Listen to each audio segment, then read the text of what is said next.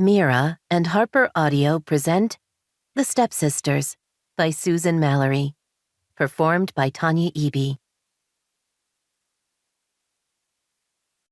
1.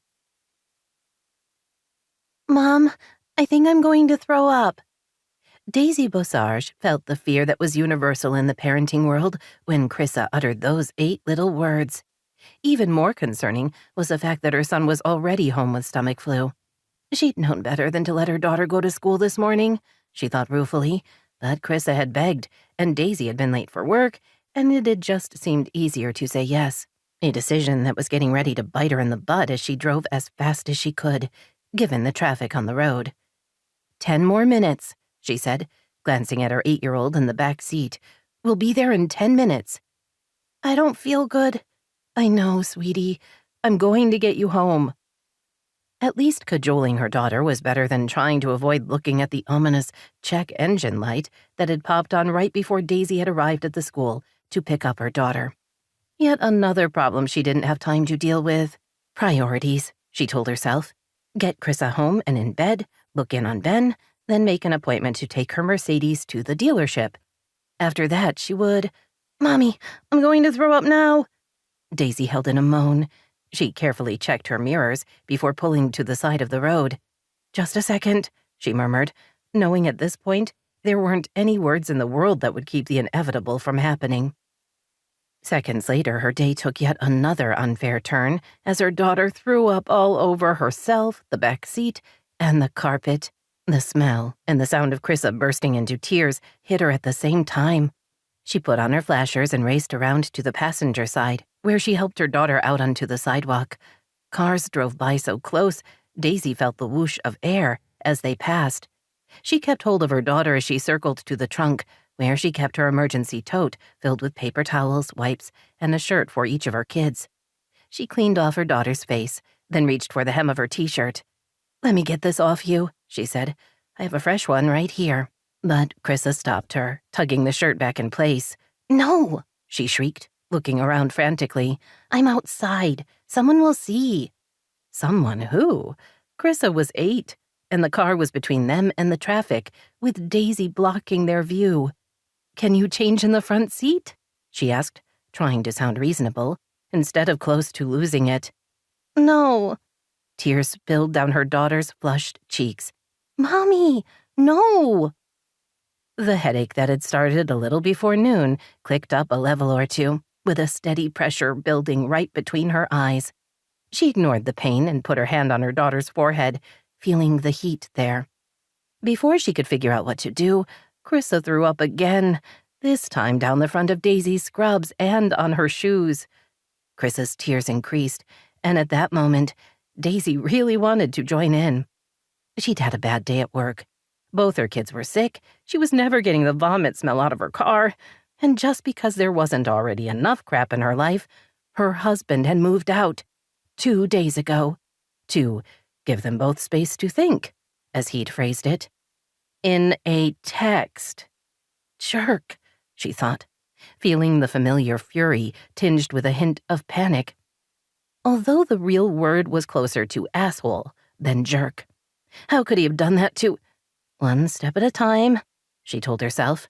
First, she had to get Chrissa home, then the car, then... Out of the corner of her eye, she saw a dark blue BMW slow as it drove past. She wanted to yell out something vulgar to the voyeur, but knew that would set a bad example. So she instead forced a smile. Sweetie, let me clean the back seat so you can get in. You can change your shirt in there and no one will see. All right? Chrissa nodded reluctantly. Daisy planted her where she could see her, then cleaned up the mess as best she could. In the 80-plus degree weather that was spring in Los Angeles, the interior of the car was already heating up. The smell nearly made her gag. Blood she could handle just fine. Open up a body and she was okay with that. But this? A nightmare. She finished her work and coaxed Chrissa closer to the car, only to notice the BMW driving by again. But with the sun hitting the side window, she couldn't see who was driving. Better to ignore them, she told herself, slipping off her daughter's school uniform polo shirt and putting on a t-shirt with Elsa from Frozen on the front. Sadly, she had nothing for herself to change into. She wiped up her pants and shoes and was about to try to buckle Chrissa in when the BMW pulled up to the curb behind her car. Daisy told herself not to panic, even as she wished for lethal training in some kind of karate. Or a can of pepper spray. Was that legal in Los Angeles? Before she could decide, the driver's door opened and a tall, beautiful blonde woman stepped out. Daisy silently ran through all the swear words she knew, created a few unique combinations, then wanted to know why God currently hated her, because there was no other explanation for Sage Vitale to be walking toward her, looking as fabulous as only Sage could in skinny jeans and a flowy top that made her appear sexy and ethereal at the same time. 4-inch heel boots completed the look. Daisy, on the other hand, had been up since 4, hadn't showered since yesterday, and hey, the vomit. Last she'd heard, Sage was in Italy, married to a count. Because that was Sage's life. Race car drivers and counts and being tall and skinny and beautiful. Daisy was smart and had a sparkling personality. It just wasn't fair. Sage looked from her to her daughter. Daisy, I thought that was you when I drove by. Are you okay? No, she wasn't. Any idiot could see that. Her kid was obviously sick, Daisy had puke on her pants and shoes, so no, not okay. We're fine, Daisy said, trying not to clench her teeth. Her dentist had told her that if she didn't learn to relax, she was going to have to wear a mouthguard at night to stop herself from grinding her teeth. She felt her bedtime routine already lacked a certain sex appeal, and she sure didn't need a mouthguard adding to the problem. You don't seem fine, Sage said, her nose wrinkling, no doubt from the smell. Who are you? Chrissa asked. This is Sage. She's my stepsister, or at least she had been, once. Chrissa rubbed her suddenly running nose. So you're my aunt? No, Daisy said firmly. Please buckle up so we can get home. For once, Chrissa didn't complain or talk back. Instead, she buckled her seatbelt, twisting her head to keep looking at Sage. Daisy thought about warning her of the danger of that. Sage was like the sun, and if you stared at her too long, there was permanent damage. Later, she would think about what quirk of fate had her former stepsister driving by at the exact moment she was at her lowest. L.A. had a population of what, 8 million people? What were the odds? Although she supposed they did live close. Sort of. But still. She forced a tight smile. Thank you for stopping. It was very kind. I couldn't believe it was you, standing there on the side of the road, Sage admitted. I knew you had kids, but seeing you with your daughter, it's just strange. We haven't really kept in touch, Daisy said, inching toward her door. Right, we haven't seen each other since your wedding. Daisy stared at her stepsister. Really? Sage had gone there? Yes, my wedding 12 years ago, where you announced to everyone in the room that you were still in love with the man I was marrying. It was great. Sage flushed. It wasn't exactly like that. Oh, yes, it was, but Daisy didn't want to stay and chit-chat. Thanks again. She waved and ducked into her car. She's really pretty, Chrissa said admiringly. I like what she's wearing. It's jeans and a shirt, Daisy snapped before she could stop herself. Sorry, I'm tired. Let's get you home. In the rearview mirror, she saw Sage get back in her car. Their eyes met briefly in the mirror. Then Daisy focused her attention on starting her car. She pushed the button to engage the engine, and nothing happened. The dashboard lights came on, along with the red check engine light, but the engine stayed silent. Daisy grabbed the steering wheel with both hands and tried not to scream. She didn't want to scare her daughter and possibly herself by giving in to the crazy building up inside of her. But why did this have to happen? Someone knocked on her window. She rolled it down. You okay? Sage asked. Not really. My car won't start. Want me to take you home? Daisy thought about saying she would call an Uber or Lyft or something, but figured that fate was messing with her, and she might as well simply surrender. The sooner she got through whatever hell this was, the sooner it would be over. Later, when the kids were in bed and she had showered, she would review her life and try to decide where she'd messed up so much that she had to be punished. But for now, she had a sick kid, and someone willing to give her a ride. "Thank you," she said through clenched teeth, looking into the beautiful green eyes of the one woman on the planet she hated more than anyone. "That would be great." "How long have you known my mom?" Chrissa asked, suddenly sounding significantly better than she had 5 minutes ago. Yet more proof of Sage's endless powers, Daisy thought bitterly as she buckled her seatbelt. "Since we were young," Sage told her. "I think we were 8 or 9. I'm 8. Chris's tone indicated there was magic afoot. "But I don't understand.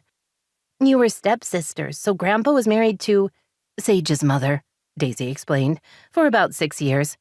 Do you remember Aunt Cassidy?" "I don't think so." Her tone was doubtful. "Is she pretty like Sage?" "Yes, annoyingly so. Cassidy is our half-sister. My father, your grandfather, is her dad, and Sage's mother is Cassidy's mom. I'm sure you've met Cassidy at least once." She glanced over her shoulder and saw Chris's face scrunch up, as if she were trying to work it all out. "She's your aunt," Sage offered. "Then why don't I know her?" An excellent question, Daisy thought. One of the answers might be that since the divorce all those years ago, Cassidy had made it clear she preferred Sage to Daisy, and once Cassidy had turned 18, she'd taken off to explore the world. She stayed in touch with Wallace, their mutual father, but not with Daisy. "You don't hear from her?" Sage asked, driving through one of the open gates that marked the entrance to Bel Air. "I'm surprised." "Are you really?" But Daisy didn't actually ask the question. What was the point? In a battle of the sisters, she had always come in last. When she'd been a child herself, she hadn't understood why she and Sage couldn't be friends. Unlike many only children, she'd been delighted when her father had told her he was marrying Joanne and giving her a stepsister. She'd imagined having someone to play with, a friend to confide in. She'd wanted a connection, a best friend, a closeness that always seemed to exist between sisters she read about or saw on TV. But Sage had rebuffed every overture. Even when she was friendly for an afternoon, the next day she would be cold and distant. At school, she delighted in mocking Daisy. Sage might have been the new girl at their exclusive private school, but Daisy was the one who had felt left out. Sage glanced in the rearview mirror. "Your Aunt Cassidy is a travel writer. She goes all over the world and writes about interesting places and people. Right now, she's in Patagonia, studying a group of women selling textiles."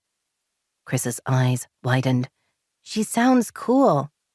"Even saint-like," Daisy murmured under her breath, before pointing to the street on the right. "It's just up there," Sage smiled. "I remember where the house is." "I wasn't sure." It had been a long time, over 20 years since Wallace and Joanne had divorced, although they'd shared custody of their daughter. Cassidy had gone back and forth between the houses right through high school. Sage had probably dropped her off or picked her up more than once. Daisy instinctively pointed toward the long driveway. Sage laughed and repeated, "I know where I'm going," which made Daisy feel foolish, a usual state of being when Sage was around. "I'm surprised you're in Los Angeles," she said, mostly to distract herself. "Aren't you living in Italy?" "Rome," Sage corrected. "I was." "You live in Rome?" Chris's disbelieving tone made it sound as if her almost aunt had a pied-à-terre on Jupiter. "That's in the EU. It's very beautiful there." She glanced at Daisy. "I came home a couple of weeks ago. My mom was dealing with a cancer scare." And just like that, all Daisy's mad deflated, leaving her feeling small and mean-spirited. "I'm sorry," she said.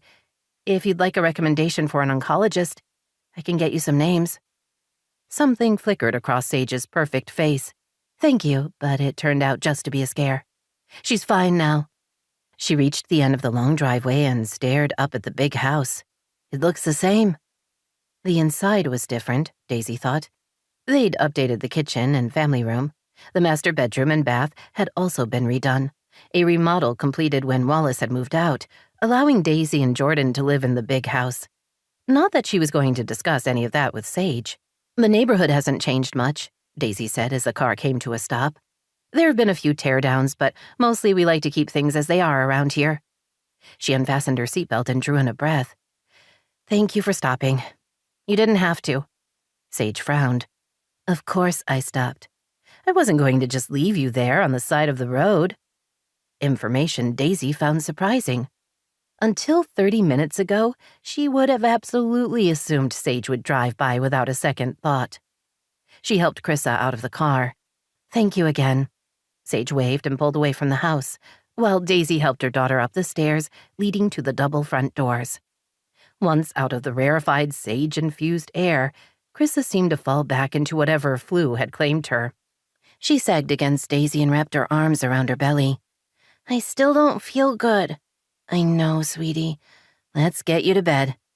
She was about to dig out her key when the front door opened. Esmeralda, the housekeeper/nanny/glue that held them all together, waved them inside. What happened? She reached for Chris and pressed a hand to her forehead. I knew you would get what your brother has. You threw up, didn't you? Chris's eyes filled with tears. In the car. That's not good. Esmeralda hugged her close. Poor you. You're home now, and I'm going to take care of everything. Chrissa leaned against her, the tears slowing. Esmeralda glanced toward the front door. Where's your car? On the side of the road. After I pulled over when Chrissa threw up, it wouldn't start again. I need to call the dealership. Then who drove you home? Sage.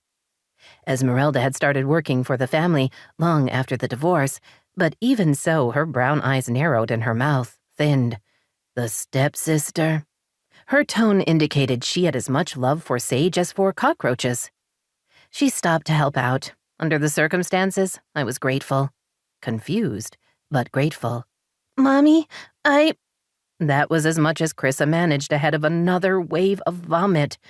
Esmeralda was nimble enough to get out of the way, and the marble floor would mop up easily. So Daisy hoped that maybe her luck was changing. She reached for her daughter. I'll get her cleaned up and settled. If you could bring up some ginger ale, please. Esmeralda nodded, already texting to ask one of the daily housekeeping staff to clean up the mess. Daisy made a mental note to tell the bookkeeper to give everyone a bonus that week, what with all the extra laundry and the kids throwing up everywhere.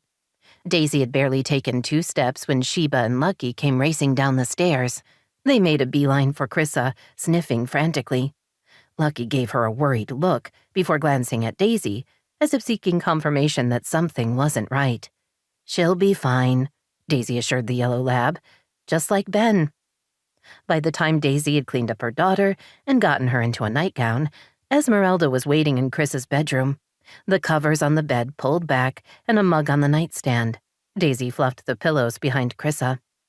Lucky climbed onto the foot of the bed, as if prepared to guard her against all comers. Do you think you can sip a little ginger ale? She asked. Chrissa nodded.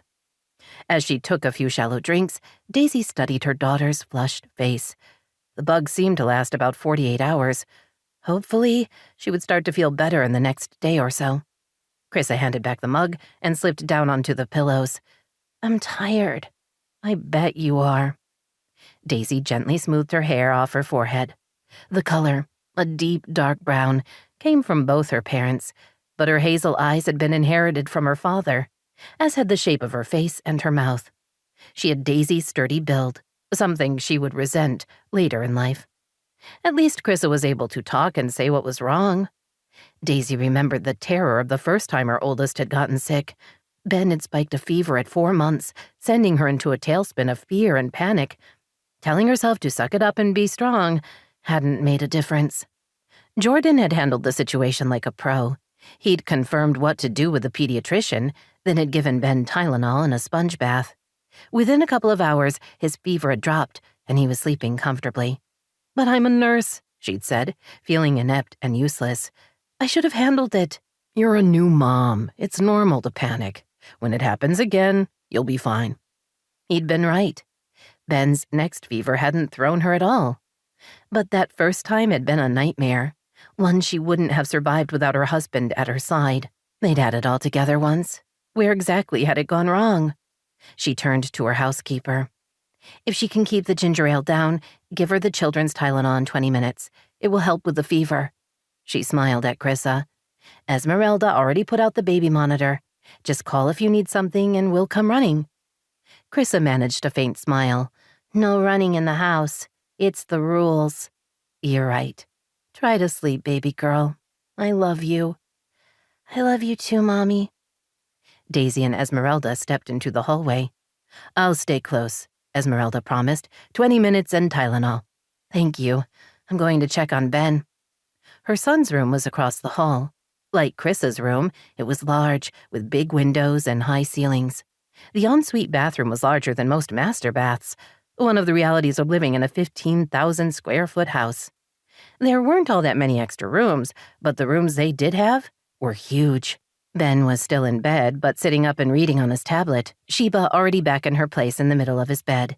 Simba the cat stretched out against her favorite dog. Ben smiled when he saw her. Hey, Mom. Hey, yourself. He was 10, with sandy brown hair and the same hazel eyes as his sister. More serious and intellectual than Chrissa, he'd always been older than his years. Your sister is sick. You have powerful germs, young man. He grinned and flexed his right arm. I'm super strong. You are. She sat on his bed and kissed the top of his head. How are you feeling? Better. I had soup for lunch and toast. Esmeralda says I can come downstairs tonight. He looked at her. Mom, I want to do my homework. If I don't, I'll fall behind. I think the odds of you falling behind are incredibly slim. She glanced at her watch. All right, you can get up and sit at your desk for an hour, but only an hour. Then back to bed. He grinned and scrambled to his feet. Sheba watched to see what was happening. Then, when Ben only went as far as his desk, she settled back to sleep. Daisy looked around the room. When Ben had been ready to leave the nursery and move into his big boy bedroom, she'd redone the whole space. The neutral masculine colors would carry him through college. The bed and dressers were new, but the captain's desk was old. Salvaged from an 18th century sailing ship, it was elegant, with just enough scars to be interesting. This had been Sage's room, she thought, trying to remember what it had looked like back then. The furniture had been lighter, the drapes more frilly. She remembered a big dollhouse in the corner, a dollhouse that had been relocated from the playroom to Sage's personal space, something Daisy had always resented. But her father had reasoned that the move had been hard on Sage. She was leaving everything she'd known to come live with them, and it was up to Daisy to make her feel welcome. It hadn't taken long for Daisy to realize that the only person who didn't belong here anymore was her. Even after the divorce, things hadn't gotten much better. Because of the joint custody arrangement with Cassidy, Sage and her mother had moved into a house in the area, and Sage had continued to attend the same private school. Daisy couldn't escape Sage's reign as queen of the mean girls. Being smart didn't matter if you were also overweight and anything but pretty. That was a long time ago, Daisy whispered as she walked out of the bedroom. These days, she and Sage were practically strangers. She didn't need to dwell on the past. Running into her former stepsister had been a one-time thing. What were the odds of it happening again any time soon? 1,000,000 to 1, she promised herself. 2. After making arrangements to have her car picked up and taken to the service department at the dealership, Daisy checked on Chrissa one more time before heading to the opposite end of the second floor. The master suite was large, encompassing several rooms, including a study she used as her home office, along with his and her bathrooms and closets. She grabbed jeans, a t-shirt, fresh underwear, and a bra before heading into her bathroom. She pinned up her hair and then stepped into the steamy shower. Alone for the first time all day, she allowed herself to think about Jordan.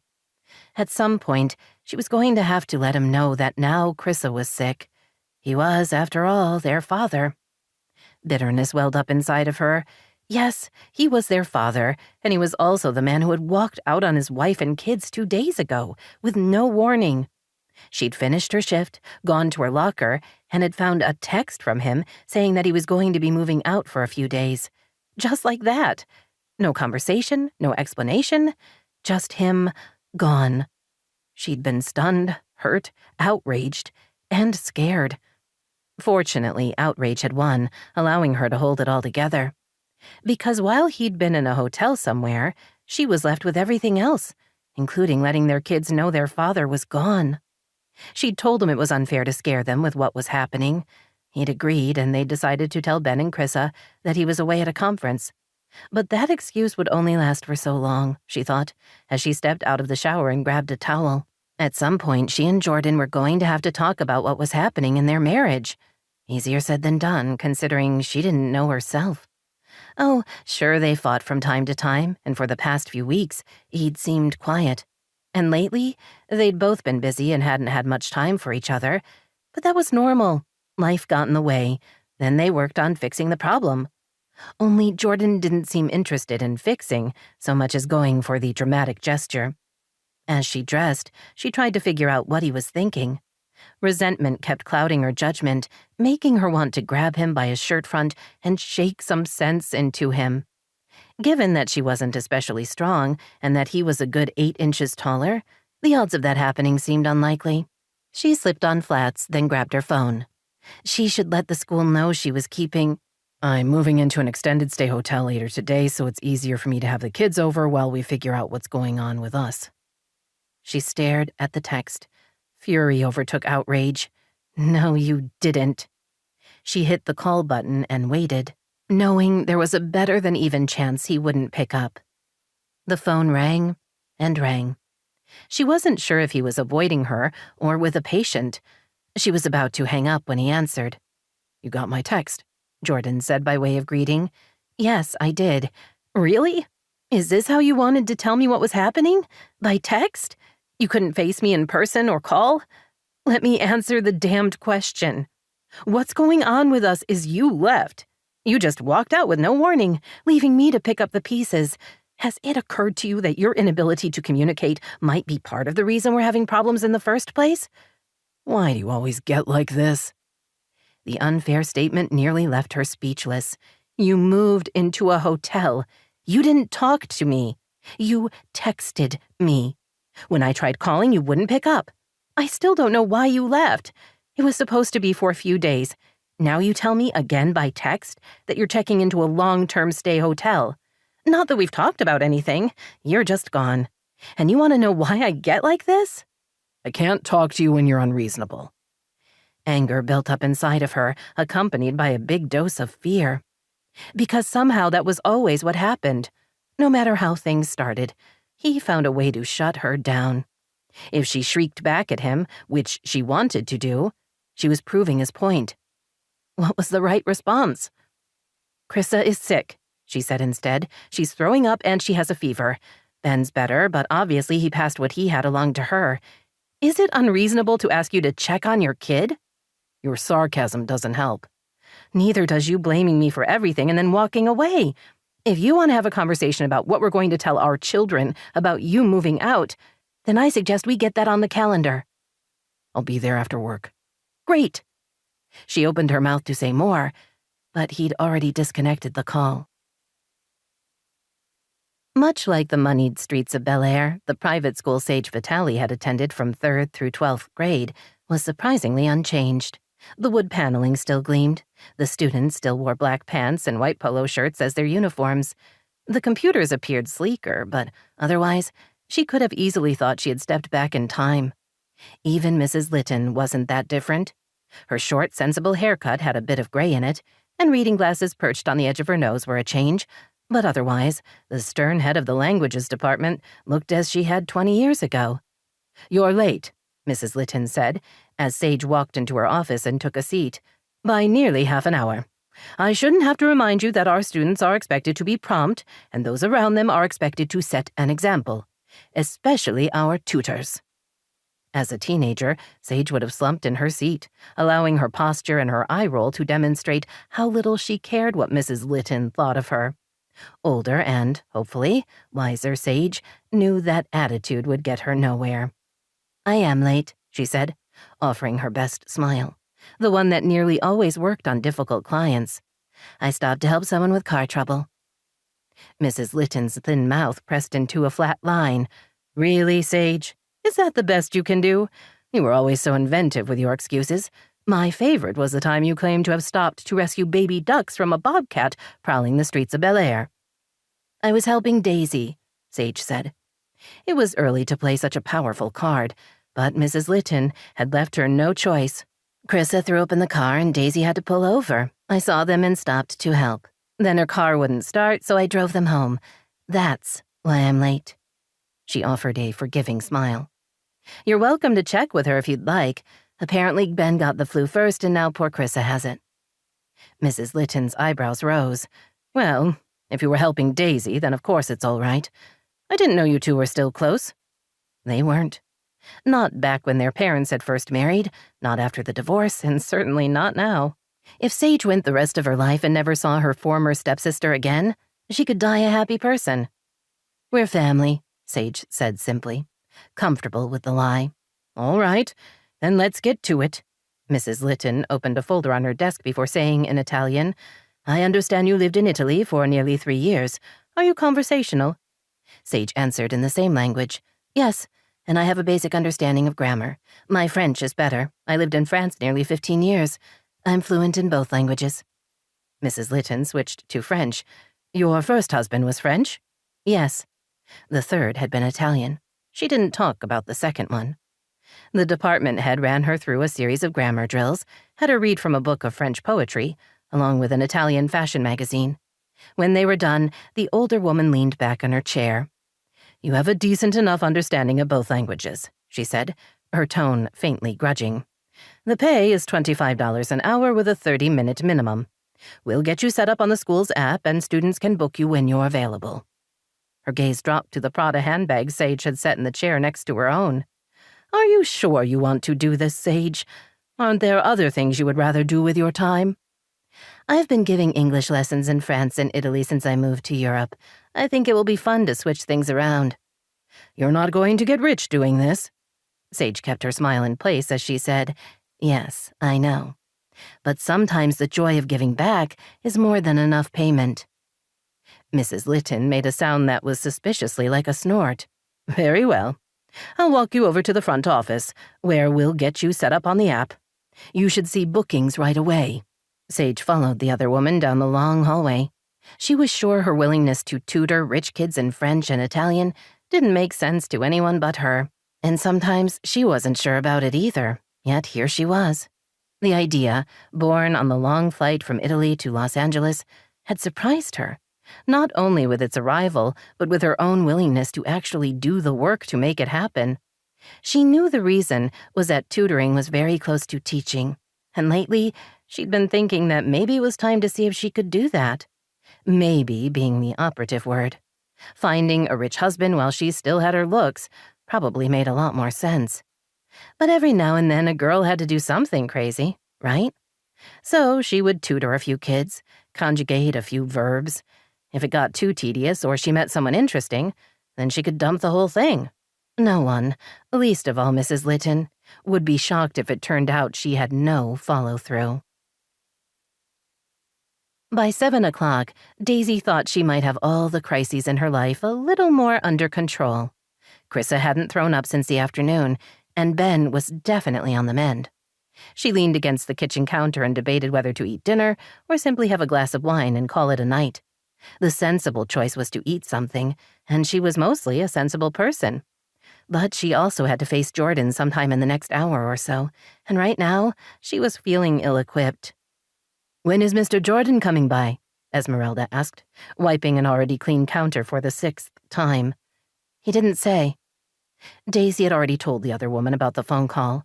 Despite the size of the house, there weren't many secrets, not from Esmeralda. The housekeeper had figured out Jordan had left before Daisy had. She'd seen the empty hangers in his closet and the suitcase missing from the shelf. I have a nice pork chop for you, she said, with the green beans and almonds. Or I can make you a salad. I roasted the golden beets you like. I can get myself dinner. You can do a lot of things, but that doesn't mean I'm not standing here, wanting to do my job. Daisy smiled. You're very sweet to me. Your family. Employer/employee, but also family. Esmeralda's older cousin had been Daisy's nanny when she'd been growing up.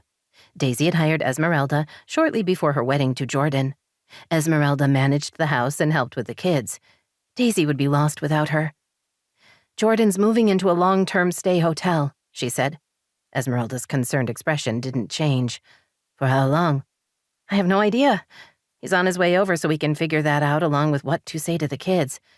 I'll eat after I talk to him, she said. Esmeralda pressed her lips together. After you talk to him, you won't feel like eating. So, hey, A new diet program. We could make a fortune." Esmeralda murmured something Daisy couldn't hear and started pulling packages out of the refrigerator. She placed a small bowl of olives, several slices of cheeses, and some crackers at one end of the massive island. While Daisy poured herself a glass of red wine, Esmeralda cut up an apple and added a few clusters of grapes. "So the wine doesn't go to your head," she said, adding a cloth napkin. "You are wise, as always." On an empty stomach, Daisy was a total lightweight. Better to deal with Jordan with all her faculties intact. He was better at fighting than she was. She'd graduated from UCLA with a 4.0 GPA, but she lacked the killer instinct to be a really good street fighter, at least when it came to her marriage. As she picked up a slice of brie and put it on a rosemary cracker, she supposed not being good at the emotional dig was something she should be happy about. If only she wasn't always the one getting gut-punched and left on the side of the marital road. She was just polishing off her snack when Jordan arrived. Esmeralda let him in while Daisy considered pouring a second glass of wine. "Not the best idea," she murmured, as she braced herself for the upcoming conversation. Figuring out what to tell their children about their separation wasn't going to be easy. She should have made some notes beforehand. They needed a strategy. Jordan breezed into the kitchen. In the past, the sight of his tall, lean body and easy stride would have had her stomach doing cartwheels. Several years into their marriage, he'd still had the ability to make her heart beat faster. Just not lately. As her gaze met his, she felt only dread and a longing for when it had been, if not easy, then at least comfortable between them. "How are the kids?" he asked, pouring himself a glass of wine. "Better?" She pointed to the back staircase. "You want to go see for yourself?" He took a big swallow, put down the glass, and went upstairs. She followed, wanting to know what was said. A realization that didn't speak well of the trust between them. He went into Chris's room first. Their daughter opened her eyes and smiled at him. "Daddy, you're back. How was the conference?" He sat on the edge of her bed and smoothed her dark hair off her face. "More important, Chipmunk. How are you? Mom said you got sick." "Uh-huh. Ben had a virus." "And he shared it with you? We'll have to talk to him about that." She sat up to hug him. Lucky must have heard his voice because the yellow lab came racing into the room, tail wagging. Sheba jumped off the bed and wanted her share of attention. Even the normally aloof feline Nala seemed relatively pleased to see Jordan. At least that was Daisy's interpretation of her tail flick. Jordan petted both dogs and spent a few minutes rubbing ears and accepting kisses. Then he gathered Chrissa in his arms and stood. "Let's go see your brother." Daisy started to tell him that Chrissa should stay in bed, and reminded herself that doing so would cause father and daughter to give her that look they shared, the one that said she hated when they had fun. Which probably wasn't what they were thinking at all, but was what always came to mind for her. They all trooped into Ben's room, the dogs leading the way. Ben, in bed, playing on his tablet, looked up and grinned when he saw Jordan. "Dad, you're back." Jordan put Chrissa down and hugged Ben. "My man, how are you feeling?" "Better. Chrissa's sick now." "That's your fault," Chrissa told him, climbing onto the bed and slipping under the covers. Lucky climbed up next to her, and Sheba settled on the foot, making the full-size bed suddenly a little small. Daisy sat at the desk chair, figuring they would all talk for a bit, then she and Jordan would excuse themselves to discuss the next step. So she wasn't prepared for Jordan to say, "I want you to know we love you both very much." She stood and stared at him. "What are you doing?" He waved his hand in her direction without looking at her, as if brushing her off. "You know how sometimes there's too much going on and you need quiet time in your room?" he asked. Both of their children stared at him, wide-eyed. Ben nodded slowly. "Jordan," Daisy said, walking toward him, "we need to talk first." "I've got this." He smiled at the kids. "Sometimes parents need a timeout, too." She swore silently. "Jordan, they're sick. This isn't the time." Tears filled Chrissa's eyes. "What are you saying?" Her voice cracked. "Daddy, no." "It's okay," he told her. Ben's lower lip trembled, and he glanced between them. "Mom?" She moved close and offered what she hoped was a comforting smile. "It's okay. You're going to be fine. We love you, like your dad said. The thing is..." She paused, mostly because she didn't know what the thing was at all. Chris's crying turned to sobs, and Ben had to brush his eyes. Daisy thought longingly of being strong enough to cuff her husband on the back of his head, an immature and unhelpful wish, but one that was heartfelt. She shooed Lucky and Sheba off the bed, then sat down and held open her arms. Both kids flung themselves at her. "Your dad is going to be staying nearby for a little while," she said, furious that they were winging this rather than deciding what to say in advance. But that was how Jordan rolled. Create a problem, then leave her to clean it up. "You're going to see him all the time. Once he and I talk some things out, we'll go back to how it was." As she spoke, she glared at him, silently daring him to contradict her. He only shrugged. "Are you getting a divorce?" Ben asked. "No, goodness, no. We haven't talked about that at all." Which was true. They hadn't talked about anything. "You're going to stay right where you are," she continued, "going to school, hanging out with your friends." "You'll be here?" Chrissa asked earnestly. Daisy kissed her. "I will." "And Esmeralda?" Jordan stiffened at that question. "And Esmeralda," Daisy confirmed. "This is just for a little while. Like I said, you'll be seeing your dad a lot, and you can always text him on my phone." Jordan approached the bed. "I love you guys. You know that, right?" The kids released her and stretched out in the bed. They looked at their dad and nodded. Daisy stood, motioning for the dogs to resume their places. It took another 15 minutes of quiet conversation and reassurances for order to be restored. Chrissa insisted on staying in Ben's bed, and for once, her brother didn't object. Proof of their upset, Daisy thought bitterly, as she and Jordan finally went downstairs. Once they were in the kitchen, she turned on him. "How could you just blurt it out without us talking first? Damn it, Jordan, they're kids. This is not a problem they should be dealing with. I said you and I should talk, not that you should drop a bomb on our kids. We should have had a plan." He drained his wineglass. "Sometimes life happens, Daisy. You're the one always telling me how busy you are. I was just trying to help you get through your to-do list so I can get out of your way. No need to thank me." The casual cruelty of his words shocked her. Jordan could be difficult, but he wasn't usually so mean to her. "You were wrong and you know it," she snapped. "You can try to distract me by being a jerk, but that doesn't take away from what you did." Instead of fighting back, he gave her a half smile. "I'm wrong so much around you that I wouldn't know what to do with myself if I wasn't." "So none of this matters to you? We're all a joke?" The smile faded. "You have no idea what I'm going through here. You don't know what it's like dealing with you and your life. I'm last on your list every time. The only joke around here is me, and you go out of your way to make sure I know it." With that, he walked out. Stopping him wasn't an option because she couldn't speak, or breathe, or understand what had just happened. He wasn't a joke. He was her husband. They were married, and she had no idea why he was acting this way. Something was wrong. She got that, but she had no idea what. She sank onto a stool by the island and poured herself another glass of wine. She was tired and sad and scared, and 1,000 other emotions she didn't want to name. She had work in the morning, and for the first time maybe ever, she didn't want to go. Esmeralda walked into the kitchen. "He's gone." Daisy nodded. "He told the kids." She felt her jaw clench and consciously relaxed. "I thought you were going to come up with a plan together."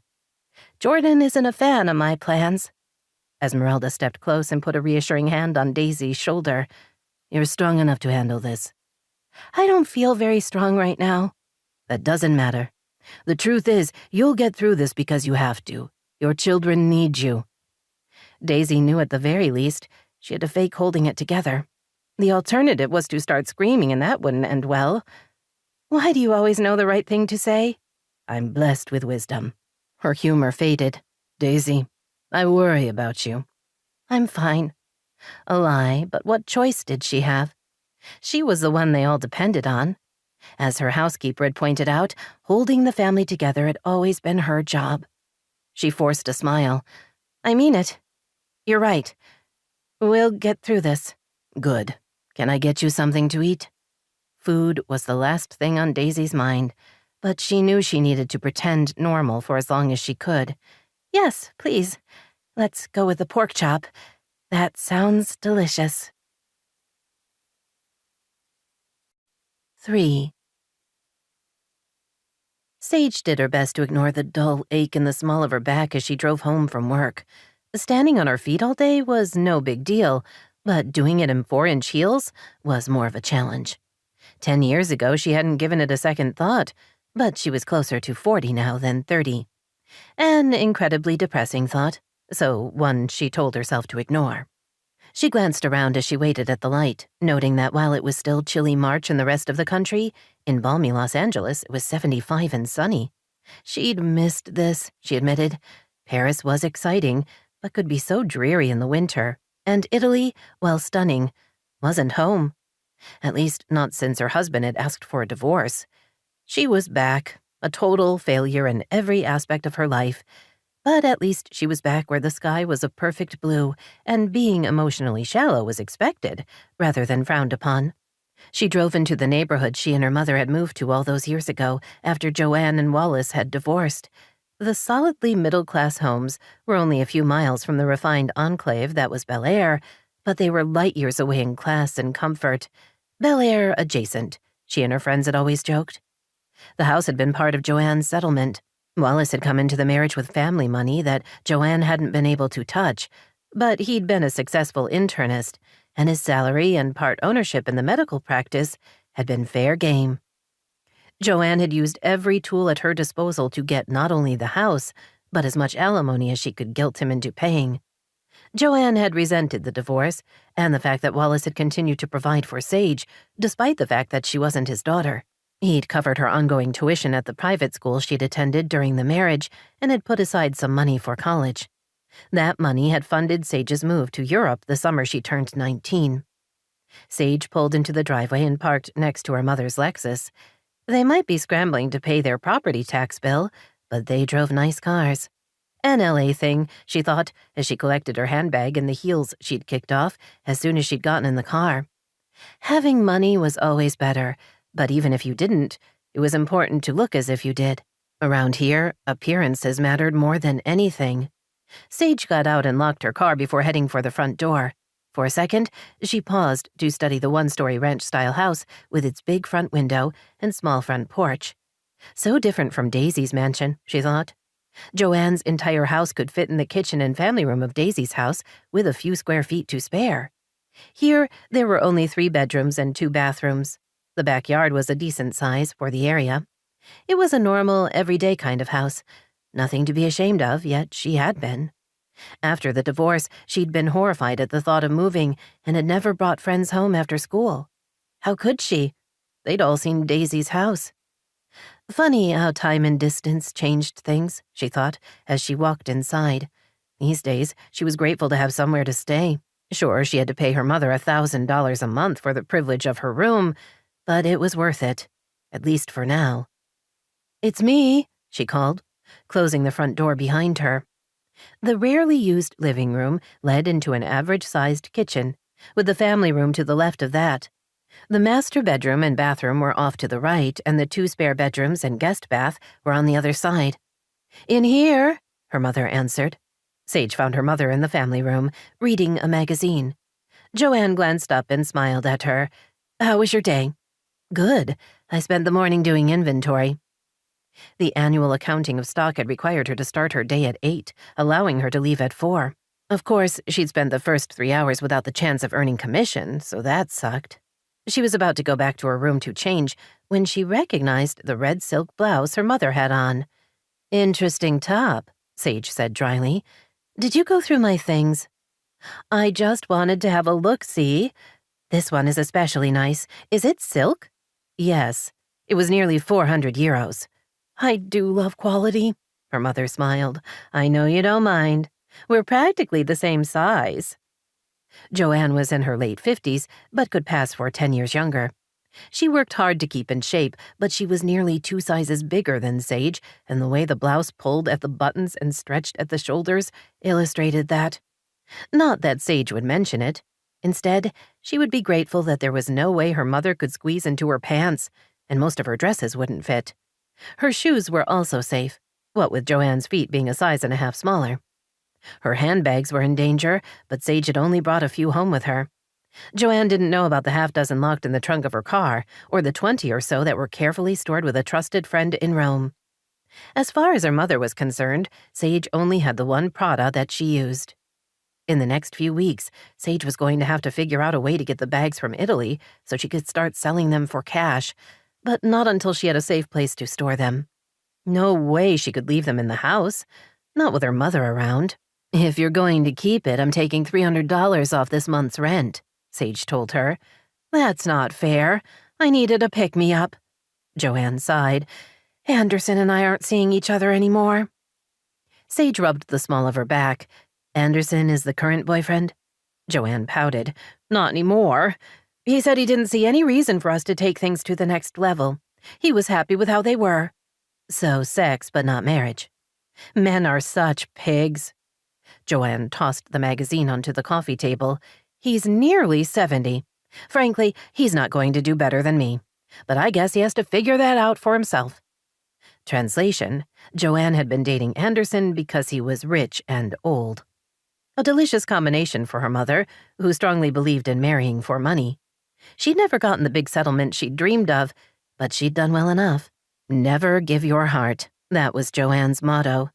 Sage had lived by those words, not that they'd served her especially well. Here she was, back where she'd started, working in retail and living with her mother. It was depressing enough to give a girl wrinkles. "I'm seeing a couple of friends tonight," Joanne said, glancing at her watch. "We're going to get cocktails and see if we can find someone to buy us a nice dinner." "Good luck with that." Her mother smiled. "Don't wait up." Sage nodded, then walked back to her bedroom. The space, crowded with a bed, dresser, and desk, was much messier than when she'd left it early that morning. Several of her dresser drawers stood open, as did the closet doors. Clothes were strewn across the bed and chair. Her neatly arranged shoes had been pushed to the back of the closet. Sage told herself there was no point in getting upset. Her mother was never going to change. Reality sucked, and hers more than most. She'd been living in Europe for the past 18 years. She had no credit or job history in the U.S., which made qualifying for an apartment tricky. Buying a small condo was out of the question. She didn't have the money. Her only way out of the mess was to rent a room from her mom for a year, hold down a job, and build up her credit score. She wasn't going to screw with her plan over a silk blouse. She changed into jeans and a t-shirt, then cleaned up her room. By the time she was done, her mom was gone. Sage went into the kitchen and filled a tumbler with ice and water. She took it outside and sat on one of the lounge chairs in the shade. After taking a few deep breaths, she closed her eyes and tried to tell herself everything was going to be fine. She wasn't a big, fat failure with nothing to show for her life beyond a few handbags and a couple, or 3, failed marriages. She'd nearly convinced herself she would be all right when she became aware of a steady clicking sound and opened her eyes. The house on the right was hidden behind a tall cinder block wall, but the one on the left was separated only by a low wooden fence. She could see the trees and the lawn, along with the covered patio, where a man sat at a folding table, typing on a computer.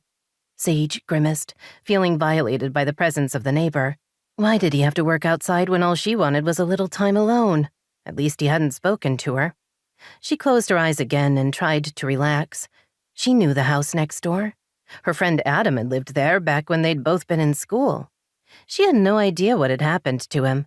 She opened her eyes and studied her neighbor. He was about her age, with blonde hair, like Adam's. Only it couldn't be him, could it? The man glanced up and caught her staring at him. He smiled. "Hello, Sage." "How do you know who I am?" She supposed her mother could have told him, but Joanne wasn't the type to be friendly with the neighbors. "I've known you since we were 13. He pressed a hand to his chest. "You've forgotten me. I'm devastated." It couldn't be him, could it? "Adam? Is that you?" He smiled. "Bingo." She grinned. "Bingo? Did you just say that?" "It's my word when I'm surprised." "You need a different word." She shook her head. "I can't believe it's really you."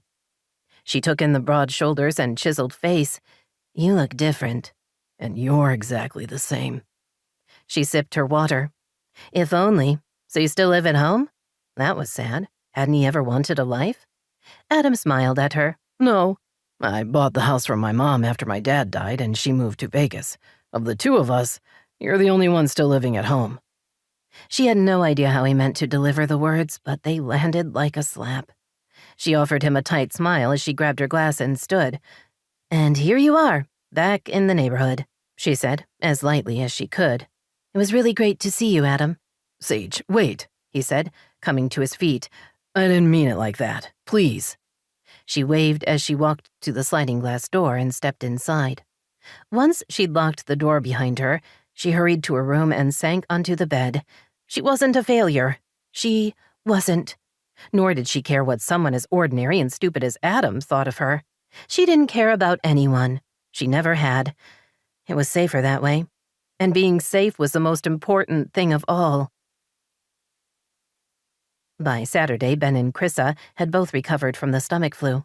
They rose early and started the morning with a loud rendition of Marco Polo in the pool. By the time Daisy had dried them off, fed them, and walked the dogs, it was time to get Ben to soccer practice. Jordan would be meeting them at the practice to take both kids for the day. Daisy did her best to act casual, as if splitting their time between their parents was no big deal. But on the inside, she was a mess. Her stomach churned, she was tired from not sleeping, and from one second to the next, she wasn't sure if she was going to start yelling at everyone or burst into tears. Most days, she didn't mind the chaos of her life, but lately it was getting to her, no doubt the result of Jordan leaving her. She didn't know what his absence meant for their marriage. Worse, she had no idea why he'd left or what it would take to get him to come back. So far, they weren't even talking. All communication continued to occur through texts, a practice that unsettled her, although not enough to make it stop. She supposed a part of her was terrified of what he would say if they actually did start having a conversation. Which made her a coward, she thought, walking down the hall toward the kids' wing. Something she could live with because the alternative was knowing exactly what her husband was thinking, and she had a bad feeling there wasn't going to be a them anymore. Where had it gone? Once they'd been so good together. She remembered when Ben had been almost 5 and had wanted to play soccer. Daisy had confessed to Jordan that she didn't know the first thing about the game. He'd immediately taken her out into their big backyard and had taught her the basics. They'd continued practicing together for several weeks until she was good enough to play with her 5-year-old. Jordan had been sweet and loving and supportive. Where had that man gone? You about ready? She asked as she stepped into Ben's room. He was dressed for soccer and holding a backpack. Did I pick the right stuff? He asked, sounding worried. Dad said to bring clothes for after practice. Her stomach lurched. It had already started, the changes in their routine. What next? She pushed worry away and smiled at her son. I'm sure you did fine, but I'm happy to check. The thing is, kiddo, you're going to be what, 20 minutes away? You can swing by if you forgot anything. He visibly relaxed at her words. You're right, I forgot. That's why you have me. She looked inside the backpack. He'd put in athletic shoes, socks, jeans, underwear, and a clean t-shirt. Perfection, she told him, ruffling his hair. Let's add a couple of bottles of water so you stay hydrated. Remember, if you start to feel woozy or lightheaded, tell Coach. I let him know you're getting over the flu, so you might not be 100%. I'm not going to faint, Mom. His tone indicated he found the concept both interesting and horrifying. Best if you don't. They went downstairs to where Chrissa was in the family room. Both dogs stretched out beside her as she carefully tied a large hat on Sheba. Lucky already sported a black bowler hat on his head, giving him a jaunty look. When he spotted Daisy, he gave her a long-suffering look that seemed to say, Kids, what are you gonna do? Daisy smiled at her patient dogs before calling Chrissa. Let's get going. Chrissa carefully kissed each dog on the nose, then got up and walked toward her brother. Mommy, is Daddy going to remember we need to eat lunch? Chrissa asked. I'm sure he will, but you are welcome to remind him. Okay. Can we go somewhere fun? That's between you two and your dad. I'm sure he wants you to have a good time, so if you have somewhere special in mind, you should ask. She collected 2 bottles of water from the refrigerator and put them in an outside pocket of the backpack before opening a drawer and pulling out a cell phone. She waved it. I'm trusting you two with this. Chris's eyes widened. The family cell phone?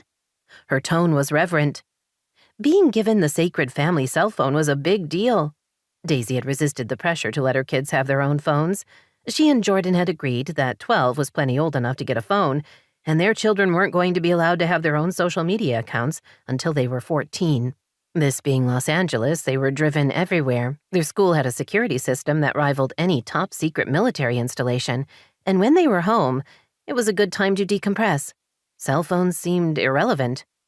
Just for the day, Daisy said, putting it into an inner pocket of the backpack and zipping it closed. If something happens, you can reach me or Esmeralda. Not that she expected anything to happen, but then she hadn't expected her husband of nearly 12 years to move out either. She got the kids into the car.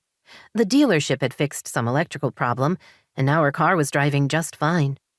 The detail department had done a great job getting rid of the vomit smell, for which she was incredibly grateful. She drove to the soccer field, finding one of the last parking places.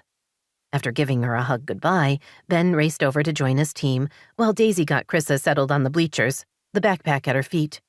About 15 minutes later, Jordan approached. "Can you wait here for a second while I go talk to your dad?" she asked Chrissa. "I won't be long." Chrissa nodded, more interested in what was happening on the field than in what the grown-ups might be talking about. Daisy walked over to meet her husband, careful to keep them out of earshot of the other parents. "There's a change of clothes for Ben in the backpack," she said, pointing to where Chrissa was sitting. "If you could help him remember it, I'd appreciate that." It was only after she spoke that she thought maybe she should have offered some kind of greeting before jumping into the logistics of the handoff. "I can do that," he said easily. "I'll have them back by 5 this afternoon." She nodded. "Chrissa wants to go somewhere fun for lunch. With her, that could mean anything." He smiled. "I'll consider myself prepared." They stared at each other, then glanced away. Daisy had no idea what else she was supposed to say, or even what she wanted to say. He had moved out without warning, they hadn't talked about it once, and now he was in an extended stay hotel. Shouldn't there be at least one thing for them to talk about? Worse, she had no idea how she felt. She usually alternated between confused, scared, and furious, but seeing him left her feeling only hollow and numb. "I told Ben to let Coach know if he starts to not feel well," she added. "It's only been a few days since he was sick. Oh, and there are a couple of bottles of water in the backpack. He needs to stay hydrated." Jordan shoved his hands into the front pockets of his jeans. "Anything else?" "I don't think so." "Then I'll see you later." The obvious dismissal cracked the wall she'd built around her emotions, and they all came flooding out. Mad seemed to be winning, but terror was right there behind. Didn't he miss her? Didn't their life matter to him? "Jordan?" she began, only to stop when he shook his head. "Not now," he said quietly, a pleading tone in his voice. "Can we please not do this now?" "Then when?" "Soon." He turned and headed for the bleachers. Chrissa waved to him and pointed to the empty seat beside her. Jordan joined her and gave her a hug. Then they both turned to watch the game. Daisy walked toward her car. Once inside, she stared unseeingly out the windshield. Her stomach was a mess and her head hurt, and she had no idea how to fix whatever was wrong in her marriage. Even more unsettling, she couldn't even begin to define the problems, which should probably be the first step. Was it her? Was it him? Had they accidentally created something toxic? How did anyone get through such a rough patch in a relationship? She only had questions and absolutely no answers. More frightening than that was a nagging sense that she might be the only one searching for a solution, and if that was true, could there even be a way back? 4. Sage supposed describing the Beverly Hills boutique where she worked as upscale was being redundant. In this part of town, money was required. Designers ruled, and in her store, it was all Italian all the time. When she decided to return to the States, although the word decided was a loose interpretation of what had happened, she'd known retail was her best bet. She'd worked in exclusive boutiques in Paris, Milan, and Rome. She was used to dealing with incredibly wealthy women who not only expected deference and good service, but wanted someone who understood the pain of being them. Despite being the new girl in the store, she was doing all right. There were enough walk-ins to keep her busy, and the more established sales professionals had taken to passing off difficult clients to her. When that happened, Sage did her best to meet the challenge with style and cunning. Demanding bitches might not be fun, but they often had tons of money, and if you tamed one, you had a loyal client for life. Her theory was currently being tested by a 30-something who had come in looking for a dress for a cocktail party. So far, Innocencia had rejected 8 dresses. Just as thrilling, her ridiculous teacup Yorkie had peed on the rug and wouldn't stop barking. The black-haired, blue-eyed beauty, Innocencia, not the dog, glared at her. "You're not helping," she said, her voice rising in volume with every word. "I need something special. Why can't you get that through your thick head? Can you handle this? Or do I need to get someone with half a brain?" The loathing in the words was mitigated by the fact that Innocencia was wearing nothing but a thong. She had an amazing body, including perfect breasts, the product of excellent plastic surgery. Sage considered her options. She was running out of size 0 dresses for her client, but really didn't want to lose the sale. It was time to put on a show. It must be difficult to find something extraordinary when you already have so many lovely clothes, Sage said in English, before deliberately switching to Italian. Sono assolutamente d'accordo. Innocencia stared at her suspiciously. What did you say? Sage blinked innocently before slapping her hand over her mouth. Oh no. She dropped her arm to her side. I apologize. I'm still speaking in Italian. English is obviously my first language, but I've only been back a few weeks. She smiled winningly. I said I absolutely agree with you. You lived in Italy? Innocencia asked. I did. I moved to Europe after high school. First I worked in Paris, then Milan, and finally in Rome. It's great to be home, but there are adjustments. She laughed. I'd forgotten how in LA we all drive everywhere. In Europe, everyone walks to everything. I miss that, and the history, especially in Rome. There's a beautiful statue around every corner. Here, billboards. Innocencia relaxed. You worked in retail? Yes, designer boutiques. What a thrill to see the clothes created and then produced. Everything was couture. I wish I had a few of those dresses for you. She lowered her voice. Not everyone who can afford that kind of fashion has the, ability to display it as it's meant to be worn. Innocencia shocked her by smiling. A few of my friends try to squeeze into dresses they should not be wearing. Get your fat ass to the gym, right? Sage moved close and lowered her voice. There are a couple of dresses in back being held for the exclusive client list, but I think they're a little more your style. Let me see if I can shake a couple loose for you. Innocencia bent down and picked up her dog. We'd like that very much. Thank you, Sage. Of course. Sage left the dressing room and went into the back. There were no exclusive client collections, just a few items that hadn't been put out yet. She found 2 she thought would work. As she grabbed them, her manager walked into the small storage space. I heard a part of that, Barry, the boutique manager, said in a low voice. Sage froze, not sure what the older woman was going to say next. While a case could be made that she was working the sale, the truth was, she'd lied to a client. Barry smiled. Well done. Innocencia is notoriously difficult, and she's never been a regular. I'd like to see her in here more. If this works out and she wants you as her permanent associate, can you handle her? Sage thought of all the women she'd helped over the years. There'd been the screamers, the criers, the clients who expected her to get them lunch, massage their feet, clean up after their kids or dogs, and deliver a dress to them with 30 minutes' notice on a Saturday night at 9 p.m. Easy peasy, Sage told her boss. That's what I like to hear. Barry helped her with the dresses. They carried them back to the dressing room, where Innocencia sat, texting on her phone. She jumped up when Sage entered, holding the first of the dresses. Barry followed. I told Sage she could have these this one time, because it's you. Innocencia preened. I'm a good customer here. I deserve recognition. After you see yourself in these, you're going to think you deserve an entourage, Sage said with a laugh. Barry excused herself. 30 minutes later, Innocencia and her dog had dropped a cool $20,000 on clothes, and Sage had a new client for her file.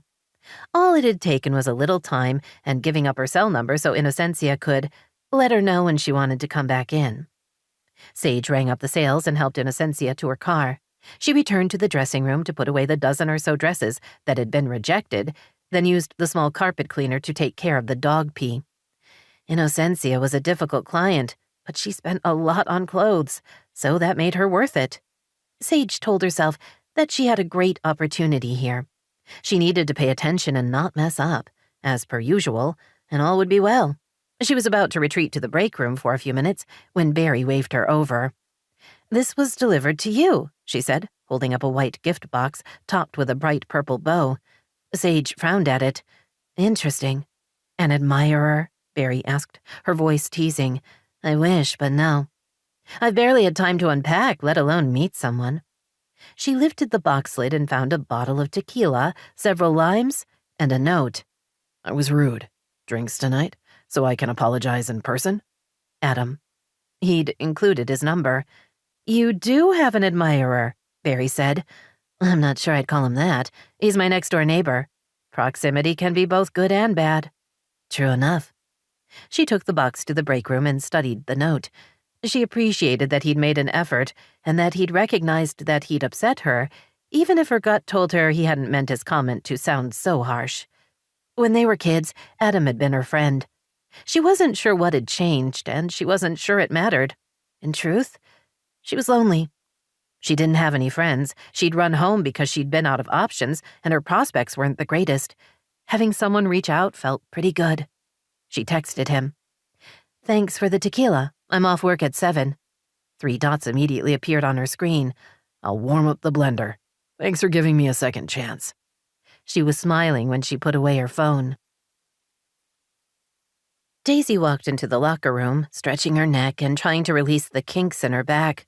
The surgery had gone long, with her 7-year-old kidney patient requiring unexpected repair work on her large intestine. Daisy had worried about the extended time under anesthesia, given her patient's weak condition. But little Molly had come through like a champ. Daisy had stayed with her in recovery until her patient had woken up.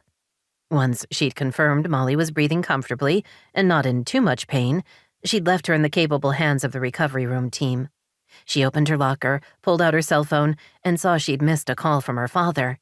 She pushed the button to call him back and took a seat on the bench. "Hey, Dad," she said. "I was in surgery." "I figured. Everything go all right?" She smiled. "My patient did great. So, what's up?" As she asked the question, she found herself tensing. Her father had retired and moved to Hawaii a couple of years ago. He'd quickly realized that he wasn't ready to not work and had joined a small general medicine practice in Maui. He worked a few days a week and frequently came back to LA to visit. Not now, she thought desperately, knowing that there was no way to keep the situation with Jordan a secret if her father came to town. While he often chose to stay at the Bel Air Hotel, he would still be close enough to figure out there was a problem. As she had no idea what was happening with her husband, she doubted she could explain the situation to her father. "I'm calling about Cassidy," her father said. "There's been an accident." "What? When?" Daisy tried to remember if she knew where her half-sister was these days. Cassidy was a travel writer. While her home base was in Miami, she was frequently off visiting exotic places. Although hadn't Sage mentioned something about Patagonia? Given they were sisters, one would assume Daisy and Cassidy would stay in touch, but that never happened. Despite sharing a father, they weren't exactly close. 8 years younger, Cassidy had initially been tight with Daisy, but after the divorce, everything had changed. Sage had become the beloved, fun sister, while Daisy was merely to be tolerated. "A couple of days ago," her father said, drawing her back into the conversation, "she fell while hiking in Patagonia. She has some broken bones and maybe a concussion. It's hard to tell exactly because her doctor didn't speak much English and my Spanish is terrible. Deshaun was there, so he told me what had happened. He's going to stay with her until she's on the plane back home." "Who's Deshaun?" "Her boyfriend." Wallace sounded surprised she didn't know. "I'm not sure that's how she'd refer to him, but they've been seeing each other on and off for a while now. I met him the last time I visited Cassidy. He's a good man. I like him. He said he would get her onto the plane I'm chartering." "To fly her back to Miami?" "No, to Los Angeles. She's going to need round-the-clock care and somewhere to stay. I'm assuming I can have her brought to the house." Daisy held in a groan. There was only one house in their family, and she was living in it. While her father knew in his head that she and Cassidy hadn't gotten along in years, he'd always wanted them to be closer. They were his girls, as he still called them. Even after the divorce, he'd stayed in touch with Sage and had visited her a couple of times in Europe. "Dad, no," she began, then stopped. There was no way to refuse.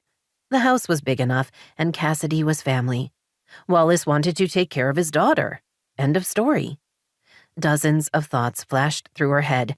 Things like wondering how long she could keep the separation a secret, and what she was going to tell the kids, and how mean Cassidy was going to be. But she ignored them. Instead, she told herself to suck it up and said, "When is she arriving?" "In 2 days. I'll email you the particulars, including some ideas about nursing care. I can't get away for a couple of weeks. I have too many patients scheduled, but I'll get there as soon as I can." "There's no need to rush, Dad. We'll be fine." A lie, but the last thing she needed was her father showing up as well. "Thank you for doing this, Daisy. I'm going to let Joanne know. If you'd tell Sage, I'd appreciate it. Do you have her number?" "I don't think so." "I'll text it to you along with the flight information when I get it. I'm not happy Cassidy was hurt, but I'm glad you 3 girls will have a chance to hang out together. It's been a long time since that last happened." It had never happened, she thought grimly. Daisy and Cassidy had been close, and then Cassidy and Sage had bonded. An uncomfortable thought occurred to her. What if Cassidy and Sage were still tight? That would mean if Cassidy came to stay, Sage would follow. Unless she'd already gone back to Italy, and wouldn't that be nice? "Is Sage still in L.A.?" Daisy asked. "I thought she lived in Rome." That was what she'd told Chrissa. "Not anymore. She's back in Los Angeles and living with Joanne." Oh, joy, Daisy thought.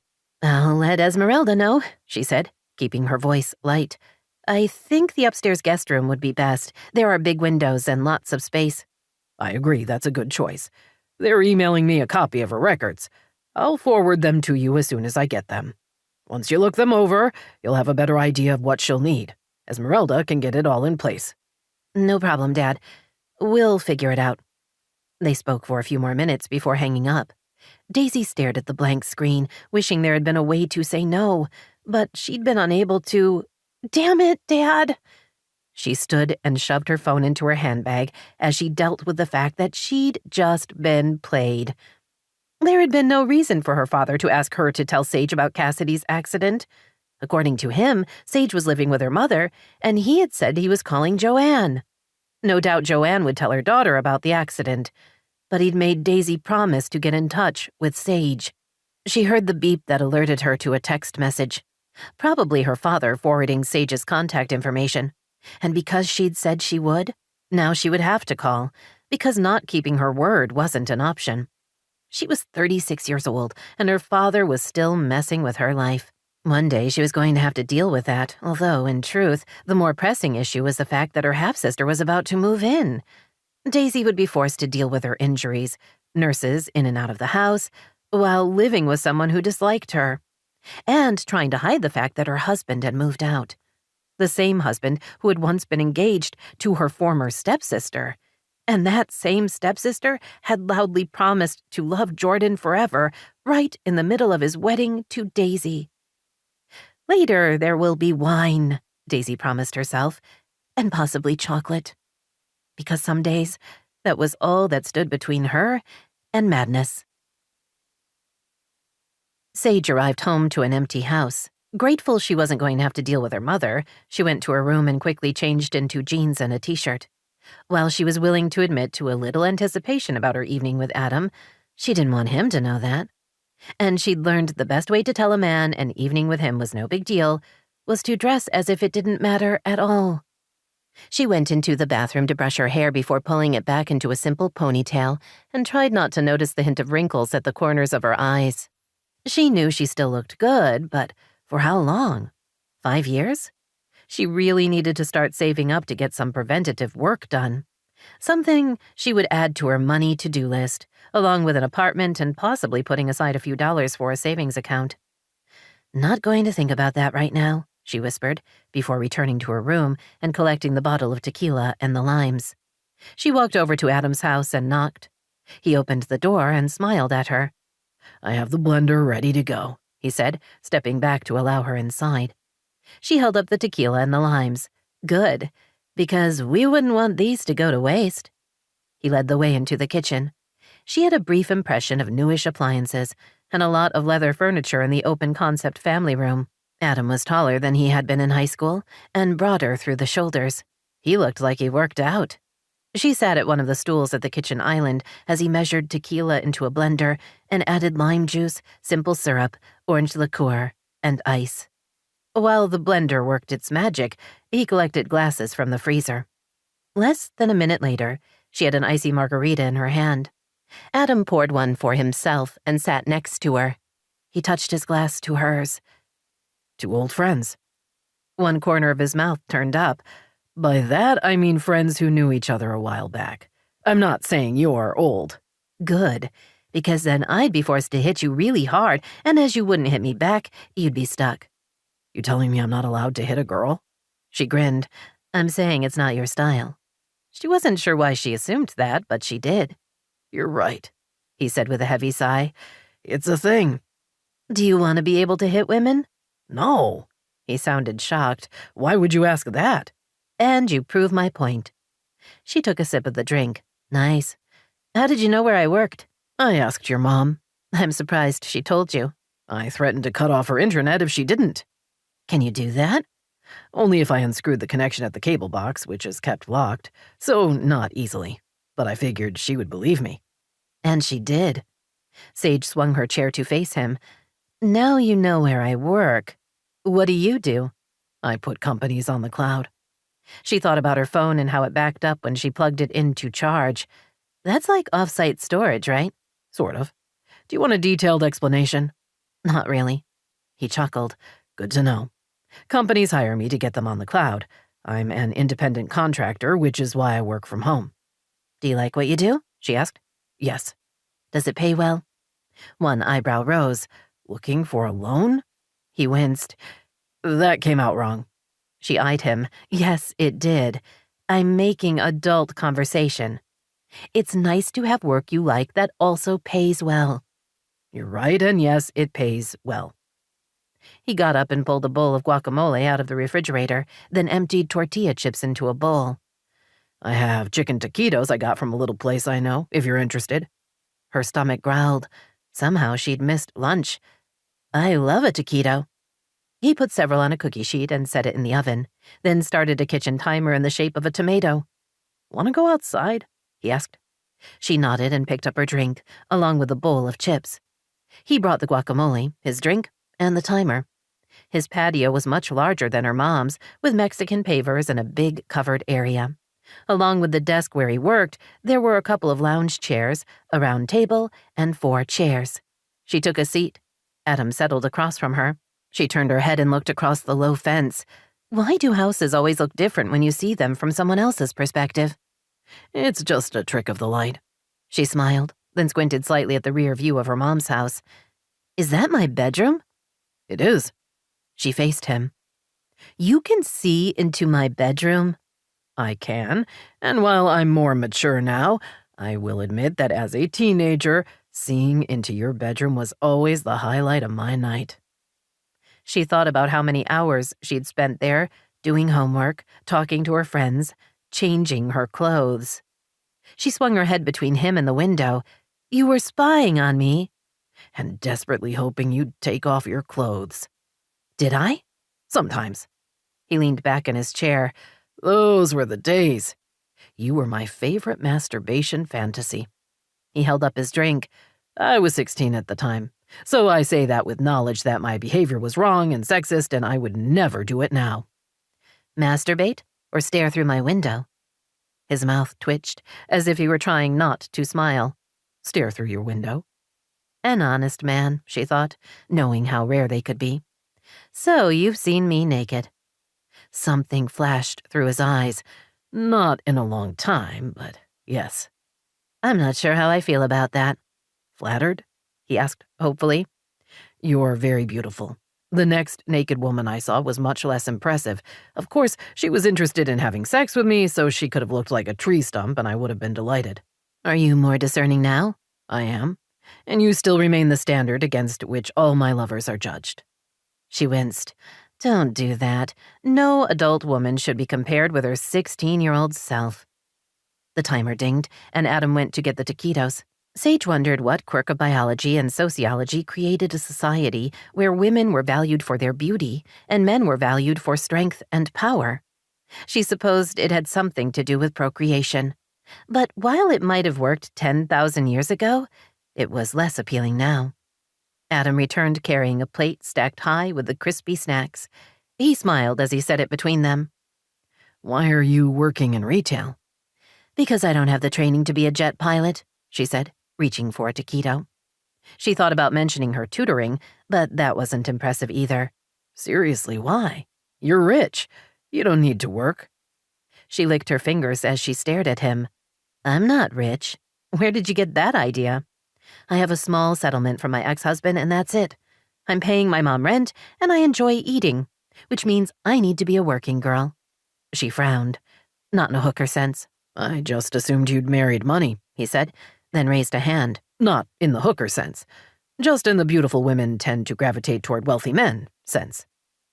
It didn't work out that way. My first husband was a race car driver, but then he crashed, and if you can't drive, you can't earn money. My last husband made me think he was rich, but he was lying.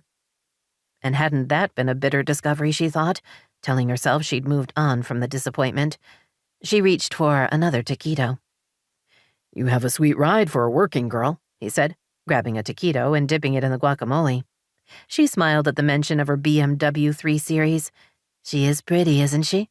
She cost me a Hermes Birkin crocodile handbag, but she was worth it. Adam frowned. I don't understand, he admitted. I sold the handbag and bought my new-to-me car with the proceeds. No handbag is worth a car. You say this as a women's accessory expert? His confusion morphed into complete bafflement. But it's just a purse. My mom has a purse. How can there be one worth $30,000 or $40,000? It's a Birkin bag. A crocodile Birkin bag. But... She patted his hand. You're going to have to trust me on this. When I leave, you can look them up online, and later, you can apologize. He still looked shell-shocked, which was kind of sweet.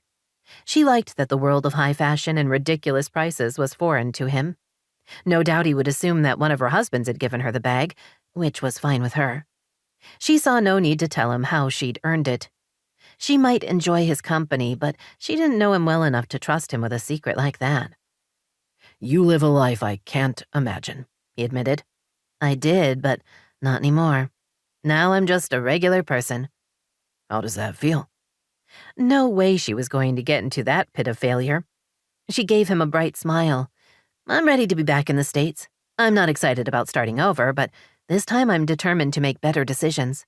And that's enough about me. Tell me about yourself, Adam. You live here alone? He smiled. I wouldn't have invited you over for drinks if I was involved with someone. He picked up his drink. Let me clarify that by saying I'm offering information, not assuming this is anything more than friendly. I'm smart enough to know my place in the universe, and mine is not with the likes of you. She waited for the jab that was sure to follow, but he didn't seem to have anything else to say on the topic. What does that mean? She asked cautiously. That you're you and I'm me. So not lovers, but we could be friends? The smile returned. Is my luck that good? You're teasing me. A little, but in a gentle, supportive way. Why aren't you married? I was. She died 2 years ago. Sage hadn't been expecting that. I'm sorry, she said automatically. That's when you bought the house from your mom. It is. I needed a change of scene, as they say. She had an undiagnosed heart condition. One day she stood up at work, had a heart attack, and died. That must have been horrible. It was. I've never lost anyone that way, she admitted, through death. The closest would be my dad. He just took off and left me and my mom, but that was a long time ago. It would have been difficult, though. It was. And the divorces. Yes, the race car driver and the Italian husband. There was also Ellery, but she didn't talk about him to anyone. He was a count, or conte, as they say in Italian. Making you a contessa? She laughed. Yes, that was me for about 15 minutes. It sounds exciting. In some ways. His family owns a very old house and a lot of land. There was plenty of history to be found, but also leaking roofs, bad plumbing, and a chronic rodent infestation. She didn't mention how he dumped her for a slightly older woman with more money than Denmark, a truth that had stung more than a little. So only romantic on the outside. He reached for another taquito. Do you ever see Daisy? Until a few days ago, she would have said not since high school and been happy with that amount of distance. While she could still go the rest of her life without seeing her former stepsister, she knew saying so made her sound awful. Just last week. Why, are you too close? Not at all. I haven't seen her since high school. She's married with 2 kids. Right now they're battling the flu. Oh, I didn't know you two were in touch. It's nice that you stayed friends. She's great. I always liked her. Based on what she'd said, he'd made the logical assumption that she and Daisy still had some kind of relationship, and it wasn't one that involved wishing each other dead. For some reason she couldn't explain, Sage wanted him to think she was better than she was, and now he did. But knowing she'd fooled him didn't sit well with her, and while she was enjoying herself, she knew she couldn't stay. Not when she was lying about pretty much everything. She drained her margarita and stood. This was really nice, Adam. Thank you for inviting me over. She half expected him to protest her leaving, but he only smiled at her. Thanks for coming over. She waved and walked through his house and back to her own. When she got to her bedroom, she went to the window and carefully closed the blinds, then sat on the bed and covered her face with her hands. She could deal with her life being shit. She hadn't expected any more when she'd moved back.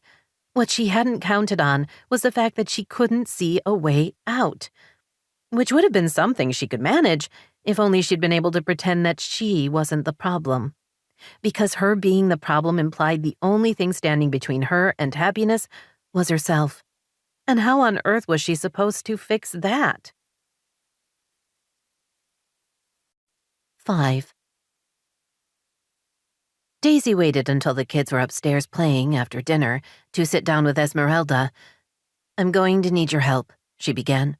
Esmeralda nodded. I knew there was something going on the second you walked in the door. What is it? Mr. Jordan? No, not him. Cassidy was in an accident. Daisy explained about the fall and Cassidy being airlifted from a hospital in Patagonia. She'll be here in 2 days. We need to get a room ready for her. She passed Esmeralda a list of medical equipment they would need, including a hospital bed, an adjustable table, and a riser with side supports for the toilet. I want to put her in the guest room on the 2nd floor. It's large enough to accommodate a wheelchair if we need one. We'll use the elevator to get her up and down. Esmeralda read the list. Good, because I don't want to give up my main floor room for the likes of her. Daisy laughed. Why do you have attitude? You've never even met her. Esmeralda had come to work for Daisy long after Cassidy had moved out. I heard about her from my cousin. Esmeralda's expression turned fierce. I'll do what I'm supposed to do, but I won't like it. Loyalty came in many forms, Daisy thought, grateful for the support.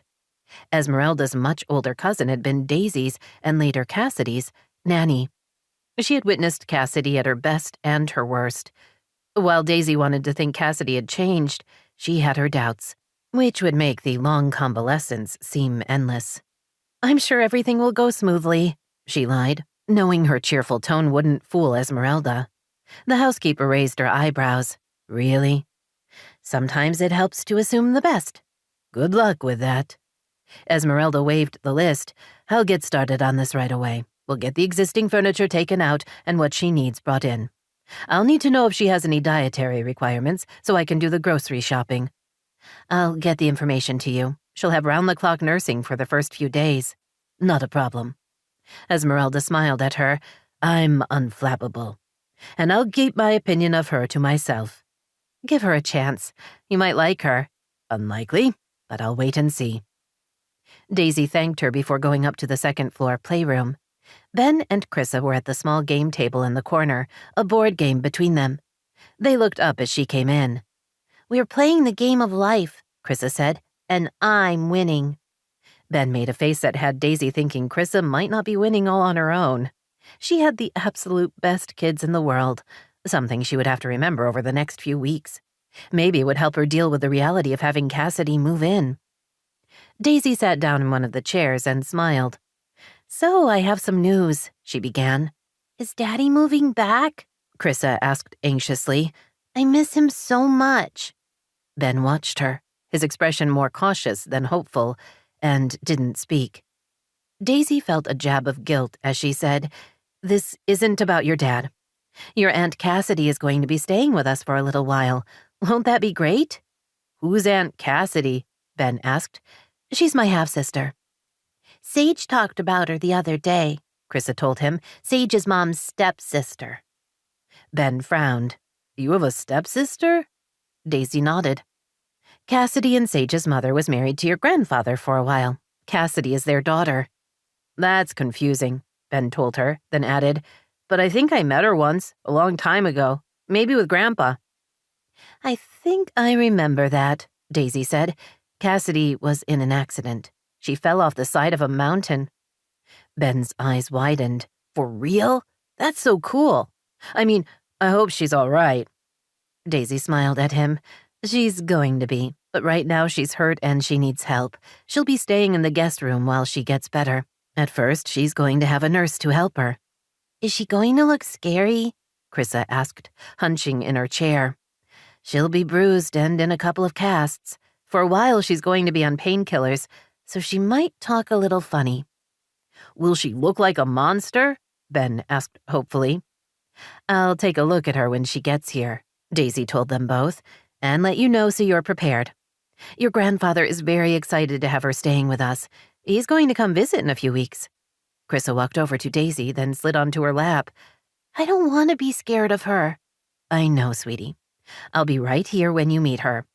It might help to remember how she looks isn't her fault. She's hurt. Like when you get a bruise. Sometimes it looks really awful, but on the inside, you're healing. Krissa snuggled close. Daisy wrapped her arms around her. Did you tell Dad? Ben asked. I'm going to let him know next, she said, careful to keep her answer neutral. She would absolutely let Jordan know what was happening, but the how was more of a question. Texting seemed so disconnected, but as they still weren't speaking, she wasn't sure there was an alternative. Daddy's very busy with work, Krissa said, saving animals. Yes, he is. Daisy was used to the disparity in how their children viewed their work. Being a veterinarian made sense to them. They were less clear on what she did. Anesthesia was a vague concept at best, at least at their ages. She set Krissa back on her feet. I'll let you get back to your game, she said, as she leaned in and kissed Ben on the cheek. Once I know the day and time of Cassidy's arrival, I'll let you know. They returned their attention to the board game. Daisy went to the guest suite where her half-sister would stay. Back when they'd all been kids, this had been Daisy's suite of rooms. When she and Jordan had moved into the master suite, Daisy had converted them to accommodate guests. Jordan had wanted the rooms for an office suite, but had agreed he didn't need that much space. Instead, he'd taken what had been her father's study downstairs. The living room of the suite could stay the same, she thought, studying the comfortable sofa and the chaise.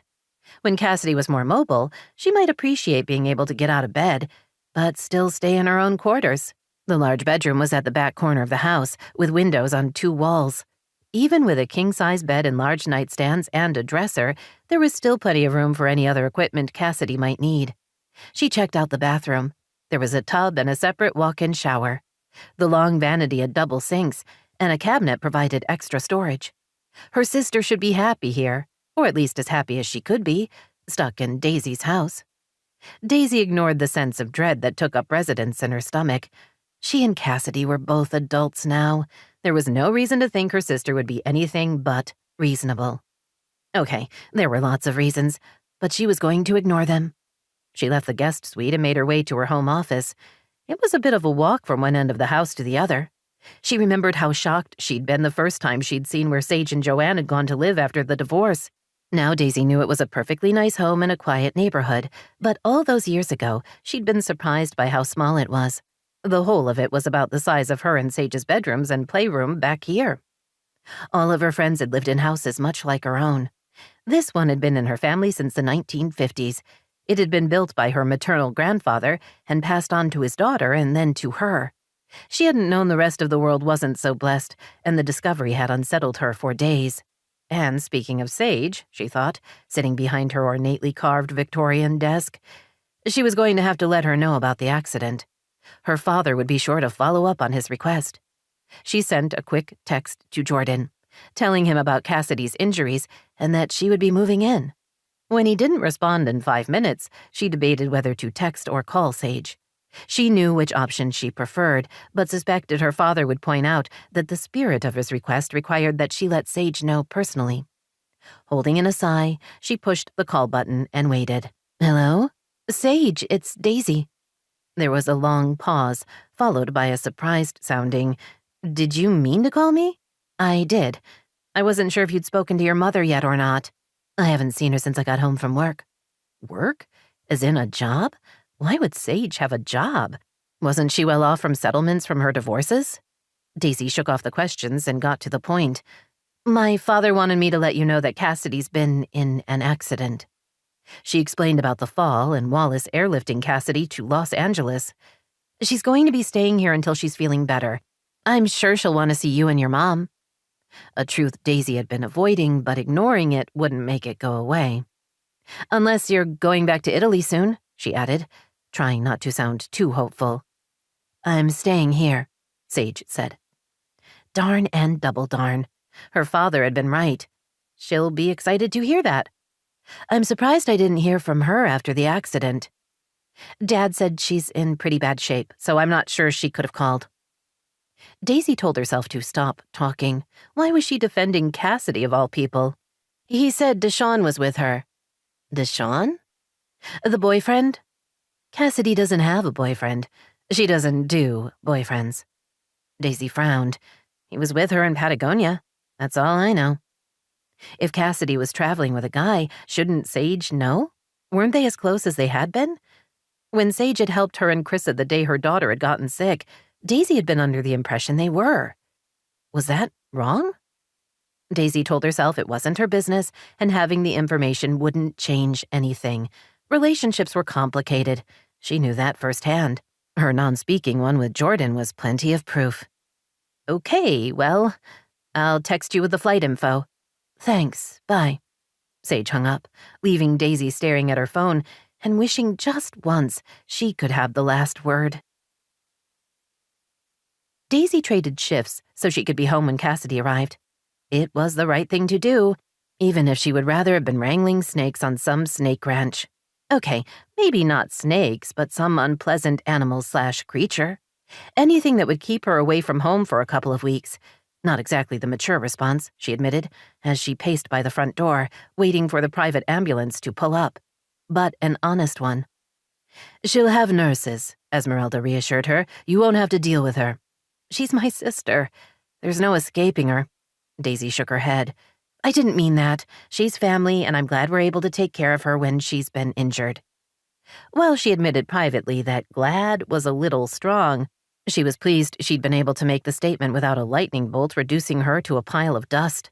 She heard a vehicle pull up in the courtyard and walked to the front door. Esmeralda got there first. "I'm here," the other woman said sincerely. "Always." Daisy hugged her. "I know you are, and I really appreciate your support." She stepped back and squared her shoulders. "All right, let's do this." They went outside and saw two men carefully unloading a gurney from the back of the ambulance. Daisy had skimmed the medical records her dad had sent her. Cassidy had a broken leg and arm, along with several fractured ribs, multiple contusions, and a severe concussion. Daisy had seen plenty of car accident victims, but was still unprepared to see her sister looking so battered and helpless. Daisy walked toward her. "Hey, you," she said gently, taking in the cuts and bruises on her sister's face and the casts on her right leg and left arm. Her blonde hair was dirty, and except for the vivid color from the cuts and bruises, her skin was practically gray. Gone was the vibrant, energetic woman Daisy remembered. In her place was a seriously injured patient. Cassidy turned her head and opened her eyes. She blinked several times, as if trying to focus, then physically shrank away. "Not you. No. What are you doing here? I don't want to see you." Daisy instinctively took a step back. The nurse, a tall woman in her 40s with short dark hair, smiled at her. "Hi, I'm Nita. I'll be Cassidy's main day nurse. I flew back with her. She's on some serious medication for the trip, so she's pretty out of it." Daisy introduced herself, then Esmeralda. She avoided looking at Cassidy, not wanting to endure another outburst. The men wheeled Cassidy inside. Daisy took them up via the elevator and led the way to the guest suite. The hospital bed and other equipment had been delivered the previous day. Now Daisy hurried ahead to pull back the covers. "We're going to have to get you into bed," Nita told Cassidy. "It might be a bit uncomfortable, but then you'll get to rest." Esmeralda, Nita, and the two men carefully moved her from the gurney. Cassidy cried out several times, then quieted when she was settled on the bed. Nita examined the controls and began to work the adjustments. "Tell me what's the most comfortable," she told Cassidy. "I'd like to keep you upright for a little bit." Cassidy clutched the front of her shirt. "Is she still here?" Nita looked confused. "I think she means me," Daisy told her. "She and I weren't especially close when we were younger." "Sage?" Cassidy called. "Sage, where are you? Sage?" As if summoned from the great beyond, Sage stepped through the sunlight streaming into the room and was briefly in silhouette. Her long blonde hair flowing around her, her well-fitting dress fluttering at her knees. Daisy half expected a cadre of woodland creatures to scamper at her feet.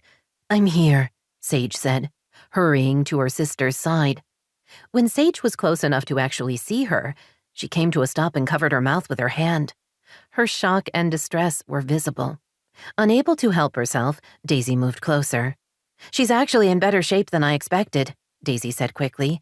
"The bruising on her face will fade and she's recovering from her concussion. The breaks are healing. The ribs are the most painful, but she's young and healthy. She's going to be fine." Sage nodded, then moved close to Cassidy. "Hey, little girl. I'm here." Cassidy opened her eyes. "Is it really you?" "It is." Cassidy glanced around wildly. "She's here. Daisy's here. Make her go away, please. Don't leave me with her." Daisy felt herself flush. The two EMTs busied themselves with the gurney, while Nita glanced between Cassidy and Daisy, no doubt wondering what the story was. Not knowing what else to do, Daisy turned and walked out of the room. When she was in the hallway, she leaned against the wall and tried to tell herself everything was going to be fine. Cassidy was on a lot of medication, and she'd just endured a long flight. She was tired and overwrought. Tomorrow would be better. Which sounded fabulous, but was, of course, a total lie. When it came to her sisters, step and half, it was never better. It was only ever worse. 6. Sage watched Daisy rush out of the room. As much as she hated to feel bad for her, this time she couldn't help herself. It was never fun to be the least liked person around. "Don't be a pill," she told Cassidy. "Daisy's letting you stay in her house. You have to be nice to her." Cassidy clutched her hand tightly. "She's horrible. She was always telling me to do my homework and making me put my dirty clothes in the laundry. What was Dad thinking sending me here?" Sage remembered being on Cassidy's side all those years ago, but now hearing her sister's list of complaints, they sounded pretty pathetic and immature.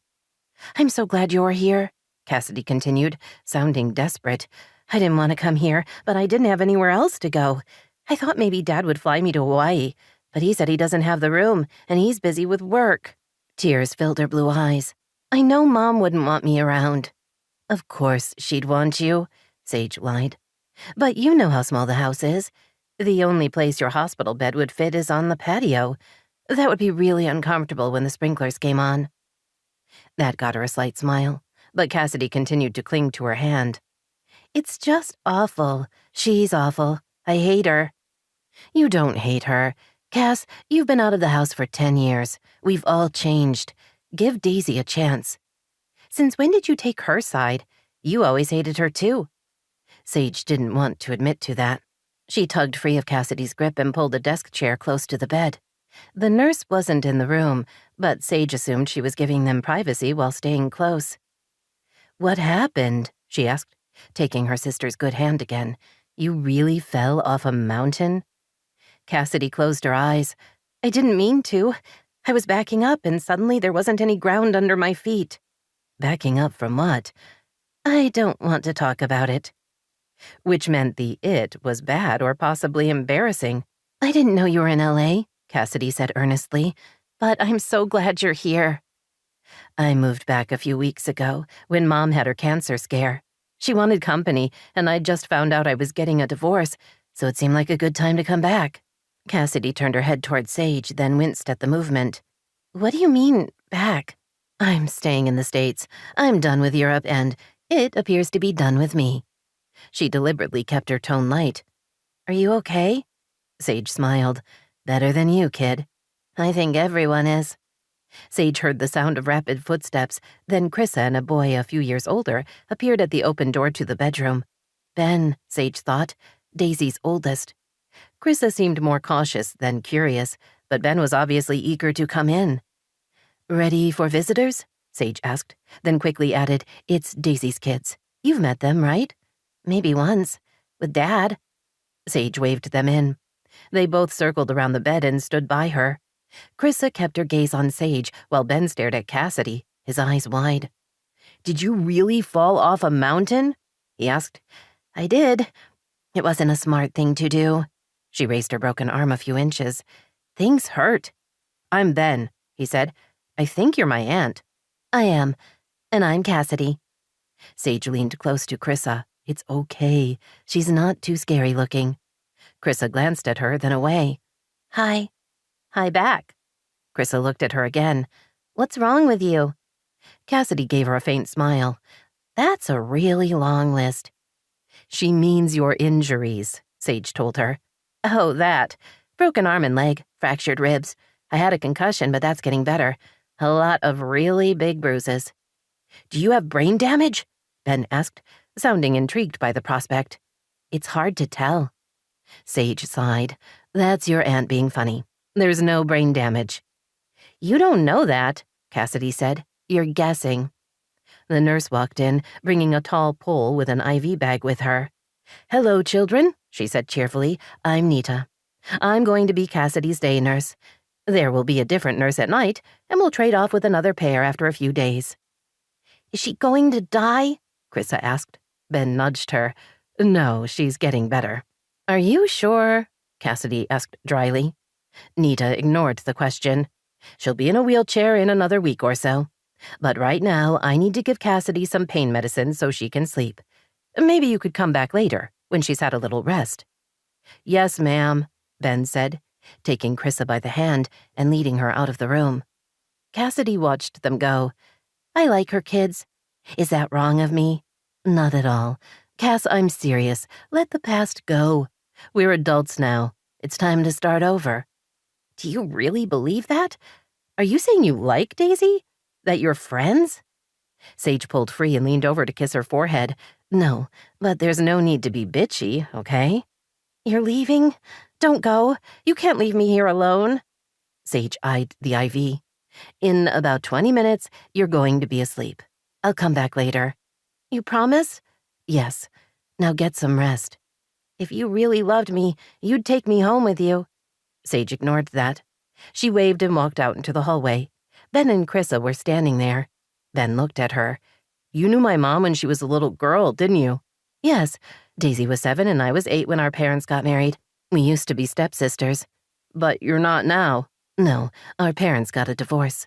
Ben and Chrissa exchanged a look, but Sage had no idea what they were thinking. It was nice to meet you, Ben told her, sounding far older than his years. You too. He and Chrissa walked down the hall to what had once been the old playroom. Sage wondered if it still was. She took the same route, but kept going until she reached the wide staircase that took her down to the foyer.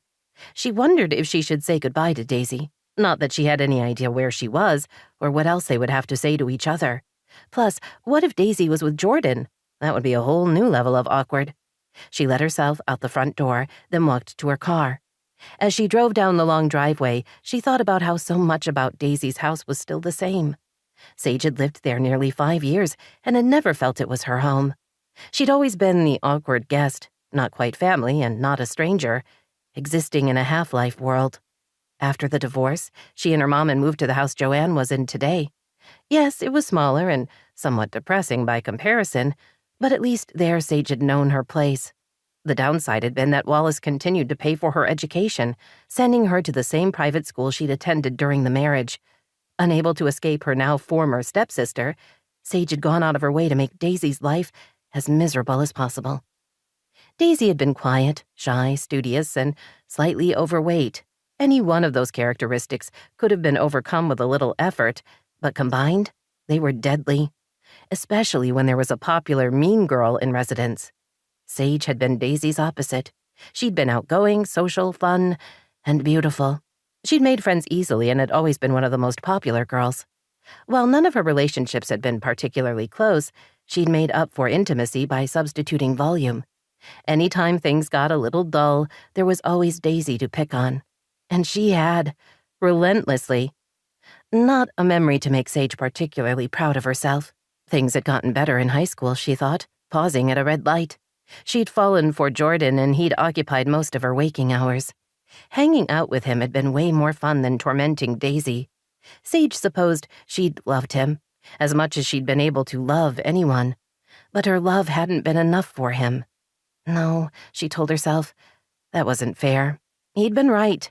They'd been too young to think about getting married. She could say that now, all these years later, but back then... He'd hurt her, she thought, remembering how damned earnest he'd looked when he'd told her he wanted to put their future plans on hold. He'd sworn he still loved her, but he wanted to wait on marriage. Sage, feeling the weight and importance of the ring he'd put on her finger, had reacted badly. Hardly a surprise to anyone.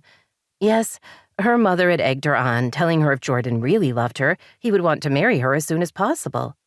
But the fault of the breakup had been Sage's.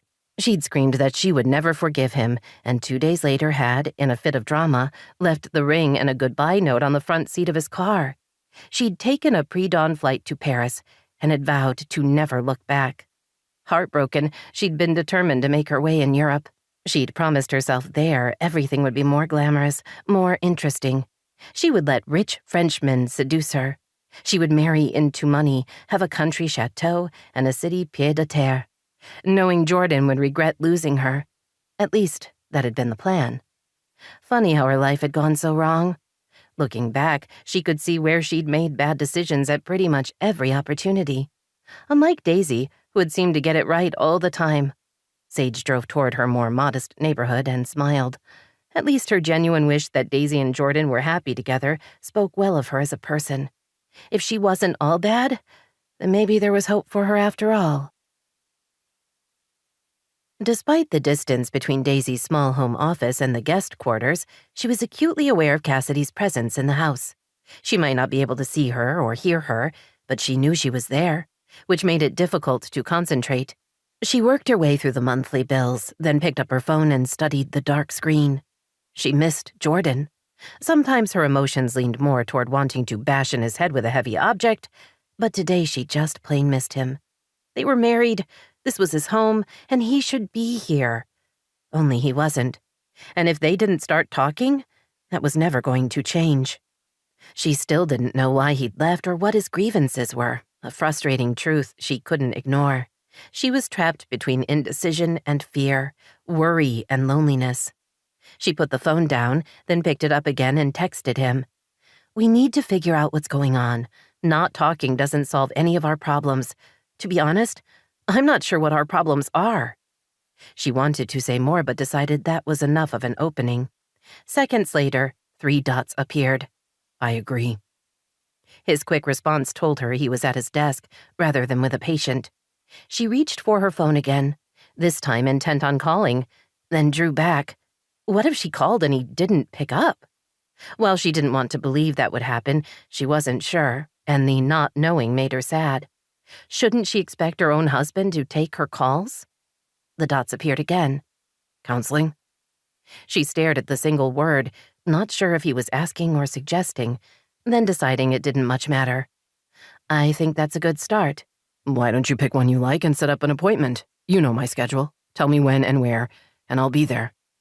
Was he leaving it all up to her because her work schedule was more changeable than his, or because he wasn't that interested in seeing a counselor? Did their marriage even matter to him? All really good questions with no answers. She and Jordan were dealing with something, and she had no idea what it was. Getting help made the most sense. "I'll find someone and get a meeting set up." "Thanks." She wasn't sure what to say to that. "You're welcome" was too formal, and anything else would be... She wasn't sure, but nothing good came to mind. It shouldn't be this hard, she thought grimly. She and Jordan had been together over a decade. Shouldn't they understand each other a little better than they did? She had no idea what he was thinking or what he wanted. For all she knew, he was done with her and was simply going through the motions, so he wasn't the bad guy. Maybe he'd already decided he wanted a divorce and was trying to find a way to tell her. Or I could stop assuming the worst, she murmured. Counseling was a start. With a disinterested third party in the room, they would have the chance to say what needed to be said, so they could get on with repairing whatever was broken. Sage counted out the $100 bills she'd gotten at the bank. When she and her mother had come to terms about Sage renting a room in the house, Joanne had been clear. She only wanted cash. Sage was sure $1,000 a month was way too much for what she was getting, but without a credit history, most people considered her a less than good bet. Besides, the location worked for her, and with any luck, her mother would meet some guy and disappear for a few weeks. Joanne pocketed the money and smiled. Now I can schedule that laser treatment I've been wanting. Getting old sucks. You're beautiful, Mom, Sage said automatically. I wish. Joanne glanced at herself in the mirror in the living room. I look old. You really don't. Sage crossed to the small table by the door and went through the mail piled there. One of the envelopes looked like the new credit card she'd been waiting for. She tucked it into her handbag to study later. With luck, she could get started using it right away. Part of her plan was to charge everything, then pay off the bill every month, to build her credit history. Have you seen Cassidy? She asked, when she'd finished with the mail. Her mother stared at her blankly. Why would I go see her? Because she's here, in Los Angeles. Remember she fell off a mountain and is recovering at Daisy's house? Joanne shook her head. Oh, right. That was why Wallace called me a few days ago. He was only interested in giving me the information about her accident. I tried to get him to talk more, but he wouldn't engage. She sighed heavily. Too bad. I really miss that man. So that's a no? Sage asked. 2? Visiting your daughter. I'll get there in a few days. It's not as if she's missing me. Cassidy was only ever close to you. True enough, Sage thought, but wanted to point out the reason might have been that Joanne had been an indifferent mother at best. After the divorce, she'd fallen into a depression that had lasted for months. She'd ignored everything but her own pain. Once she'd started feeling better, she'd been far more intent on getting a man than caring for her 2 daughters. Cassidy had been 5, so looking after her had fallen to Sage, who had barely been a teenager herself. Her mother looked at her. You've been over to the house? No need to ask which house she meant. Yes, a couple of times. Cassidy's doing a little better. Did you see Jordan? No, I have no interest in Daisy's husband. She emphasized the last word on purpose. You could take him from her in a hot second. Jordan wouldn't care about her family money. I know he thinks letting you go was the dumbest thing he ever did. There was too much to respond to, Sage thought, suddenly tired from her long day and the family drama she didn't want to deal with. While I appreciate the support, Mom, he has Daisy now and his kids. That's plenty. You don't know that for sure. Maybe he'd like to start up with you again. Wondering what could have been is very powerful. I'm not interested in a married man, Sage said flatly. That's smart. It never ends well. Although if you guilt them enough, the gifts can be nice. Her mother returned her attention back to her own reflection. Laser surgery it is. I'm going out in a bit. It's ladies' night at that bar I like. I'm meeting friends. Have fun, Sage said as she walked toward her bedroom. Once inside, she kicked off her shoes and collapsed on the bed. Her feet hurt from work, her head hurt from dealing with her mother, and her heart hurt from all the messes in her life. If she had friends, she would love to meet them at a bar, or pretty much anywhere. Sadly, she didn't have anyone she was that close to. She hadn't been home long enough to make new friends, and her old ones, well, they'd never stayed in touch. She forced herself to her feet. After pulling her blinds closed, she changed out of her work clothes and thought briefly about getting something for dinner, only she wasn't very hungry. If she didn't eat, she should at least... Her phone buzzed. She picked it up and smiled as she read the text. Why are you shutting me out? I thought we had something, but it's not going to work if you don't communicate with me. I know you're going to say you are, but all I see is a blank wall. Sage chuckled, then texted back, "Sometimes I need to be alone with my thoughts, and to get undressed. Not everything is about you." Don't you think it should be? No, it should be about me. Adam sent back a laughing until crying emoji, followed by, Can I buy you a beer? I have a new six-pack in the refrigerator. "If you include chips in that offer, I'm in." I can do better than chips. I can make us burgers. "A man who cooks and plies me with alcohol. You're my fantasy." If only that were true. The front door's open. Let yourself in. Sage crossed the front lawn and let herself into Adam's house. She walked through the kitchen and out onto the back patio, where there were 2 open beers on the round table and a bowl of sliced limes between them. In the second before he saw her, she had a chance to admire his broad shoulders and strong body. He looked capable, she thought, like a man who could handle himself in a crisis. Ellery had been the same way, without the blue eyes and square jaw. Why are you laughing at me? He asked, turning toward her. "I'm not laughing. I'm admiring." He walked over to pick up a beer. Admiring? His tone was both teasing and disbelieving. "Sure, you're a good-looking guy who offered to cook me a burger. Where's the bad?" He didn't look convinced, but motioned to a chair, then took one opposite her. How are things? He asked. She squeezed a lime slice into hers. "Good. Busy. Did I tell you Cassidy's back?" He frowned. Cassidy is... "My baby sister, half-sister. My mom, Daisy's dad." Ah, the offspring. I remember her hanging out with you when she was here for her custodial visits. You were her favorite. She was a little clingy. And still was, Sage thought. Every time she visited, Cassidy begged her to stay longer. Things were going to get uglier when she was able to start texting. She fell off a mountain. Sage explained about the accident. She has round-the-clock nursing while she recovers. She's pretty battered, but her nurses say she's doing well. He looked at her. How awkward are the visits? "They're fine. Why would you—" She wrinkled her nose. "You're talking about Jordan." You two were hot and heavy for a long time. Weren't you engaged? "Yes. For nearly a year, before he'd dumped her and she'd punished him by going for France. Although dumped her was a bit of an exaggeration. With the wisdom of hindsight, she could see that he'd been right to suggest they put off getting married. He had still been in college, on his way to veterinary school, and she'd been drifting, not sure of what she wanted in her life beyond Jordan. They had been kids playing at being adults, not exactly the best way to start a marriage. "I haven't seen him," she admitted, "which I'm okay with. He's married to Daisy, and I want them to be happy." Adam studied her.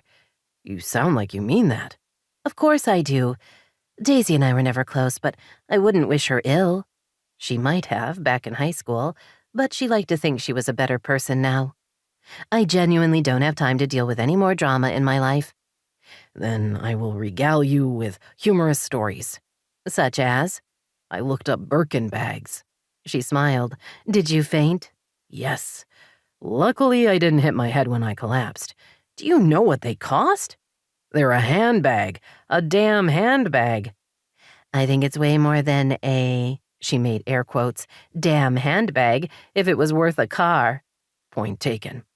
You get enough of those together and you can buy a house, even in this crazy LA market. "Sadly, I only had the one." Still, your husband must have really loved you. She sipped her beer, not sure how to respond to his comment. For some reason, she resented the obvious assumption that the bag had been a gift. "I earned it, Adam. No one gave that bag to me." He stared at her. Do I want to ask how? "What does that mean? Why wouldn't you want to know?" She set down her beer, leaned back in her chair, and started laughing. He studied her cautiously. I didn't mean for that to be funny. "You think I'm a hooker." What? No, of course not. I think that it's possible rich men enjoy spending time with you and buying you things. "I told you I wasn't that kind of working girl." She put her hands flat on the table and stared at him. "I earned it in a perfectly legal way. When I was in Italy, I met several wives of incredibly rich men, old-fashioned men who didn't want their wives to know too much about what was going on. So they conducted business in English." She reached for her bottle of beer. "I'm talking slightly older women who would never download a language app. Once I figured out the problem, I offered to be their instructor.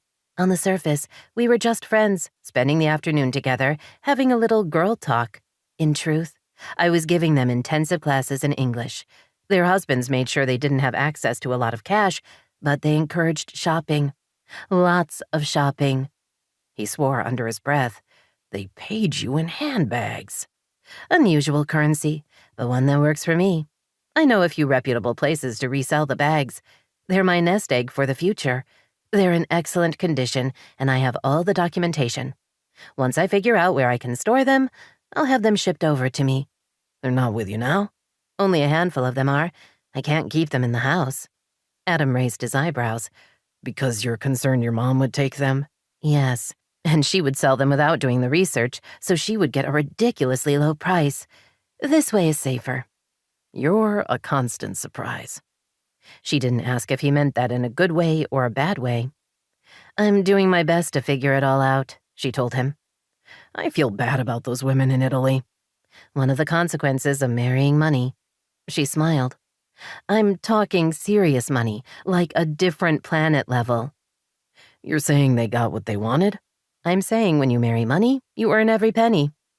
Wasn't marrying money your plan? When I was younger, I like to think I've learned my lesson. Her mother never had, and watching Joanne prowl for yet another wealthy benefactor was depressing. We need to change the subject, she said firmly. Do you date? No. You don't want to think about your answer? He flashed her a smile. I don't need to think about it. No. Is it too soon? Somewhat. I work at home. I'm not a guy who enjoys clubs. It's tough to meet someone. Want me to keep a lookout for single women? She asked, only half teasing. No thanks. I can get my own girl. You just said you couldn't. I take it back. She wondered what Adam would be like on a date. Thoughtful, she decided, unexpectedly funny. She was fairly sure he would kiss, but did he expect more on the first date? You're speculating about something, he said. Do you expect sex on the first date? No. And if it's offered? If I like the woman enough to want to go out with her, I'm not going to say no to sex, but I'll be disappointed.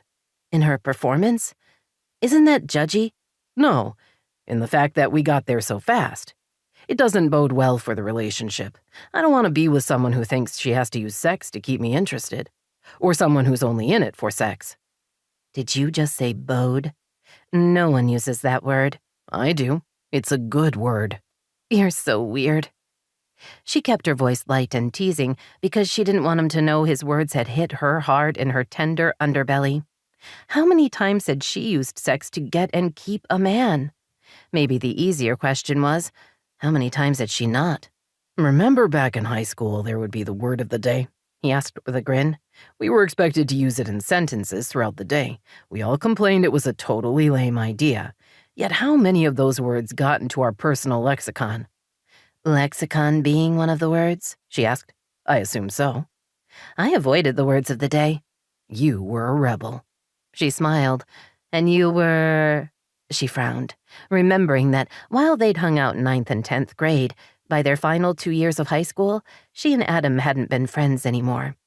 She had no memories of doing anything with him or even seeing him much after school, despite the fact that they lived next door to each other. What happened to us? She asked. In school? We were tight and then one day you were gone. His gaze slid from hers, as if he knew exactly what she was talking about, but didn't want to admit it. Nothing happened. Something obviously did, and you don't want to talk about it. Why did we stop being friends? His gaze locked with hers.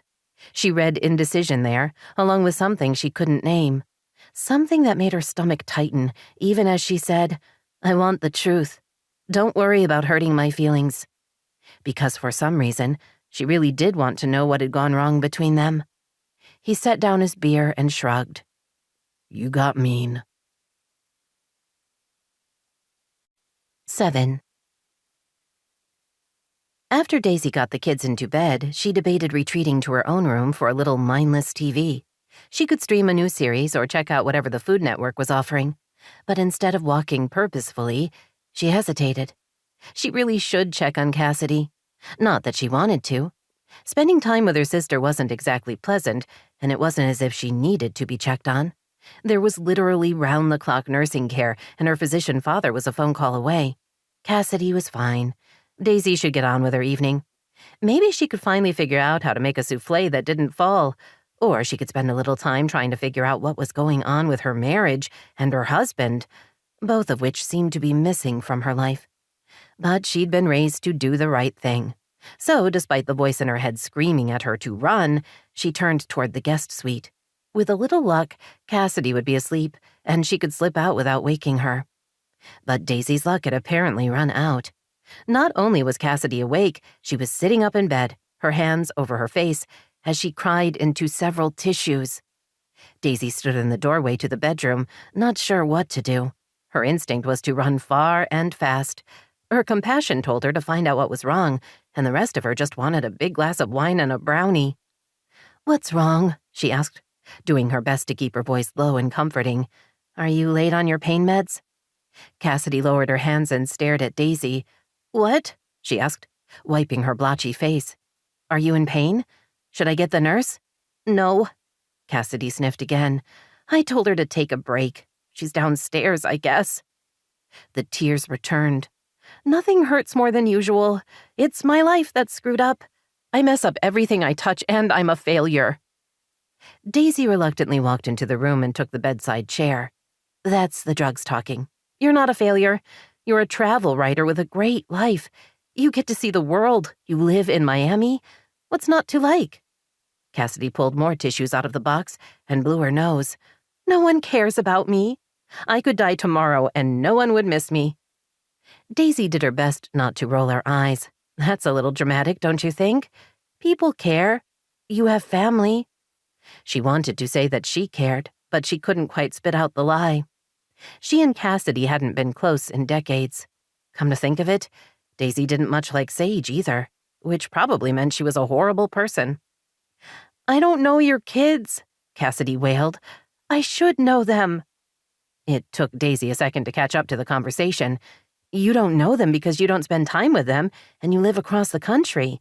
That's circumstances, not a statement about who you are as a person. You're welcome to get to know them if you'd like." Although she honestly hoped Cassidy was just in a mood, and the need to bond with Ben and Chrissa would pass. Cassidy nodded. "That's true. I could do that. I wonder if they'd like me.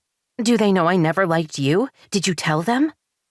Daisy reminded herself that this, too, was the drugs talking, and that she shouldn't take the comment personally. But before she could figure out how to respond, Cassidy kept talking. "Did that come out wrong? I don't mean it in a bad way." "Of course you didn't." Cassidy didn't seem to get the sarcasm. "It's just you were always monitoring me, like you were my mom or something. You're not my mom." Daisy felt the first flashes of anger and did her best to ignore them. "No, I'm not your mother. I was always clear on that. Did it ever occur to you that I was looking out for you because I cared?" Cassidy stared at her blankly. "No." She'd wanted them to be close, to be sisters who had a real bond between them, but after the divorce, Cassidy had only had room in her heart for Sage. Everyone else had come in second, except for Daisy, who didn't even get a ranking. "I was trying to take care of you because I didn't want you to feel alone or scared. You were a little girl, and your family was being torn apart. I thought that might upset you, so I tried to make sure you were all right." She thought about pointing out she knew exactly how it felt to be rejected in her own home. When Wallace had married Joanne, Daisy had been so excited to get a stepmom and a stepsister. She'd fantasized about how they would all do things together when it wasn't just her and her dad. But that had never happened. On her best days, Joanne had been indifferent, and on her worst, she'd taken great delight in tormenting Daisy, sometimes physically. Joanne spoke fluent French and had taught the language to Sage. The two of them would have long conversations, excluding Daisy, except when they said something she couldn't understand, pointed at her, and laughed. At school, where Daisy struggled to make friends and fit in, Sage had instantly become one of the popular girls. There had been a simple rule. You couldn't hang out with Sage if you admitted to liking Daisy. There'd been no escape when the school day ended because Sage had taken great delight in inviting Daisy's tormentors home to play. Daisy had been alone in her room, listening to them having fun. When Cassidy had been born, Daisy had hoped to finally find, if not an ally, then at least a friend. But that hadn't lasted. Cassidy balled up the used tissues and tossed them on the floor. Don't pretend that you're nice, because you're not. You never were. Is this where I point out you're convalescing in my house, sleeping on a hospital bed I rented specifically for you? Cared for by nurses I hired? Wouldn't my actions be the definition of nice? Cassidy stared at her blankly. Why do I even try? Daisy asked aloud as she stood. Good night, Cassidy. I hope you feel better soon. With that, she retreated to the other end of the long hallway and shut the door behind her. She told herself she was an adult with friends and resources, and what did it matter if Cassidy didn't like her? It didn't hurt. Not at all. But there was no comfort in the lies. Sage wanted to be patient, but she was tired, hungry, and thinking that coming back to Los Angeles had been a really stupid idea. She should have started over somewhere no one knew her. Then she wouldn't get her feelings hurt by some stupid guy, and her sister wouldn't be texting her every 15 minutes for the past 2 days, begging Sage to come see her. Which she had, again.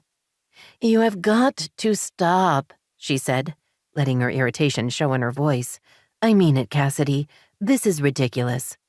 It was nearly 9 in the evening. Sage had worked a full day and she was due back in the store by 11 the next morning. With Vivian on vacation, Sage was getting more hours, which meant more chances to make commission. But I need you here, her sister said, grabbing her hand. Please stay with me for a little bit. I need to get home and eat something. I have to be back at work in the morning. Esmeralda can make you something, Cassidy told her. She won't mind. Then you can stay with me. Sage seriously doubted whether Daisy's housekeeper would want to do anything for her. I still have to work, she said, pulling her hand free of her sister's tight grip. Jobs are stupid. Yes, they are. But I'm not a trust fund baby like you and Daisy.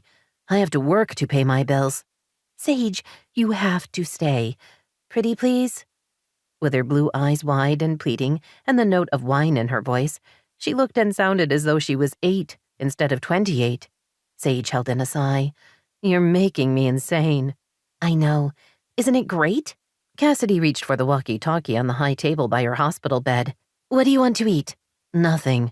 I'll get something when I get home. She shifted in the chair next to the bed and eased off her heels. Her feet were killing her, the pain almost enough of a distraction to keep her from being seriously annoyed with her sister. Of course, if she got over that, she might have to think about what had happened with Adam, and she didn't want to.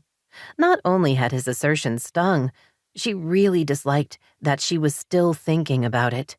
His blunt comment that she'd gotten mean had caught her off guard. That was the only reason his words had made it past her defenses. She'd managed to act as if she hadn't cared, then had stayed a few more minutes before excusing herself. To make sure he didn't think she was sulking, she'd changed into a cute dress and had driven away, only to discover she had nowhere to go.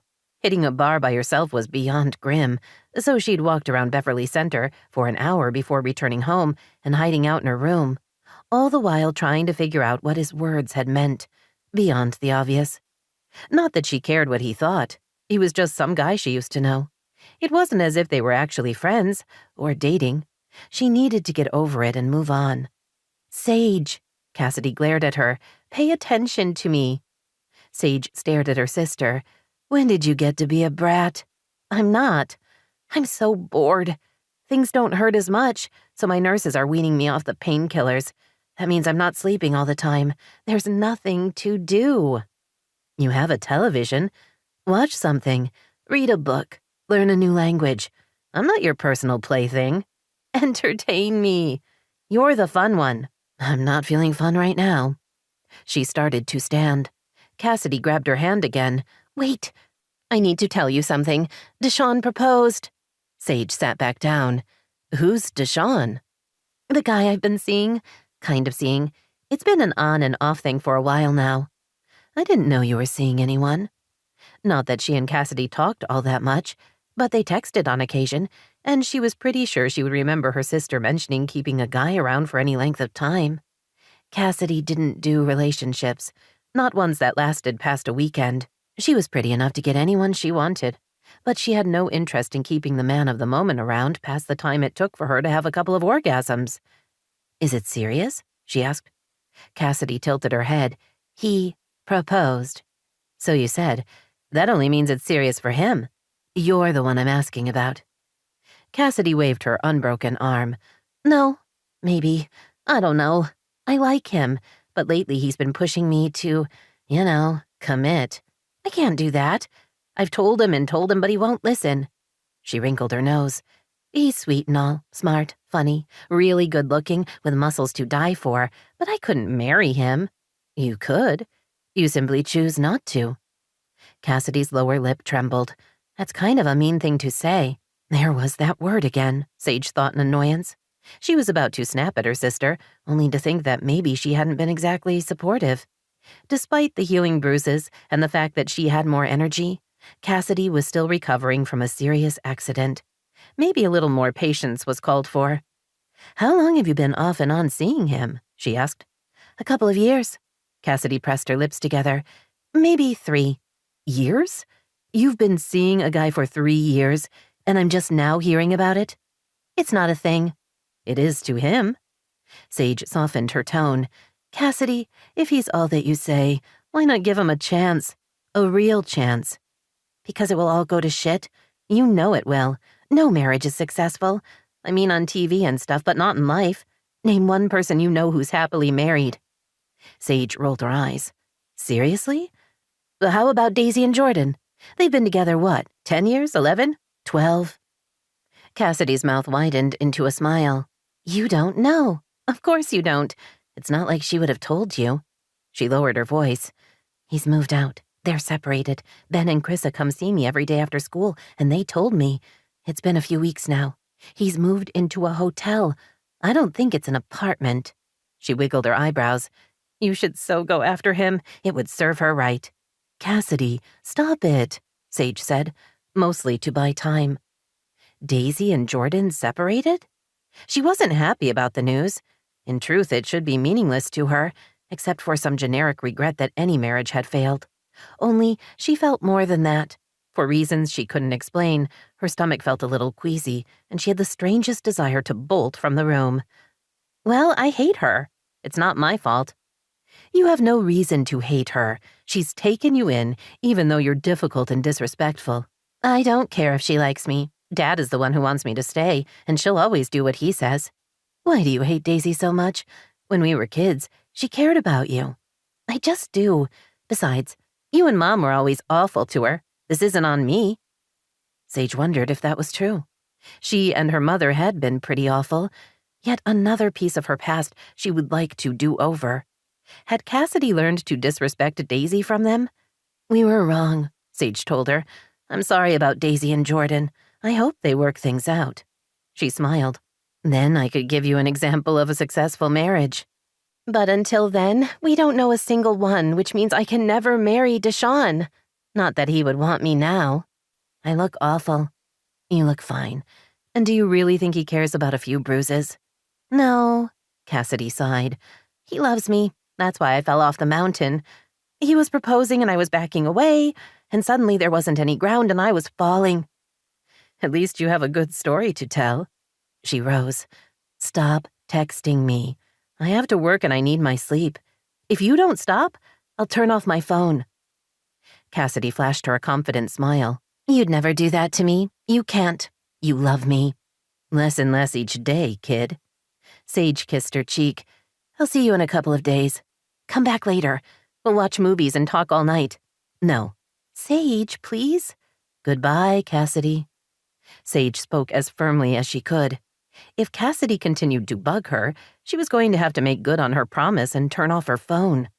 But I need you. Sage paused to look back at her. She smiled and said, Read a book. Despite not having to be at the hospital until close to noon, Daisy woke at 6 in the morning, as per usual. One of these days, she was going to learn to sleep in. She showered, pulled on jeans and a sweatshirt, and shoved her feet into a pair of Uggs. She checked her phone, hoping for a text from Jordan, but there was nothing. She'd seen him last night when he'd taken the kids to dinner, but a 3-second hi, how's it going, did not a marriage make. She missed him. No, she missed them. She missed sitting across from him at dinner and hanging out as a family in the evening. She missed sleeping with him and sex, not that they'd been doing much of that lately. Some things she didn't want to dwell on because it made her wonder if he was doing it with someone else, and the thought of Jordan being unfaithful made her sick to her stomach. The morning routine was familiar. She let the dogs out first thing. Esmeralda fed them and the cats later after getting the kids breakfast.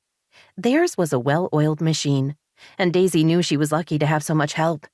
Her schedule was constantly changing, but with Esmeralda around, she didn't have to worry about things like getting her kids to school on time or making their lunch. She opened one of the French doors off the kitchen, and both dogs ran into the yard. She closed the door, turned, and nearly jumped out of her skin when she saw Sage sitting at the table by the windows.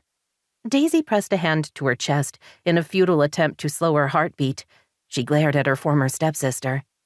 "You scared me. What are you doing here?" Sage turned to her. "Sorry. I'm trying to gather the strength to go home." Sage looked exhausted. There were dark circles under her eyes, and her normally sleek and shiny blonde hair seemed dull and in need of a good shampoo. Her clothes were wrinkled, her skin was pale. "You look terrible," Daisy blurted before she could stop herself. Sage offered a faint smile. "I feel terrible, so hey, that's something. Are you sick?" "Of our sister?" Sage rubbed her eyes. "Cassidy's been texting me constantly. I mean, every 15 minutes.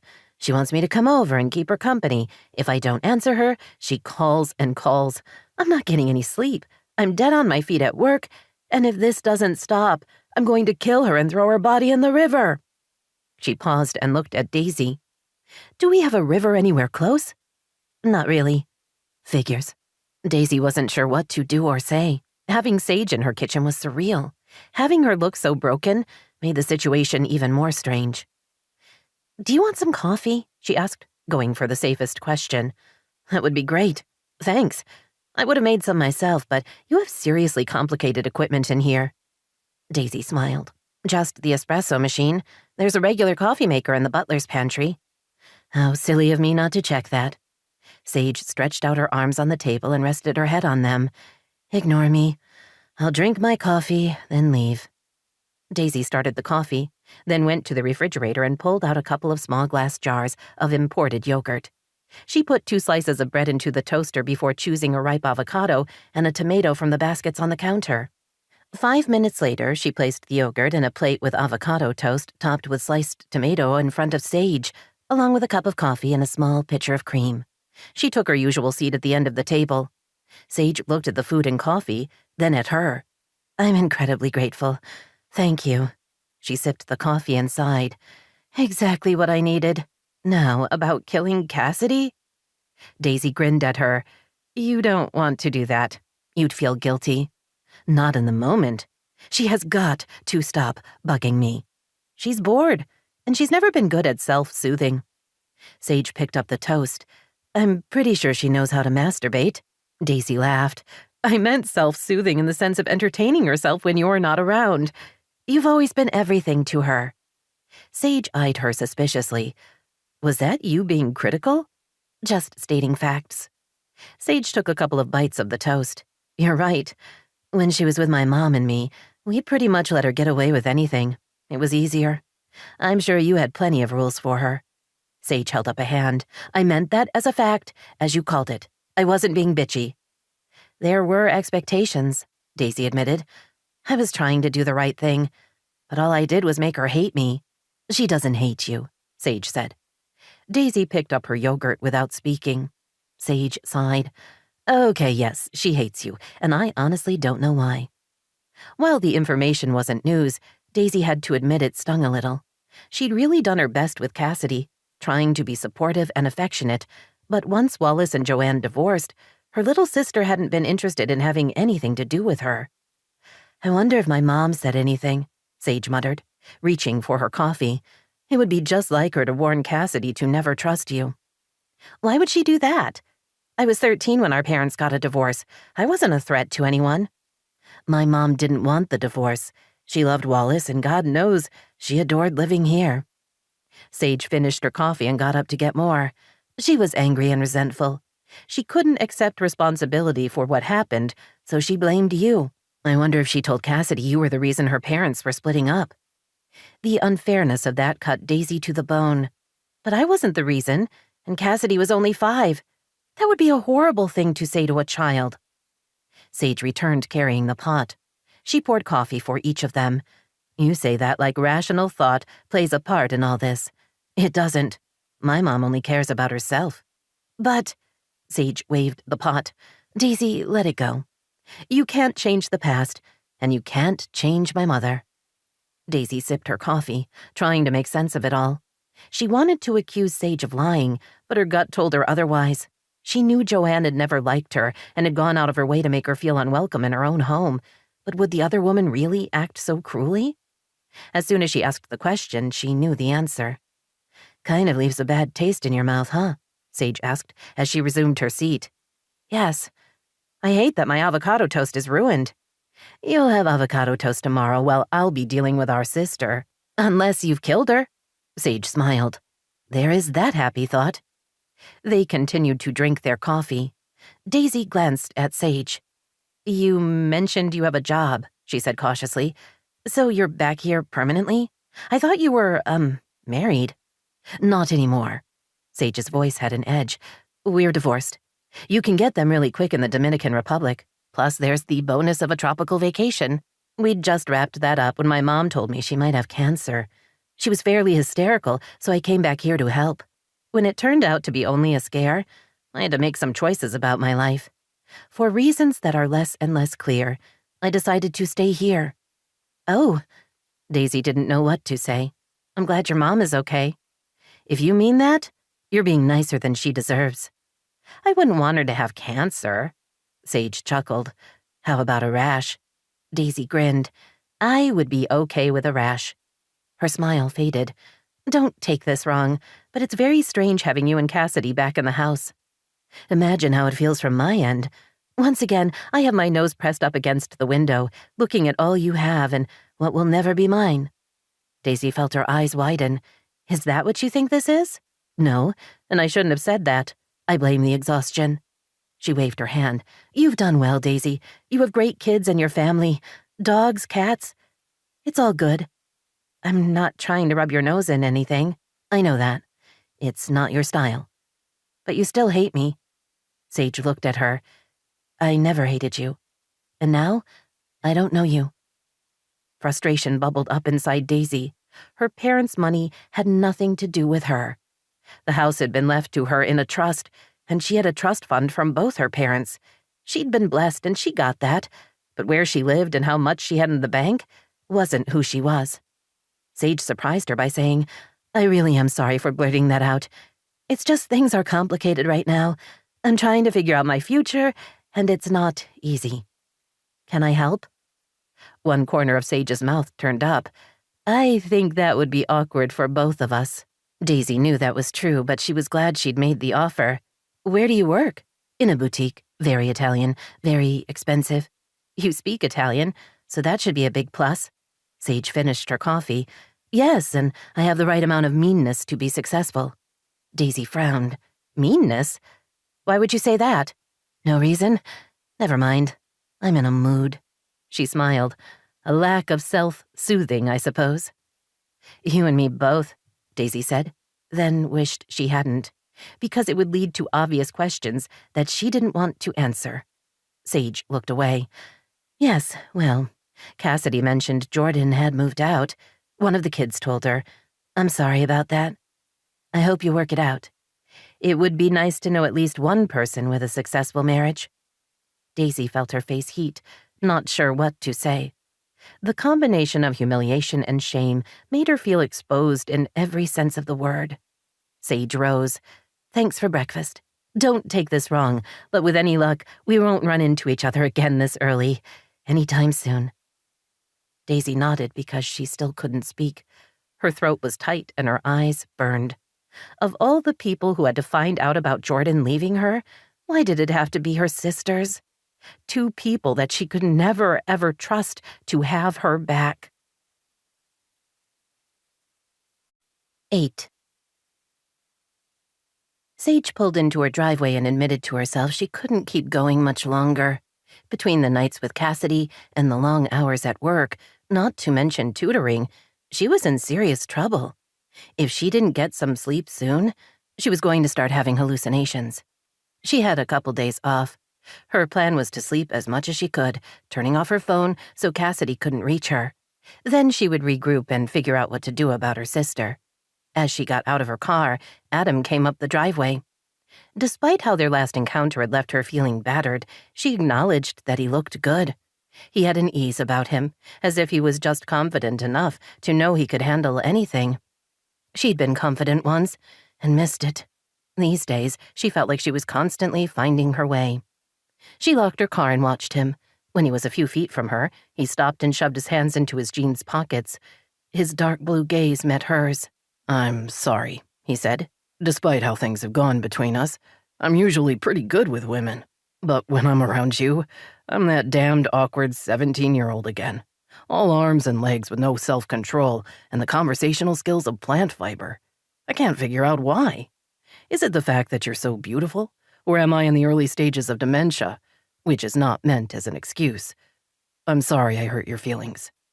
Plant fiber? She asked, because asking him to expand on the beautiful part would make her seem shallow. It was the best I could do in the moment. See? You leave me inarticulate. His mouth twisted. Don't be mad, Sage, please. I shouldn't have said you were mean. She knew she was at a crossroads. She could punish him for what he'd said, or she could be an adult and accept his apology. You're right, she said slowly. I'm not proud of some of my past behavior.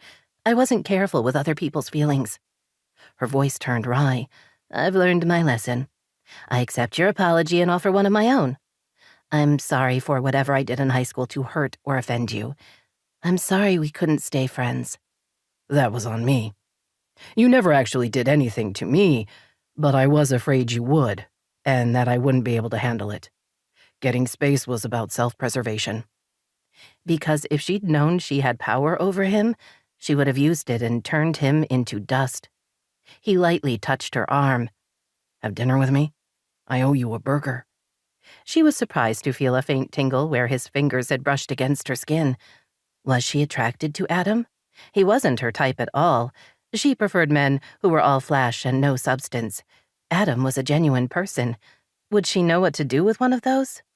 More crossroads, she thought. All the men she'd been involved with before had been so easy for her. Easy to seduce, easy to manipulate, easy to leave. She had no idea what being with Adam would be like. Not that he was asking. Dinner as an apology was a far cry from declaring his desperate need for her. It wasn't supposed to be a hard question, he said lightly, his voice trying to conceal the disappointment she saw in his eyes. Have a good evening. Adam, wait. He paused and glanced at her. Dinner would be great, she told him. But I've been dealing with my sister every night for the past week and working long hours. I need to sleep. Can I have a rain check? Sure. Let me know when you have time. She had the feeling he didn't believe her about being tired, but there was nothing she could do about that. I'll be in touch, she promised. Sure. Looking forward to it. She watched him walk back into his house. Part of her wanted to go after him and explain she really did want to have dinner with him, but she knew there weren't words to convince him. Later, she promised herself, she would show him she meant what she said. Daisy tried to breathe evenly to quiet the nerves making her stomach writhe. She was being ridiculous. Jordan was her husband. There was no reason the thought of seeing him should have her on edge. Only, she hadn't seen him for more than a few minutes at a time for weeks now. Not that they were having quiet one-on-one time. Instead, they were meeting with Ben's school counselor to discuss an ongoing bullying problem. Not exactly a romantic rendezvous. She resisted the urge to glance at her watch, yet again. Jordan would be here, on time. The counselor had emailed them together to set up the appointment. As if reading her mind, he walked into the waiting area and sat in the chair next to hers. I can't believe we're still dealing with this, he said without greeting her. Ben's a good kid. This is stressful. Daisy told herself not to read anything into what he said. He was a concerned father, worried about his son. That was a good thing. So what if he hadn't asked how she was or in any way indicated he missed her? This was hardly the time to get into that, although she couldn't help wishing that he had. The door to the counselor's office opened, and Paloma stepped out to greet them. She was small and slight, with graying brown hair and an air of determination that convinced students they needed to listen when she spoke. "Right on time," she said with a smile. "Come on in." Jordan rose and waited for Daisy to precede him. They settled in front of Paloma's desk. The counselor opened a file on her desk and slipped on her glasses. "Ben's grades are excellent, and his teachers only have positive things to say about how he behaves in class," she began. "He's well-liked and developing some leadership skills." She looked at them over her glasses. "He's a great kid, but I'm worried about the bullying issue." "I've asked him about Christian," Daisy said, trying to sound more confident than she felt. "He's worried about his friend." Christian, a smart, shy boy, had long been the target for teasing. Lewis, a new student, had made tormenting Christian his personal mission. He'd taken things so far, he'd been expelled, but there were the lingering effects of Ben still worrying about his friend. "We've talked about the buddy system," Paloma said, "making sure no one is on their own in vulnerable locations. Ben's a great friend. He sticks by Christian's side whenever he can, but I'm concerned about them both." "The situation needs to be handled carefully," Jordan said. "Ben can't follow Christian around every second of every day. He'll be flagged as weak." Daisy didn't like the harsh assessment, but she knew Jordan was right. "We're aware of that," Paloma said, "and yes, we do have to balance things. I have Christian's parents' permission to tell you they're thinking of placing him in a different school." "That would be hard on Ben," Daisy said. "He and Christian are so close. That's why I wanted you to know it's on their minds. Christian hasn't been told yet. Then we won't say anything to Ben." "What about martial arts?" Jordan asked. "Would something like that help Ben with confidence?" "It might." She glanced at her notes. "Now, the other topic I wanted to discuss was Ben's academics. He's doing extremely well, and we've been talking about the possibility of having him skip a grade." "No," Jordan said flatly. Daisy stared at him. "Shouldn't we hear her out?" "It's not a good idea." He turned to the counselor. "You're one of the top schools in Los Angeles. Figure out a curriculum that will challenge him while keeping him in his grade. I don't want him being the youngest kid in the room. There are social consequences to jumping ahead a grade or being left behind." Paloma closed her folder. "Obviously, this is something the two of you need to discuss. It's not necessary, of course. And you're right, Jordan. We can come up with other ways to keep Ben engaged. It was just a thought." The meeting continued for another half hour as they discussed Chris's performance. When they were finished, Daisy walked with Jordan to the parking lot. When they were by her SUV, she drew in a breath. "I don't understand why you dismissed the idea of Ben skipping a grade. It does have some advantages." "Not enough to make up for the problems it will cause." "What problems? He's a happy, caring, well-adjusted kid." "He would lose all his friends. Sure, he'd see them, but not the way he does now. He's not a big kid to begin with, so he'd be the youngest and the smallest. That's not an advantage. He's happy now. I think we should leave him where he is. Doesn't he have enough going on without him worrying about starting in a new grade?"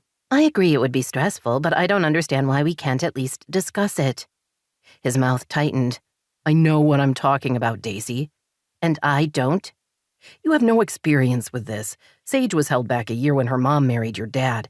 It was hard on her. When we were together in high school, she still remembered how awful it was for her. She was older than everyone else in her class. She was humiliated, and it changed who she was. I don't want that for Ben." Daisy glared at him. "You're comparing our son being too smart for his grade to your high school girlfriend being left behind a year? How are they the same thing?" He exhaled sharply, his impatience visible. "Great. Now you're not going to listen because I mentioned Sage?" "No, I'm asking how her experience has anything to do with Ben. It strikes me as an odd analogy. Why are you suddenly bringing up Sage?" "It's a relevant point of comparison." Daisy wondered if that was all it was. "Because you're seeing her?" "What?" His voice was a yelp. "No. When would I see Sage? Last I heard, she's in Italy." She desperately wanted to believe him, but would have felt better about the entire discussion if he'd said he didn't want to see Sage. But if she mentioned that, they would end up fighting about things that didn't matter.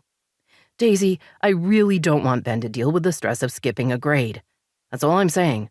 I think he should stay where he is because he's happy and successful. Why screw with that? She studied him, wondering if that really was all there was to it. All right, she said slowly. I'm not advocating we change anything. I was only suggesting we consider it. But if you feel that strongly, I'm fine with leaving him where he is and asking his teachers to challenge him academically. Jordan relaxed. Thank you. I want our kids to be happy and well-rounded people. Grades are important, but so is everything else. She decided to risk ruining their brief détente. Jordan, why are you still in a hotel? Because nothing's been resolved. That's because I'm not sure what the problem is. You know exactly what's wrong. I don't. That's not a fair thing to say. You haven't told me, so I'm supposed to guess? He looked at her as if he didn't believe her. Fine, I'll tell you. The problem is I don't matter to you anymore. I haven't for a while. I'm trying to figure out if that's a temporary thing or your way of being done with me. You're putting this on me? You move out, you won't tell me what's wrong, and now you're saying not only do I know, but that it's all my fault? You like my shirt? He asked. WTF? You're asking about what you're wearing? Do you like it? It's fine. Why does your shirt have to do with anything? You used to buy all my clothes. You said I had terrible taste and shouldn't be allowed anywhere near a store. Even when we were dating, you would buy me shirts and socks, and that first Christmas, you got me a leather jacket. She genuinely had no idea what he was talking about. How was any of this relevant to their marriage? Yes, I bought you a leather jacket. You stopped buying me clothes a long time ago. And you're upset about that? Jordan, I'm a working mom. You moved out because you had to buy your own shirts? No.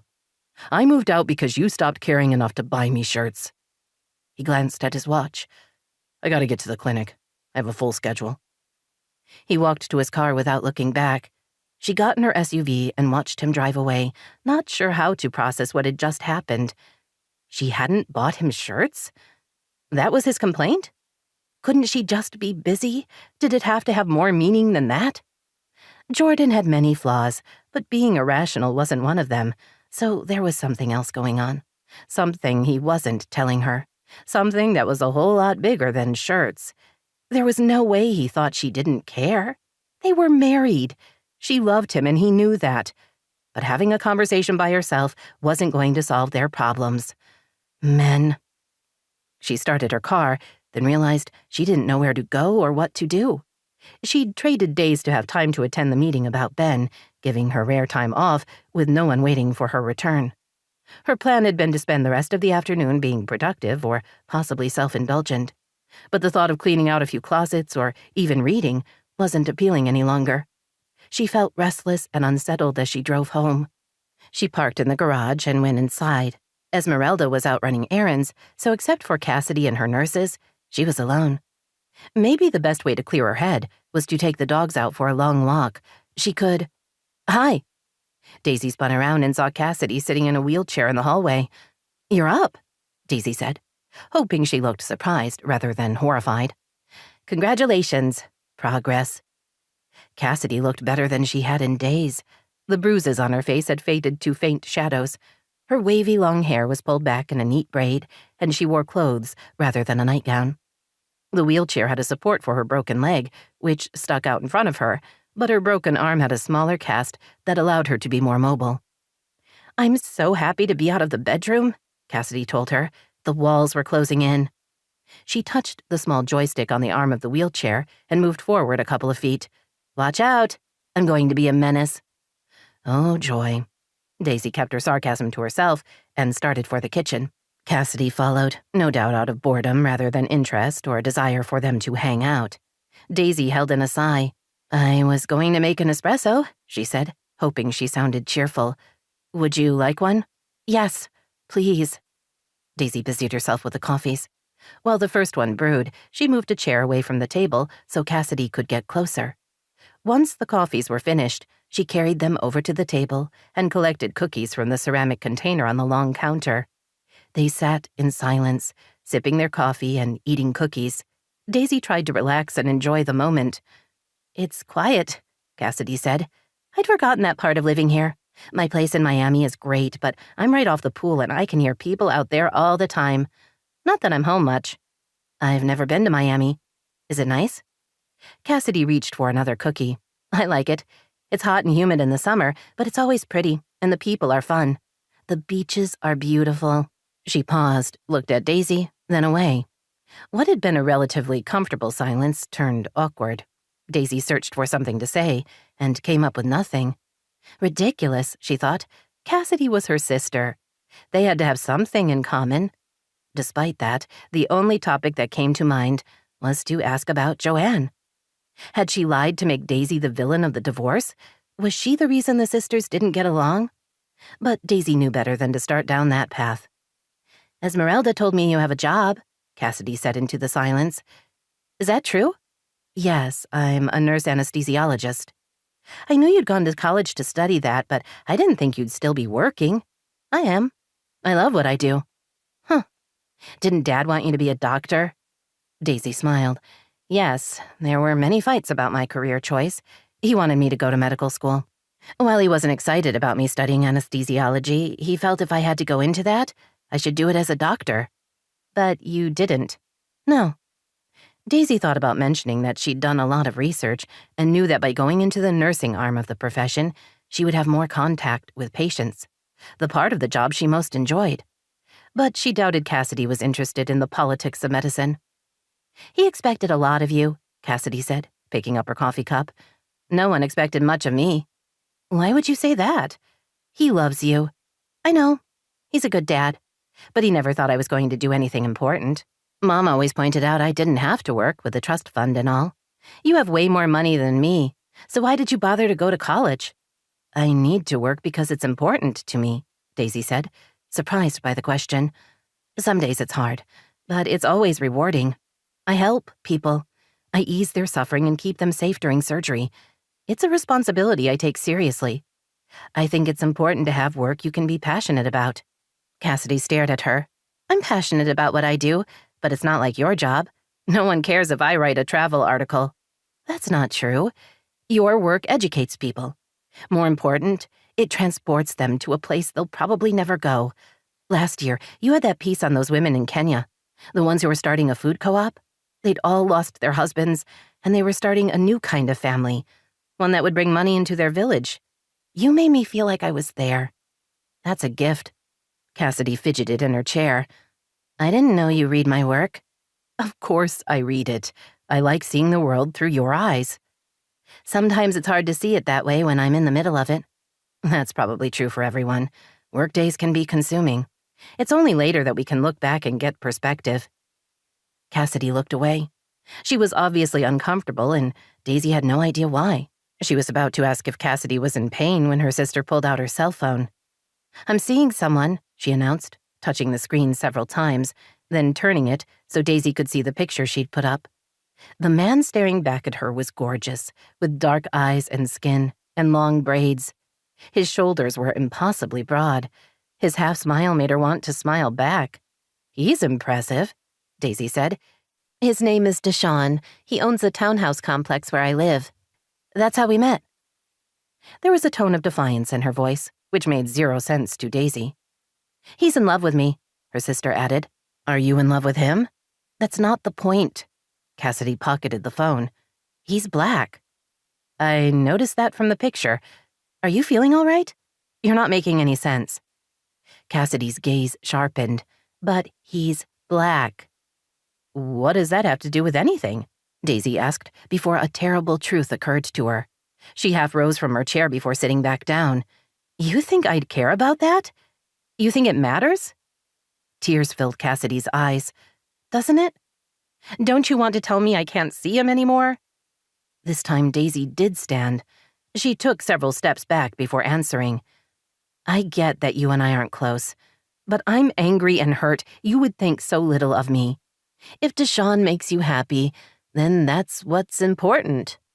Who he is as a man, not what he looks like on the outside.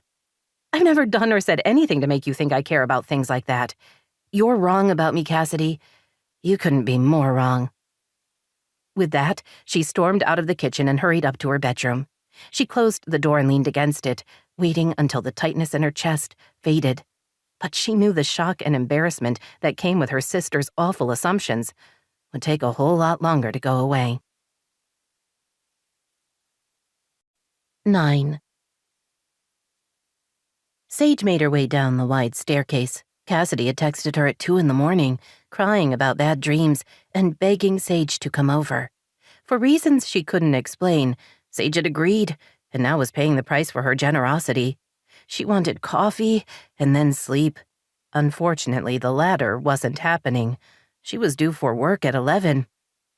Once on the main floor, she headed for the kitchen, thinking she would make herself a cup of coffee before going home for a quick shower. But when she walked into the kitchen, she wasn't alone. Esmeralda was pulling food out of the refrigerator. The woman was of average height, in her 50s, probably a size 14, and had short brown hair. She wore an untucked polo shirt over jeans. Cassidy complained that Esmeralda was totally Team Daisy and had a stink eye that was like a stab to the heart. Until Esmeralda turned and saw Sage in the kitchen, Sage would have said Cassidy was exaggerating. "Yes?" Esmeralda asked, her tone implying what she really wanted to say was, "Eat shit and die." "I come in peace," Sage said, offering the smile she saved for difficult customers. "I was hoping to get some coffee before I go home. Cassidy was especially needy last night, and I'm exhausted." She watched the battle in the housekeeper's eyes. Would she do the polite thing and agree to the coffee, or rudely tell her to get out? Sage was about to surrender and simply leave when Esmeralda walked into the butler's pantry and returned with a mug of coffee. She set it in front of a stool at the island. "Cream or sugar?" Esmeralda asked. "Just black is fine. Thanks." Sage took a seat and picked up the mug. The familiar smell of freshly brewed coffee brightened her spirits. She took a sip, then sighed. The housekeeper returned to the refrigerator, where she took out eggs, bell peppers, and milk. She'd already collected flour and butter. A food processor stood on the far end of the island. "What are you making?" Sage asked. "Quiche." "Now?" She glanced at the clock. It was not quite 6. She'd only made quiche a couple of times, but she was pretty sure the crust had to bake by itself for a little bit, and the filling was in the oven nearly an hour. "Don't they have to be at school by 8? Esmeralda shot her a dismissive look. "They have a late start today. I wouldn't make a breakfast that couldn't be finished in time." Aware she'd offended, Sage held in a sigh. "You're right. I should have thought of that. Does Miss Daisy know you're here?" "I have no idea. She's aware I've been visiting Cassidy." They'd had that early morning coffee the previous week. Funny how she'd seen more of Daisy in the past month than in the past 20 years. "I'm going to tell her you were here and that I gave you coffee." "I'd expect no less." Sage put down her cup. "You're very protective of her." "She's my family." "You're not married?" Esmeralda measured out the ingredients for the crust. "I was. My husband and children were killed in Thailand in the 2004 tsunami. We were working for a different family back then. My husband had taken my children to the beach. I was up at the house, working. They were swept away and their bodies never recovered."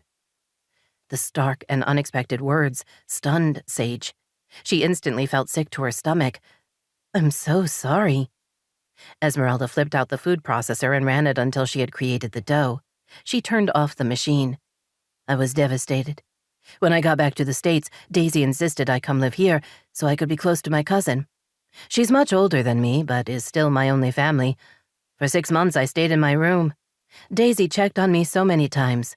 She brought in a grief counselor. When I was a little better, she helped me find a job. When she married Mr. Jordan, my cousin retired and Daisy hired me. She's my family now." Sage struggled to understand. So while Daisy had been going to college, she'd taken the time to help out someone she'd never met, literally opening up her home. That same year, Sage had been busy dumping Jordan and moving to France. Saint Daisy, she thought, trying to find a little disdain in the words, but instead felt only admiration for her former stepsister. It wasn't a comfortable feeling. As if drawn by their conversation, Daisy walked into the kitchen. She had on hospital scrubs and her hair was in a ponytail. She dropped her tote bag on the counter and raised her eyebrows when she saw Sage. "Cassidy," she guessed, as she walked to get herself coffee. "She had bad dreams and called me."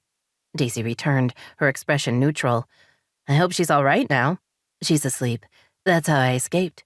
I'd just started to catch up on my sleep when she called me around 2. Daisy hugged Esmeralda. You don't have to make them quiche for every late start. The older woman smiled. I like to make them happy. She shot Sage a look that seemed very much in the stink-eye category. She wanted coffee. Daisy's mouth twitched. I think it's all right to let her have liquids, but no food. If you feed them, they start expecting it, and you can never get rid of them. Very funny, Sage muttered.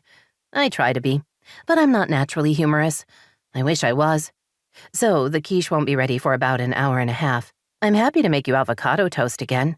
Sage rolled her shoulders, trying to ease the sudden tightness there. Don't be nice to me, she blurted. We've never gotten along, and there's no reason we should start having a relationship now. I really don't want to like you. Daisy's smile faded.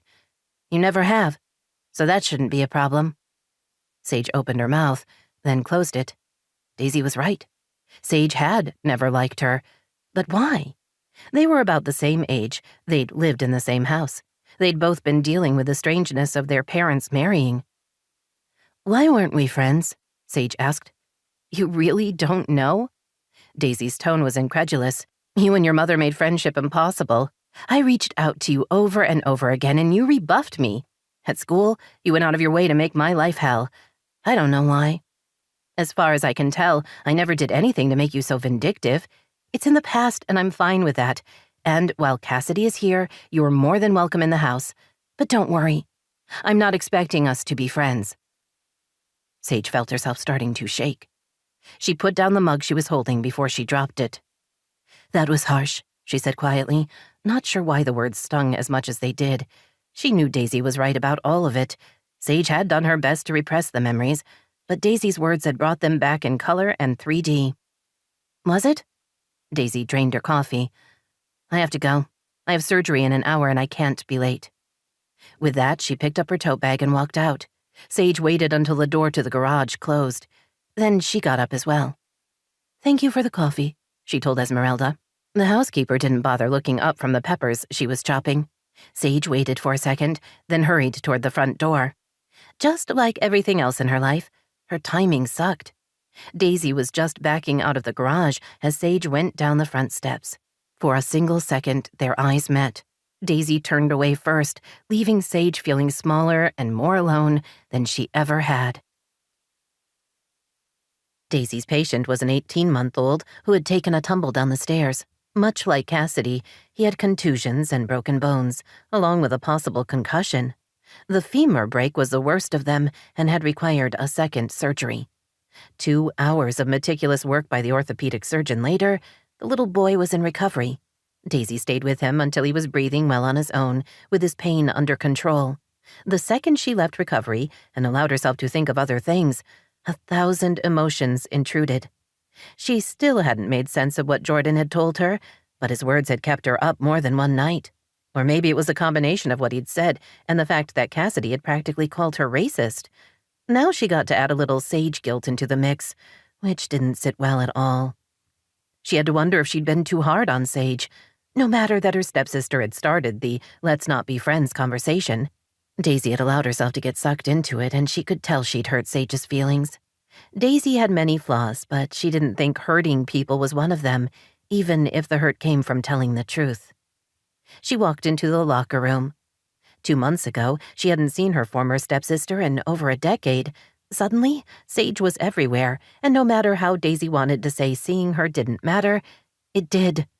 Old wounds were being ripped open and destructive patterns were being repeated. Knowing dwelling on what had happened wasn't going to help, Daisy opened her locker. She pulled out her cell phone and checked for messages. Disappointment fisted in her chest. She'd hoped that maybe Jordan would be in touch to explain, or possibly ask if she wanted to buy him shirts again. She supposed a case could be made that texting went 2 ways, only she didn't know what to say to him. Relationships suck, she muttered as she grabbed her bag. She closed her locker and walked out into the hallway, only to almost physically run into a short, stocky doctor in his 60s. Uncle Ray, she said, surprised to see one of her father's closest friends and the head of orthopedic surgery at a nearby teaching hospital. What are you doing here? I'm consulting on a case, he said, and I took a chance that you might be available to have coffee with a lonely old man. Oh, please, she said with a laugh. You're never lonely. Uncle Ray had 4 kids, a wife, a large and successful practice, an active social life, and a standing Thursday afternoon golf game. She couldn't remember a time in her life when she hadn't known him and his family. He hugged her. I'd still like to get coffee, if you have a few minutes. Her radar went on alert. Uncle Ray was a busy man who rarely did anything without a purpose. Well, she believed he had actually been consulting with one of the pediatricians at the children's hospital where she worked. She suspected an ulterior motive. You're going to annoy me, aren't you? She asked, linking arms with him. Possibly, a little. They went to the main floor coffee stand and got their drinks, then took them outside to the seating area in the hospital courtyard. About a third of the tables were filled with hospital staff taking a break, while family and visitors sat at the rest.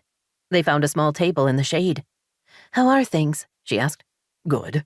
Julie's doing well and my kids are still amazing. Andrea's pregnant. Is she?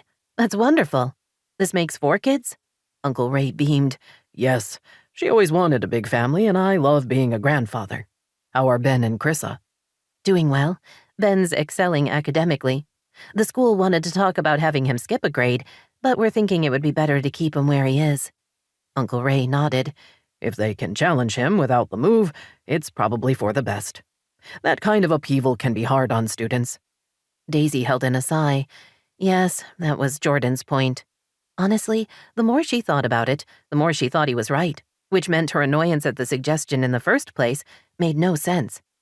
With the kids getting older, you must have a little more time in your life, Uncle Ray said. She set down her coffee. Do not start on me. His bushy eyebrows rose. I have no idea what you're talking about. His tone was innocent enough, but there was a sparkle in his brown eyes. My father called you, didn't he? Uncle Ray smiled. It's not too late, Daisy. You could apply to medical school, take the MCATs, and be on your way. And there it was, the reason for the chance meeting. Given this wasn't the first time her father had arranged for her to be ambushed, she wasn't even surprised. Note to self, she thought. Later she would call her dad and tell him he was really starting to bug her, but that wasn't Uncle Ray's fault. Has it occurred to you I'm 37 years old? I already have a career, and I don't want to go to medical school. You'd be a doctor by the time you were 42. You've always enjoyed kids, so you could be in a pediatric practice by 45 or 46. That would give you at least 20 years of enjoying your work, maybe 25. He sipped his coffee. More and more medical schools are seeing nurses applying. You'd get plenty of recommendations, and your father and I have a lot of connections at UCLA. Think of how much you already know. It would be a snap. Uh-huh. I'm not sure anyone thinks medical school would be a snap. She leaned back in her chair and held in a sigh. Why do you do this to me? I love my work. It's challenging. I'm helping people, and no 2 days are ever the same. This is what I want to do. I know I come from a long line of doctors, and that my dad wanted me to keep the tradition going, but it's my life, and I get to choose. I love you, but get off me. Uncle Ray smiled at her. I knew you'd say that, but I promised your father I would try. Tell him to stop sending his friends to do his dirty work. For some reason, he thinks you'll listen to me. In most cases, yes. Just not when it comes to this. Now, tell me how Racine is doing. Is she still dating that male model? Sage told herself she was stressed from everything happening in her life and a lack of sleep, but the truth was much more uncomfortable. Daisy had hurt her feelings. There, she'd thought it. Now she had to deal with it. 2 months ago, she would have said Daisy affecting her in any way was impossible. They never saw each other. Daisy was firmly in her past, and that was where she was going to stay. Only everything had changed, and now she was seeing her all the time. Worse, Daisy had laid bare Sage's past behavior, making Sage feel uncomfortable. No matter how she told herself she didn't care what Daisy or anyone thought of her, she couldn't escape an odd sense of shame and sadness. She did her best to shake off the negative feelings. It was her day off and she had things to do. She went running for an hour, then did laundry and completed several errands. She took her shiny new California driver's license to the local library and got a library card, then checked out a couple of books. She read one of them while she ate a solitary dinner at a little place in Westwood, finishing before the evening crowd poured in. When she returned to the house, her mother met her at the door. "I'm bored," Joanne announced dramatically. I need something to fill my life. A man would be great, but right now I can't find one. So let's do something together. Entertaining her mother wasn't on her to-do list, she thought. Joanne, like Cassidy, had the ability to emotionally drain a person and then complain they weren't fun anymore. And speaking of Cassidy, you should go visit your daughter, she said cheerfully, as she walked into the house. She's up in a wheelchair now, so you two could prowl Daisy's house and annoy her. That would be fun. She should feel guilty for throwing Daisy under the Joanne bus, so to speak, but she didn't. Not after what her stepsister had said to her. I do like the sound of that, Joanne said with a smile, then looked at the books Sage held. What are those? I went to the library. On purpose? Her mother sounded horrified. Yes, Mom, on purpose. I like to read. Since when? It's entertaining. You should try it sometime. Joanne shuddered. No, thank you. We could go out to a bar. Her mouth turned down. On second thought, that's a bad idea. You'd be too much competition for me. Her gaze narrowed as much as the Botox would let her. Do you think we could still pass for sisters? Something that had never happened, Sage thought, but her mother had quite the imagination. Sure, we always have. Now, about Cassidy. Are you seeing anyone? Sage inched toward her room. No, I'm not ready. A statement that was true, but not for the reasons her mother would think. Forgetting her ex had taken far less time than it should have. Right now, she was more focused on trying to figure out things like what she really wanted for herself and why everyone said she was mean. Too bad Daisy and Jordan are still together, Joanne mused. You and he made such a cute couple. I know he regrets losing you. They've separated, Sage said without thinking, then immediately wanted to claw the words back. Her mother's eyes widened before she started laughing with far too much glee. Really? They've split up? That's wonderful. Sage, you have to go out with him. Think of how much that will upset Daisy. Sage took a step back. Mom, no. I'm sorry I told you. It's not good news, it's sad. They have kids together. Joanne waved away that detail. Kids, Schmids. Who cares about that? Call him.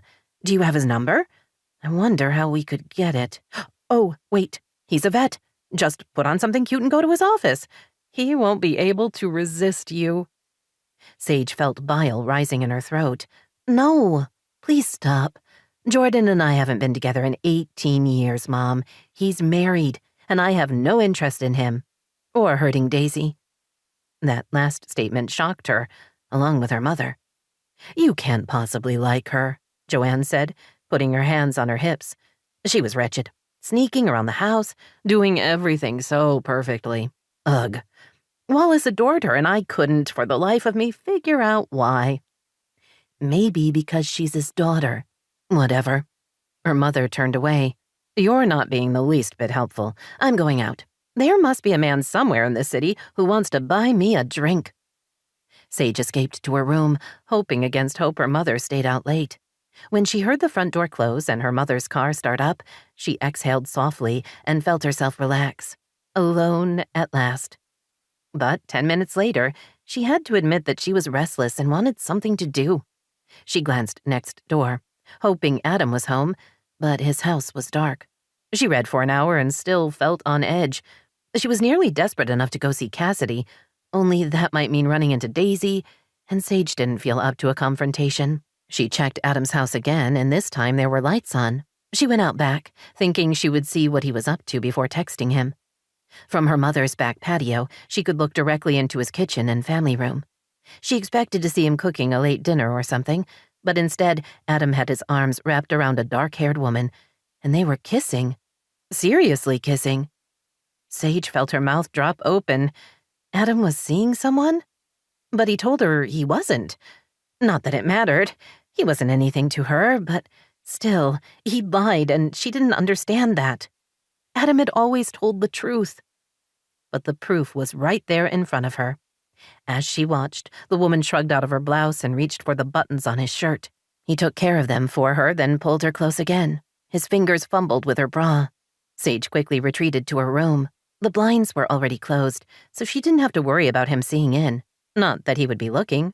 Right about now, they would be doing the deed. The thought was unsettling. Was the strange woman the reason she wasn't seeing as much of Adam as she had been? She'd mentioned getting together for dinner, but he'd put her off, saying he was wrapping up a project. Foolishly, she'd believed him. But now she wondered if the real reason was the brunette he was currently screwing.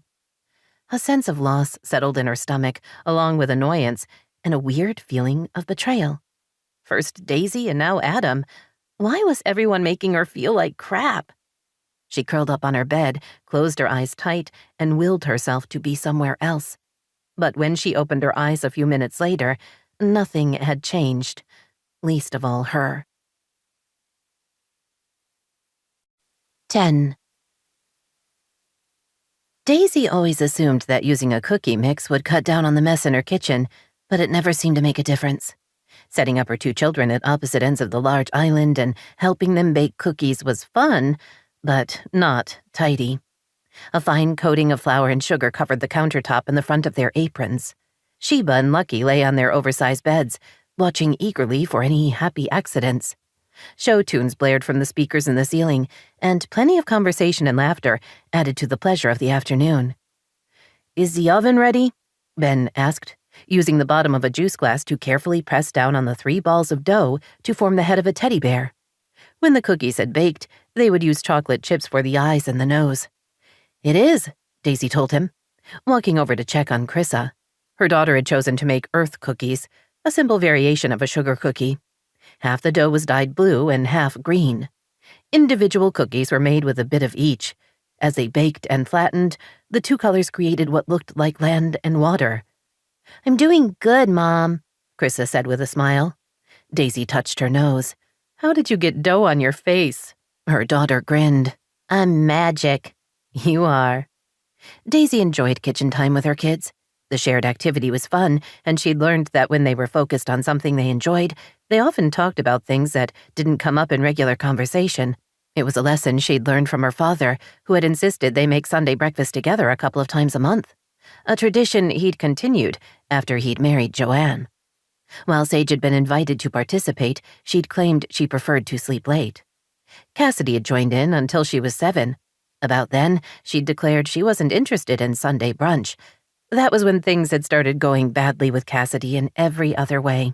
She recalled what Sage had mentioned, that Joanne might have a part in Cassidy's unfriendly attitude. If so, the older woman had even more to answer for. Not that they were ever likely to have a confrontation. When Ben and Chrissa had each filled a cookie sheet, she put them in the oven and set the timer. The kids went to work on the second cookie sheets. "I Want to Live in America" from West Side Story came on. "That's one of my favorites," Cassidy said as she rolled herself into the kitchen. "Cassidy!" Chrissa climbed down from her step stool and hurried over to her aunt. "We are making cookies. We do it on Saturday afternoons and it's really fun. Mommy has great ideas for different cookies. I'm making ones that look like the earth. Come see." Daisy ignored the knee-jerk resentment that welled up inside of her. In her head, she knew why her daughter would find Cassidy interesting and appealing, but in her gut, she pretty much wanted to throw up. Cassidy looked at her, one eyebrow raised. "Still making cookies with the children? You used to do that with me." Daisy frowned, trying to remember when that had happened. Maybe once or twice. You weren't a real fan. Cassidy's expression turned wistful. "I enjoyed it, but, well, it was complicated." Daisy knew better than to ask why. She wasn't interested in getting another emotional hit from her sister. The comments about Deshawn had been enough for 1 month. "If you wash your hands, you can help me," Chrissa said, hurrying back to her stool. "Thank you," Cassidy said, rolling to the sink. "That's very sweet of you." Chrissa preened at the compliment. Daisy knew it was good that her daughter was a caring person, and she appreciated that Cassidy was being nice about Chrissa's attempts to bond. She told herself to accept what was happening with an open heart, and to ignore the bitterness from the past. But she found it difficult not to be resentful. When Wallace and Joanne had split up, Daisy had been worried about Cassidy feeling her life was torn apart. She'd gone out of her way to be caring and supportive. Wallace had hired a nanny to look after Cassidy when she was with him. He'd been concerned about Daisy taking on too much, rather than enjoying her own childhood, but Daisy had still tried to be involved. She'd never wanted Cassidy to feel about her the way she'd felt about Joanne. But no matter what she'd done, there'd been a wall between them she couldn't breach. Cassidy got into the spirit of the cookie bake. She made a few with Chrissa, then Ben invited her to make teddy bear cookies with him. He showed her how to roll the one large ball for the head and the two smaller ones for the ears. The timer dinged, and Daisy pulled out the hot cookie sheets and put the second ones in. Then Chrissa and Cassidy went to work on filling the third set. Esmeralda walked into the kitchen, looking worried. Daisy smiled at her. "I swear I'm going to clean this up when we're done," she said. Esmeralda shook her head. "Miss Daisy, there's a woman here who claims she's Cassidy's mother. Should I let her in?" The room went silent. Even the show tunes seemed to get quiet. "Joanne is here?" Daisy asked. Cassidy's smile faded. "Do you think she wants to see me?" "I doubt I'm the reason she showed up." Chrissa looked at Cassidy. "Do I know your mom?" "No," Daisy and Cassidy said together. Daisy cleared her throat. "Show her in, Esmeralda. Once the children meet her, please take them up to the playroom." "But we're not done with the cookies," Ben protested. "I'll wrap the dough. You can finish later. Joanne is going to want to have an adult conversation with her daughter." "But I like adult conversation," Chrissa said, a whine in her voice. Daisy gave them both what Jordan called the look, and they were instantly quiet. She nodded at Esmeralda, who quickly returned with Joanne. Daisy hadn't known what to expect. She hadn't seen her former stepmother in 20+ years? Joanne was still strikingly beautiful, with blonde hair and blue eyes, much like her two daughters, but she was older. Gone was the youthful vibrancy. She was an attractive woman who would never see 50 again. Wearing slim white pants and a tailored blouse, she swept into the kitchen as if she were the hostess and everyone else had somehow snuck into the party. "My goodness, how odd it is to be back here," she said with a laugh, her gaze sweeping the room. She crossed to Cassidy and patted her on the shoulder. "Darling, you look wretched. How are you feeling? You should have called me. I would have stopped by sooner." "Hello, Mother," Cassidy said, her voice cool. It was only then that Daisy realized Cassidy had been back in LA for nearly 3 weeks, and this was the first time Joanne had bothered to visit. Ben stood his ground at the counter, but Chrissa sidled close to Daisy. Joanne glanced at the children, then smiled. "Well, isn't this nice? You're baking together. How very domesticated."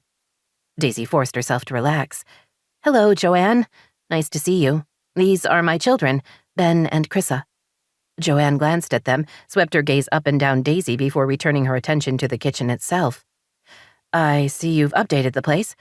Not what I would have done, but I suppose one has to work with what one has." Daisy did her best not to stiffen. She nodded at Esmeralda, who walked toward the children. "Are you my grandmother?" Chrissa asked, as Esmeralda took her by the hand. "No." Joanne sounded genuinely shocked by the question. "I'm not old enough to be a grandmother."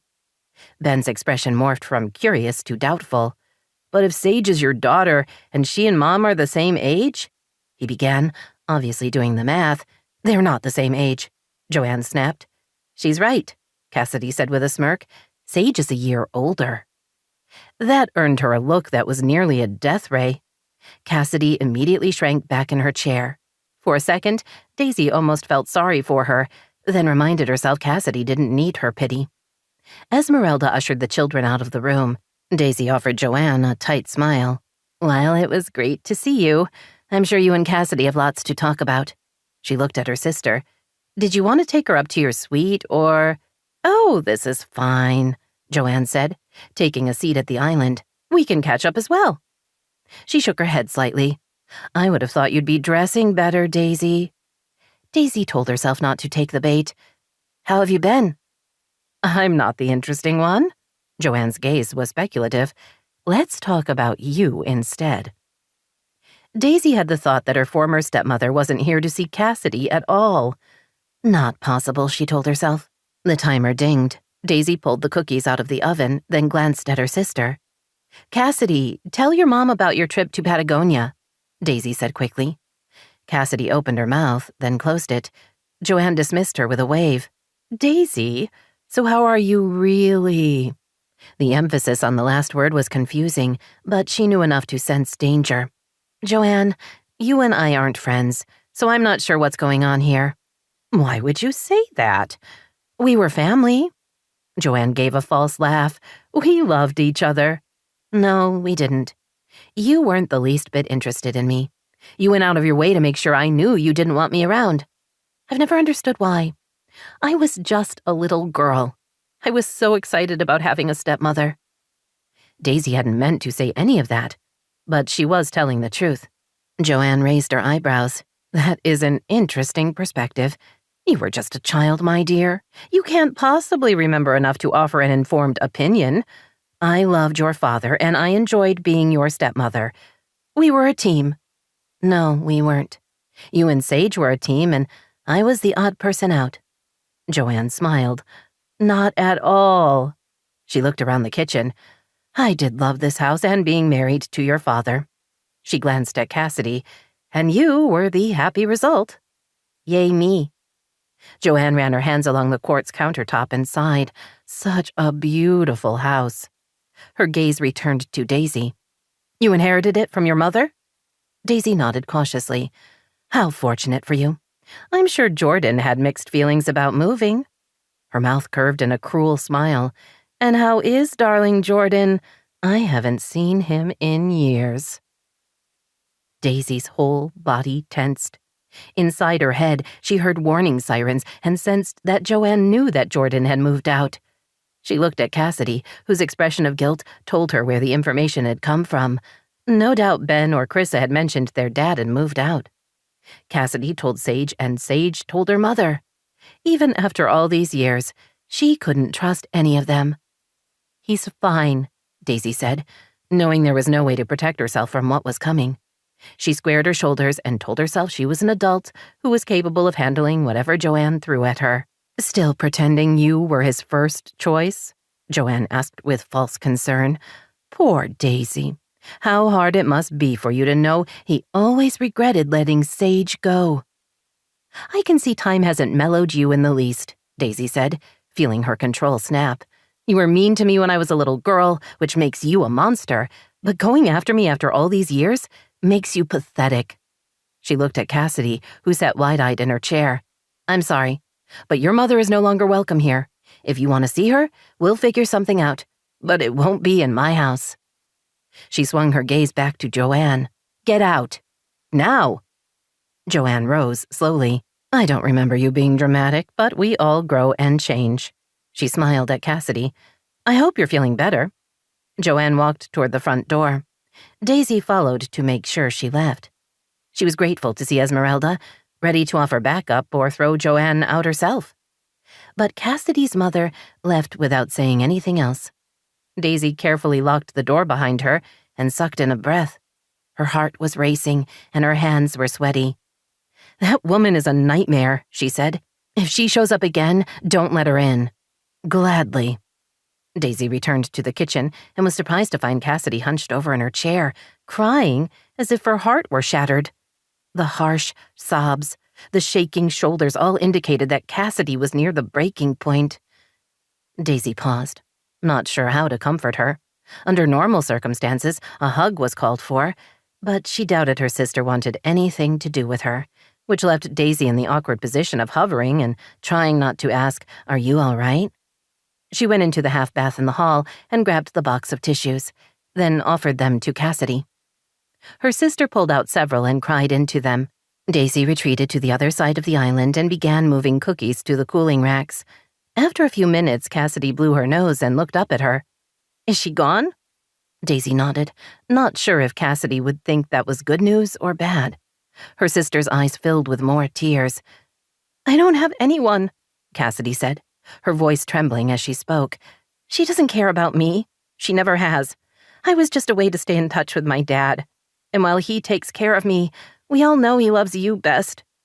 She covered her face with her hands. It's been all this time and she never once came to see me, and today her visit was just about hurting you. Daisy had no idea what to do.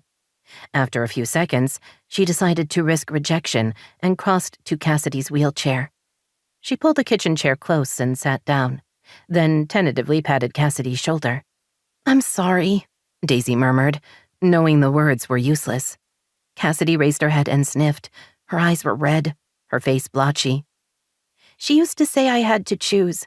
that I could only love her or you, and that she was my mother, and if I picked wrong, I would pay for it for the rest of my life." Daisy drew back. "What? She said that?" Cassidy nodded.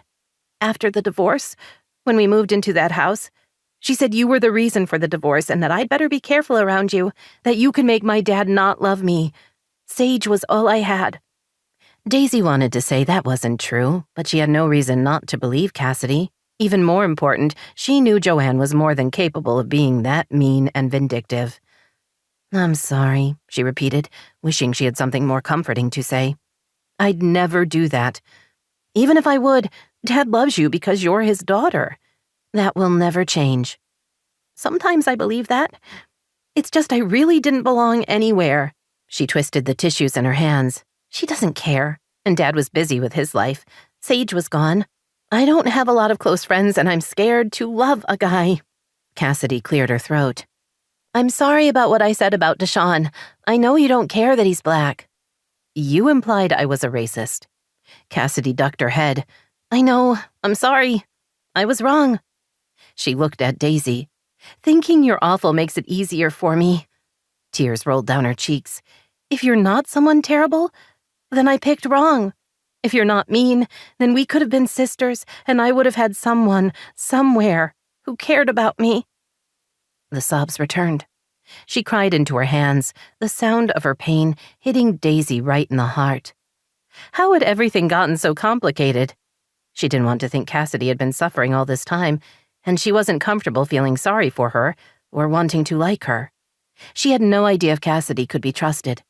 Only she couldn't help wondering if even thinking that made her an awful person. Daisy decided to take a chance. She leaned close to Cassidy and wrapped her arms around her. Cassidy hugged her back, her good arm squeezing tight. "Look at the bright side," Daisy said, hanging on. "You get to blame your mother. Not only is this all her fault, making her the bad guy is trendy." Cassidy gave a strangled laugh. "I'll try to remember that." She drew back. "I'm going to go to my room for a bit." "Sure." Daisy pulled the chair out of the way. "If you need to talk, I'm here." She regretted the offer as soon as she made it, but didn't take it back. "Thanks." Cassidy rolled out of the kitchen. Daisy wished she could simply accept what her sister had said and assume they were going to get along better now, but she'd been burned too many times to be able to open her heart. Maybe it wasn't fair, but Cassidy would have to earn her way in. Sage had barely set down her purse and slipped off her shoes when her mother burst into her bedroom. "Finally, you're back. Where have you been?" "At work. I have a job, remember?" "Oh, that." Joanne waved a thick envelope. "This is so much more important. You have to go and you have to take me. I insist." Sage took the envelope, noted it was already opened, and held in a sigh. She glanced at the return address, surprised to see it was from her high school. Why would they be mailing her anything? They communicated with her via email. "Well, open it," her mother told her. "Hurry." Sage pulled out an invitation. "It's for a reunion," she said, trying not to wince at the number of years she'd been out of high school. "They have it every year," her mother said eagerly. "You have to RSVP, and I'm your +1. "Why would you want to go with me to my high school reunion?" "Because it's not just yours. Former students from every class will be there, including some very rich older men who might be looking for a new trophy wife." Sage had the uncharitable thought that the man in question would have to be really old to consider a woman in her 50s a trophy wife, but she kept that thought to herself. "I want to go," Joanne said firmly. "I wanted to go every year, but I couldn't without you. You owe me, Sage." "I don't know if I'm going," Sage began, then stopped when her mother glared at her. "It's one of the big social events of the year," her mother told her. "Everyone who is anyone is there. We're going." Sage tossed the invitation on her bed. She was tired and her feet hurt. Giving in seemed easier than fighting. "Fine. We'll go." Joanne beamed at her. "Wonderful. Now I have to go see if I have something to wear. I want to look elegant but sexy." Still talking to herself, she wandered down the hall. Sage closed her bedroom door and shut the blinds, then changed out of her work clothes. She was about to try to figure out what she was doing about dinner when her phone buzzed. She picked it up and saw a text message with the beer mug emoji and a food emoji. She and Adam hadn't seen each other since she'd asked for a rain check on their dinner. Plus, there was the issue of the brunette. Her mother swept into her room without knocking, then twirled, showing off a dark blue cocktail dress. "What do you think?" "He looks great, Mom. I'm going over to Adam's." Her mother twirled again. "I have no idea what you see in him. We're friends." "Whatever." Sage made her escape. Adam opened his front door and smiled at her. "So that's a yes?" She grinned. "It is, assuming you're alone." He walked with her to the kitchen. "Why wouldn't I be?" She sat at the kitchen table. He got them both a beer. When he was seated across from her, she leaned toward him and lowered her voice. "You had a woman over last week. I didn't know you were dating anyone." She kept her voice light and teasing so he wouldn't suspect she was mildly hurt by the idea of him seeing someone else. A ridiculous admission, but true.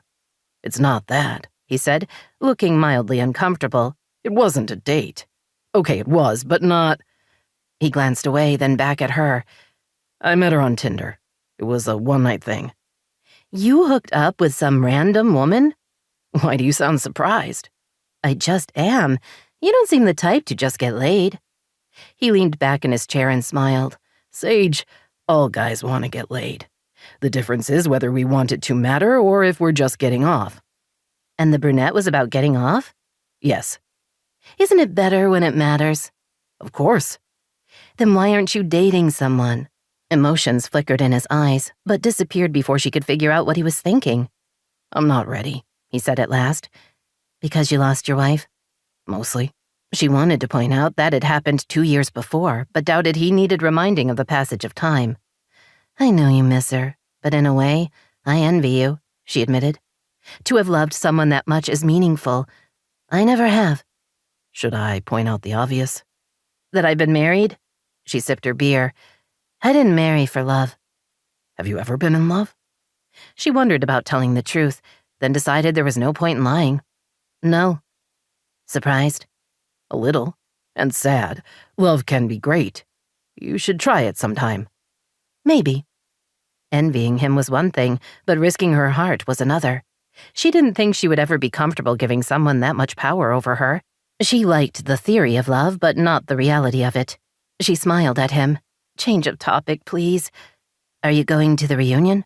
"Maybe. I usually do. It's for charity and it's fun to catch up with people. Are you?" "My mom wants me to take her so she can find a rich man." Adam nearly spit his beer. "Seriously?" "She's very serious." "Is that your plan, too?" "No." It had been, when she'd been on the plane, flying home after yet another failed marriage. But since being back, she'd started to think there might be another path. "Because I know some tech guys with serious scratch." She laughed. "Scratch? Is this you, old man, all hip with the slang?"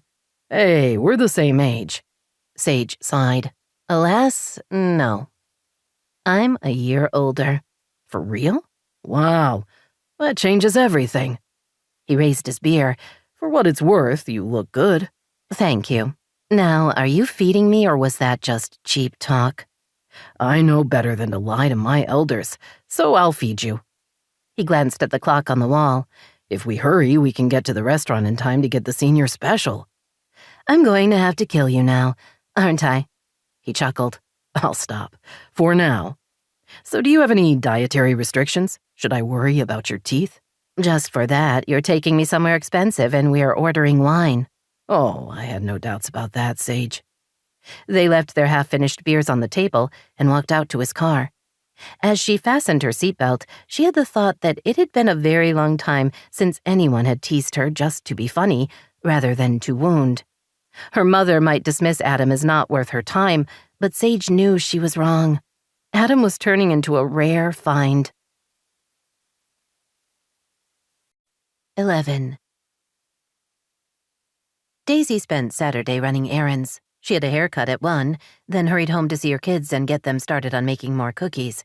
They were spending Sunday with Jordan, and she wanted to have the evening to hang out. Chrissa and Ben had a movie picked out, and she would be making kettle corn, a rare treat, what with all the sugar. She would also be making dinner, Another weekend tradition. While Esmeralda cooked the rest of the week and would be happy to prepare something for Saturday and Sunday, Daisy liked to make those dinners herself. Usually the kids hung out with her while she prepped the meal. Since Jordan had left, Daisy had let the tradition lapse, but she was determined to start it up again. Maybe she would invite Cassidy to join them, although she was less sure about that idea. Since her sister's breakdown, they hadn't spent much time together. Daisy was still trying to take in everything she'd been told, and she would guess Cassidy was processing a lot of emotions herself. Families were complicated, she thought, following a florist's van down the street. Surprisingly, it turned into her driveway and she followed, parking by the garage rather than pulling in. She walked over to the van. "Can I help you?" she asked the driver, sure he was lost. While she would love to think that Jordan was sending her flowers, the odds seemed exceptionally slim. I have a delivery for Cassidy Allen. "Oh, she's inside. I'll take them if you'd like." Thanks. While he went around to the back of the van, she fished a $5 bill from her wallet and handed it over. In return, he gave her a large spray of flowers in a big glass vase. The arrangement was beautiful and heavy. She hung on to the cool, wet glass, trying to keep it from slipping as she used the keypad to let herself in. After setting the arrangement on the counter, Daisy studied the roses, orchids, and lilies. Someone had spent some serious money. She would guess Deshawn. She went back outside to put her car in the garage, then carried the flowers up to Cassidy's room. But her sister wasn't in her suite. Nita, the day nurse, looked up from the book she was reading. "Are those for Cassidy? She's in the playroom, hanging out with the kids." Daisy set the flowers on the coffee table. "Thanks. I'll let her know they've arrived." Nita closed her book and stood. "I spoke to your father yesterday. Cassidy no longer needs full-time nursing care, and it's silly for him to be paying for us to be here. Someone will come in every morning for a few hours, but otherwise, she's ready to be on her own. Cassidy's physical therapist has been helping her learn how to get herself in and out of bed and get dressed. Once her casts come off, she'll be able to head home." "Yes, well, I'm sure she's looking forward to that," Daisy murmured. A week ago, she would have said she was as well. That getting her sister out of her house and out of her life would be a happy day indeed. Now she was less sure of everything. Cassidy's confession about her twisted relationship with her mother had caused more than one sleepless night for Daisy. She'd never much liked Joanne, but had never seen the other woman as a vicious monster. Now she wasn't sure about that either. Apparently, the rock-solid foundation of her worldview was just an illusion. Daisy took the envelope tucked into the arrangement and carried it to the playroom. As she approached, she heard Sage's voice, which was a surprise, but not nearly as much as the fact that she was speaking French. Instantly, Daisy remembered being 10 or 11, sitting in the kitchen for an after-school snack while Joanne and Sage chatted in French, occasionally motioning to her and laughing. She had no idea what they were saying, but even at that age, she'd known they weren't being kind. She forced herself to unhunch her shoulders. She wasn't that little girl anymore. She could take care of herself and protect her children. What Sage or her mother thought of her was meaningless. She found Sage on the floor, with Ben and Chris on either side of her. They were staring intently at a children's book, following along as Sage spoke slowly, pointing to each word as she pronounced it. Cassidy watched from her wheelchair. Chrissa saw her first. "Mom, Sage is reading to us in French. It's really fun. I want to learn to speak French." She scrambled to her feet and ran to Daisy, who hugged her. "Languages start next year, sweetie. You can pick French if you'd like." "I'm learning Spanish," Ben said importantly, "but I'm going to see if I can learn French, too." Sage smiled up at her. "I came by to visit Cassidy, and she was in here with the kids. I didn't know all of my old French books were still here. They're so beautifully illustrated." She paused. "You got your hair cut. The style is pretty on you." Daisy waited to see if there was a punchline after the compliment, but Sage seemed to be done, so she forced out a slightly grudging, "Thank you," as she did her best to ignore how great Sage looked in jeans and a blouse. It seemed no matter what she wore, she was amazing. Was it because she was annoyingly thin, or was it just an unfair skill she'd been born with? Daisy wasn't sure she wanted to know. Ben stood and stretched. "Can we have some fruit and cheese?" "Sure. Esmeralda left a plate for you in the refrigerator. Want me to help you?" Ben shook his head. "I'm 10, Mom. I can get a snack for Chris and me." So grown up. she teased. He flashed her a grin before he walked out, his sister at his heels. Daisy turned to Cassidy and held out the envelope. Flowers came for you, along with this. Cassidy turned away. Throw them out. I don't want to see them. They're very beautiful, and I already put them in your room. She lowered her voice. At least read the note. What does it say? Cassidy's tone was defiant. Daisy instinctively took a step back. How would I know? I didn't read it. Sage scrambled to her feet and took it. I'll read it. She ripped open the envelope and cleared her throat. Cass, I can't stop thinking about you. I love you and I'm sorry. D. She looked up. Who's D and why is he sorry? Oh, wait. Is this fall off the mountain guy? Daisy didn't understand. Deshaun was with you in Patagonia? She asked the question before remembering her father had mentioned him being there. Cassidy nodded slowly. He came with me on the trip and stayed with me until the helicopter came. She looked away. He proposed. Daisy felt her eyes widen. In Patagonia. On the mountain, Sage said, her tone amused. Our little sister freaked out, so she backed up to get away from him and plop, off the mountain she went. Cassidy glared at her. It's not funny. Now that you're recovering, it's a little funny. If a guy that good-looking proposed to me, I'd say yes in a hot minute. Then you marry him. She pointed to the note. Tear it up and throw out the flowers. It's never going to work out between us. She brushed away tears. Relationships never work out. Not the romantic ones. The man obviously cares about you, Daisy said before she could stop herself. He's in love with you and you've been seeing him for a while. That has to mean something. History was important. At least she hoped it was.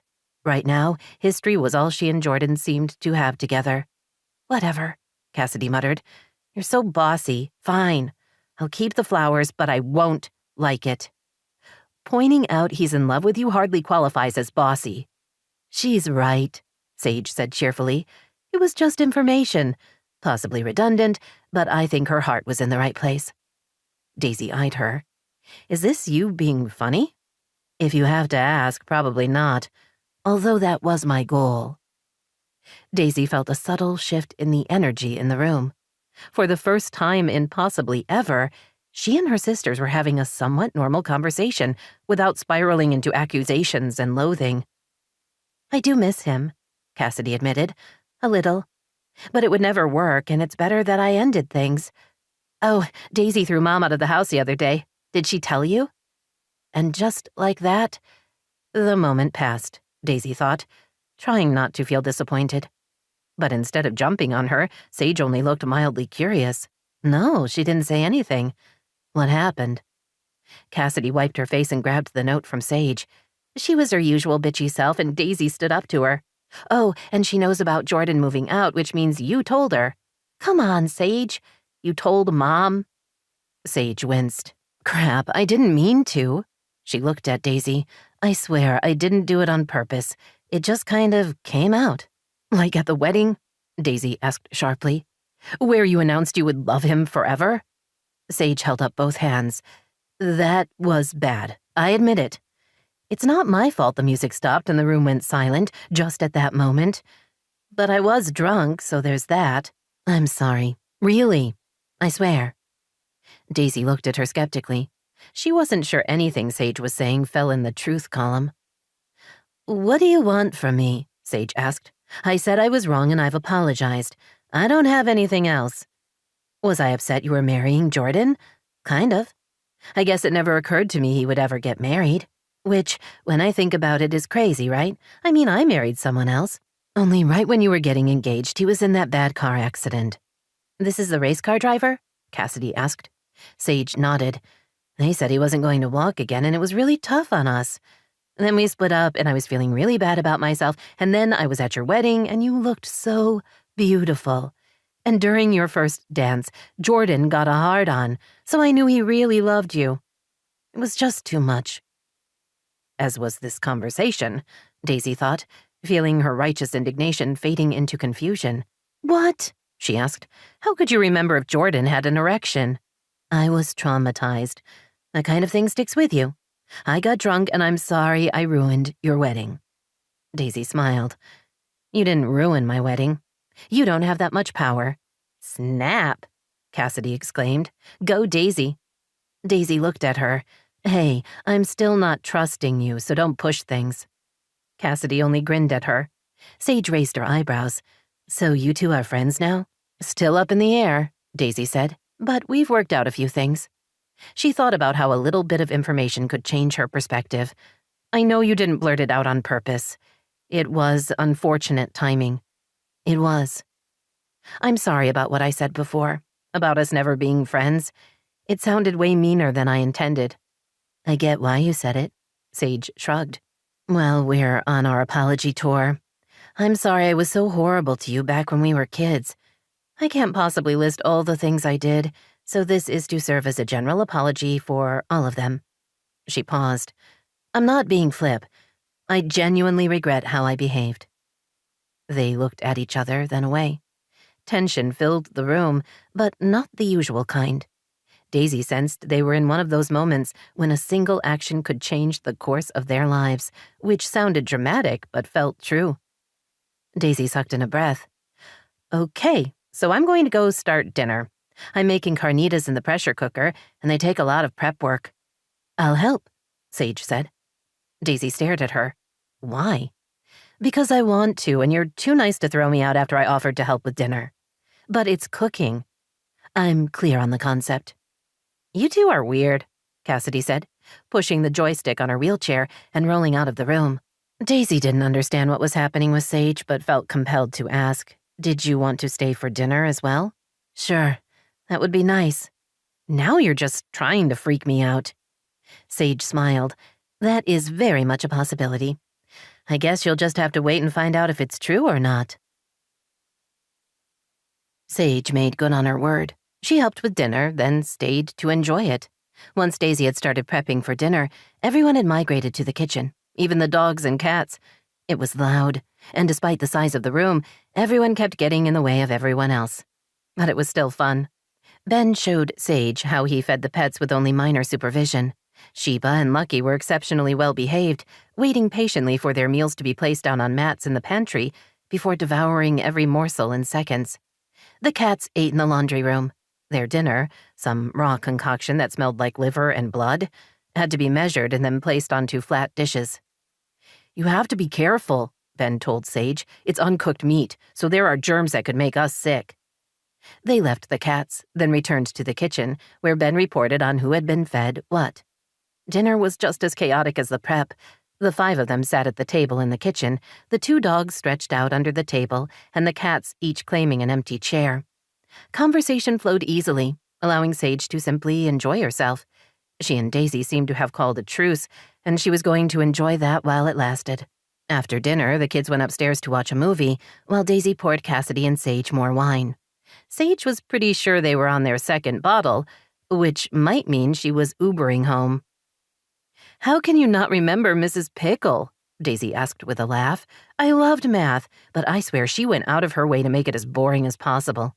I'd been so excited to take geometry, but when I found out she was going to be my instructor, I actually started crying. I was so disappointed.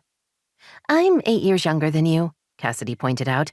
How would I remember your high school math teacher? I remember her, Sage said, as she shuddered. She was a mean old bat. If I had a nickel for every time she compared me to Daisy, I wouldn't need to work. She looked at her stepsister. You are so annoying. Me? Daisy asked with a laugh. I didn't do anything. You were smart. Like scary smart. All I heard all the time is, Daisy's so successful at school, maybe you could learn from her. If I made the mistake of pointing out we weren't related, I got the pitying looks. So my intellect intimidates you, Daisy asked, her voice teasing. Oh, please. You were an annoying person to have around in high school. I wasn't ever intimidated. You were a little, Cassidy said cheerfully. I remember that. I wasn't scared of Daisy, but I was scared of this house. Daisy stared at her in surprise. Why? It's a great house. For you. For me, it was just big and cold, and I didn't like coming here every other week. That was so hard, going between houses, having different rules. I never knew how Mom was going to be when I got back. Why would your mother act differently when you moved back with her? Daisy asked. Sage looked at Cassidy, who sighed. Because she resented the divorce, Sage said. She didn't want to live in that tiny house. For what it's worth, I think she actually loved Wallace very much and was devastated when they split up. I have a hard time imagining her loving anyone, Daisy said, then grimaced. Sorry, I didn't mean to say that out loud. If anyone knows that happens, it's me. Sage raised her glass. I give you a pass. Thank you. Cassidy glanced between them. A, why do you get to say if she gets a pass or not? And B, we were talking about me. Sage chuckled. So we were. Continue.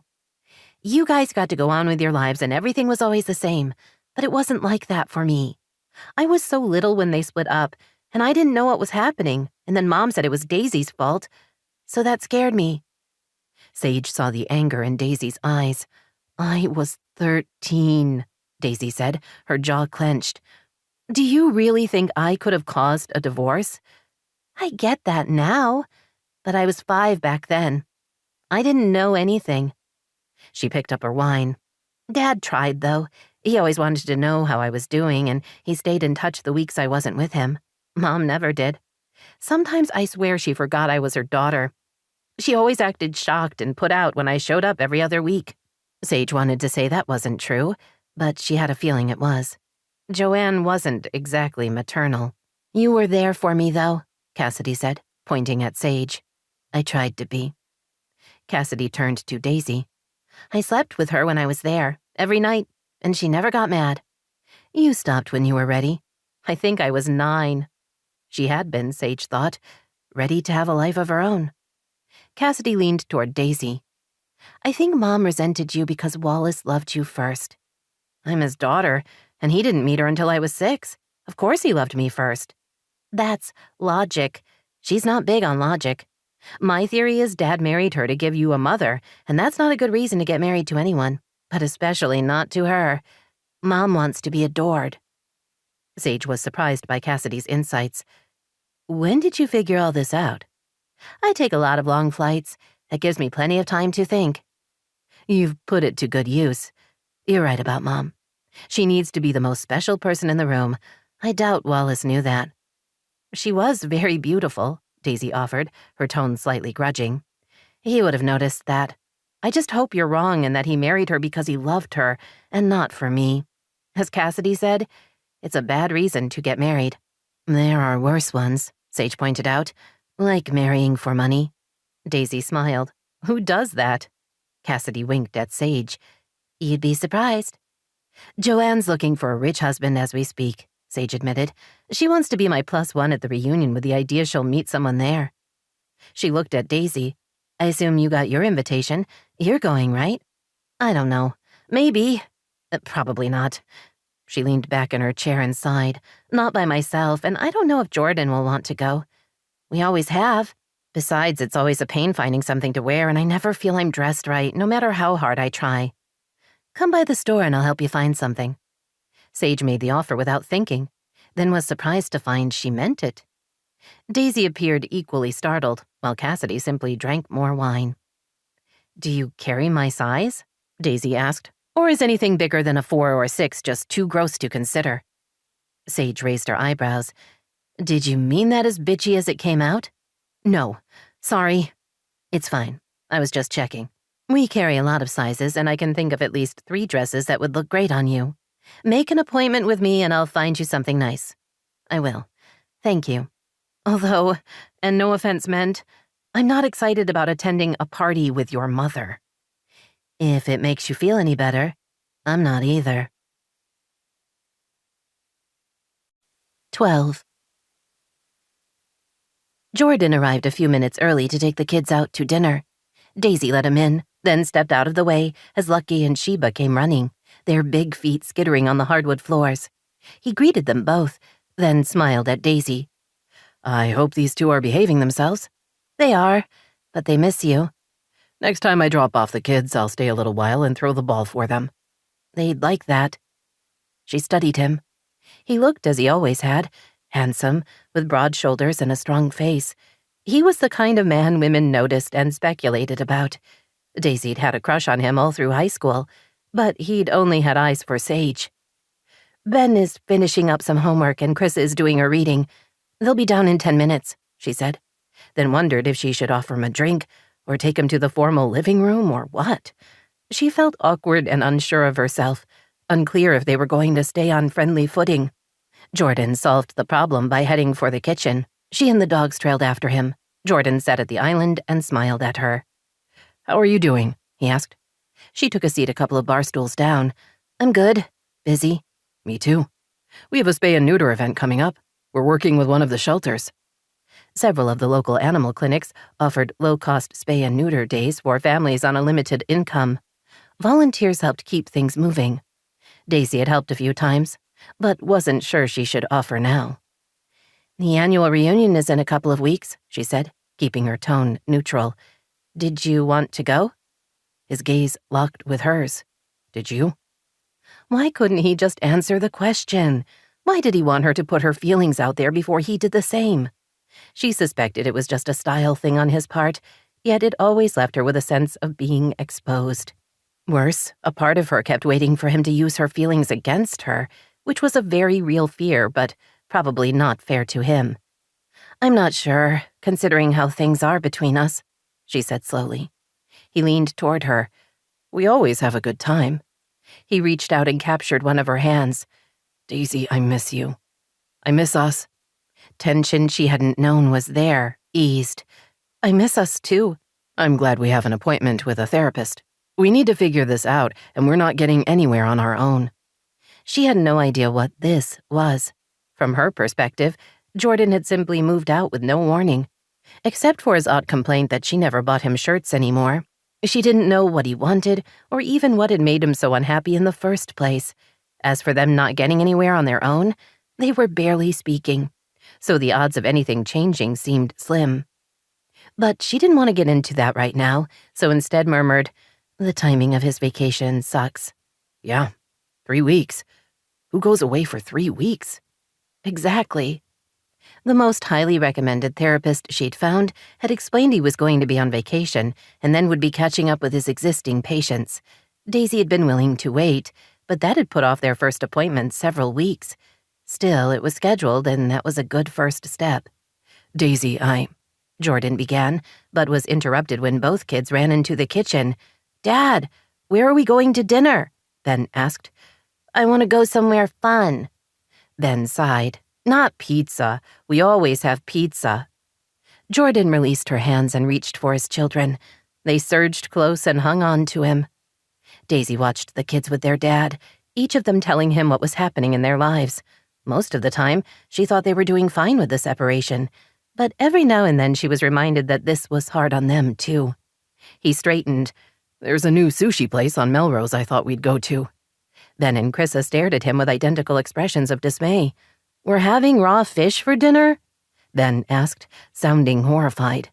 Chrissa made a gagging sound. Jordan laughed. "I'm kidding. We'll go to Island Burger. How's that?" He looked at Daisy. "I'll have them back by 8. "Thanks." Daisy walked them to the door, Sheba and Lucky leading the way. She hugged Ben and Chrissa. "See you too soon." They walked out onto the porch. Jordan paused at the front door and glanced back at her. "So yes on the reunion?" he asked.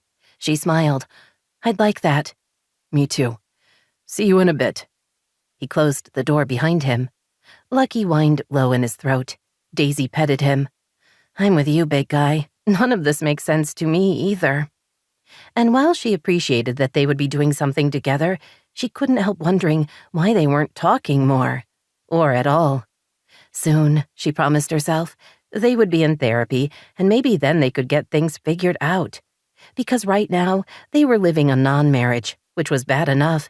But what really scared her was the fact that every day that went by, she missed her husband just a little bit less. Late morning on her day off, Sage lay on a yoga mat in her mother's backyard. As she inhaled, she pulled in her core, raised her arms over her shoulders, and pointed her toes, then slowly raised herself until she was in a perfect V shape. She held it for a slow count of 3, then lowered herself back to the mat, midsection burning. The air was warm. The trees provided shade. This was good, she thought, raising her arms again. She might have crawled back to LA in defeat, but she was getting her act together. Wallace had sent her a check for $1,000, something he did once or twice a year. She not only appreciated the cash, but she liked the fact that he still thought of her. Wallace was the closest thing to a father that she'd ever had. "You're killing me, Sage." She sat up and saw Adam standing by the low fence between their yards. "How am I supposed to concentrate when you're doing Pilates 10 feet away?" She grinned. "You were inside. I didn't think you'd notice." He chuckled. "Do I look dead? I don't feel dead. Can you work out in the house?" "There's no room. Besides, I'm completely covered." "You're wearing a tight tank top and leggings. I can see everything. It's cruel. Take a class. Please." "Classes cost money." He shook his head. "Fine. We'll take a drop-in class together. My treat. Maybe if I'm next to you, I won't notice as much." She stood up and put her hands on her hips. "Are you telling me you actually do Pilates?" "I hurt my back a few years ago. The physical therapist recommended it as a way to strengthen my muscles." His smile returned. "Plus, I'm usually the only guy in class. It's a good ratio. Meet you out front in 20 minutes. "You're incredibly weird," she said, but he was already gone. She went inside and slipped on flip-flops before pulling on an oversized t-shirt and grabbing her bag. She went out front and saw Adam pulling out of the garage in an older white Mercedes, two-seater convertible. She got in the passenger side. "A very sweet ride." He smiled at her. "I thought you'd look good in it." "So do you." She fastened her seatbelt. "So you really do Pilates to pick up women?"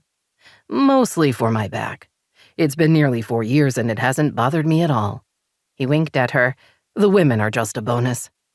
He drove a couple of miles to a local studio and parked. He registered them both before paying for the class. There were about 8 other clients, all women. A couple of them greeted him by name. Sage stored her bag, sandals, and t-shirt in one of the open cubbies, then took a mat. 50 minutes later, she was sweating, sore, and out of breath, but she felt good. Still lying on her back, waiting for her stomach muscles to stop quivering, she joined the group in calling out a thank you to the instructor. Adam stood with far too little effort and held out his hand. She let him pull her to her feet. At the cubbies, she slipped on her t-shirt, while he shrugged into a button-up Hawaiian shirt and pulled board shorts over his yoga shorts. He stepped into battered boat shoes before picking up his car keys. "I'm starving," he said. "Want to get something to eat?" "Sure." Adam drove them to a little bistro just off Sunset, close to UCLA. They were seated at a shaded table on the back patio. There were Mexican pavers, climbing vines, and a slight breeze. Perfection, Sage breathed as she sat down, then tried not to wince when her thighs complained. "It's a great place with good food and a nice atmosphere. We won't be rushed." She glanced around at the other patrons. "Lots of college students. Is that appealing?" He frowned. "Are you asking if I come here to pick up college girls? God, no. They're too young. I prefer someone age-appropriate." "I was just asking," she said, keeping her tone light. "I didn't mean to offend." "I'm not that guy." "I believe you." The information made her want to ask what guy he was. Their server appeared. Adam ordered a beer while she asked for the blackberry mojito. They agreed to split several small plates, including a mushroom tart, fried cauliflower, polenta fries, and a cheese plate. Sage handed her menu to the server. "You realize we're going to be eating more calories than we burned." "I know, but it will be worth it. How's work?" "Good. Busy. I'm establishing a client list, which helps. Repeat business means better money. Vivian, the reigning queen of sales, doesn't like me, but I'm trying to win her over." Adam picked up his water glass. "She's going to like you less when you start outselling her." "Why would you think I would?" "Am I wrong?" She grinned. "No." "There you go." She looked at him. "So, about the woman you had over a couple of weeks ago," she began. Adam held up both hands. "I haven't seen her since, and I have no plans to see her." "It really was just sex?" "Yes." "Was the sex good?" He chuckled. "When is it bad?" "It's not always good for me the first few times. I've never been a fan of the one-night stand." "Makes sense. You've always been into serial relationships. Jordan, the race car driver. I'm sure there have been others." More than he knew, she thought. Their server returned with their drinks and the cheese plate. When she'd left, Sage said, "Tell me about your wife. How long were you married?" 8 years. He looked past her, his expression more resigned than sad. Then he swung his gaze back to hers. She didn't want children. She made that clear from our third date. She wanted me to know that if the relationship was going to get serious, she wasn't interested in having a family. Sage sipped her drink. Not the usual choice. I know more and more women don't feel they have to have children, but it's still kind of expected. Do you want kids? The question caught her off guard. I don't know, she said, knowing she wasn't going to tell him the truth. I think I've always been afraid I wouldn't be a good mother. I didn't have a great role model. It's not too late. It's close to too late. Go back to what you were telling me. She didn't want kids. That must have surprised you. It did. I'd always assumed I would have a family, so I needed to think about it. I knew enough to know I wasn't likely to change her mind, and if we were going to keep seeing each other, I had to be okay with that. You decided you were okay with that, she said, reaching for a slice of Gouda. You must have been, or you wouldn't have married her. He nodded. But after a few years, I changed my mind. I really wanted a family. I talked to her about it, and she reminded me she'd been totally clear on the subject. Did you fight? No, but things were strained. I was resentful, which makes me an asshole. She hadn't lied. I was the one changing the rules. And then she died and you felt guilty about being mad at her. Uh-huh. That's how it went. I sold our house and bought the one I have now. I read a few books on grief, and I think I'm sort of adjusted. But you don't date. You just find women on Tinder and have sex. One corner of his mouth turned up. There is that. Yes. Why are you avoiding relationships? I don't know. Guilt, maybe. I don't want to be disappointed. Are you still in love with her? No. Why was it other people's problems were so much more interesting than her own? Adam, you're a single guy with a great job. You're good-looking and funny and very normal. You could have just about anyone. Maybe it's time to put yourself out there. Go on a date. Go on a second date. He sipped his beer. That's the nicest thing you've ever said to me. I can be nice. I know. I'm just surprised you're willing to see that quality in yourself. I know you were hedging before, when I asked about kids. What's the real reason you haven't gotten pregnant? Just then their server appeared with the rest of their dishes. Sage busied herself cutting up the tart and scooping some of the cauliflower onto her plate. She'd just taken a bite of a polenta fry when he said, "Sage?" She grimaced. "I'm not the girl anyone wants to get pregnant. You can't be beautiful arm candy when you're pregnant." That's not true. It's very true. Ellery was the only one who wanted to have children with me, and I just couldn't go there with him. Not when I knew I was going to break his heart. She'd spoken without thinking, and by the time she realized what she'd said, there was no grabbing back the words. Adam looked mildly confused. Who is Ellery? She took a large swallow of her drink. My second husband. One eyebrow rose. How many have there been? 3. The race car driver, Ellery, and the Italian count. Ellery's a professor at the American University in Paris. We met at a market. His French was terrible, and he was trying to buy... She waved her hand. I guess it doesn't matter what he was trying to buy. I helped him, and we started talking. Adam's gaze was knowing. Let me guess. It was love at first sight for him. She nodded. You were his princess. She nodded again. He loved me. The others wanted me, but Ellery truly loved me. I could never understand why. You don't think you're lovable? She pointed her fork at him. Do you really think you're in any position to talk about mental health? No. I thought not. Anyway, he was very good to me, but there was an unequal distribution of power in the relationship, and that's never good. He worshipped you and you enjoyed being worshipped? To quote you, bingo. She managed to smile. For a relationship to work, people have to care the same amount, and it was never going to be that way between us. But you married him anyway. I did. I wasn't feeling very good about myself, and, as you said, Ellery thought I was his princess. Because of him, I went to college. His eyes widened. You have a degree? She supposed she could have been annoyed at his obvious disbelief, but she decided to go with finding his reaction amusing. Yes, Adam, I do. I can read and do basic math. Some mornings I manage to dress myself. Sorry, that came out wrong. He cleared his throat. So what did you study? I have a degree in environmental studies and a minor in world history. Damn, Sage, you're the whole package. Smart, beautiful, and well-educated. Tell me again why you're not married. I think we can both agree I need to let the marriage thing rest for a while. He slid a piece of mushroom tart onto his plate. Why do you sell clothes if you have a college education? Couldn't you get a— He paused, as if not sure what to say. Real job, she finished dryly. I didn't want to say that. I know. She shrugged. I wasn't sure what to do with my degree. I know retail and it was easy. I'm still considering my options. Because she wasn't ready to talk to him about her dream of being a teacher. She liked Adam too much to deal with him laughing at her. You're a constant surprise, he said, then smiled. In a good way. Then that's how I'll take it. Daisy stared at herself in the full-length mirror of the large private dressing room. The dark green cocktail dress flattered her in every way possible. The fit and flare style emphasized the good parts and covered up the less good. The sheen of the fabric added a glow to her complexion. Honestly, she looked good. Better than good.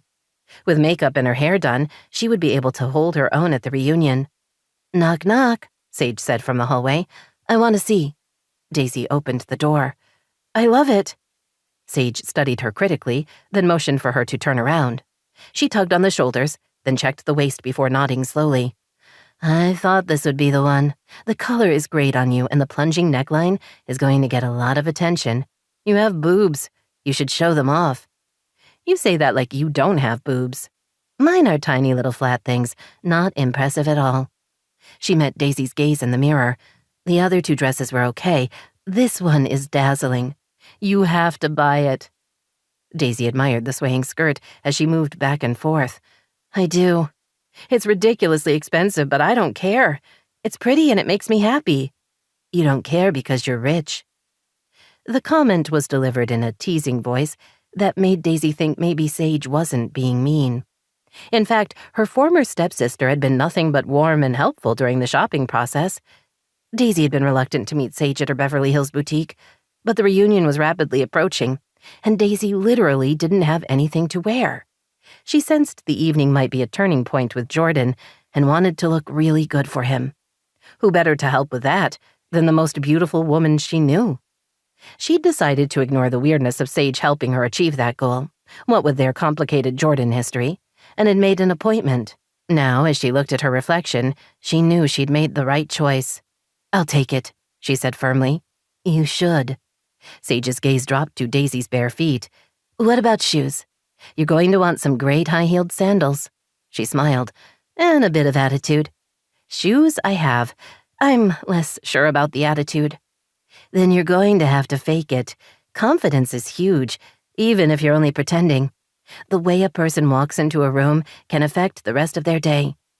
What would you know about pretending to be confident? Daisy asked. Sage smiled. I did it all the time in high school. Did you really think I believed I was all that? Yes, absolutely. I didn't. I was as scared and nervous as everyone else. I just knew how to pretend better.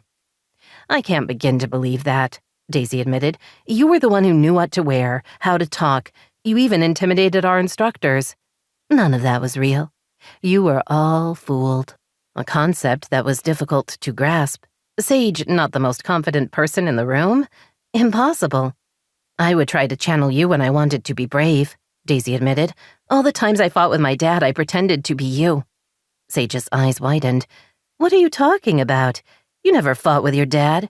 He adored his annoyingly perfect kid.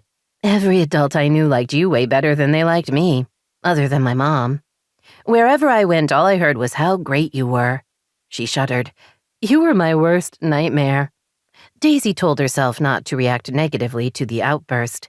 Although her instinct might be to assume the worst, she almost felt there might be a compliment buried in there somewhere. You resented that I was a better student, she said slowly. Sage rolled her eyes. I resented you were so damned smart. And such a rule follower. The teachers at school still talk about you. It's not right. I got along better with adults than kids, she admitted. With grown-ups, I understood the rules. With my peers, it was more of a crapshoot. I wasn't like you, Sage. I didn't know what to say or how to dress. I didn't either. Like I said, I was faking it half the time. If I wore something someone teased me about, I turned it around and made them the silly one. Her mouth twisted, sometimes more cruelly than I should have. You had book smarts, and I had a social intelligence. I was also more outgoing, which made a difference, and I was much more willing to defy authority. Daisy felt her worldview shifting. I'm speechless. Don't be. Now tell me the truth. Did you really fight with your dad? Yes, about a lot of things. When I was in high school, we mostly fought about my career choice. He wanted me to go to medical school, and I didn't. But you were smart enough and you come from a long line of doctors. So he reminded me, almost daily. Daisy held out her hands, palms up. I'd planned to be a pediatrician. I got into a special summer program for high school students interested in studying medicine.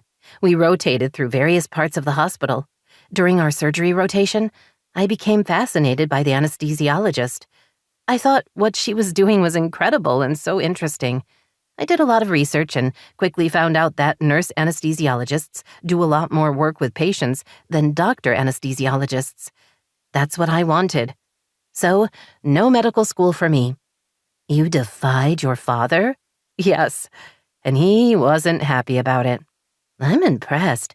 Weren't you afraid he'd stop loving you if you didn't do what he said? The simple question was like a punch in the gut, Daisy thought, as sadness overwhelmed her. Because knowing Joanne as she did, Sage's question made perfect sense. Joanne wouldn't allow any kind of defiance to go unpunished, and that was the kind of parental love Sage had grown up with. I knew he'd get over it, she said softly, although he still hasn't given up. She told her about her recent visit from Uncle Ray. You're really brave, Sage told her. I'm not, but I couldn't pick a career to make my father happy, and I know, deep down, he wouldn't want that for me. I'm not like you.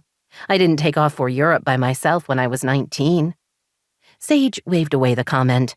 I was young and didn't know any better. But you did it. You made a life. You fell in love and got married. You saw the world. She smiled. I've been living in the same house since I was born. I'm not exactly a risk taker. Being one has its disadvantages. Sometimes it's nice to know where you belong. She pointed to the dress. I want our seamstress to adjust it so it fits perfectly. Thank you. Daisy brushed the front of the skirt. I never would have found this on my own. They looked at each other for a second. Then Sage gave her a quick smile and left her alone in the dressing room. Daisy watched her go, not sure what was happening. After all this time, was it possible she and Sage were starting to become friends? And if that was true, it was about the strangest happening ever. 13. Daisy nervously adjusted her emerald drop-style earrings. They were nearly 2 carats each, with diamond accents. She'd inherited them from her mother, and while she loved them, she rarely wore them. They weren't exactly something you put on to run to the grocery store. But the school reunion was different. It was a glamorous event with a charity auction, and while the dress code was cocktail attire, she knew better than to be underdressed, jewelry-wise. She studied herself in her bathroom mirror, not sure if her upswept hairstyle and heavier-than-usual makeup made her look as if she was trying too hard. Most years she wanted to look nice, but tonight there was the added pressure of wanting to look good for Jordan. She slipped on her Stuart Weitzman strappy sandals and told herself she'd done the best with what she had. As she walked out into the hallway, she nearly ran into Cassidy, who was sitting in her wheelchair at the top of the stairs. Hey, her sister said, glancing at her. You look really good. Thank you. Daisy frowned. You're not thinking about trying to take that chair down the stairs, are you? What? No.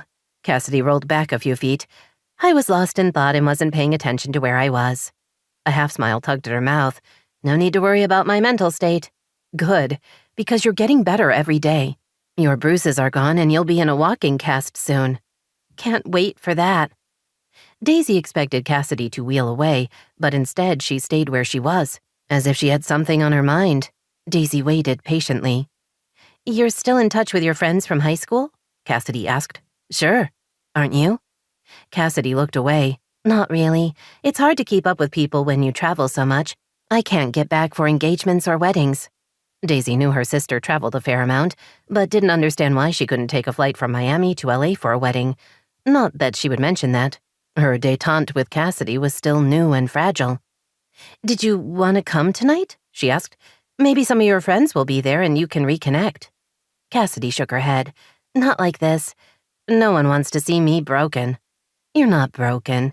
You had an accident and now you're doing great. You could tell them what happened. It's a wonderful story." Cassidy's brows rose. "That I was so horrified by Deshawn proposing that I fell down a mountain? I'd rather not be pitied."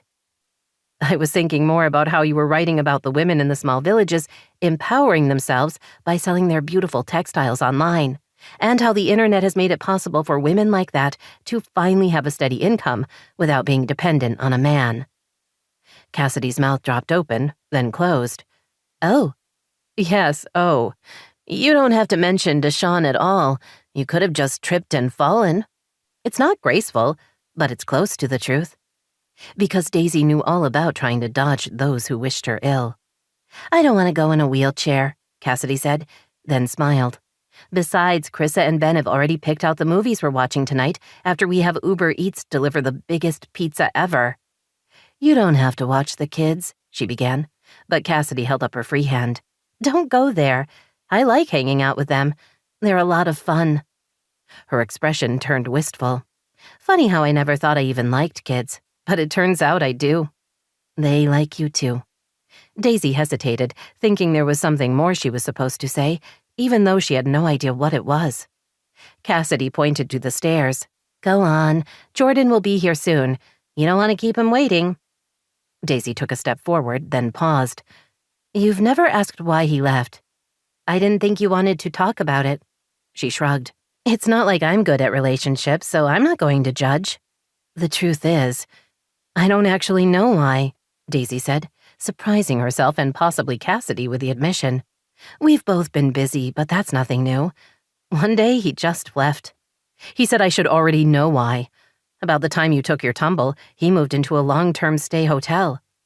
We're going to see a counselor in a couple of weeks. I'm hoping that helps."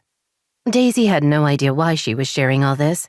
She and Cassidy weren't close. She wasn't even sure she would say she trusted her sister, yet here she was, blabbing all her secrets. "He shouldn't have left," Cassidy told her. "I hope he's home soon. Running away never solves anything. It only makes things worse." She moved the joystick on her wheelchair and turned around. "I'm going to find Ben and Chris and see if we can get some kind of consensus on pizza toppings. You have a good time tonight." "Thanks." As Daisy went downstairs, she wondered what Cassidy had been running from. Love? Before she could decide, Jordan walked into the foyer and smiled at her. "Hi. You look great." "You too." His dark suit emphasized his broad shoulders and lean build. The gray shirt and tie added a touch of sophistication. Her heart rate ticked up a little in anticipation. When he put his hands on her shoulders, leaned in and kissed her, there was a distinctive flutter low in her belly. His mouth was warm, the scent and feel of him familiar. He drew back. "Ready?" Yes, they were expected at the reunion. But what if they didn't go? What if instead of spending the evening with other people, they spent it with each other?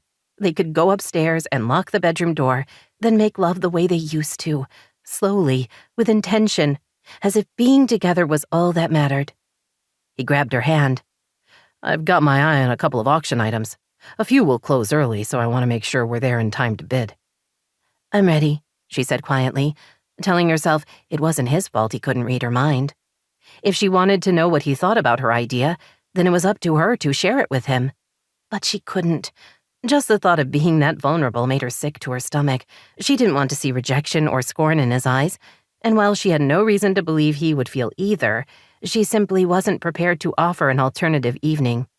And maybe, just maybe, her reluctance to take a chance on the man she'd married was part of the reason he was gone. "I don't know," Joanne said, staring at herself in the mirror. She smoothed the front of the black satin dress. The style was simple, a long-sleeved fitted sheath with a boat neckline and hem length that ended modestly just above her knees. The appeal of the styling was the way it showed off every curve, without giving anything away, and the plunging back that dipped just past Joanne's waist. Sage had seen the dress for rent online and had known it would look great on her mother. Since it had arrived, Joanne had been vacillating between the rental and her original choice. "Your blue one is pretty," Sage said, using her best shopgirl tone. "But this is classic. On the wrong woman, it's boring. But on you, it's elegant and just dangerous enough to capture a man's attention." "It's plain," Joanne complained. "It's a showstopper." Her mother pressed her lips together, as if trying to decide. "All right, I'll wear it. I have those lovely diamond drop earrings Wallace gave me." She looked pointedly at Sage's shorts and t-shirt. "Shouldn't you be getting ready?" "I've already done my hair and makeup," Sage said easily. "I'll go put on my dress." Not knowing what the event was like, Sage had gone for simple. Her makeup was subtle. Rather than fuss with her hair, she pulled it back into a low ponytail that hung straight down her back. She'd coughed up the money for a good spray tan, so her skin glowed. Her navy dress, bought gently used in Paris, was a simple slip dress under a cap-sleeve lace overlay. The slip dress came to mid-thigh, while the overlay was 3 inches longer. She had fake sapphire earrings and gold Jimmy Choo sandals. She collected her small evening bag, then went out to meet her mother. Joanne wrinkled her nose when she saw her. "You look nice," her mother said grudgingly. "Once we get there, stay away from me." Sage knew that her mother didn't want competition, but the comment still stung. "I'm not interested in meeting anyone," she said. "You don't have to worry." She pulled her phone out of her bag and checked on their Uber. "The car's about 3 minutes away," she said. "You ready?" "I don't know why we didn't get a limo," her mother complained as they stepped outside to wait. "An Uber is so low rent." "But inexpensive," Sage said, keeping her tone light. "Unless you're springing for the limo, this is all my budget can afford. Besides, you probably won't be coming home tonight with me." Joanne smiled. Wouldn't that be nice? A black SUV pulled up in front of their house. As they climbed in, Sage glanced toward Adam's place, but the lights were off. She supposed he'd already left for the reunion. It was only after they'd pulled onto Sunset Boulevard that she remembered that she'd never asked him if he was bringing a date. The unsettling thought made her want to squirm in her seat. What did she care? They weren't dating. And although he'd said he didn't do relationships, she'd never met a man who wasn't willing to lie about his past. Except for Jordan, she thought, looking out the window as they drove west toward the beach. Of course, when she'd known Jordan, they'd both been kids. It had been... She tensed as she realized that he was taking Daisy to the reunion. She'd known, of course. She'd helped Daisy find a dress. But somehow she hadn't realized that they would run into each other. She hadn't seen Jordan since the wedding, and look how that had gone. No, she told herself firmly, she wasn't going to think about that. She was going to enjoy the evening, get reacquainted with old friends, and have fun. If she ran into Daisy and Jordan, so what? She would be friendly and nothing else. They arrived at the venue, a beautiful old house overlooking the Pacific. The outdoor space was strung with lights. Wide glass doors stood open, inviting guests to step inside. Sage got out of the SUV and looked around. There were already at least 100 partygoers milling around. The sound of the conversation was jarring. She still wasn't used to so many people speaking English at the same time. The parties she'd attended with her various husbands had always been a mix of locals and expats, with conversations in English, Italian, French, and German filling the room. Sage showed the invitation to the teenagers manning the entrance. They were given programs that listed the items available for auction, then waved in. Joanne looked at her. "I meant what I said. No poaching." "You go for it, Mom." Her mother's expression tightened. "Don't call me that here." "Sorry." Joanne sniffed, then raised her chin and walked into the party. Her stride was confident, her bearing regal. Several older men turned to watch her, their eyes widening when they caught sight of the back of her dress. Sage had a feeling that if there was a single straight man over the age of 50 in the crowd, her mother would find him. Sage silently wished them both luck. She waited a few seconds, then walked in herself. It was only after she'd made her way to the bar and ordered a glass of white wine that she realized the fatal flaw in attending an event like this. Nearly everyone was part of a couple. She reminded herself she'd been in much tougher crowds, and that she should simply do her best to have a good night. So what if she wasn't in a relationship? She sipped her wine and looked around, trying to find someone who looked familiar. She spotted the ever-stern Mrs. Litton, but decided to save her for later, if things really got desperate. A few men smiled at her, but she ignored them. She didn't see Adam anywhere. By the entrance, she saw Daisy and immediately moved toward her. Seconds later, Jordan appeared beside her. Sage stilled, not sure what to do. Daisy looked beautiful. Her updo suited her features and complemented the style of her dark green dress. Jordan wore a suit with an ease that some men never mastered. He looked good, Sage thought, an older version of the man she'd once loved, but no one she knew now. Too many years and too many miles, she thought, moving into the crowd. Walking up to Daisy was one thing, but approaching Jordan was something else. She wasn't interested in getting to know the man he was today, yet before she could get out of the way, Daisy spotted her and waved. Daisy said something to Jordan before breaking away from him and approaching Sage. "You're here," Daisy said with a laugh. "I'm glad, and it's weird." "My mother's here too, so be warned." "Thanks. I'll steer clear." "Have you seen anyone you remember from high school?" "Not yet. I was hoping to see Adam. Remember him? He went to school with us and lives next door to my mom. I haven't seen him yet." Daisy pointed to the bar. "Let me get a drink and we'll go find him together." Daisy left Sage chatting with a woman they'd both known back in high school and moved through the crowd, looking for Jordan. She found him with several of his guy friends. As she approached, she wondered if he'd seen Sage or if she should mention her. As far as she knew, they hadn't spoken to each other since the wedding. As she joined him, she wondered if she should be worried about the two of them, or him with anyone else. As they hadn't exactly been talking, they hadn't set up rules for their separation. Something she should have thought about long before tonight. Jordan smiled as she approached. "There you are." He turned to his friends. "I'm going to dance with my wife." "Gentlemen," Daisy said, taking the hand he offered. They stepped onto the dance floor and began to move with the slow song playing. "Steve says Erica's pregnant again," Jordan said conversationally. "This new one makes 4. That's a lot of kids." "It is." He glanced at her. "You okay?" "Why do you ask?" "I don't know. You seem like you're upset." "Jordan, are you seeing anyone?" The question came out a little more bluntly than she'd intended, but she didn't call it back. Knowing, one way or the other, mattered. "What?" His voice was nearly a yelp. He looked around, then spoke more quietly. "Why would you ask that?" "Because I want to know. You moved out with no warning, and I have no idea what's going on between us. We never talk. It seemed like a logical question." "No." He took her hand in his and led her off the dance floor.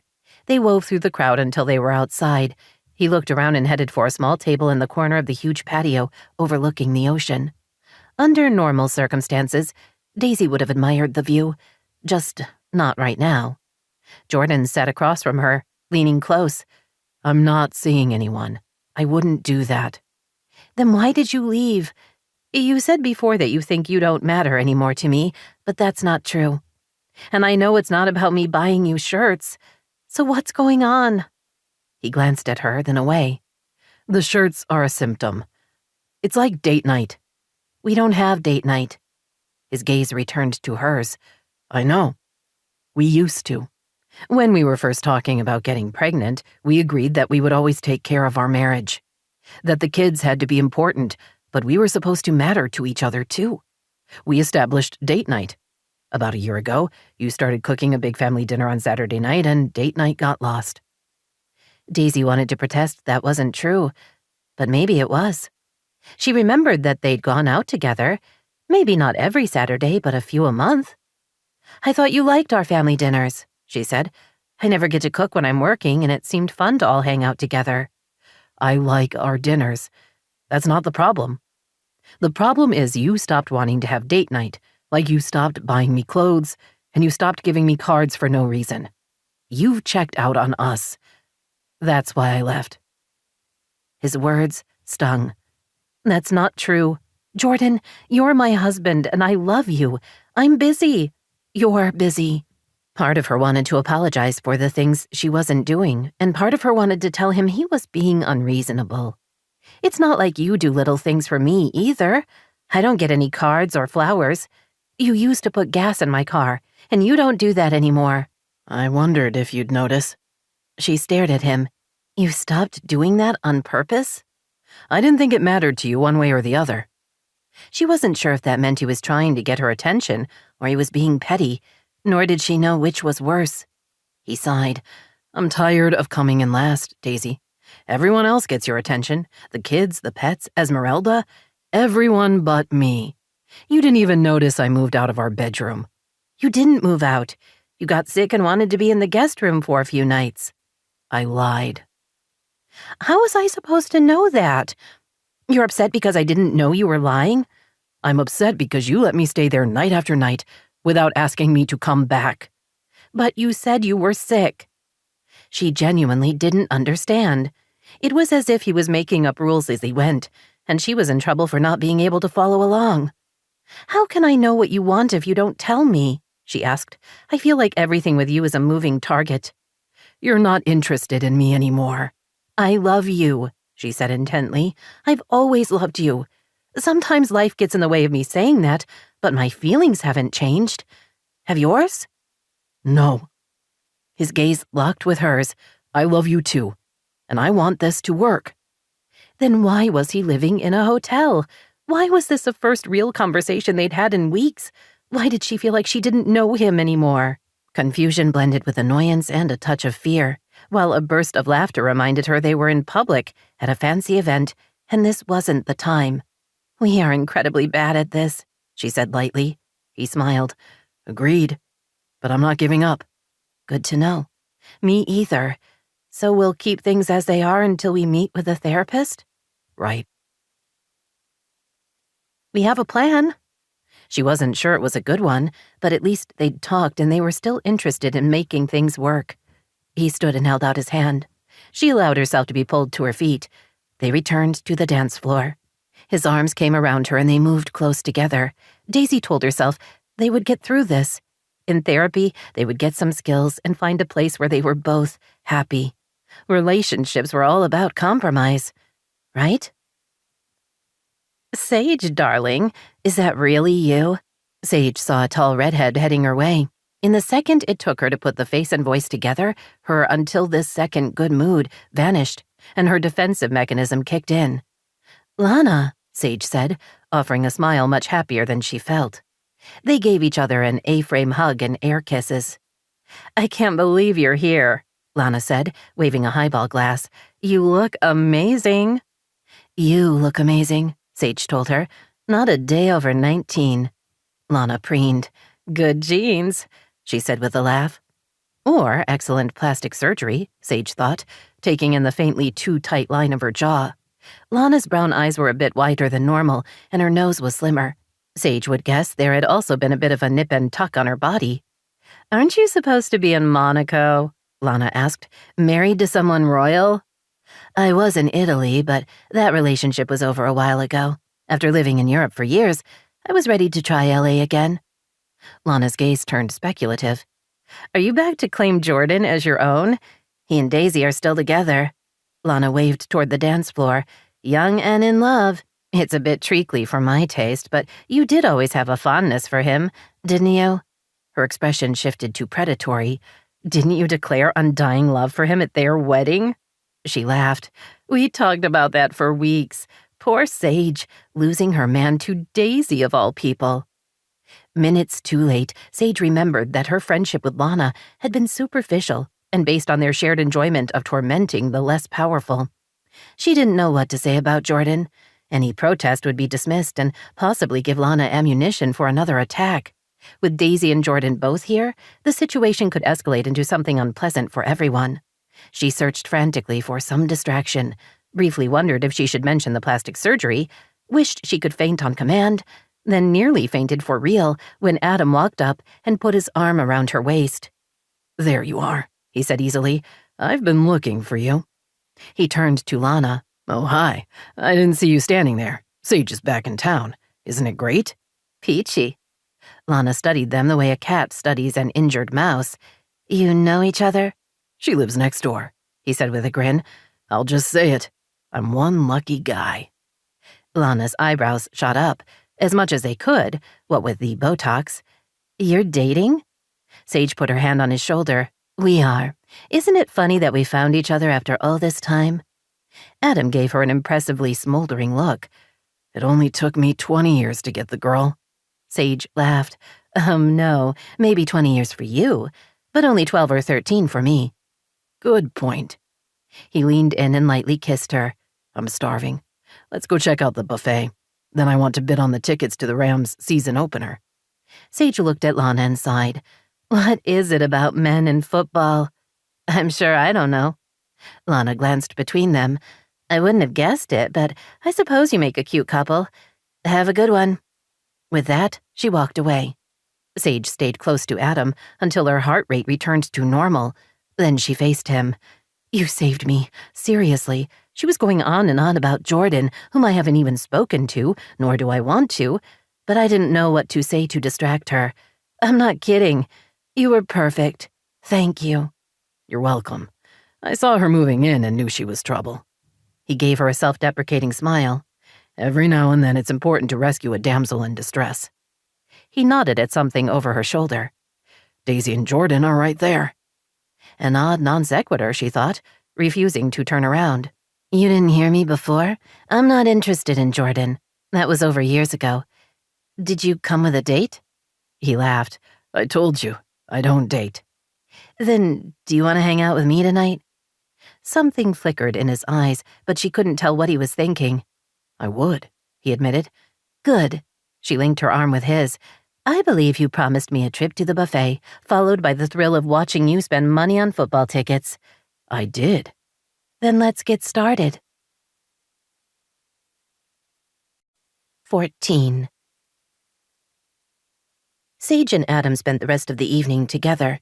He lost the football tickets to someone willing to bid a lot more, but won a celebrity chef dinner for 6. A little after midnight, she texted her mother to say she was ready to go. Joanne texted back she would find her own way home. I'm not sure I want to think about what she's doing, Sage admitted as Adam drove through the quiet streets. Or who. Best not to go there. Agreed. And while we're on the topic, does your mom date? He winced. No dating. She can have gentlemen callers, but that's as far as I want to go. Gentlemen callers? What are you, 80? Are you seriously not okay with your mom finding someone? He stopped at a light and glanced at her. She can find as many men as she likes. I just don't want to know about them doing it. Besides, she and her sister have decided they don't need men. She was with your dad for a long time. It makes sense she's not ready to fall in love again, but in a few years, she may surprise you. As long as she doesn't mention sex, I'm good with whatever she decides. He glanced at her. Don't judge. It's not like you're okay with it. She grinned. I'm fine with your mother having sex. Very funny. He pulled into his garage. Wait there, he said as he got out of his car. He circled around and opened her door, then held out his hand. She took it and stood, expecting him to move back. Only he didn't, and they ended up standing right in front of each other. I had a good time tonight, he said. Me too. I'm still grateful for the rescue. Anytime. The overhead light turned off, leaving them in the darkness of the night with only the streetlights for illumination. She was aware of him right in front of her, looking at her as if, well, damn. She owed him. She'd said it, and obviously he believed her. In her experience, there was only one way a woman like her paid off her debts. He expected her to sleep with him. Disappointment followed the revelation. Under other circumstances, she would be interested in doing the wild thing with Adam, but not like this. Not as an obligation. I know what you're thinking, he said quietly. I doubt that. He took her hand in his, then led the way out of the garage. But while she expected them to head to his house, instead, he walked to hers. When they reached the front porch, he lightly kissed her before stepping back. Tonight was fun, he said. Thanks for spending it with me. What? He was leaving? You don't expect me to sleep with you? She blurted, unable to stop the words. He loosened his tie. Nope. Why not? Because I like you, Sage, and I have no interest in using you to get off. With that, he disappeared into his garage. Seconds later, the big door lowered, and he was gone. Daisy had never been to counseling before and didn't know what to expect. She and Jordan had each been emailed pages of paperwork to fill out, asking easy things like how long they'd been married and how many children they had. There were also more difficult questions about what each of them felt was and wasn't working in their relationship. She'd spent most of an evening filling everything out, and on the day of the appointment, found herself oddly nervous as she walked into the unassuming office building off Beverly Glen. She'd come straight from the hospital and was still wearing scrubs as she walked into the nearly empty, well-appointed waiting room. Jordan was already there, looking as nervous as she felt. He sprang to his feet when he saw her. "You made it," he said. "I wondered if you'd get delayed." "I had backup," she told him. "You know this first appointment is for 2 hours, right?" He nodded. "It's more of a get-to-know-you session," the material said. "You filled it out and emailed it back to Dr. Braxton?" His expression relaxed. "I knew you would, and I didn't want to be the slacker." He pointed to the various degrees and certificates hanging on the wall. "You picked a man. Thanks for that." "I thought you'd be more comfortable that way. With a woman, you'd be worried she was going to be on my side." "Only a little," he said with a grin. They sat next to each other on one of the sofas. "How's work?" she asked. "Busy. Good. You?" "Same." They sat in silence for several minutes until the only other door opened and a tall, thin man in his mid-40s smiled at them. "Daisy and Jordan, I presume," he said. They nodded and stood. "I'm Carl Braxton. Come on in." They followed him into a large office. An L-shaped sofa stood at one end, with a pair of comfortable chairs opposite. On the far side of the long room was a small desk and chair. Dr. Braxton motioned to the sofa. "Please make yourselves comfortable." They took seats next to each other. Daisy immediately realized it would be difficult to communicate when they weren't looking at each other, so shifted to another cushion. "Just so it's easy to talk," she explained.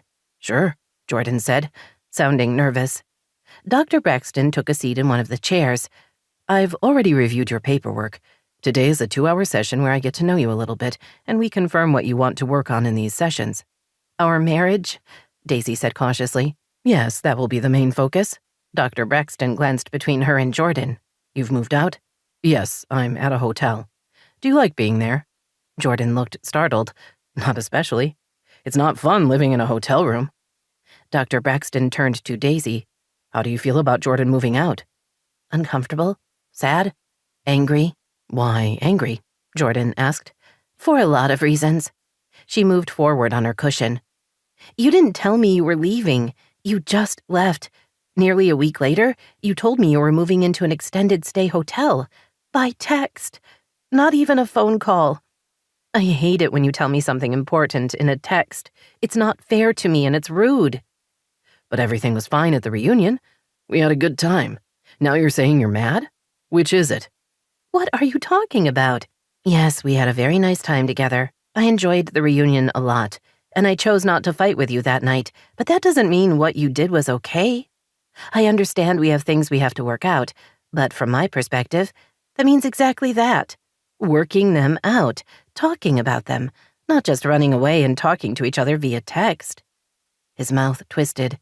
"You say you want to have a conversation with me, but that's not true. I'm 10th on your list of 9 things to deal with. Everything is more important than me, including the pets." She felt frustration bubbling up inside. "You keep saying that, but it's not true and it's not fair. I've asked you what's wrong and you won't tell me. You say that I know. Well, I don't know, and I've asked and you won't be specific. It's maddening and makes me scared you're just playing games.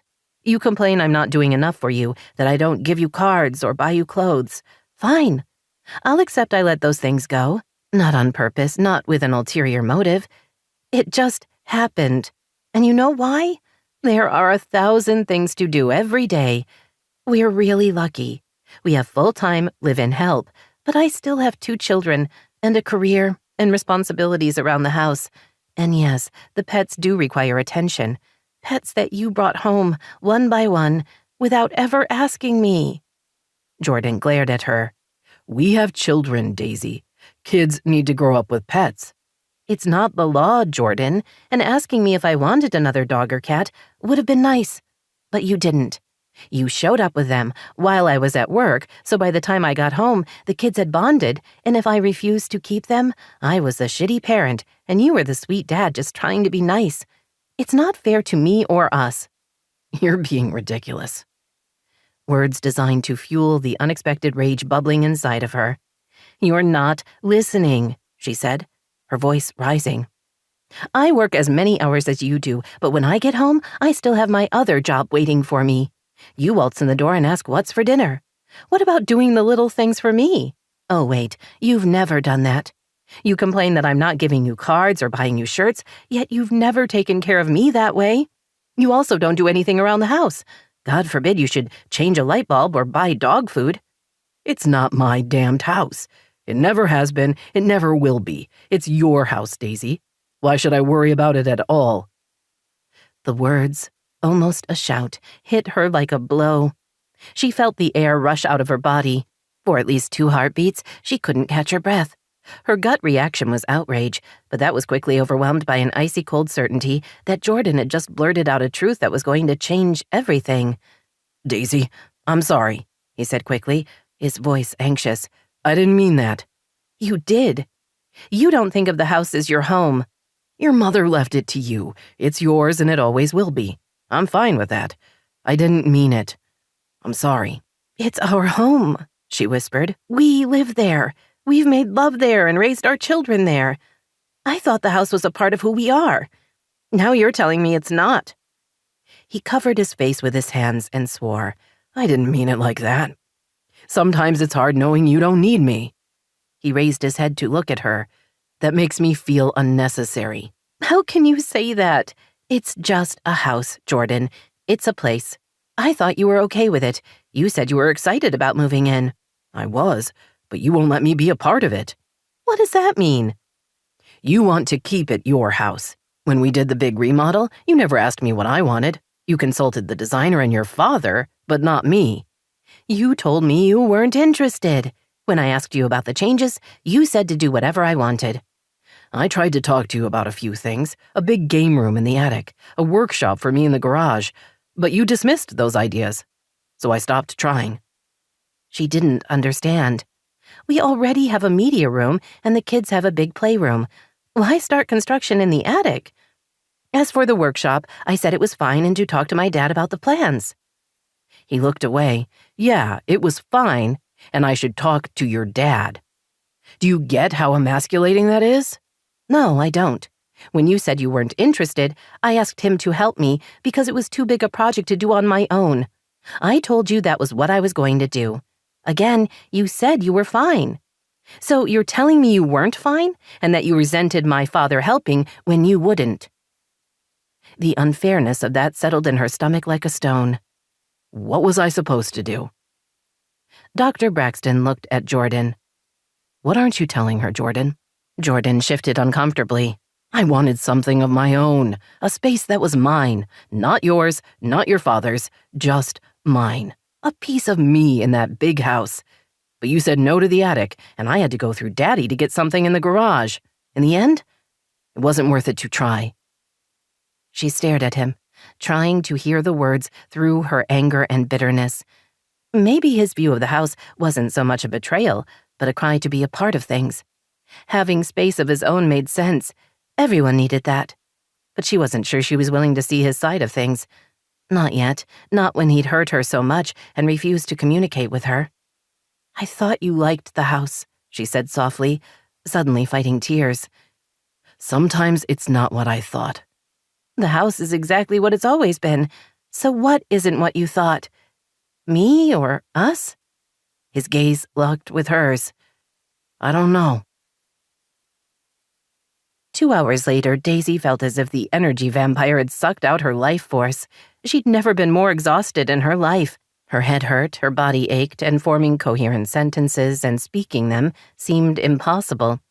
As she sat in her SUV, all she wanted to do was go home and crawl into bed. The session had been grueling. Dr. Braxton had steered them away from the emotionally fraught discussion about the house and had guided them toward other topics, promising they could come back to the house issue when they had more skills. They'd worked out a few logistics about pickups and drop-offs, and they had both agreed that there would be no important issues discussed by text. Anything more significant than a scheduling change would be handled in an in-person phone call or a face-to-face meeting. Dr. Braxton had also given them homework. They were to have a date before their next session in 2 weeks. They were also to list 10 things they had liked about each other before they got married, and 10 things they liked about each other now. Daisy would need to calm down a little before coming up with even one. Jordan's words had cut her to her heart. He'd known she'd inherited the house when her mother had passed away. It had been held in trust until she turned 25 or got married, whichever came first. He'd always said he loved the house as much as she did and couldn't wait to live there with her. He'd joked about all the extra money they would have to spend on new cars for him, what with no mortgage payment. They'd been happy in the house. At least she'd been happy. Now she wasn't sure about anything when it came to him. She gathered the strength to start her car and head for home. Her home, she thought bitterly, but not Jordan's. He'd made that plenty clear, and while he might regret what he'd said, he couldn't take it back, and she couldn't ever forget. Sage walked into a blissfully quiet and empty house. Her mother was still spending time with the guy she'd met at the reunion. Sage hoped their relationship lasted years and that they were both wildly in love. Or at the very least, she would be excited about 2 weeks on her own. Not that she didn't care about her mother. She did. Just carefully and from a distance. She stepped out of her heels and sighed in relief as her hot, sore feet came in contact with the cool tiles. She walked barefoot into her bedroom and was just about to close the blinds before changing when her phone buzzed. "You up?" She read the text and laughed, then looked out her window. She saw Adam in the yard, waving at her. She retraced her steps out onto the back patio. They met at the low fence. She hadn't seen him since the night of the reunion, when he'd saved her, spent the evening with her, kissed her, then announced he liked her too much to sleep with her. The man was nothing if not confusing. "I still owe you dinner," he said. "I've been marinating chicken, and I made macaroni salad and a green salad." "You're always feeding me," she said with a laugh. "I should cook for you." "Can you cook?" "Yes. I can prepare an array of French and Italian dishes. Not that I have any of the ingredients in the house, and I haven't looked at my mother's pan collection, so it might not go well." "I knew it. You're a food tease." She leaned close. "Honey, I'm all kinds of tease." He grabbed her by her wrist and tugged until she took that last step forward. Then he leaned in and kissed her. The unexpected contact surprised her, although not as much as the sudden heat that exploded low in her belly. She pulled free of his light grip and wrapped her arms around his neck. His hands settled on her waist, while his mouth claimed hers in a tender yet demanding kiss. She liked the feel of his mouth on hers, the way he seemed to enjoy what he was doing for the sake of it and not just as a means to an end. She liked how he didn't try to touch her breasts or her ass, taking things too fast. He shifted slightly, kissing along her jawline and nibbling on her earlobe. "Was that a yes on dinner?" he whispered. She drew back and laughed. "Yes, please. Let me go get changed and I'll be right over." He released her. "You're welcome to dine naked if that's your thing. I'm just saying." "You're so generous," she said with mock sincerity. "Thank you." "Anytime." She was still laughing when she returned to her room. She closed the blinds, then stepped out of her dress and hung it before looking over her small closet. Normally, she would put on jeans and a t-shirt, but she wanted to wear something a little nicer, maybe even flirty. She unfastened her bra, then slipped on a red sundress that dipped low in the front. Usually, she put on a little boob tape to keep it in place, but figured Adam wouldn't mind if she flashed him a nipple. She slid her feet into flip-flops. Adam's front door stood open in welcome. As she stepped inside, she felt herself relax. Being around Adam was always fun.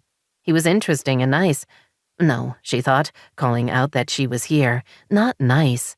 Kind. And kind was way better. "On the patio," he yelled. She shut the door behind her and went to find him. He stood by the barbecue, a plate of raw chicken and a pair of tongs on the small table. His gaze dropped to her chest before rising to her face. "I've got beer on ice, or I can make you a drink," he said, clearing his throat. She smiled. "A beer's good. I'll get it myself." When she returned from the kitchen, she sat in one of the lounge chairs and sighed. "Let me know when you want me to set the table," she said, kicking off her flip-flops and wiggling her toes. "Until then, I'm going to enjoy being off my feet." "Long day?" "Always." "You should wear more sensible shoes if you're going to stand for hours." She sipped her beer. Sensible shoes don't sell designer clothes. I have to look the part or the rich ladies won't let me help them. There is that. He put the chicken on the grill, then closed the lid and carried the empty dish into the kitchen. When he returned, he picked up his beer. I haven't seen your mom in a few days. She met someone at the reunion. Adam seemed startled by the news. For real? Sage laughed. She's looking for another rich husband. I may not think hers is the soundest of plans, but I will give her credit for determination. I hope it works out. I don't get marrying for money. You have a skill set. You never worry about having to take care of yourself. You were never taught it was more important to be beautiful than to be smart. Is that what she said to you? Every day. She warned me not to give my heart, that I had to make decisions about men with a clear head. Did you listen?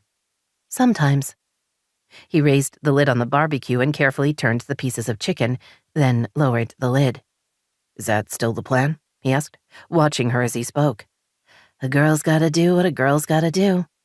Sage, I hate to break it to you, but you're closer to 40 than 30, so not exactly a girl. Ouch. And just a few minutes ago I was thinking that you were kind. I take it back. As she spoke, she tried to figure out if she was teasing or not. She knew Adam wasn't being mean, but to be told she wasn't a girl anymore? She wasn't sure how she felt about that. Isn't there some appeal in being mature? He asked, knowing you've learned lessons and can see your way more clearly.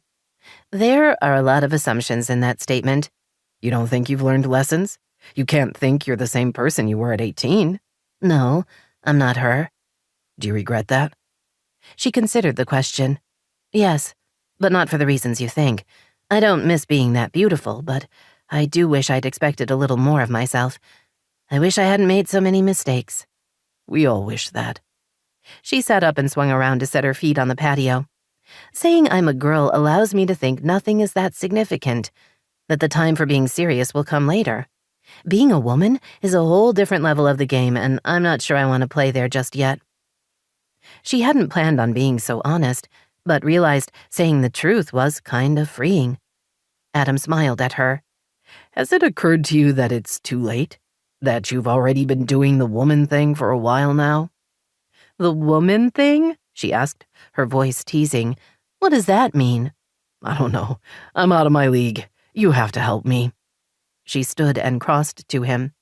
After raising herself up on tiptoe, she kissed him. How about if I set the table instead? That works. She started for the house, then spun back. You know I'm not wearing a bra, right?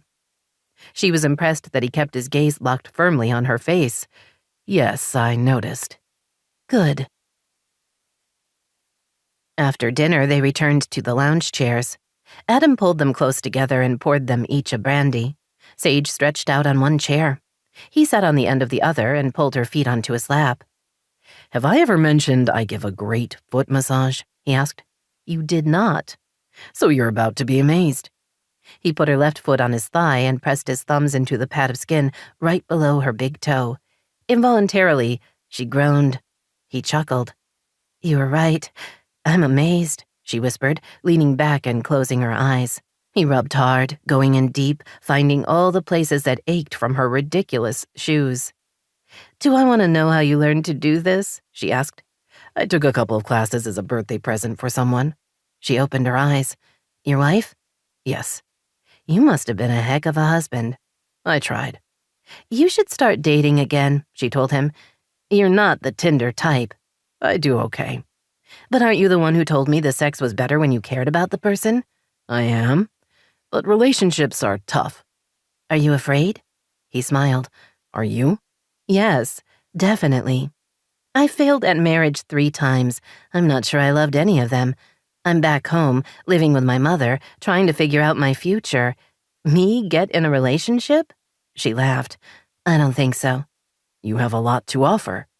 I'm pretty, and I'm good at sex. There's not much else on the table. Adam shifted to her other foot. Is that what you think about yourself? You're more than a piece of ass, Sage. Yes, I'm a nearly 40-year-old piece of ass, as you pointed out earlier this evening. For reasons she couldn't explain, she suddenly felt tears burning in her eyes. Tears? WTF. She didn't cry. Not ever. Tears were for suckers. That's not what I said. I know. She held up her hand. I'm sorry. I guess I'm suddenly in a mood. I take it back. And while I do that, I'll return to my original point. You need to be seeing someone. Not happening. Why are you so stubborn? You show me yours first, he said. Tell me what you're really doing back in LA. Why are you living with your mom and working retail? Why aren't you out finding some rich guy to fund your happily ever after? There's something driving you, and I can't figure out what it is. She picked up her glass of brandy, then put it back down. After tugging her feet free, she tucked them under her. She thought briefly about slipping off the skinny strap of her dress to flash him some boob. That might be enough of a distraction to make him forget the question. But instead of doing that or running or 1,000 other things, she sucked in a breath and admitted, I want to be a teacher. His steady gaze never wavered. I thought you were already tutoring. I am.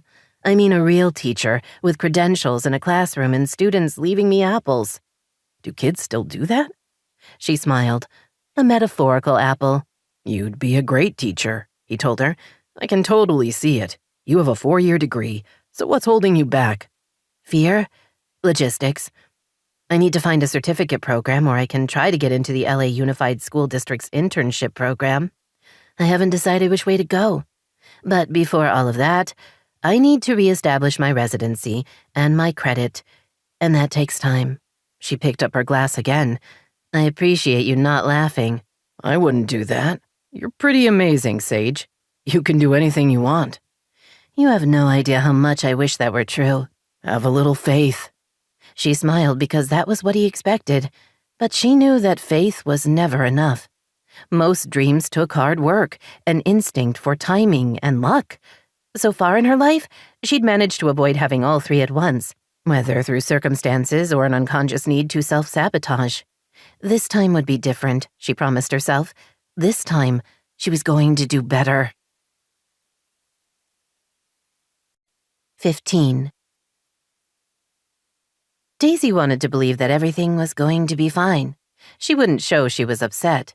Ben and Chrissa were both excited about spending the night with their dad at the hotel, and Jordan had even gotten special dispensation to allow Lucky and Sheba to tag along. Privately, Daisy was sure he would regret bringing the 2 oversized dogs, but that was on him.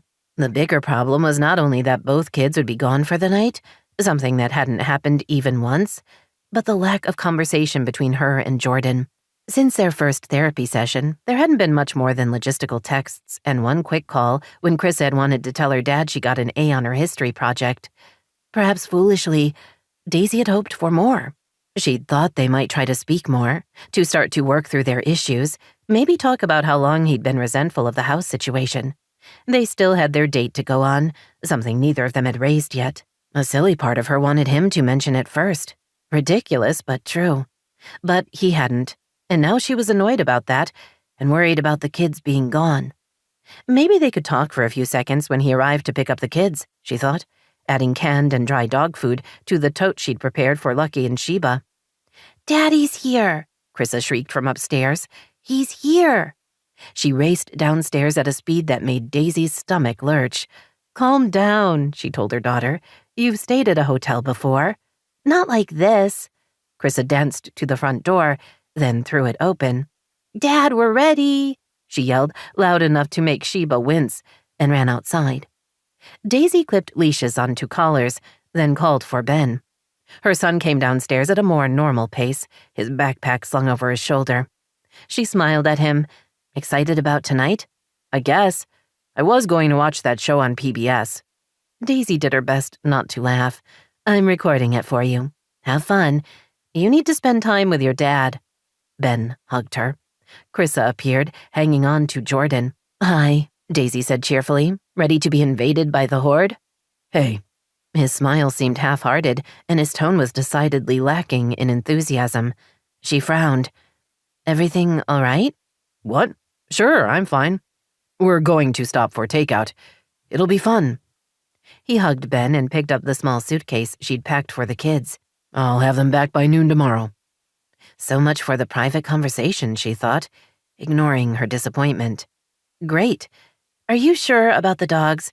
You can leave them here. It's no trouble. His gaze avoided hers. I'll take them. See you tomorrow. He ushered the kids and the dogs outside and closed the door. Daisy stood in the foyer, not sure what had just happened. Where was the warm, affectionate man who had taken her to the reunion? Or what about the guy who had shown up at therapy, so concerned about their marriage? Or the angry guy who accused her of not caring? Indifference scared her. I really don't understand him, she muttered, turning around and walking into the kitchen. They would figure it out. They had to. Her marriage was important to her, and she wasn't giving up. The knot of fear in her chest didn't mean anything. They were going to be fine. She walked into the pantry to get tea. When she stepped out, she nearly shrieked when she saw an upright Cassidy standing with the help of crutches. "What are you doing?" Daisy asked, her voice slightly strangled. "You're not supposed to be walking." Cassidy grinned. "I'm not walking. I'm kind of hopping, and as you can see, I have a new cast." Daisy looked at the bright pink cast that went from mid-thigh to the top of Cassidy's foot. "Is it smaller?" "A little. I'll get a walking cast in a couple of weeks. In the meantime, I'm allowed to use crutches for a few hours a day. The doctor wants me to get mobile." Cassidy sounded more upbeat than she had since arriving. Her color was good, and she had more energy. "We should go out," Cassidy told her, "somewhere casual, because I can only wear shorts. Oh, wait, I could put on a dress. Please, I'm so tired of being inside. I need to get out and be with people." Daisy eyed her sister. "You're not super steady on those crutches, so we'd need a wheelchair. Your electric one would never fit in my SUV.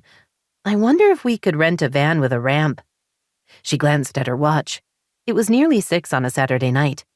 "Maybe there's some kind of van service I could call, because I doubt I could rent one before Monday. Maybe Beverly Center has wheelchairs. I could push you around." Cassidy's eyes widened. "You'd do that for me?" "Yes. Why do you ask?" "I don't think I'd push you around in a wheelchair. Hardly a surprise. I've always been the nicer sister." Cassidy laughed. "You're right. Sage and I are the mean ones. If we could get a van next week, that would be enough. I can stay in tonight. Want me to text Sage and find out what she's doing?" 2 months ago, Daisy would have been confounded and possibly revolted by the suggestion. But her life had taken a turn for the unexpected, so she found herself saying, "Sure, we can order in." Cassidy leaned against the counter and pulled her phone out of her shorts back pocket. She texted quickly, then looked at Daisy. "She's answering. I can't remember how late she has to work today." She returned her attention to her phone. "She just got home. She'll get changed and come over. She suggests that Chinese place we all like." "I know the one," Daisy said, returning to the large pantry, where she pulled open a drawer and dug around until she found the takeout menu. When she returned to the kitchen, Cassidy waved her phone. "You know that stuff is all online." "Yes, but it's easier for us to look at a menu rather than pass around your phone." "You're so last century." Daisy ignored that and pointed to the family room. "Go rest until she gets here. You need to get off your hurt leg or it will get swollen." "You're bossy," Cassidy called, making her way to the sofa where she collapsed. Daisy checked the refrigerator and was pleased to see a couple of baskets of strawberries and blackberries. She rinsed the fruit, then collected sugar and the Vitamix. "Esmeralda's going to be pissed if you mess up her kitchen," Cassidy told her. "I'd be careful if I were you. Stop making trouble. Esmeralda doesn't care if I cook." Not that making cocktails was cooking. "Besides, she's off this weekend." "So you have time to hide the evidence." Daisy laughed. "Exactly." She poured a quarter cup of sugar into the blender and added the fruit, then ran the Vitamix until everything liquefied. She tasted the mixture, added a couple more tablespoons of sugar, and ran it again. She poured the sweetened berry puree into a pitcher, then slowly added a bottle of champagne. After carefully stirring everything together, she got out 3 champagne flutes just as the doorbell rang. "I'll get it," Cassidy said, reaching for her crutches. Daisy shook her head. "Stay put." "Bitch." "Ingrate." Daisy let Sage in. "Your sister's in a mood," she warned. "She has crutches and thinks she's all that." "Kids today," Sage said with a smile. "What can we do?" "Lock her in her room?" "I can hear you," Cassidy called from the family room. Sage joined her on the sofa while Daisy poured them drinks. She carried them over, along with the takeout menu. Sage took a sip. Delicious. Berry bellinis, Daisy told her. Easy and yummy. Thanks for inviting me over. Sage kicked off her flats and tucked her feet under her. It was a long day. I was looking forward to relaxing, but my mother informed me I had to make myself scarce. Her new boyfriend is coming over. Daisy didn't understand. You can't meet him? Cassidy leaned against Sage and sighed. She's too old. Sage grimaced. I suspect Joanne is trying to pass for about 15 years younger than she is. I get in the way of that. But why lie? He's going to find out eventually. Cassidy looked pitying. Sweetie, it's not about keeping him. That's unlikely. It's about getting as much as she can, as quickly as she can. It's sad, Daisy said. Very. Sage took another sip. She can't play this game much longer. She's nearly 60. She grabbed the menu. Can we order? I'm starved. I didn't get a lunch break today. But that's illegal, Daisy told her. You're supposed to have a 30-minute break for every... Sage held up her hand to stop her. I know the rules. Life doesn't always work that way. Now, let's talk food. Something spicy, Cassidy said, shifting away from Sage and propping up her leg. Like me. Sage grinned at Daisy. You were right. She's in a mood. Told you so. Daisy grabbed her drink. Mushu pork and spring rolls or dumplings. I'm going to be so puffy in the morning, Sage muttered. Thank goodness the store's closed. They ordered enough for at least 8 people. While they waited for the delivery, Daisy topped up everyone's glass. Cassidy drained about half hers in a single gulp, then waved her glass. I'm off pain meds, so I can drink again. And make up for lost time, Daisy said dryly. I'm ignoring that. So, first kiss. What? Sage asked, confused. You want us to kiss you? No, silly. I want to know about your first kiss. Who was it? How was it? And I'm talking a real kiss, like with tongue, not some silly game thing. I'll start. I was 14, and the guy was David Green. He was quiet and smart, but cute. I pretended to have trouble with my math homework and asked him to help me. On our 3rd tutoring session, he kissed me.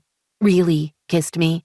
She sighed. Young David had been practicing because he sure knew what he was doing. Daisy grinned. Did you two ever date? No, he moved away. I wonder where he is now. Maybe I should stalk him online.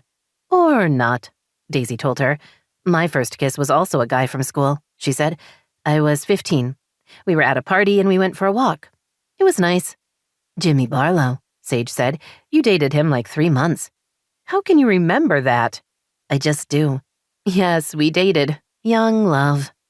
Daisy reached for her Bellini. Your turn, Sage. I'm not playing this game, she said, with a shake of her head. Let's talk about something else. What is wrong with you? Cassidy demanded. We're just being silly. Why does it matter who you kissed when you were a kid? Daisy realized the problem. Because it's Jordan. Sage shot her a look. I doubt you want me to go there. You had to have kissed other guys before Jordan, Cassidy said. Not in a way that meant anything. Sage shifted on the sofa. We weren't talking about this. It's okay, Daisy told her, a little surprised to find she was telling the truth. I know you two were serious. You were engaged. He would have been your first everything. Sage stared at her. How can that be okay? I don't think it is, so how can you? We're just starting to get along. This is working. She motioned to the 3 of them. I don't want to screw everything up because I used to sleep with your husband. Daisy watched color stain Sage's cheeks. That came out wrong, Sage said quickly. Before he was your husband. I haven't slept with Jordan in years. It's just he feels like this giant elephant in the room. You're married to him. I used to be engaged to him. I said those things at the wedding. It's all too upsetting. So, no, I don't want to talk about kissing him. Daisy was caught up in a bigger truth, one that was nearly as unexpected as an alien landing. You like me, she whispered. Sage glared at her. What? You like me and you don't want to hurt my feelings. I never said that. Daisy smiled. It's okay. I know you're emotionally stunted. For what it's worth, I like you too. Oh my God. We're having a moment, Cassidy crowed. This is incredible. Okay, now let's talk about me more. Best date ever. Mine was with Deshawn. We were in Barcelona, and we had dinner in the Gothic Quarter. Great part of the city, with all these narrow streets and alleys. On the way to the restaurant, the shops were still open, so we could mark our route. Like we turned right by the tea cart, and there was a giant plastic cow when we turned left. But by the time we were finished, the stores were closed and someone had put the cow away, so we had no landmarks to guide us. Cassidy smiled at the memory. We had no idea how to get back to our hotel. Our 10-minute walk turned into an hour. By the time we arrived at the hotel, we were laughing so hard we could barely stand up. Some guys would have been mad or frustrated, but not Deshawn. She sighed. Then we went upstairs and made love. It was magical. Tell me again why you don't want to be with him, Daisy asked. He's good-looking and he sounds really nice. I'm ignoring that and telling you it's your turn to talk about your best date. Daisy hesitated, watching Sage carefully. Maybe this isn't a good idea. Sage reached for the pitcher. It's with Jordan. I know, and I'm completely, totally, absolutely over him, so tell away. She filled all their glasses, then set the half-empty container on the coffee table. Jordan took me to Hawaii, Daisy said. We'd been dating a few weeks, but we hadn't, Sex, Cassidy said loudly. You're talking about sex. Yes, well, we hadn't yet, and I was afraid that meant he didn't really like me. I had a few days off work and mentioned that to him, thinking we might go away for the weekend or something. He surprised me with tickets to Hawaii. And, Cassidy prompted, we had a good time. Oh, please, that's all you're sharing? Under the circumstances, it's for the best, Sage said. He waited because you mattered. He wasn't looking to get laid. That's so romantic, Cassidy said. I love this. She turned to Sage. What about you? I haven't had my best date yet. At least I hope not. Interesting, Daisy said. Good for you. Be optimistic. It's that or start drinking to get through the day. They all laughed at that. Seconds later, the doorbell rang. Daisy jumped up to get the food. When she returned to the kitchen, Cassidy was setting the table, hopping from place to place with forks and serving spoons. Sage was studying the contents of the wine cellar. Any preferences? Sage asked. Whatever looks good to you. She took a bottle of red to the table. After she set it down, she looked at Daisy. Okay, this is probably going to spoil the mood, but I have to know. Does he still shout, "Oh, baby, baby," when he comes? Shocked by the personal nature of the question, Daisy was about to refuse to answer. But before she could speak, she felt her lips twitch as laughter built up inside of her. She tried to hold it in, but she couldn't. Sage joined her, leaving Cassidy staring at them. You're both so incredibly strange. Sage grabbed her hand. So that's a yes? Daisy was laughing too hard to speak. She nodded and squeezed her sister's fingers. Every time, she managed, gasping for air as tears filled her eyes. Every damn time. Sunday afternoon, Sage lay on a lounge chair in Adam's backyard, soaking up the sun. Her hangover had faded. Adam was on a lounge chair in the shade, the Dodgers game playing on a speaker. Dinner with Daisy had been a lot of fun, she thought, still surprised she and Daisy could enjoy each other's company. The Jordan awkwardness hadn't come between them, and Cassidy had been good company. Such an unexpected outcome. You're looking fierce, Adam said conversationally. Are you plotting someone's death?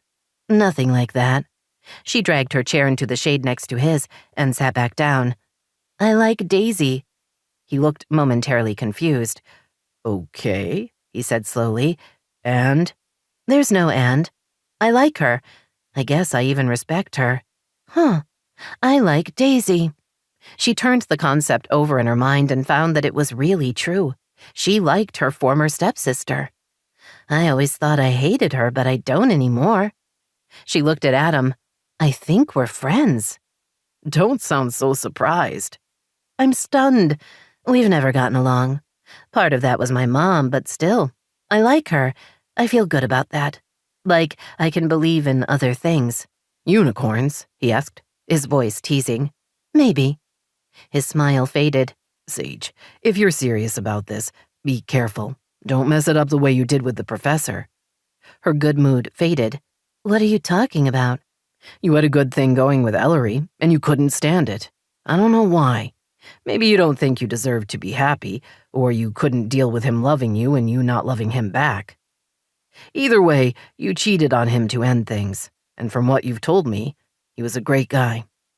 She swung her feet to the ground and stared at him. How could you possibly know I cheated on him? He shrugged. I'm guessing. I know you, and confrontation isn't your thing. You get what you want in other ways. You saw him as a problem, so you either took off or you cheated. He lightly touched her arm. I'm not judging. You were in pain. I'm just saying it didn't end well. The raw truths were unexpected. She told herself not to be hurt, that Adam was only trying to help, but there was an element of ouch to the whole conversation.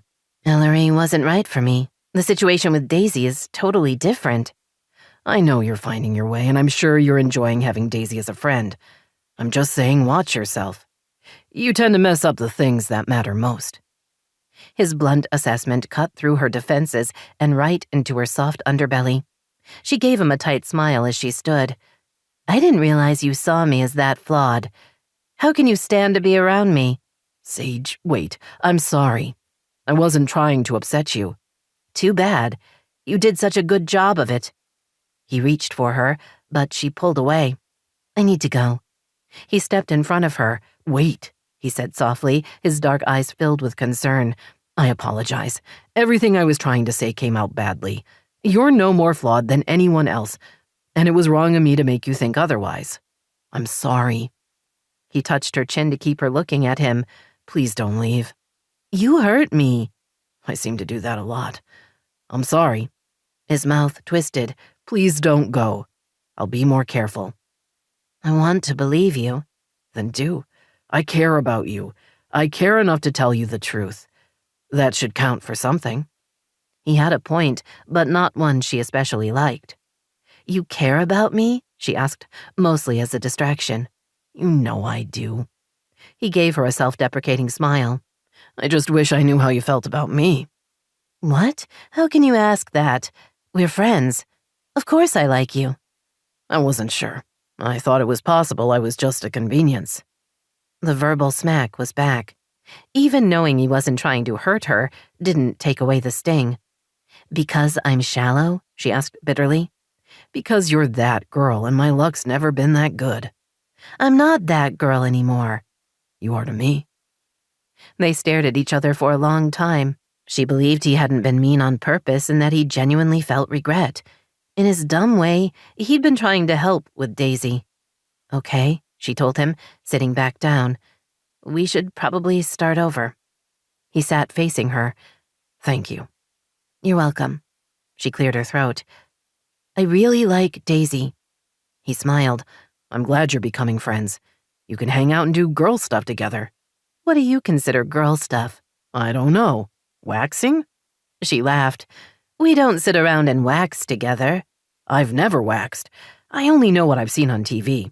I thought women did everything together. Not that. She reached for his hand. I don't want to mess things up with her. You're right that I tend to make really bad decisions. I'm working on it. I only said what I did because I care about you. His words warmed her. I care about you too. They looked at each other, then away.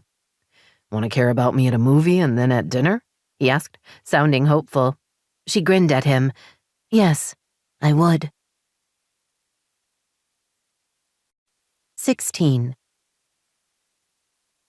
The link from an interesting article on kids' birthday parties had led Daisy down the rabbit hole that could be Pinterest. She'd gone from admiring cute goodie bags to decorations to salivating over gorgeous pictures of bedrooms with elegant chandeliers and beds overflowing with fluffy pillows. Not that she could even consider any of the possibilities. Decorating any part of the house was suddenly fraught with emotional tension, thanks to her lone therapy session with Jordan. On a more practical note, shantung silk drapes were elegant, but not overly practical in a house with cats who loved to climb. Her phone buzzed with a text. She reached for it, while still lusting over a tasseled throw that would no doubt cause the dogs to descend into an "is this a new chew toy?" frenzy, then glanced at the message. Just letting you know I've decided to rent a house. Even with therapy, it's obvious this is going to take a while and the hotel is getting expensive. I found a furnished one with 3 bedrooms and a yard, so the kids will have space. I want to start taking them on weekends and a couple of evenings a week." The words blurred as she felt her heart crack. Shock kept her immobile as the phone fell from her hand to the carpeted floor in her office. He'd promised, she thought frantically, fighting to catch her breath. He'd promised no more big announcements in a text, but it hadn't meant anything. It had all been a lie. She went from paralyzed to sobbing in a heartbeat. Her entire body shook from the pain and disbelief. He'd promised. The wound inside of her grew until she was sure it would swallow her, leaving nothing behind. Her sense of hopelessness was nearly as big as her fear.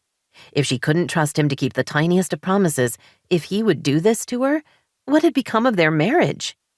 She brushed the tears from her cheeks, then picked up her phone.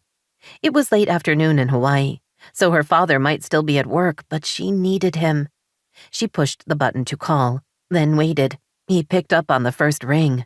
"Daisy, how's my girl? How are—" "Dad, something's happened." Her voice shook as she spoke. "Everyone's okay," she added hastily. "No one's hurt. It's just Jordan." "Tell me," her father instructed calmly. "He moved out. He left me." She explained what had happened and how surprised she'd been. She told him about the hotel and finished by reading him the text. "I don't know what to do," she admitted, the tears returning. "We're in therapy, only 1 session, but we're trying. And he said he wouldn't drop any more bombs in a text. But he's got a house and we never talked about it. I don't even know what's wrong. Not really. He says I'm too busy, but that's not fair. And he said this wasn't really his home, which hurt my feelings. I love the house, and he knew we'd be living here when we started dating, so why throw it in my face now? I don't think he loves me anymore." The sobs overwhelmed her again. She covered her face with her free hand and gave in to hopelessness. Her father was silent until she managed to get control again. "I'm sorry," she whispered. "I shouldn't have called." "Don't ever say that. You can always call me. I wish I was there to hug you and tell you everything is going to be all right." She gave a strangled laugh. "No offense, but I wouldn't believe you on that last one. Tell me what to do, please. I'm so lost and scared and confused." "First, none of this is your fault." Love filled her heart. "Oh, Dad, while that's sweet, it's not true. I'm responsible for at least 50% of what happens in my marriage, so this is at least 50% my fault." "Maybe, but he's the jerk who left my daughter, so forgive me if I take your side. I don't think he actually cares about you owning the house. I think that's just a distraction from what's really wrong." He paused. "Jordan always wants to be the center of attention and the most important person in the room. You make more money than him. You deal with the kids. You manage the house. What does he bring to the table?" His words upset her. "Dad, I love Jordan. I need him and the kids need him." "He should know that, but does he?" "I've told him. He complains I don't pay enough attention to him. I keep feeling like he wants me to say something or do something, but he won't tell me what it is." "Do you want me to come early? I can clear my calendar and be there tomorrow." She knew he would do that for her, cancel appointments with his patients, and fly back to the mainland, if she needed him. "Thanks for offering, but I'm okay." She wiped her face again. It was just the shock of it. He looked me in the eye and promised not to text anything important. It's been less than a week, and he went back on his word. I don't know what to think. Worse, she wasn't sure what his actions meant. Had he freaked out, or was he letting her know that she didn't matter anymore?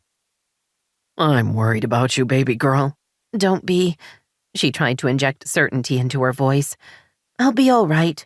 I just needed to hear your voice." "I love you, Daisy." "I love you too, Dad." "Call me tomorrow and let me know you're all right. I can be there in a few hours." "Thanks. I'll get through it. Hopefully Jordan and I can work this out." Her first lie of the day, but at least it was for a good cause, she told herself. Daisy set down her phone, put her head on her arms, and gave in to tears. She cried out all her worry and confusion and fear, knowing it wouldn't help, but might make her feel better. "What's wrong?" Cassidy stood in the doorway to her study. Her sister looked concerned as she swayed on her crutches. "Nothing. I'm fine." The automatic response had Cassidy rolling her eyes. Seriously, what is it? Daisy knew there was no keeping what had happened a secret. She would have to tell the kids, and they would tell Cassidy, so why not just get it out there? Jordan's rented a house. She sniffed and waved her phone. He told me via text, after promising not to give me any big news that way. We were supposed to be talking about stuff like that. Tears slipped down her cheeks. I don't think he wants to come back. Cassidy's mouth twisted, then she pulled her phone out of her shorts pocket and began texting. Resentment tasted bitter on Daisy's tongue. Telling the world? Cassidy looked at her. Asking Sage to come over so we can talk about this together. Daisy was surprised to realize she would appreciate the support. Oh, thank you. You need to stop thinking the worst about me. You first. Cassidy surprised her by smiling. I think I can do that. I need a beach cover-up, Joanne said impatiently, flipping through the contents of Sage's closet. Something cute. We're going to Mexico. His friends have a very nice house on the beach and I have to fit in. She pulled out a Prada sundress Sage had earned giving English lessons, frowned at it, then let it fall to the floor. Why are all your clothes so ugly? You're not helping. Her mother spun to face her. Why can't you be happy for me? Sage put her hands on her hips. Stop, she commanded. Just stop. I haven't said anything, so don't accuse me of being unsupportive. You barge in here and throw my clothes around to borrow something without asking, so hey, I'm the only one who gets to have attitude. I'm glad you're happy with the new guy, but that doesn't give you license to be a bitch. They glared at each other. Sage figured there was a 50-50 chance that her mother would brush off her comments with a laugh, or that they were about to seriously get into it. At this point, Sage wasn't sure she cared which. Joanne blinked first, bending over to pick up the dress and hang it back in the closet.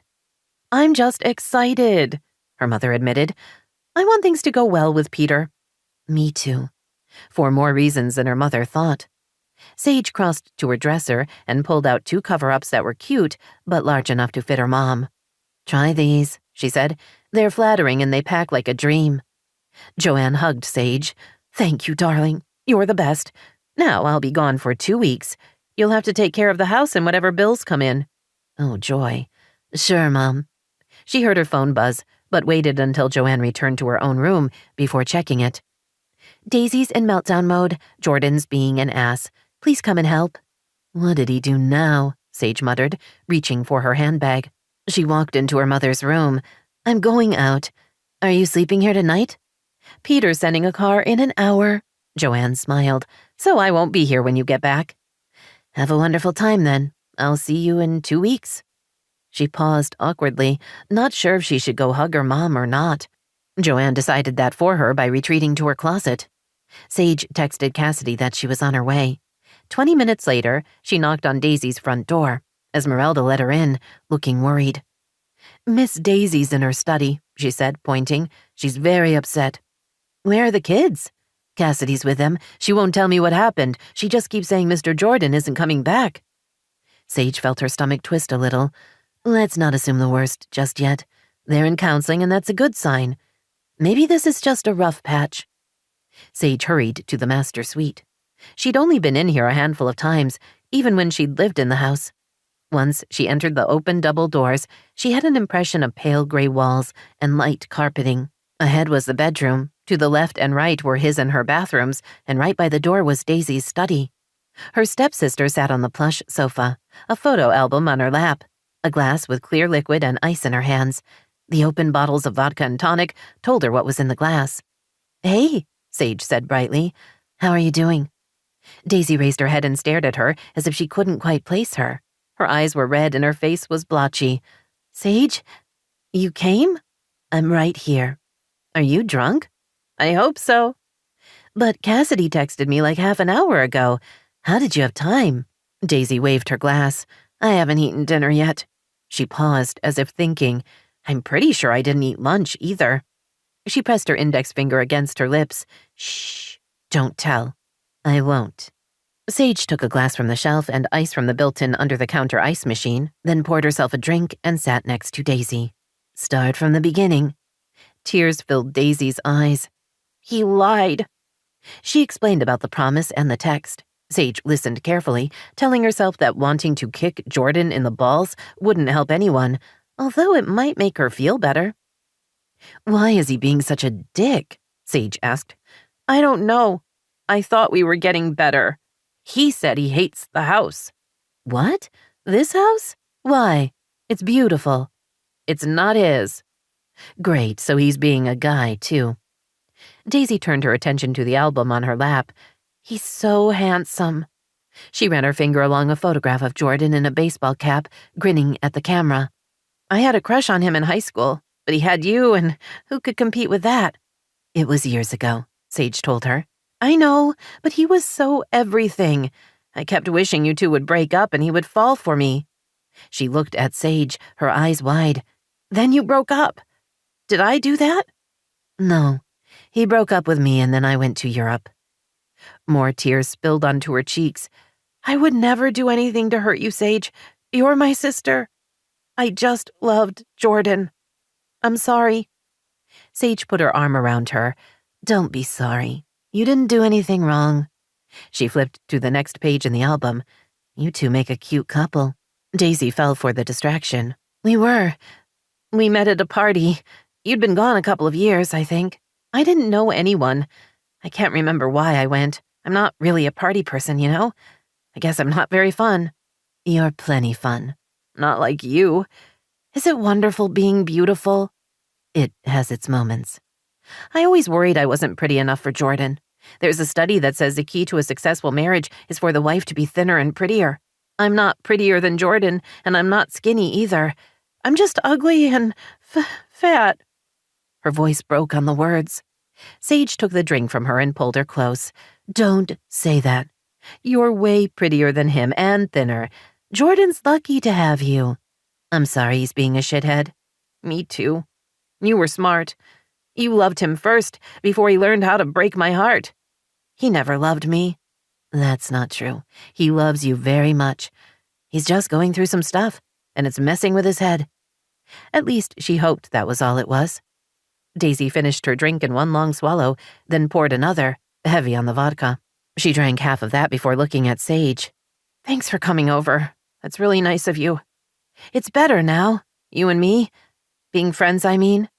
"It is." "I wish it could have been this way before." She waved her free hand. "Not the Jordan part, but the us part." She pushed the album onto the floor, then angled toward Sage. "I tried a bunch of times. I reached out to you. I wanted us to be friends and sisters." Sage's guilt was instant. "I know you did." Daisy's eyebrows shot up. "You did? Why didn't you want that too? Why did you hate me?" "A lot of reasons. I was scared. My mom didn't want us to get along." "I know she resented me." Daisy's lower lip trembled. "I wanted her to be my mom and she wouldn't even like me. I was just a little girl. She was so mean." Sage braced herself for more tears, but Daisy surprised her by shaking them off. "Why were you scared?" Daisy asked. Sage smiled. "Have you seen this house? It's huge. Our little apartment was crappy, but at least it was familiar. One day she married Wallace, and the next we were moving. My mom was excited, but I didn't want to leave my friends or my school. She felt the shame of that time. They held me back. I was humiliated." "I don't remember that," Daisy admitted. "I know it happened, but we were in different classes, so I wasn't a part of it." "You were so smart and all the teachers adored you. Plus, you know, your dad." Daisy swayed slightly as she frowned. "What about my dad?" "You were his best girl." Sage did her best not to sound bitter. "He practically worshipped you, and while he was great to me, it wasn't the same. I would look at how he treated you and how my mom treated me, and I would get mad." She sucked in a breath and risked the truth. "It was easier to hate you than be angry with the person who was actually doing the damage." Daisy's eyes widened. "Your mom? That would be her." Sage picked up her drink. "It doesn't matter. It was all a long time ago." Daisy grabbed her hand. "It does matter. You're still in pain. I can feel it. Oh, Sage, I should have tried harder." The tears returned. "I gave up on you." "Daisy, we were children. You have no responsibility for what happened. You tried to be my friend over and over again, and I pushed you away. I'm sorry. It would have been better for both of us to get along. Plus, you had such great toys," she added, trying to lighten the mood. "What toys? What are you talking about?" "Mine were sad, worn little things, while you had an entire playroom filled with books and games and dolls. It was like living in a toy store. I would have given them all up for us to be sisters." Daisy was drunk enough that lying would be a problem, which meant Sage had no option but to believe her. How would their lives have been different if they'd figured out how to be friends? If Joanne hadn't come between them so many times they'd stopped trying. "You're sweet," Sage told her. There was no going back. They were stuck in their muddled present. Daisy surprised her by giggling. "At least you'll always have Paris." "What do you mean?" "You'll always have Paris. You know, from the movie." Daisy drained her drink. "Casablanca." "I never saw that." "What? You have to see it. It's beautiful and sad." She paused. "I think I have to throw up." Sage guided her to the massive bathroom. Sure enough, Daisy threw up everything in her stomach. When she was done, she leaned against the toilet, her eyes closed. "I want to die." "And yet you won't," Sage told her, putting a cool washcloth on the back of her neck. "Are you done, or do you need to throw up again?" "I'll be dead by morning." "Unlikely. Come on, let's get you into bed. You can sleep it off. I want to say you'll feel better tomorrow, but that seems unlikely. I'll let Esmeralda know you're going to need a little extra care." Daisy started to nod, groaned, and then collapsed onto the floor. "Leave me here. It will be easier for the paramedics to carry me out." "I think if you're dead, it's the coroner. But that could be from watching too much television." "You're mocking me." "A little." Sage helped her to her feet. "In 24 hours, you'll be good as new. I'm going to get you a pitcher of water. Drink as much as you can." She eyed Daisy's pale face. "On second thought, I'll bring a little ginger ale as well. You need aspirin, but you should wait until your stomach calms down." Daisy leaned on her as they walked toward the bedroom. "You have a lot of experience with being drunk." "Kind of the story of my life." 17. Daisy spent a miserable night. She'd thrown up enough of the alcohol that she wasn't drunk for very long, but not so much of it that she avoided a hangover. It was kind of the worst of both worlds. She dozed until 5, when she got up and showered. Shortly before 6, she picked up her phone to text Jordan. She'd spent much of the last couple of hours trying to figure out what to say. As far as she was concerned, he'd betrayed her and them. She didn't know why he'd done it, but she had to confront him. She'd been way too passive when he'd first moved out, immobilized by shock and fear and hurt. This time, she was going to take control because it sure didn't feel like he knew what he was doing. "If we don't have a conversation today, I'm calling a lawyer to make our separation legal." She waited less than 2 minutes for his response. "I'm just out of the shower. I'll be over as soon as I'm dressed." Daisy ignored the sudden clenching of her stomach. She went downstairs and started coffee. When the pot was full, she poured half of it into an insulated carafe. "Good morning," Esmeralda said as she walked into the kitchen. "How are you feeling?" "Awful. Thankfully, I don't have to be at work until noon. Jordan's on his way. Would you send him up to my study, please?" "Of course." "I don't know how long he'll be here." She paused, not sure what to say. "We have a lot to talk about." "I'll look after the children." "Thank you." Daisy went upstairs. She paced while she waited, ignoring the sense of dread building up inside of her. Yes, this was a complicated situation, and she probably should have handled it differently from the beginning, but dwelling on that didn't help anyone. She was going to be more proactive from this moment forward. She would think with her head and not her heart. She would make the right decisions for herself and her children, no matter how much doing that hurt. Jordan burst into her study about 15 minutes later. He was stone-faced and waving his phone. "What the hell kind of message was that? Are you threatening me or did you mean it?" Daisy ignored him as she walked out into the hall of the master suite and carefully closed the big double doors, then shut the one leading into her office. "Well, your outrage is interesting. It has little to do with the problem," she said, doing her best to stay calm as she faced him. "You started this, Jordan. You promised. You told me and the therapist that you wouldn't communicate anything significant by text. But you couldn't even go a week without breaking your word. You promised and I trusted you, which makes me a fool. But it also makes you a liar. He stared at her, his face comically blank, as if he had no idea what she was talking about. I didn't lie, he insisted, about anything. What are you talking about? Now it was her turn to wave her phone. You texted me that you were moving into a house and that you wanted to take the children for more overnight visits. You don't think that counts as significant? That you're leaving a hotel for a house where you have a lease? You don't think taking that step is something we might have talked about before you made that kind of decision? Not really. He shook his head. Is that what this is all about? The house I rented? Yes, it's huge. It's a big deal, and don't you dare say it's not. It isn't. Why does it matter if I'm in a hotel or a house? The hotel was getting expensive. This is easier. There's more room, and it will be better for the kids. He walked to the window, then turned back to her. It's not like we're fixing things between us. I wanted my own space. I didn't think it was that big a deal. She could see he meant what he said, that he honestly thought the change was nothing. How can you think that? She asked. How can you not see this as hugely significant? Not just that you did it, but that you didn't discuss it with me. We're talking about our marriage. You're taking steps that feel permanent, and I'm not part of the decision process. You're going to get mail there. What does mail matter? You're not making any sense. I'm still not living here. All that's changing is the location. No, it's more than that. A hotel is temporary. A hotel implies you'll be back soon. A house says we're on the road to getting a divorce. The emotion she'd been holding at bay slammed into her, nearly driving her to her knees. She felt sick to her stomach and not strong enough to deal with what was happening. She wanted to beg him to move back home. The house was over 15,000 square feet. He could have an entire wing to himself. Wasn't that separation enough? Why do you have to go there? He asked. You're making more of this than it is.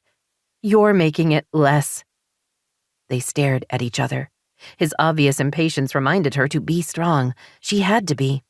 Pushing aside her worry and fear, she said, "What do you want from me?" I want things back the way they were when I mattered. Why do you keep saying that? She paused to try to keep her emotions under control. Our marriage is important to me. I want us to be happy together. I didn't like it when you moved out, and I don't like that you're taking this next step. I understand there are problems, and I want us to work on them, but I can't fix what I don't understand. I come in last all the time. I'm not sure you even want to be married to me anymore. Unexpected anger surged through her. I just said our marriage is important. Do you think I'm lying about that? I'm not. You're the one who moved out. You're the one who keeps changing the rules. You complain that you don't matter to me, but you're the one walking away. I never asked you to leave. I didn't even know you were considering it. Just poof, you were gone. No conversation, no anything. You decided, just like you decided to get a house without telling me. It's like you expect me to read your mind, then you punish me for getting it wrong. I will never know what you're thinking if you don't tell me. I can't guess what you want. Tell me what's different now than it used to be, or at least tell me specifically what you want to change. I want to be important to you. If you weren't important, we wouldn't be having this fight. Why won't you be specific? I am specific. He crossed his arms over his chest. You don't get it, do you? You don't need me, Daisy. I'm not sure you ever have. His lack of cooperation infuriated her. Maybe that's because I can't depend on you. Here I am, begging you for information, but will you tell me anything? Give a hint? Of course not. You have a house? Great. Stay there until you figure out whatever it is you're dealing with. When you have an answer, let me know. Something flashed in his eyes. Once again, she had the sense she was being tested and that she'd failed. This probably isn't the best time for us to be in therapy, he said quietly. I couldn't agree more. I'll send Dr. Braxton an email and let him know we're not going to make our next appointment. Fine. Without saying anything else, he walked out of the room. Daisy stayed where she was, consciously slowing her breathing. She was still hurt and scared, but under that was a sense of resignation, or maybe just the first hint of the inevitable. Whatever Jordan wanted wasn't anything he was going to tell her. She didn't know if he didn't know himself or if he felt she should be able to guess. Either way, she knew they were on the wrong path, one with an almost assured unhappy ending. What she didn't know was how to turn things around before that happened, or if she wanted to. Sage groaned softly when she opened the front door and heard the television. Her mother wasn't supposed to be home for another 10 days. Having her cut her vacation short wasn't good news. "Mom?" she called. "Back here." Sage walked through to the family room at the back of the house. The drapes were pulled, and all the lights were off. HGTV played on the TV. Her mother was lying on the sofa, a bottle of rum on the coffee table beside her, a half-empty glass next to it. First Daisy and now Joanne, Sage thought. Men disappointing women. It was an old story. "You okay?" Sage asked, wishing she could simply escape without having to speak to her mother. "No, I'm not." His friends were horrible. They convinced him I wasn't right for him, and he asked me to leave. She tightened the belt on her robe and reached for her glass. Good riddance. He was an ugly old man who couldn't get it up anyway. "I can do better." "You can. You're beautiful and vibrant, and he's a fool." "That's what I said." Tears filled her eyes. "I hate him." "He's not worth the energy." Joanne nodded, then motioned to the kitchen. "Be a dear and get me another can of Coke. I need it for my drink." Sage did as she asked, then excused herself to get changed. Once she was in her room, she quickly texted Adam. "Please tell me you're home and in the mood for company." A few seconds later, her phone rang. "We are talking on the phone?" she said quietly, so her mother couldn't hear. "Is that allowed?" He laughed. "I'm in my car. It can read me texts, but answering them is tricky. I didn't want the reply to translate into something about wanting to buy a cow." "Did you want to buy a cow?" "Not all of it." "What's going on?" She told him about her mother's early return and the unhappy circumstances. "I was hoping to escape to your place, but if you're driving, you're not home." "I'm on my way. In the meantime, you can let yourself in." He gave her the code for the front door. "You're trusting me with your house," she said, her tone light. "What if I go through your stuff?" "I don't have many secrets." "What about that stash of porn you keep under your mattress?" He laughed. "These days, porn is online, Sage. I don't need a stash." "You're right. I forgot. I'm not much of a porn watcher." "Me either. Make yourself at home. I'll see you in about half an hour."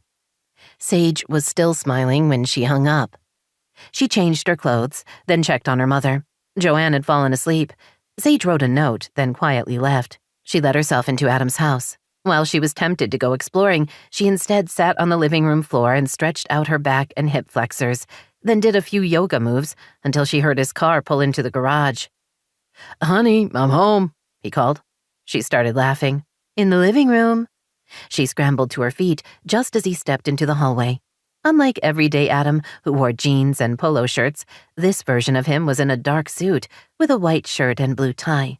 He looked as good as he had at the reunion. Deep in her belly, she felt a little twist of desire, unexpected but not unwelcome. "You look powerful and sophisticated," she told him. "That's the look I was going for." He raised his briefcase. "I can work from home, but every now and then my corporate bosses summon me and off I go to dazzle them in person. How does pizza sound? I've been daydreaming about pepperoni." "As long as I can do veggies on my half, I'm happy to have pizza." "Veggies?" He made a gagging noise. "Why would you do that to a perfectly good pizza?" "You're such a guy." He winked at her. "I am. Let me get changed, then we'll order." He walked into what she assumed was the master bedroom. She nearly followed, so they could continue their conversation, then stopped herself. She and Adam weren't at the "you can see me undressing" stage, which meant she should stay in the hallway. "How's your mom?" he asked, his voice slightly muffled. "Passed out. Hopefully she'll stay drunk for a couple of days, then move on to someone else." "Is she going to be a problem for you?" "What do you mean?" "Will she steal money from you or take your stuff? Like your Birkin bag?" "I only had the one, and the other expensive bags I have are in the trunk of my car. I don't keep cash around." He walked out of the bedroom barefoot and shirtless, wearing only worn jeans that hung low on his hips. His chest was muscled, his shoulders broad. As she watched, he pulled on a t-shirt. You can keep your stuff here if you want, he told her, leading the way into the kitchen. You already have the code to my front door. You can come get it any time you want. His generous offer was nearly enough to distract her from the sight of his body and what that visual was doing to her girly parts. "What if it's a Tinder night?" she asked, mostly to distract herself. "I wouldn't want to get in the way." He flashed her a grin. I'll give you fair warning if things head in that direction. He scrolled through his phone. Pizza, salad, and maybe a chocolate lava cake? She laughed.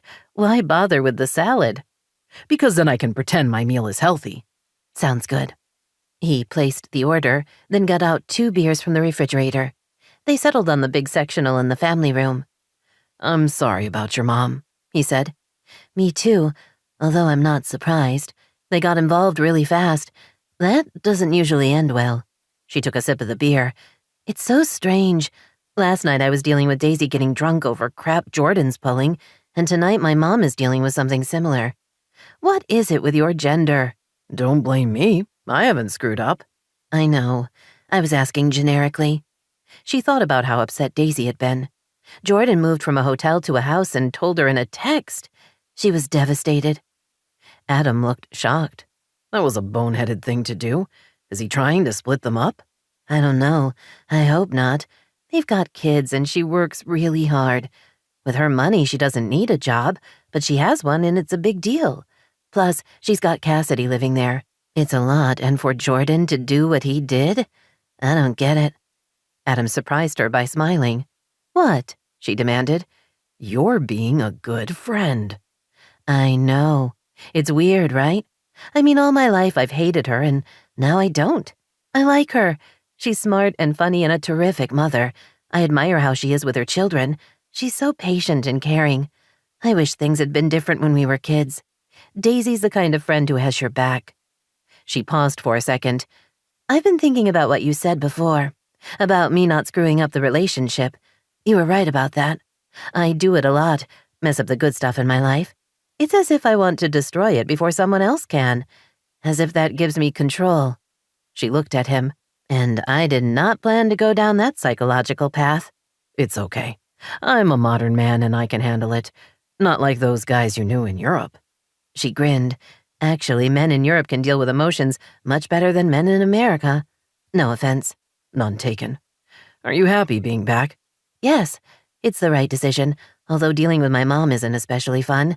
I do love my shower, the water pressure, the space to move around, the fluffy mat when I get out." They don't have bath mats? "Not like ours." What else is different? "Central heat and air conditioning. In older buildings, it doesn't exist." She picked up her bottle. "Oh, grocery shopping. You have to weigh your own produce, and in some stores, you have to pay for a cart." Why? "I don't know. You just do. And the walking. Everyone walks everywhere there. I miss that.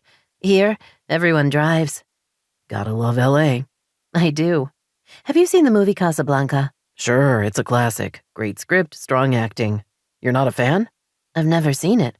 Seriously? You have to see it. I have the DVD. "You have DVDs? Haven't you heard of Netflix?" I have that too, but some things need to be on DVD, and that's one of them. Want to watch it? "I would." He got up to find the DVD in his collection. She put plates and flatware on the coffee table and got them each a second beer. He'd just put the DVD into the player when the pizza arrived. After they each took a slice, he reached for the remote. It's in black and white, he said with mock seriousness. Are you going to be able to handle that? She grinned. "Just start the movie, weirdo." He chuckled and pushed play. Minutes later, Sage found herself caught up in the story. Ingrid Bergman was so beautiful and heartbreaking as Ilsa, torn between the 2 men she loved. Humphrey Bogart was a perfect swaggering hero. She was mesmerized by the story and kept having to remind herself to eat. When they were done with the pizza, Adam cleared the coffee table, then sat back down on the sofa and pulled her close. She leaned against him as he put his arm around her. The feel of his warm body so close to hers was the perfect accompaniment to the movie. When the final credits rolled, he paused the DVD. What do you think? I loved it. I want to watch it again, but I'll do that on my own. She was going to say more, only just then she realized how close his mouth was to hers. She put her hand on the back of his neck and drew his head down to hers. The kiss was easy at first, a light brushing of skin on skin, but then Adam wrapped his arms around her and shifted slightly, angling his head and deepening the kiss. The first brush of his tongue sent liquid heat surging through her. Need exploded, shocking her with its intensity. She wanted him touching her everywhere. She wanted them both naked and exploring. She wanted to be in his bed afterward, curled up next to him, knowing that the rules had changed and she could stroke and explore and taste at will. I should get you home, he said, pulling away. We both have to work tomorrow. The unexpected rejection cut her more deeply than she would have thought possible. It was barely 9. She didn't have to be at the shop until 11, and Adam worked from home and made his own hours. There wasn't exactly a time issue. So why didn't he want her? She sat back on the sofa. Oh, okay. Thanks for dinner and the movie, she said, hoping her disappointment didn't show. The last thing she needed in her life was pity. I'm always up for a rescue, he told her. You now have my door code. My casa is su casa. She forced a smile and quickly made her escape. Once back at her mom's house, she checked the family room and saw her mother had gone to bed. The TV was off and the bottle of rum was empty. Sage rinsed it, then put it in the recycling and retreated to her own room. She sat on the bed and pulled her knees to her chest. She had no idea what had happened tonight with Adam. She didn't know if he wasn't interested in her sexually, if she was trapped in the friend zone, or if he was giving her space. From what she could tell, he wasn't seeing anyone else, and he wasn't gay. So why didn't he want to have sex with her? And why on earth did she care so much? Daisy stood at her locker, trying not to panic. 2 people had called out, leaving her taking on a second shift. The extra hours of work weren't the problem, it was her kids. Esmeralda had an emergency dental appointment and wasn't available to pick them up from school. Jordan's office manager had said he was in surgery for the next 3 hours and couldn't be disturbed. Cassidy still wasn't cleared to drive, and Daisy was out of options. She stared at her phone, started to scroll through her contact list, then stopped herself. Yes, she and Sage were friends now. They'd found their way through their troubled past, and it was great. But trusting her former stepsister with her tender emotions and trusting her with Ben and Chrissa were 2 very different things. Only she didn't actually have a choice. She found the number and pushed the call button. Sage answered on the first ring. Hello? It's Daisy. Oh, hi. What's up? Daisy hesitated, almost saying never mind. Then she told herself that she and Sage had come a long way, and she should take the step of faith. Plus, she was desperate. I need a favor. I'm tied up at work, Jordan's in surgery, and Esmeralda had to go to the dentist. Is there any way you could pick up the kids from school? Sure, I'm off today. What time do they finish?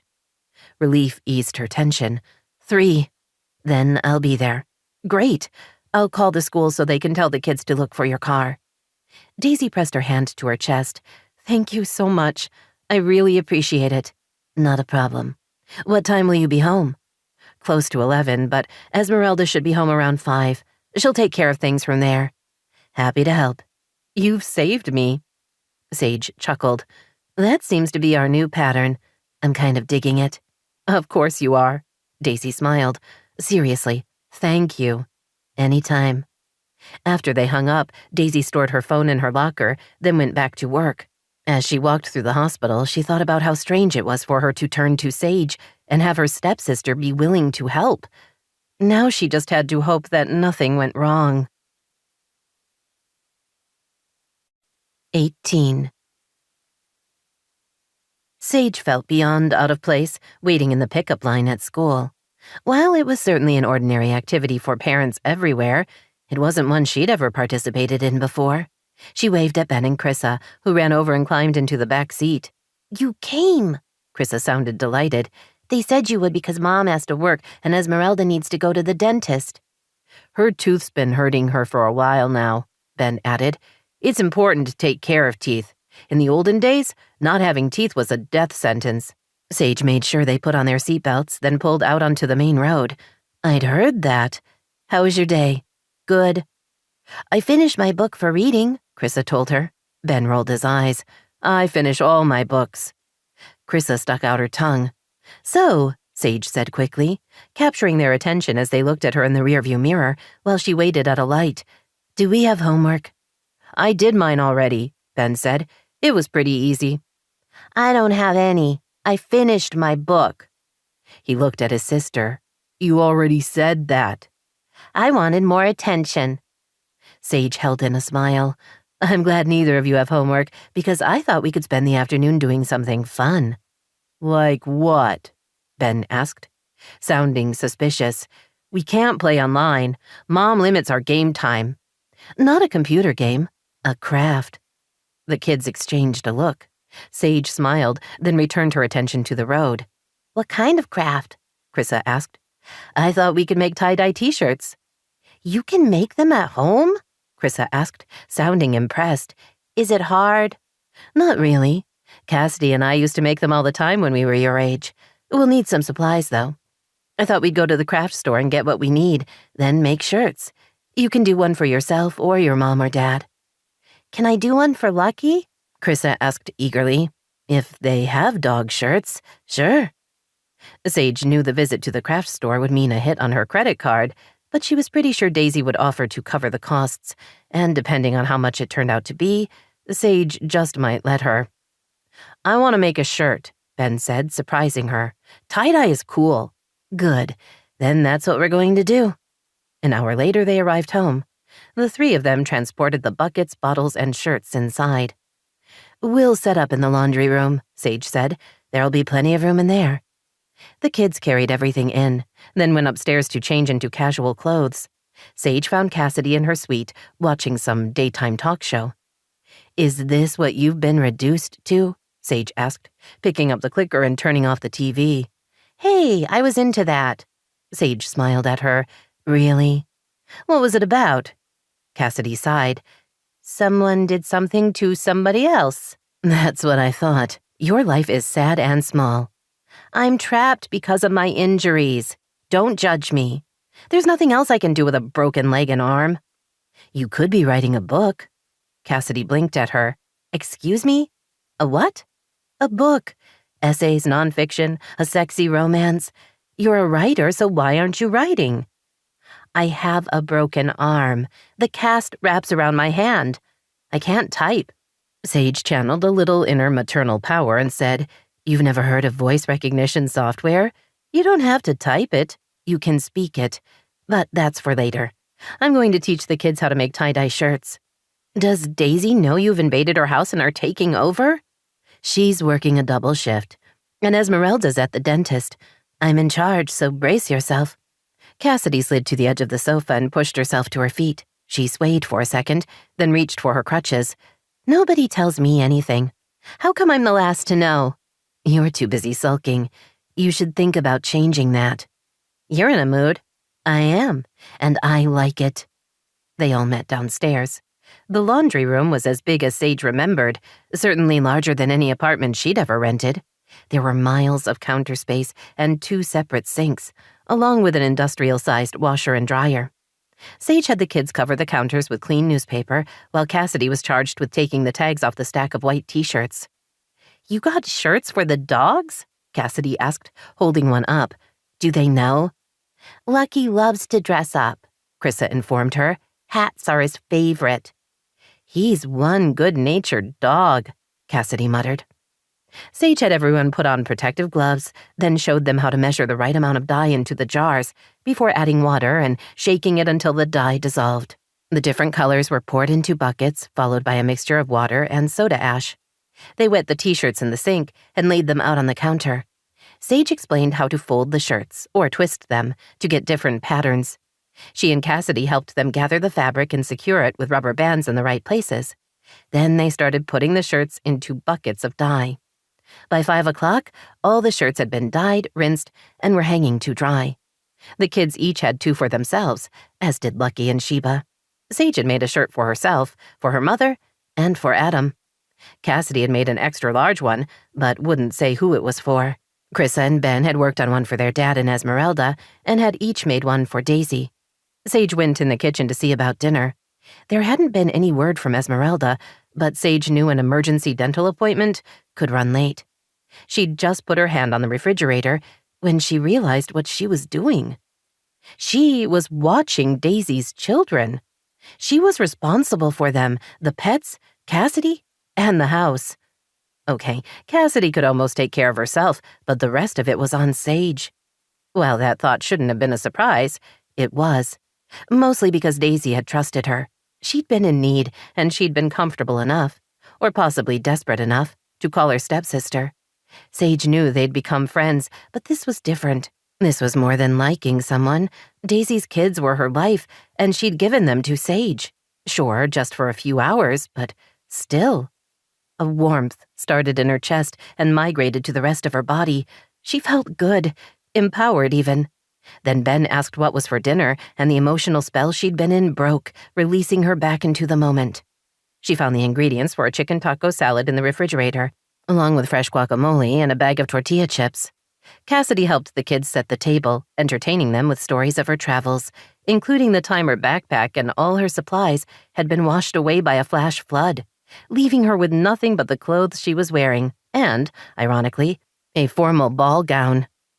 "Why did you take a ball gown camping?" Ben asked as he set out glasses. "I was going to a fundraiser at the end of my trip. I hung it up every night so it wouldn't get too wrinkled. It was high enough in the trees that it didn't get swept away, but it was kind of stained from getting wet." "Did you go to the party?" Krissa asked, wide-eyed. "I did, in my stained ball gown. Everyone wanted to know what happened, and I had a great story to tell them." They were all laughing when Sage heard the front door open. "That must be Esmeralda," she said. "Let me go see how she's doing." Sage walked down the hall and found Daisy's housekeeper cupping the left side of her face in her hand. Her cheek was swollen, and she looked to be in pain. Esmeralda stopped in her tracks, obviously surprised to see her. "What are you doing here?" At least, that was what Sage assumed she was trying to say. It sounded more like, "What were done here?" "Daisy had to work a double shift, and she didn't want you to miss your appointment, so I got the kids." "What happened?" "Root canal." Sage winced. "That has to hurt. Do you have medication?" Esmeralda held up a small pharmacy bag. Sage took it and shook out the bottles. There was an antibiotic and a painkiller, both with instructions to be taken with food. "Go get settled in your room," Sage said firmly. "I'll bring you something to eat so you can take your pills."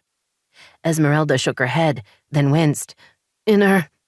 "I'm fixing dinner. It's taco salad. I can handle it. Go get in bed. I'll bring you a tray." Esmeralda hesitated, then nodded before walking toward the back of the house. Sage returned to the kitchen. "Esmeralda isn't feeling well," she began, then wished she'd been less blunt when both children turned to her, wide-eyed. "What's wrong?" Ben asked. "Is she okay?"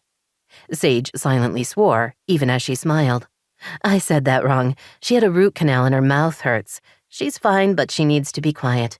I'm going to fix her something to eat so she can take her medication and start to feel better." Cassidy used her crutches to head for the pantry. "Ben, help me get the Vitamix out. I'll make her a fruit smoothie with a little protein powder that will be easy to digest. After all the work they did, she's not going to want to chew anything. Krissa, look and see if there's any cottage cheese. That's nice and soft." Ben and Cassidy made the fruit smoothie, while Sage helped Krissa scoop out cottage cheese. Sage put the 2 pills on a small dish before putting everything on a tray, including an ice pack for her face, and carrying it to Esmeralda's room. Esmeralda had kicked off her shoes and stretched out on the bed, a few pillows behind her back. She opened her eyes when Sage knocked on the half-open door. "Here you go, food and your meds. I'll check back in an hour or so to see if you want some soup." She put the tray on the nightstand. Esmeralda looked from it to her and back. "Thank you." "You're welcome. After dinner, Ben and Krissa are going to want to come see you to make sure you're all right. Is that okay?" Esmeralda nodded. "Don't want them worried." "I agree." She tapped the smoothie glass. "This should go down pretty easy so you can tolerate your pills." She pulled her phone out of her pocket. "Text me if you need anything. I'm not leaving until Daisy gets home." "Okay." Around 7, the taco salad devoured, they checked on the shirts, which were drying nicely. Krissa wanted to wear hers to bed, but Sage explained it had to be washed first. Sage texted Daisy to let her know that everyone was doing well and to tell her about Esmeralda's root canal. By 9, the house was quiet, Ben and Chrissa in bed. Sage and Cassidy stretched out in the family room. They had jazz playing softly and had raided the liquor cabinet, taking a bottle of what Sage would guess was very expensive cognac for an evening treat. "You made Deshawn a shirt," Sage said, watching her sister as she spoke. "No, I tie-dyed an extra-large shirt. There's a difference." "So now you're going to lie to me?" Cassidy leaned back against the sofa and closed her eyes.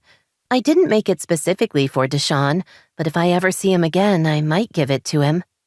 "He doesn't strike me as a tie-dye type." Cassidy opened her eyes and smiled. "He'd wear it for me." "So the man has it bad?" The smile faded. "He used to be in love with me. And now? I don't know. I haven't talked to him in weeks." "Not even to thank him for the flowers?" "No, not even then." "Do you miss him?" Cassidy looked at her. "Why all the questions?" "I'm curious. You have a great guy madly in love with you, and you won't have anything to do with him. What's up with that?" "You know the answer. I don't know how to make it work. I don't know how to love him back and not have it all fall apart. I believe love's real, but I don't have it figured out."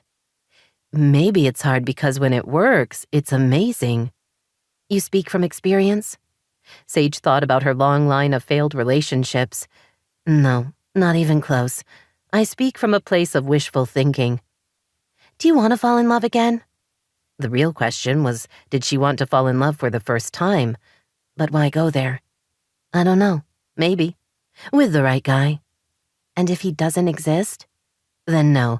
Being with the wrong person is pretty awful. I've done that enough in my life." Cassidy reached for her glass. "I don't think Deshawn is the wrong guy. I think I'm the wrong girl." "For him or for anyone?" Cassidy winced. "Don't put it like that." "Why not?" "It's depressing to think I'm not right for anyone." "But that's how you're acting. As if you can't fit in anywhere. I think you're giving up because the thought of trying and failing is too painful to consider." "You really think you should be the one giving advice?" Sage heard the edge in Cassidy's voice and knew her sister expected her to start a fight. "Oh, Cassidy, don't be like that. I'm just pointing out that if you don't get your act together, Deshawn is always going to be the one who got away. Regrets suck. Trust me on that one." "Do you regret losing Jordan?" "No." Sage thought for a second, then repeated, "No. He was right to say we were too young to get married. My actions, running off to Paris the way I did, prove I was too immature to handle marriage." Cassidy waved her hand.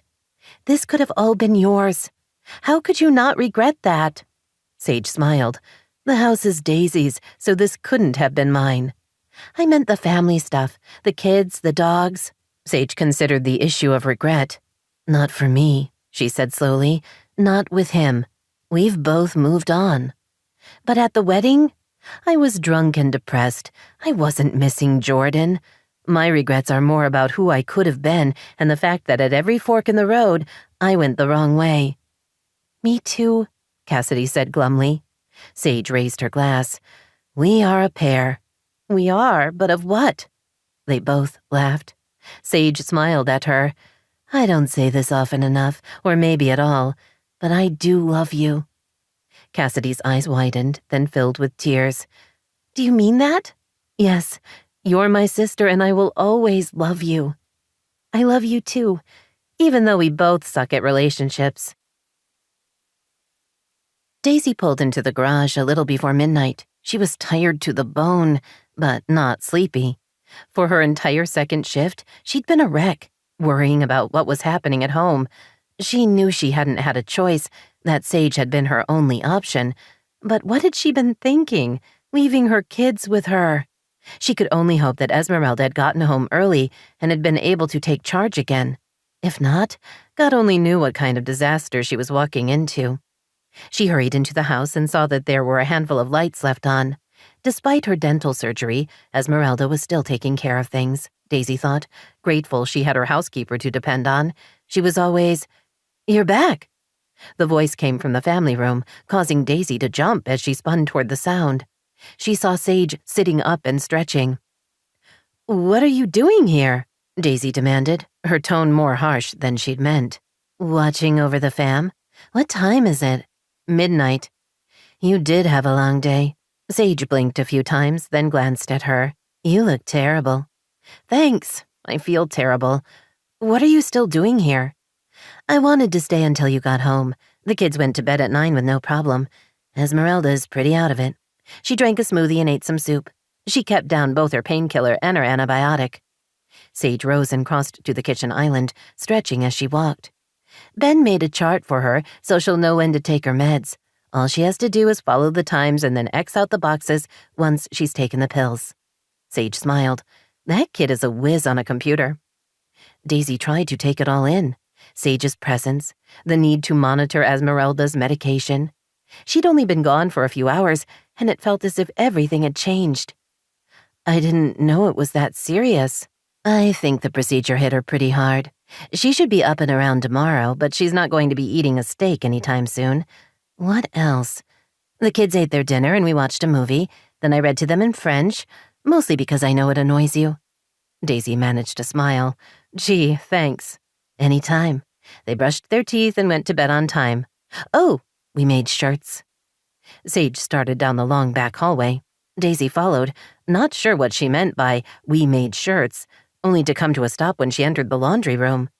Nearly a dozen tie-dye shirts hung from a portable clothing rack. The predominant colors were yellow and blue, but there were bits of green and a couple done in bright pink. The designs were pretty and the colors bright. She knew it was a good craft project, but despite telling herself it was fine, she still felt a knot in the pit of her stomach. She remembered all those years ago when Cassidy had come home from her week with Sage and her mother. Every couple of months, Cassidy had a new tie-dye t-shirt she and Sage had made together, one she wore proudly, as if it was a connection to the ever-desirable Sage. Daisy understood the ridiculousness of being jealous of the activity, but even now, she looked at the shirts and felt left out, as if she hadn't been invited to the cool kids' table. Proof she never should have trusted Sage. We kind of got carried away, Sage admitted. They made a couple for themselves and for the dogs. She pointed to a blue and green t-shirt. That's for their dad. I don't know how you feel about tie-dye, but you are now the proud owner of 2. Sage held up a pink shirt and a blue one. They each wanted to make you one. Daisy looked from the shirts to her stepsister. These are for me? Sure. I have one. Cassidy made one for Deshawn, but she won't admit it. Of course I made one for Adam, which is weird, I know, but not weirder than the fact that I made one for my mom. And just like that, the mad and the worry and the pain were all gone. Sage had managed everything perfectly. She'd taken care of the kids and Esmeralda, and she'd helped Daisy's children make tie-dye shirts. I was worried, she admitted, about tonight, about you handling it all. Sage looked at her. I wouldn't let anything happen to them. Not ever. I hope you know that. I do now. Daisy's throat got tight. She didn't know what else to say, so she simply threw herself at Sage and hung on. For a second, nothing happened. Then Sage hugged her back, and they stood there, clinging to each other, for a very long time. Innocencia shook her head. Not that one. Why don't you understand? I need a dress for a luncheon. She flicked her hand at the 10 discarded dresses scattered around the large dressing room. These are all awful. Sage reminded herself that Innocencia was always going to be a difficult client, and to accept that was to find peace.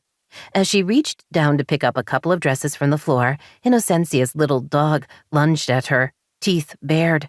Sage pulled her hand back just in time. Oh, Royal doesn't mean it, Innocencia said with a laugh. She can be feisty, but it's all in good fun. Of course, Sage murmured, standing. Let me get you a little more champagne, then I'll go check in back. There have to be some new things waiting to be unpacked. Maybe your dream dress is in there. Innocencia sighed. I doubt that. Sage risked a couple of fingers to grab another discarded dress. As the small dog growled, Sage caught sight of the animal's jeweled collar. It looked expensive and ridiculous, but it made perfect sense for such a pampered pet.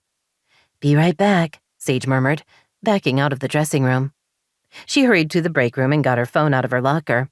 After opening an app that allowed her to text internationally via the internet, she quickly contacted her friend Gianna, a gifted designer in her own right who made knockoffs and custom clothing.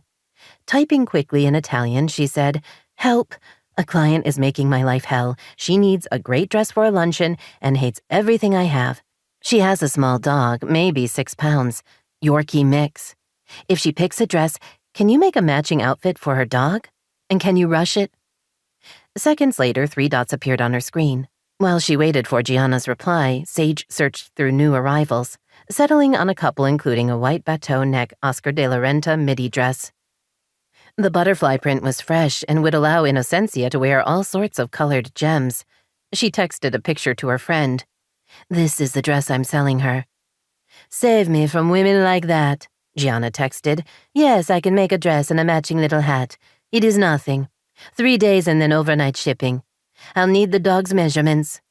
Gianna quickly texted back a sketch of a matching dog dress she'd done, complete with a tiny hat. "Let's say $1,000 US. That way you can mark it up 50% and she won't flinch." Sage grinned. "You're the best." "So I've been told. Ciao." Sage carried the dress and her phone back to the dressing room. Innocencia looked up and sniffed. "Is that the new Oscar de la Renta? I saw it on the runway in New York. I'm not sure." Sage smiled at her as she hung up the dress. "What I like most about the style is the simplicity. It requires a woman with a great body to show it at its best. But you know who I was really thinking of?" She glanced down at the dog. "Royal." Innocencia frowned. "What are you talking about?" "Something custom for her. A little dress and jacket, maybe with a hat. Oh, we could get you a leash with the butterflies sewn on. Imagine a cute little dress and hat for Royal." She glanced at her client. "You're in emeralds to pull out the green of the dress. It would be too precious for words. I have a friend in Italy who does all kinds of custom work." She lowered her voice. "Don't tell anyone, but she does a fair amount of work for several designer houses. She does things like this on the side." She showed Innocencia the sketch on her phone. Her client cooed. "It's adorable. She could make the matching dress for Royal?" "Absolutely." Sage laughed. "In less than a week. She has access to the fabric. Gianna's in Rome, so the quality of the materials is exquisite. And only $1,500 for the dog outfit, including the butterfly leash. I want it. The luncheon is in 2 weeks. It has to be here by then." "Of course. Let's get you in the dress. Then I'll take some pictures of you and Royal, along with Royal's measurements, and text them to Gianna. I'll have the sketches confirmed by this time tomorrow, and the outfit within a week." Sage sold Innocencia the Oscar de la Renta dress, along with 2 others that would also be getting matching outfits for Royal. After ushering Innocencia to her car, Sage returned to the boutique and found her manager in her tiny office. "Do you have a second?" Sage asked, stepping in and shutting the door behind her. Barry's expression turned wary. "Is there a problem?" "Not that I can think of." Sage took a seat and smiled at her boss. "Innocencia was in today, looking for a couple of dresses." "Did we have anything she wanted to buy?" "She did, but the sales weren't easy." "I know what you mean. She's never satisfied."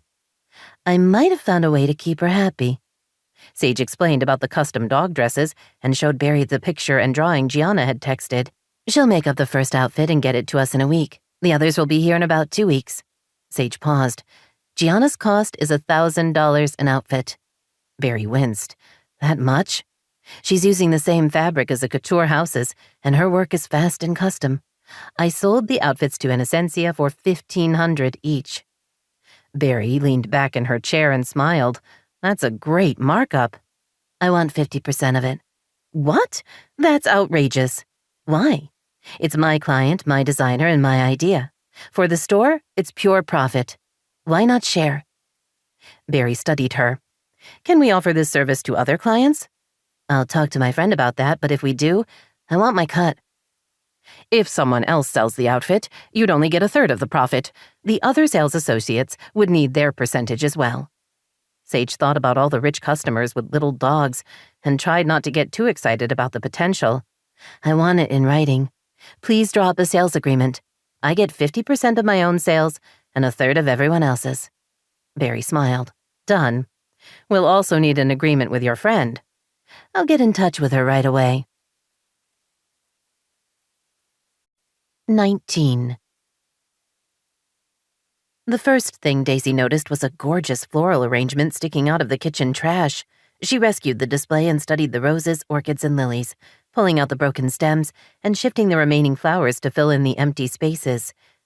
When a man sends you flowers, you should enjoy them, Daisy murmured as she worked, wishing Jordan would send her flowers. She didn't think he ever had. Not that he would now. They weren't speaking at all. A ridiculous state of affairs. With a little distance and perspective, she was willing to admit that stopping therapy had been a dumb idea. They weren't going to get better on their own, and not speaking for weeks at a time only added to their problems. She pushed her worries aside and focused on the flowers. Once the arrangement was put back together, she went upstairs in search of her sister. She found Cassidy in the living room of her suite, her broken leg propped up on an ottoman as she read a book. The bruises were gone, as was the cast on her arm. She would get a walking cast next week. Obviously, Cassidy was on the mend, which meant that at some point, she was going to have to return to her life. "How long are you going to stand there staring at me?" Cassidy asked without looking up. "I'm not sure." Daisy took a seat. I liberated the flowers from the trash can. Cassidy put down her book. "I have no idea what you're talking about." Daisy smiled. "I doubt that." "They're from Deshawn." I figured. The man knows how to pick out an arrangement. Whatever. Cassidy rubbed her knee, then raised her slightly wizened arm. "This is gross." "You'll get back to normal soon enough. Physical therapy helps." "I just can't be what he wants, you know? Relationships are hard and I've never been able to make one work." Daisy smiled. "You're very dramatic." "It's true. I haven't had a single successful romantic relationship in my life. They all end badly." "Because you want them to. I would guess you walk away before things get close to serious. Your relationships can't fail because you're not trying. Am I wrong?" Cassidy folded her arms in front of her chest. "You are. Sometimes I fly away." Daisy smiled. "Very funny, but you're trying to use humor to deflect me. Your relationships don't fail, Cassidy. You sabotage them." "Fine, sure. How does that matter? In the end, they don't work, and that's the point. Deshawn is better off without me." She blinked several times. "I don't want to hurt him anymore." Which was a little closer to the truth, Daisy thought. "And you don't want to get hurt yourself. You don't want to risk falling for anyone because, as far as you're concerned, it's just a matter of time until the guy in question breaks your heart, and you're not sure you could survive that." "It's better this way," Cassidy whispered, and pulled a folded piece of paper out of the front pocket of her shorts. She passed it to Daisy. "I love you, Cassidy, but you're sending me a clear message, and it's time I started listening. You're done with me. I've been fighting that truth, but there's no point anymore. You and I want different things. So I'm going to get out of your way. You won't hear from me again. I wish you all the best, always, and I hope you find what you're looking for and that it, or he, makes you happy." Daisy read the note twice before handing it back. "He sounds like a great guy." Cassidy nodded. "He is. He's very kind and supportive. I wish it could be different." "It can be different. You're the one making all the decisions about what happens with you and Deshawn. He's obviously willing to do whatever it takes to make you happy. Even give you your freedom." "And then what?" Cassidy asked, her voice filled with regret. "I tell him I love him and we should be together, and then what happens? It's good for a while, and then we start fighting, or he cheats, or we get tired of each other. I can't do that. I won't take the risk. No one ever gets it right." "People do. There are a lot of successful marriages out there. You don't even have to get married. You could just live together." "Why do you even care?" "Because you're obviously miserable without him, and the man is devoted to you. Trust me, that doesn't happen all that often." "I want to believe you, but do you really know what you're talking about?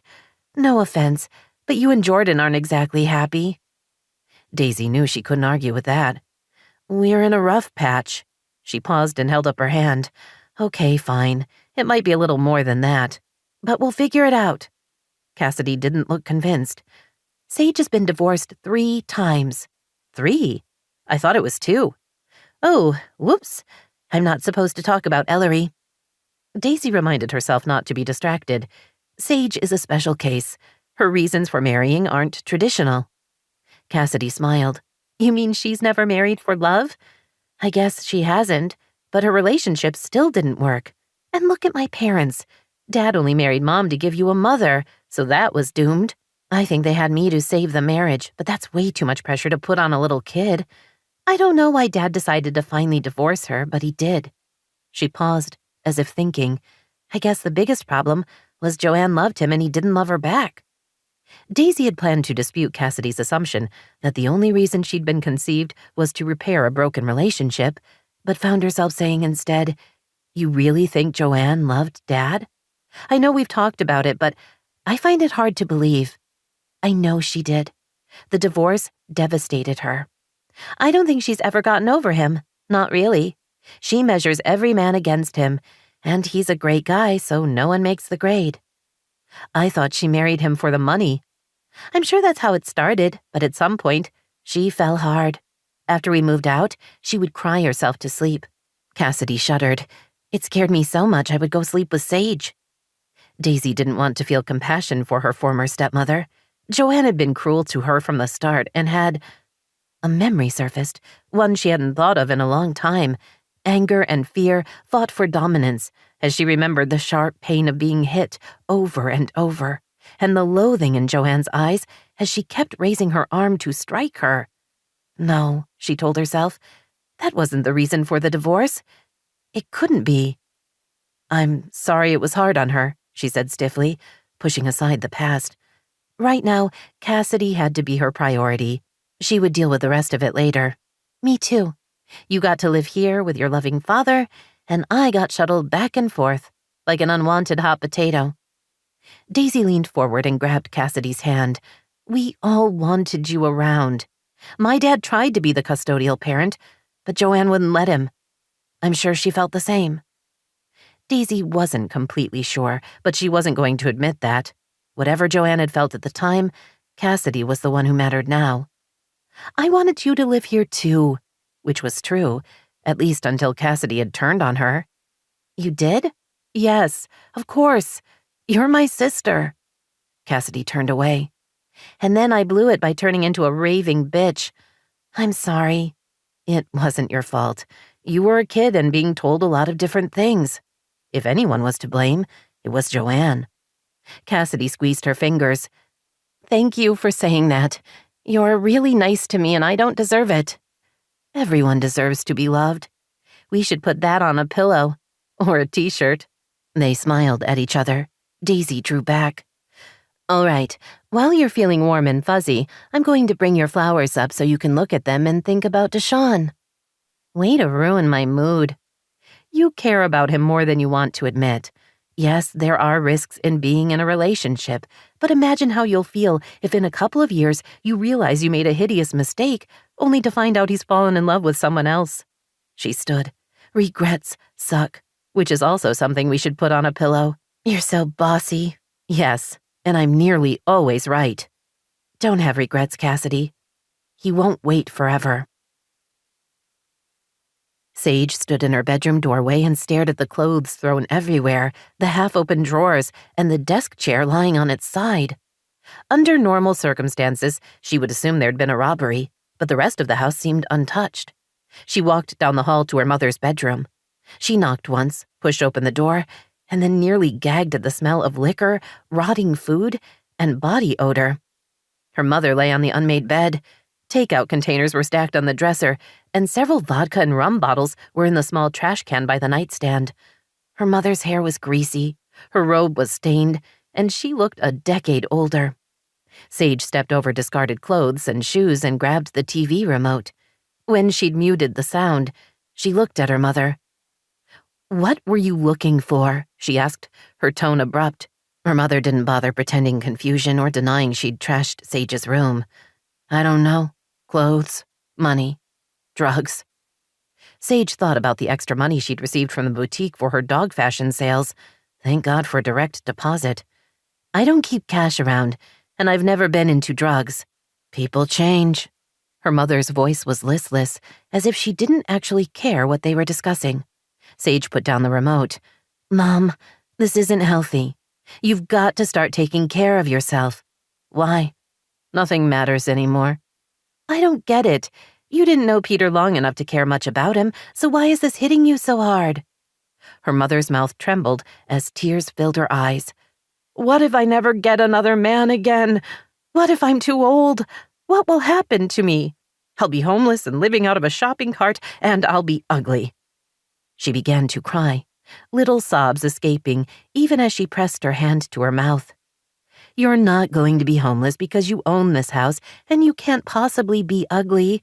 You don't have the genes for it." Joanne sniffed. "I hadn't thought of that, but you're right. We come from a long line of beautiful women. It's not as if I look like Daisy." "Hey, don't say that. Daisy's pretty." "Oh, please. She's dumpy at best." Her mother sat up and wiped her face. "You're right. I'm taking the Peter thing too hard. I need a plan." She picked up a glass from the nightstand. "Be a dear and get me some ice." Sage hesitated, not sure if she should enable her mother. Then she decided that getting ice was not the hill she wanted to die on. Once her mother was sipping her drink, Sage spent the better part of an hour putting her room back together. Thankfully, her mother hadn't found her secret stash of jewelry. The fabric bag containing her 3 wedding sets, a few pairs of earrings, and 2 diamond tennis bracelets was still taped to the bottom of her dresser. Adam's house was dark, so she texted Daisy. "Want some company?" "Love some." "Be right over." She drove to Daisy's, stopping for a quick In-N-Out burger along the way. Esmeralda let her in. "They're in the family room," the housekeeper said, smiling at her. "I'm making chocolate martinis." "Sounds delicious. How are you feeling?" "Better." Esmeralda hesitated. "Thank you for helping me last week, and taking care of the children. I appreciate it." "No problem." "You're not who I thought." Sage grinned. "I'm starting to get that a lot." She found Cassidy and Daisy already sprawled on sofas. "We had pasta for dinner," Cassidy said with a laugh. "We're in a post-carb slump." "Esmeralda said she's making chocolate martinis," Sage told them, settling into a plush club chair. "Great," Daisy mock grumbled. "Sugar, just what we need. We should take a walk or something." Cassidy knocked on her cast. "I won't be joining you." "Then I guess we'll have to sleep it off." Daisy waved towards Sage. "I heard from my dad. He's going to be here in a couple of days." "He's my dad too," Cassidy pointed out. "You are such a little sister." "Fine. I heard from our dad." "Better." Sage laughed. "I heard from him as well. I haven't seen Wallace in forever. He said he wanted to get together." She'd been pleased by his request that they spend a little time with each other, but knew she would have to make sure her mother didn't find out. Joanne was already in a bad place. Hearing Wallace was in town would send her spiraling down even further. "We should have a sister reunion," Cassidy said. "Maybe a theme party, like the 1950s. We could all wear poodle skirts." Sage looked at her. "Did you have wine with dinner?" Cassidy grinned. "Maybe." "No poodle skirts," Daisy told them. "I'll look terrible in them." She turned to Sage. "For the record, we didn't have wine with dinner. Cassidy's just being a brat." "Go with your strengths," Cassidy said with a laugh. "Children today," Daisy murmured before reaching out her hand to Sage. "You're the only one with an exciting life. Tell us what's new." "My mother got dumped by some guy and she's in the middle of a meltdown. It's not pretty." "Is she okay?" Cassidy shook her head. "Never mind. I don't care." "You have to care," Daisy told her. "She's your mom. She doesn't care about me. She's been to visit me once, and that was mostly to torture you. I should hate her, but it's too much energy." She looked at Sage. "What do you think? Should I hate her?" Sage didn't want to get in the middle of that. "Like you said, too much energy. Maybe you can go see her when you get your walking cast." "Or not," Cassidy muttered, as Esmeralda appeared with a tray of chocolate martinis. She passed them out and excused herself. Daisy sipped hers, then sighed. "Perfect, as always." She set it on the end table. "Sage, do you think your mom was in love with my dad?" "Not when they got married, but definitely by the time he asked for a divorce. Somewhere along the way, she fell for him. She was very upset that he wanted to end things." More than upset, Sage thought, remembering her mother screaming and sobbing, begging Wallace to give her another chance, swearing she would do anything to make him happy. "It wasn't just about the money?" Daisy asked, sounding oddly hopeful. "Not at the end. They had difficulties for about a year before they split up. He started withdrawing. "How do you know that?" Cassidy asked. "She told me. As you may recall, our mother doesn't respect boundaries, at least not anyone else's." Sage shrugged. At first he was a little distant, but then he kind of disappeared from their relationship. She was frantic. She knew he was slipping away. And then, suddenly, he was gone. Daisy made a sound low in her throat. Cassidy spun toward her. "What?" Sage was surprised to see tears in Daisy's eyes. "It's my fault," she whispered, her voice shaking. "The divorce. I didn't get it until a couple of days ago, but it's on me." "What are you talking about?" Sage asked. "You were 13. It can't be on you." "She hit me." Sage stared at Daisy. "My mom?" Daisy nodded, hugging her arms close, as if even now she had to protect herself. "I'd forgotten what happened, or repressed it. I just remembered the other day." She sucked in a breath.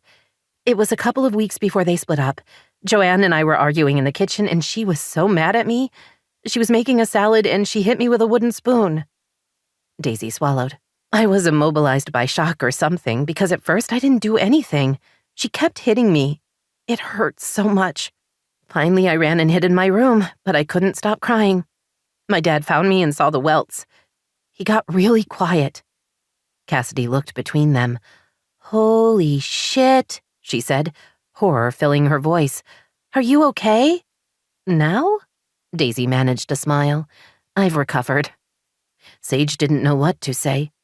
Her mother had slapped her a few times, mostly across the face, but only with the back of her hand. Never with anything that would leave a mark. "I was there when they told you about the divorce," Daisy said and looked at Cassidy. "You were so small. You had no idea what it meant, but you knew it was bad." Cassidy swallowed. "I remember," she said, her voice low. "I started to go to you, but Mom pulled me back. She said I shouldn't depend on you anymore. She said you weren't to be trusted." Jesus. Sage took a big gulp of her martini. "Where was I when this happened?" She held up her hand. "Never mind, I don't want to know." She turned to Daisy. "I'm sorry." "Me too. I know it's not my fault, but it feels that way." Sage shook her head. Wallace was already pulling back. By then he had to regret the marriage. Things would have ended between them regardless. Daisy picked up her glass, then put it down. "Jordan has said I pull back. He talks about how I don't care about him and that he can't get my attention. He's never specific, which makes it hard to talk about. I wonder if I'm doing to him what my dad did to Joanne." "No," Sage said firmly, "you're not." Despite the seriousness of the discussion, Daisy smiled. "You know this how?" "I know you. You're not passive-aggressive. You do what has to be done, even when you don't want to. Plus, you don't want your marriage to be over. You're upset that he's gone, and you're angry that he's putting you through all this. If you weren't still in love with him, you wouldn't care what he did." "Wow," Cassidy said, her voice admiring. "That's deep." "I agree," Daisy admitted, "but maybe I do withdraw around Jordan." "You get mad to my face," Sage pointed out. "Is it different with him?" "Sometimes it's not worth the fight, but that's mostly when I'm tired. After he texted me he'd moved to a house, I confronted him." "Not that night," she added. "Yes, that was the night you threw up all over me," Sage teased. "Not on you, just near you." Daisy's smile faded. "The next morning I told him he either came over and talked to me or I was calling a lawyer." Cassidy's eyes widened. "For real?" "Yes. I don't want to play games with him." "Like I told you," Sage said smugly, "you confront him. So not like your dad." Daisy held up her martini. "You're right. Yay, me."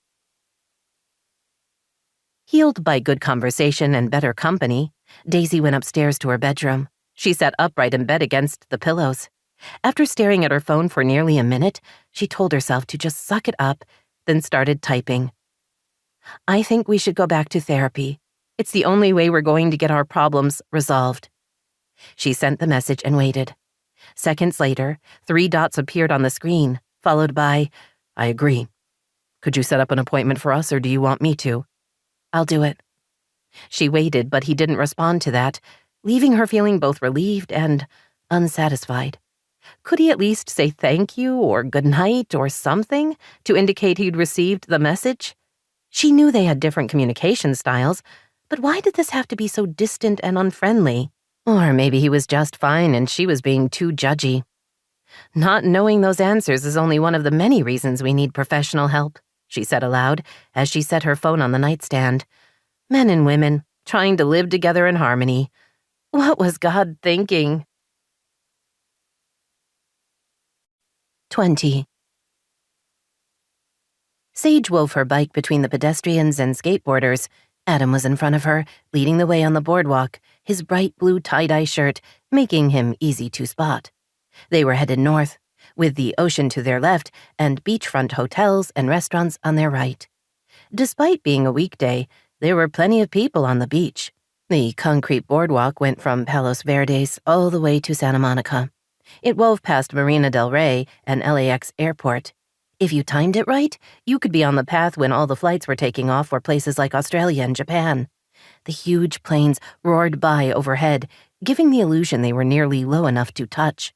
Sage had been tempted away from her day-off errands by Adam's invitation for a bike ride. Since moving back to LA, Sage hadn't been down to the beach, so she'd jumped at the chance to get a little exercise and enjoy the sunny morning. Close to noon, they turned in their rental bikes. Adam pointed to a cafe across the street. "Want to grab some lunch?" he asked. "Sure." He surprised her by taking her hand in his. Their fingers laced together in a way that made her want to step a little closer. They were quickly seated at an outdoor corner table shaded by a large umbrella. "I'm thinking champagne," Adam said with a grin. "We're celebrating." "Are we?" "I got a new contract. It's a big one. I've been working toward it for a long time. I'm moving a large medical practice onto the cloud, which could lead to other practices. It's a huge field with a lot of opportunity." She smiled. "Congratulations." "Thanks. I'm excited. That's what the meetings have been about the past few weeks." "Ah, so no more suit wearing. I'll miss it." He rested his elbows on the table and leaned toward her. "I could wear a suit every now and then, if it makes you happy." "You do look good in one." "Thanks. You look good in everything." She laughed. "I wish that were true." Adam ordered a bottle of champagne. When the server left, Sage asked, "Are you going to hire more people?" "It's just me. I want to work hard for the next few years and build my nut." She raised her eyebrows. "Nut, as in a financial goal?" "Uh-huh. I want to have all the money I'm going to need by the time I'm 50. "And then retire?" "No, but I'd like to slow down and travel." He flashed her a smile. "On the other hand, I'm also toying with the idea of buying a cabin up in the mountains, which would mean working longer to pay it off." "What does cabin mean?" She made air quotes. "One room with no indoor plumbing, or a fancy house on the shores of Lake Tahoe?" "Something in between. I want indoor plumbing and lots of solitude, but a grocery store within 20 minutes. The grin returned. I'm still an LA kind of guy. I don't enjoy peeing in the wilderness." "At least you get to do it standing up. Women have to squat." "There is that." "Is your house paid for?" she asked. "It will be in 6 months." "That's impressive." And slightly disheartening. She didn't have the credit rating to get an apartment, and he'd nearly paid off his house. No, she told herself firmly. She refused to be discouraged. Yes, she wasn't where she wanted to be, but she'd stopped making really dumb mistakes. She had purpose, or at least a plan. Success would follow. "What are you thinking?" he asked. "That running off to Europe might not have been the best idea I ever had." "What would you have done if you'd stayed here?" "I haven't a clue." Their server appeared with an ice bucket, the champagne, and 2 glasses. After opening the bottle, she poured them each a glass, then retreated. Sage touched her glass to his. "Congratulations on the new contract. You're an impressive guy." "Thank you. Would you have married Jordan?" It took her a second to remember what they'd been talking about. "No, I don't think so." "But you were engaged." "Until he put on the brakes." She smiled, which he was right to do. We would have been a disaster together. Ignoring the fact that we were too young, there's no way we would have made it. "You're not still in love with him?" There was an intensity in both his question and the way he looked at her, as if the answer mattered a lot. Sage reached across the table and rested her fingers on the back of his hand. "I'm not in love with Jordan." He's Daisy's husband. If I wasn't friends with her, I wouldn't give him even a moment's thought. It's been over for nearly 20 years, and I'm perfectly happy with that." Adam relaxed a little. "I just wondered." "What about your love life?" she asked, her voice teasing. "Is there a woman in your cabin in the woods?" "Like I keep her trapped there? No." Sage laughed. "You know that's not what I meant. Don't you want a relationship? Everyone says falling in love can be magical." "What do you say about it?" She thought about all the romantic disasters in her life. "I'd like to stop screwing up anything good that comes my way." "What do you want, Sage? Where do you see yourself in 5 years? Married? Ruling the world?" "I don't have the management skills for ruling the world." She considered the question. "I'd like to try making something work, romantically, I mean. I'm not sure I'm a good bet, but I would like to try." She picked up her champagne. "By the way, I noticed how you tried to distract me. You never answered my question. Tinder forever or something more?" Emotions flashed through his eyes. "Something more. I'd like to be with someone I could love and respect, who felt the same way about me. I'm looking for something solid." One corner of his mouth curved up. "I know solid isn't fashionable, but it's important to me."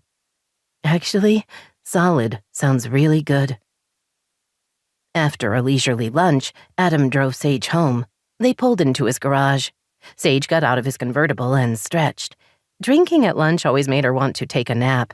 No matter how long she'd lived in France and Italy, she'd never figured out how to manage a glass of wine in the middle of the day. She walked around the back of the car and smiled at Adam. "I had a great time." "Me too." She stepped closer, expecting him to kiss her. But instead of a casual embrace and the light brush of his mouth on hers, he drew her hard against him, so their bodies touched everywhere. One of his hands tangled in her hair, and then the other dropped to her butt, where he squeezed. At the same time, he kissed her with an intensity that stole her breath and made her heart beat faster. The sleepiness evaporated, leaving her alert and aroused. She looped her arms around his neck and parted her lips so he could deepen the kiss. His erection pressed into her belly, making her insides clench. He drew back enough to rest his forehead against hers. "I can't resist you anymore," he admitted, his voice gravelly. "Either come inside and make love with me, or slap me and put me out of my misery." She reached for his hands and placed them on her sensitive breasts. "I thought you'd never ask." "Is he here? Is he here?" Chrissa danced around the kitchen as she asked the question for the 8th time in 10 minutes. "Sweetie, you know he isn't," Daisy said with a laugh. "Grandpa's on his way from the airport. It won't be much longer. Why don't you go wait by the living room windows so you can see him drive up?" Chrissa spun in a circle. "I can't wait to see him. I love him so much. Do you think he brought us presents?" "It's not your birthday or Christmas. Why would he do that?" Ben glanced up from his book. "Because that's what grandparents do, Mom." "Is it? I didn't know that." Ben and his sister exchanged a look. "I'm going to wait by the window," Chrissa said. "I can't stand it." She ran out of the kitchen. Ben dropped his book onto the island and followed her. Esmeralda laughed. "They love Mr. Wallace." "They do." Her father always took time with each of her kids, making them feel special and loved. He had a gift for that, she thought happily. She was just as excited as her children. Having her dad around always made her feel safe, as if nothing could hurt her as long as he was there to protect her. It wasn't a feeling she'd experienced in a long time, but since the separation, she could use a little more security in her life. "He's here! He's here!" The excited shouts drew her to the front of the house. Sure enough, her father was carrying his suitcases up the front steps. Chrissa and Ben raced out to greet him. He dropped the suitcases as the children threw themselves against him. Daisy watched the greeting, happy and relieved to see he looked as he always had, tall, strong, and healthy. Her father had thick graying hair and features similar to her own.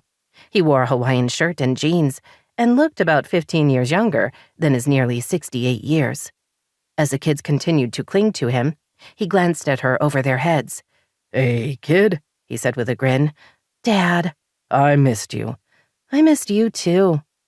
Ben and Chrissa finally released him, and Daisy moved in for her hug. The familiar embrace eased tension she hadn't known she was carrying. "Thanks for coming," she told him. There's nowhere else I'd rather be. Ben carried in his suitcase, while Chrissa took charge of his carry-on. Once they were in the house, Esmeralda hurried out to greet him. She offered her hand, but Wallace brushed it away and hugged her. "How are you doing?" he asked. Esmeralda smiled brightly. "Very well, Mr. Wallace. I keep watch over your family." "I know you do." "Daddy!" Cassidy, more mobile in her new walking cast, made her way down the stairs, then flung herself at Wallace. "I've missed you." "I've missed you too, little girl. How are you? Recovering?" "Yes, I'm nearly back to normal." Daisy watched them together, aware that for once she wasn't jealous or annoyed to see Cassidy with her dad. Yet one more difference since she and her sister had learned to get along. There wasn't the same need to claim all the attention, to make it clear she was the favorite. Her father loved them both, and she was happy about that. Everyone made their way into the family room. Wallace opened his suitcase and pulled out 2 ukuleles. The kids fell on them, obviously delighted, while Daisy tried not to wince. "Really, Dad?" she asked. He winked at her, then turned back to his grandchildren. "You can go online and take a few lessons," he said. "In the meantime, I also bought you a DVD on how to play." "Can we go watch this, Mom?" Ben asked. "Yes. Have fun. In the playroom," she added. Thank goodness the house had thick walls. "Dinner is in an hour." "We'll be ready," Chrissa said, running upstairs with her ukulele, her brother at her heels. "You couldn't get them something quieter?" Daisy asked with a laugh. "They'll have fun, and that's what matters to me." "You say that now," Cassidy told him, "but you forget your guest room is close to the kids' rooms, so you might be in for it too." "I'll survive." He glanced between them. "It's nice to see you two together." Daisy looked at Cassidy. "I'll admit when you first told me she was coming here to recover, I wasn't exactly thrilled, but it all worked out." Cassidy nodded. "We found our place in the universe." "Had you lost it?" Wallace asked, his voice teasing. "Some." Just then, Sage walked in. "Hi, everyone." Wallace stood and crossed to her. "Sage." He hugged her and kissed her cheek. "It's been too long. Thanks for coming over." Sage smiled at him. "You made it sound like your evening would be ruined if I wasn't here. Something I totally understand, by the way." Everyone laughed. They talked for a few minutes, then Cassidy took their father upstairs to get settled. Sage followed Daisy into the dining room, where they set the table. "Are you really okay that I'm here?" Sage asked. "If it's better to just have a family night, I can come back." "You are family," Daisy said without thinking, then realized she meant it. Sage was part of her family now. "When you put it like that," Sage cleared her throat. "Thank you." Daisy stared at her stepsister. "Something's different," she said, not sure what had caught her attention. Sage hadn't cut her hair, and her makeup was its usual perfect self. "It's your smile. It's very smug. Did you get a promotion at work?" "I had sex with Adam." Daisy felt her mouth drop open. She closed it and grabbed Sage's hand. "You did? When? Are you happy? Was it great? I always liked Adam, so I want it to be great." Sage grinned. "It was amazing. He's funny and smart and kind, and he gets me. We had a wonderful night. Seriously, I couldn't get enough of him." Her smile faded. "I like him, Daisy. I haven't liked anyone in a long time, and I don't want to blow it." "Then don't. It's not that easy. I tend to screw up every relationship, and I don't want to mess up with him." "Then don't," she repeated, holding up her hand. "Be aware of what's happening. When you get to that place where you see danger, turn away. Ask what I would do and then do that. Not that I have the world's greatest track record, but I don't instinctively run toward disaster." Sage laughed. "What would Daisy do? I like it. I like it a lot." Sage handed the box to the clerk at FedEx, telling herself it was for the greater good. Despite her mother's promise to come up with a plan, Joanne was still drinking too much and crying throughout the day. Worse, the house was starting to smell like a boys' locker room. Something had to be done. When she got home, her mother was curled up on the family room sofa, her eyes puffy, her face pale. She'd managed to pull on wrinkled, stained sweatpants and a t-shirt. "Hey, Mom," Sage said cheerfully. "How are you feeling?" "Lost, alone, old, useless, unwanted." Joanne looked up. "And you?" Sage smiled at her. "I'm sorry you're still feeling down." "Down?" Her mother gave a humorless laugh. That's one way to describe it. Sage ignored the words and the attitude. I got you something that should help you feel better. She paused until her mother was looking at her. A week at the Golden Door Spa. Joanne's eyes widened as her mouth dropped open. She sprang to her feet. Are you serious? You did that for me? I did. The gift had come at a steep price, but desperate times and all that. Plus, she was looking forward to having the house to herself for a week. Oh my God. Her mother pulled herself to her feet and hugged her. Sage tried not to wince at how bad she smelled. They're expecting you Saturday, Sage told her, stepping out of the embrace. I haven't been there in forever, not since I was married to Wallace. Her happiness dimmed. Those were wonderful years. And now you get to go back, Sage said, hoping to remind her of her good fortune.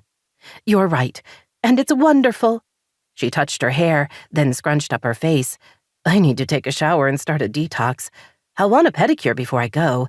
No need for a facial. I'll be getting one there. This is just so wonderful, Sage. Thank you so much. Of course. Joanne hurried toward her room. Sage spent the next hour picking up the house and cleaning the kitchen. After vacuuming, she glanced outside and saw Adam sitting at his desk in the shade. She walked out to see him. Want some company? She asked, standing by the fence. Or are you too busy with work? He smiled at her, a warm, knowing smile that gave her butterflies in her stomach. I'd like a little company, he said. She went through her house and over to his, then let herself inside. He met her in the family room and pulled her close. As she stepped into his arms, she thought about how right this all felt. What's going on? He asked after he'd kissed her and pulled her down next to him on the sofa. I'm sending my mom to the Golden Door Spa. Adam's expression was completely blank. Should I know what that is? She laughed. Probably not. It's a spa just north of San Diego. Very exclusive. Very nice. She sighed. It cost me 3 handbags. He sat up and winced. Not Birkin-priced bags. No, just regular designer ones. A week is about 10 grand. I'll never understand women. But Adam, they have men's weeks, so you could go with one of your buddies. That's never happening. He kissed her. I'd go with you, though. Really? I wouldn't have thought you were a spa kind of guy. I've never been, but I'm open to the experience. He stroked her arm. You're doing a really nice thing for your mom. She's in a bad place, and selfishly, I can't wait to have the house to myself for a week. Plus, I feel sorry for her. She's always defined herself by the man she's with, which means she has no control over anything that's happening to her. That's a hard way to live. He watched her without speaking, as if he didn't want to say anything. She shifted so she was angled toward him, her legs stretched across his lap. I know, she told him. I used to be like that. This is me, not talking. She smiled, yet I can hear every word you're thinking. Her smile faded. My marriages were about being with a guy and what that would do for me. I wasn't in the relationship for the right reason. I don't want to do that anymore. I don't want to be defined by a man. I want to take care of myself. I want to be strong. You've always been strong. You're sweet for saying that, but I've always been a taker. I take what I want and walk away. Worse, I sabotage myself right before things get really good. But I'm working on changing. I want to get to the place where I'm proud of myself. He rubbed her legs. You're impressive as hell. Not yet, but I'm working on it. 21. Daisy arrived home from work to find her father reading in the family room, both dogs at his feet, and Nala and Simba stretched out on the back of the sofa, behind him. You draw a crowd, Daisy said as she walked over to hug him, probably because you're so nice to come home to. I try to be a considerate guest, he said with a smile. As for the pets, I've always liked them, and I think they know that. How was your day? Busy. Long. He raised his eyebrows. No details? I'm afraid any medical talk will give you ideas. He put down his book and rose.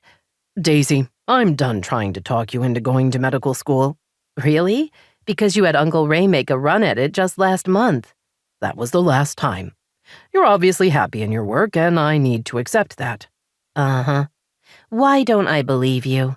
People change. And speaking of that, Go get out of your scrubs. I'll meet you back here where I'll make you a heck of a martini and we'll talk about our days. There was something in his tone, she thought. What happened? He waved toward the stairs. I'll see you in a few minutes. She checked in on the kids before heading to her bedroom. It only took a few minutes to change into jeans and a lightweight sweater. What's up? She asked as she watched her father add ice to the martini shaker. You're assuming the worst. You're avoiding the question. He handed her a martini, then motioned to the sofas. When they were seated across from each other, he raised his glass. Cheers. Dad. Fine. He took a sip. I had lunch with Jordan today. She hadn't been expecting that. Well, he is your son-in-law, so it's not totally crazy. She wasn't sure what else to say. Should she ask how he was, or what they'd talked about? Her father smiled at her. He misses you. Then he should get his ass back to the house. But she only thought that rather than speaking it. That's nice to hear. He wasn't very forthcoming about your problems, which I respect. A marriage is a private thing. But I let him know I was worried about you and him, and that he could always talk to me. He smiled. Not that I'm going to take his side. You're my daughter. I appreciate the support. So basically he said nothing? She tried to keep the tension out of her voice. He complained you're doing too much and he comes in second all the time. I told him a pity party wasn't a good look, and that maybe if he did some of the things with you, they'd get done faster, and you two would have more time together. She relaxed. An excellent point. Although I'm sure he's right. I'm a little like you. When I get unhappy, I withdraw. Are you unhappy? Not all the time, but marriage is hard. Yes, it is. I'm sure you're dealing with a lot right now. Having your sister in the house, reconnecting with Sage, all the while missing Jordan. Daisy nodded, because that was the response that made the most sense. But on the inside, she was a whirlwind of confusion. Her father was right about everything going on, only all of that had happened after Jordan had left, so it couldn't really be part of the problem. But the more important point, the one that had her head spinning, was that she hadn't thought about missing her husband for a while now. Maybe weeks. She was pissed, she was worried, but she didn't miss him. Not the way she had at first. She didn't look across the table at dinner and wish he was there. She didn't miss sharing the bathroom with him, or sleeping with him. And if she didn't miss him, if she wasn't afraid he would stay gone forever, didn't that say something? Only she wasn't sure what. She filed that thought away to deal with another time. There was information there and she had to figure out what it was. Having Cassidy around has been much easier than I thought it would be, she admitted, hoping for a subtle shift in topic. I wasn't happy when you first asked if she could stay here, but it's worked out. I'm glad you two are getting to know each other as adults. Your sisters and family matters. It does, Dad. Let me know if you want to move back to the mainland. You'd be very welcome here. He smiled at her. Thank you. But if I decide to come back, I'll get my own place. Multi-generational living is the new in thing. A single man needs his own space. An interesting point, she told him. Why are you still single? It's been a long time since you and Joanne split up. I know there've been a few serious relationships, but nothing that lasts. I had my one great love. My mom. He smiled sadly. From the moment I met her, I knew she was the one. Since then, well, let's just say I've never met anyone who makes me feel the same way. Did you marry Joanne to give me a mother? His gaze met hers. Yes, and that was a bad decision on my part. It wasn't fair to her. Because she thought you loved her? He hesitated before nodding.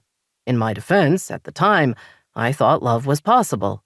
When I realized it wasn't, I should have stayed more present in the marriage, but I withdrew. She sensed that, and it made her insecure and unhappy. You know how it ended. Because she hit me? Dad, is your divorce my fault? Daisy, no. Her hitting you the way she did spurred me to action I should have taken months before. I knew she was unhappy, and I tried to understand, but what she did to you was unforgivable. I nearly used it against her to get custody of Cassidy. Maybe I should have. I'm sorry for my part in it. You had no part. Joanne and I are to blame for the end of our marriage, and most of that's on me. Daisy told herself the kind response was to feel sorry for Joanne, but the little girl who had been neglected mocked and beaten, couldn't summon the emotion. Dad, you shouldn't be alone. I'm not. I have my work and my friends. I have my family. I wish you had a partner, someone to take care of you. His brows rose. I'm not infirm. I meant emotionally. Does Jordan take care of you emotionally? Not lately, she admitted. Before, did he? Sure, she lied, knowing the truth was less tidy. She couldn't remember the last time Jordan had taken care of her, and she had a feeling his answer about her would be exactly the same. Sage disliked being indecisive. Either she had to do it or not do it. There were several ways for her to move forward with her teacher accreditation, but the program that interested her the most was at UCLA. TEP, Teacher Education Program, was an intense 2-year process focusing on diverse urban schools, something that made sense, considering where she lived. But she wasn't sure how to afford it. The tuition and fees were over $17,000 a year, and the program was full-time. So how exactly was she supposed to pay for it and support herself? Another option was through USC's online program. That would allow her to work a few hours a week while studying for her teaching certificate. The Los Angeles Unified School District had an internship program for people with a 4-year degree. That program focused on doing, with prospective teachers learning as a teaching intern. Each path had up and downsides. She needed to decide which she liked best and which made sense given her limited resources. Or she could forget the whole thing for the evening and rewatch The Crown. No, she told herself, she had to make a decision because the alternative to that was working in retail and living with her mother, and neither option would make her happy. A plan meant forward movement and feeling better about herself. No plan meant letting life happen. And hadn't she already done enough of that? If only things weren't going so well, she thought, aware of the ridiculousness of that statement. Even so, she couldn't shake her sense of unease, as if disaster was right around the corner. She'd never been especially lucky, and she'd always screwed up, even when she knew better. While she wanted this time to be different, she just wasn't sure that was possible. As if offering a distraction, her phone buzzed with a text from Cassidy. "Can you come by the house? I need to ask you something. It's no big deal. Well, it's a little big, but not big. Crap, just come over. Please." Sage laughed, then grabbed her bag and started for the door. Traffic was light. She made it to the house in less than 20 minutes. She found Cassidy in the family room with a confused-looking Daisy. She wouldn't say what this was about, Daisy told her. It's all very strange and ominous. Cassidy wrinkled her nose. I didn't want to have to say it twice. She twisted her hands together. I need help. I'll say, Sage murmured. Daisy grinned at her, then raised her hand for a high five. I'm serious, Cassidy told them, her lower lip trembling. I need you two to fly to Miami. I'm going to close up my apartment and I can't do it myself. Sage looked at Daisy, who seemed as shocked as she felt. You're moving? Daisy asked. Why? I can't stay there. It doesn't matter where I live. I just need to be close to a major airport. LA has that.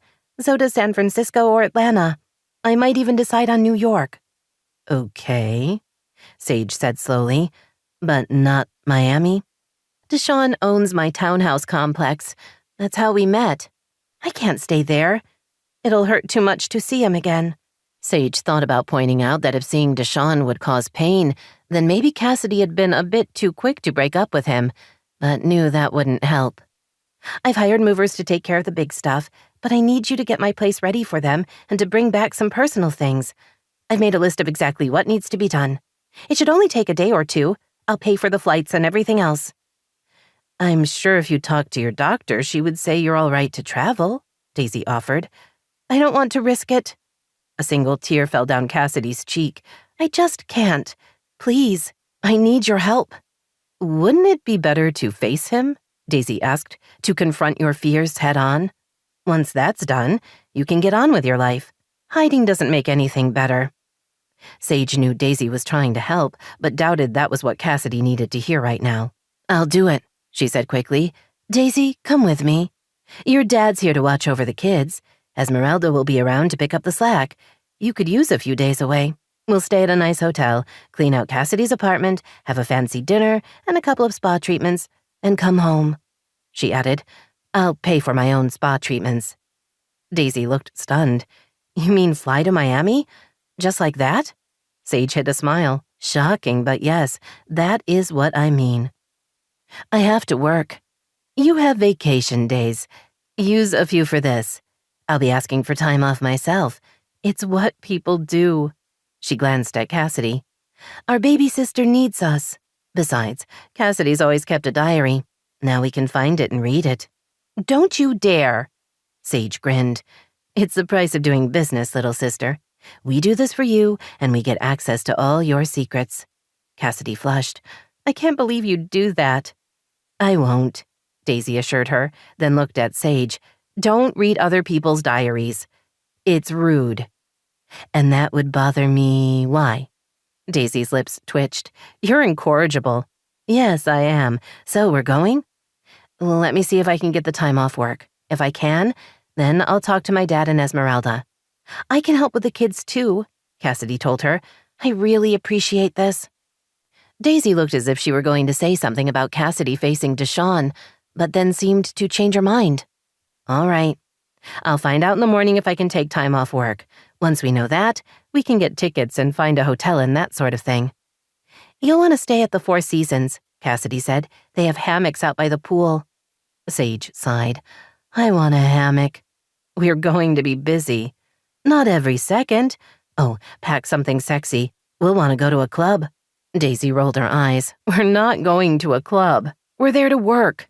Cassidy grinned at Sage. Don't worry. I'll get you a name.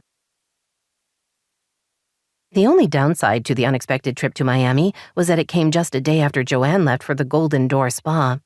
Sage would have liked to take advantage of the empty, quiet house, but Cassidy wanted them to go as soon as they could, and Daisy was able to take the time off work, so 3 days later, Sage was trying to decide how many bathing suits she'd need. She had Cassidy's to-do list tucked in her tote. Most of it was easy enough. Returning her internet modem, emptying out her refrigerator and mailbox, dumping any liquids so they wouldn't be packed. They should be able to get that done in a day, leaving plenty of time for lying by the pool and maybe a little shopping. Sage was hoping that the time away would allow her to come to some decisions about what she really wanted for the future, and hey, maybe even pick a direction. She walked through the empty house, locking the doors and windows and turning off the lights. It was nearly 8 in the evening. She and Daisy were taking the red-eye to Miami. They would go directly to Cassidy's townhouse to work. With a little luck, they would finish up that day and have the remaining 2 days to just hang out. She returned to her bedroom, then rolled her battered suitcase to the front door. She'd already packed her tote and handbag. She had about 20 minutes before Wallace and Daisy were due to pick her up, so she hurried next door and knocked. Adam let her in. You ready? He asked, after he kissed her. I am. She paused, not sure what else to say. She wanted to tell him she would miss him, but worried that would make her seem too needy or freak him out. They were obviously involved in some way. They hung out a lot and were sleeping together, but she wasn't sure how to define what they were doing, so she didn't know if missing fell in the Me Too category or was more of a back off bitch kind of thing. Not that Adam would ever think of her as a bitch, which meant the latter was unlikely, but still, it was all so confusing. I'll miss you, he said, surprising her but in a happy way. She smiled. I'll miss you too. A lot. His expression turned serious. I know I don't have the right to say this, but I'm going to anyway. Don't cheat on me. The words shocked her. Why would you say that? Which was a dumb question. Obviously he was concerned. I won't. I wouldn't. Adam, no, that's not what's going to happen. She wanted to say more, to defend herself, but as she stared into his eyes, she had the sudden thought there weren't words to make him feel better. Given her past, his concern was probably reasonable. The only way she could make him feel better was to get through the trip and come back to him. He looked away, then back at her. It's just... She put her hands on his chest, then kissed him. I get it. I won't do that. She wanted to tell him to trust her, but knew that wouldn't help. You're so beautiful, he told her, tucking her hair behind her ears. No guy can resist you. Sweet, but not true. She was going to say more, but she heard a car pulling into her driveway. That's Wallace and Daisy. He nodded and walked her out. Together, they went into her house and collected her luggage. Sage introduced Adam to Wallace, then kissed him one more time. "I won't text you when we arrive," she said, her voice teasing. "It'll be about 4 in the morning, your time." "Have fun," he told her, then held open the back door of the car. "I'll see you when you get home." "Yes, you will." She waved and got inside. Daisy turned around in the front passenger seat. "What's wrong? You look upset." "Adam's worried I'm going to cheat on him while we're in Miami." "How? You'll be with me. It's not like you're going to go off and have sex with someone. Even ignoring the logistics, you wouldn't do that." "Thanks for having faith in me." "You're not that kind of person." Sage didn't bother correcting her. She liked that Daisy saw the best in her, even when it wasn't deserved. They'd come a long way together. Wallace got back in the car. "You girls are going to have a good time on your trip." Sage laughed. "I've been informed that now that I'm closer to 40 than 30, I'm no longer a girl." Her former stepfather smiled at her in the rearview mirror. "You'll always be one of my girls." "Thanks, Wallace. That's nice to hear." Once they arrived at the airport, Wallace drove them to their terminal, then helped them unload their luggage. As Sage hugged him goodbye, he slipped a wad of bills into her hand. "I know you two will be doing some shopping. Buy yourself something pretty." The unexpected and generous gesture made her eyes burn a little. "Thank you," she said, hugging him again. "You've always been the best man I've ever known." He kissed her forehead. "I keep hoping he'll come in second to some nice man you've fallen for." He cleared his throat. "All right, you two have fun and take care of each other." "We will," Daisy told him. Once they were through security, they found their gate. They'd barely settled in chairs to wait until boarding when Daisy jumped up. "Can you watch my stuff? I'm going to take a walk." "Why?" "I'm nervous. It helps me burn off energy." Daisy put her hands on her hips. "Does it really matter why? Can't I just take a walk?" The attitude was unexpected, as were the too wide eyes and the rapid breathing.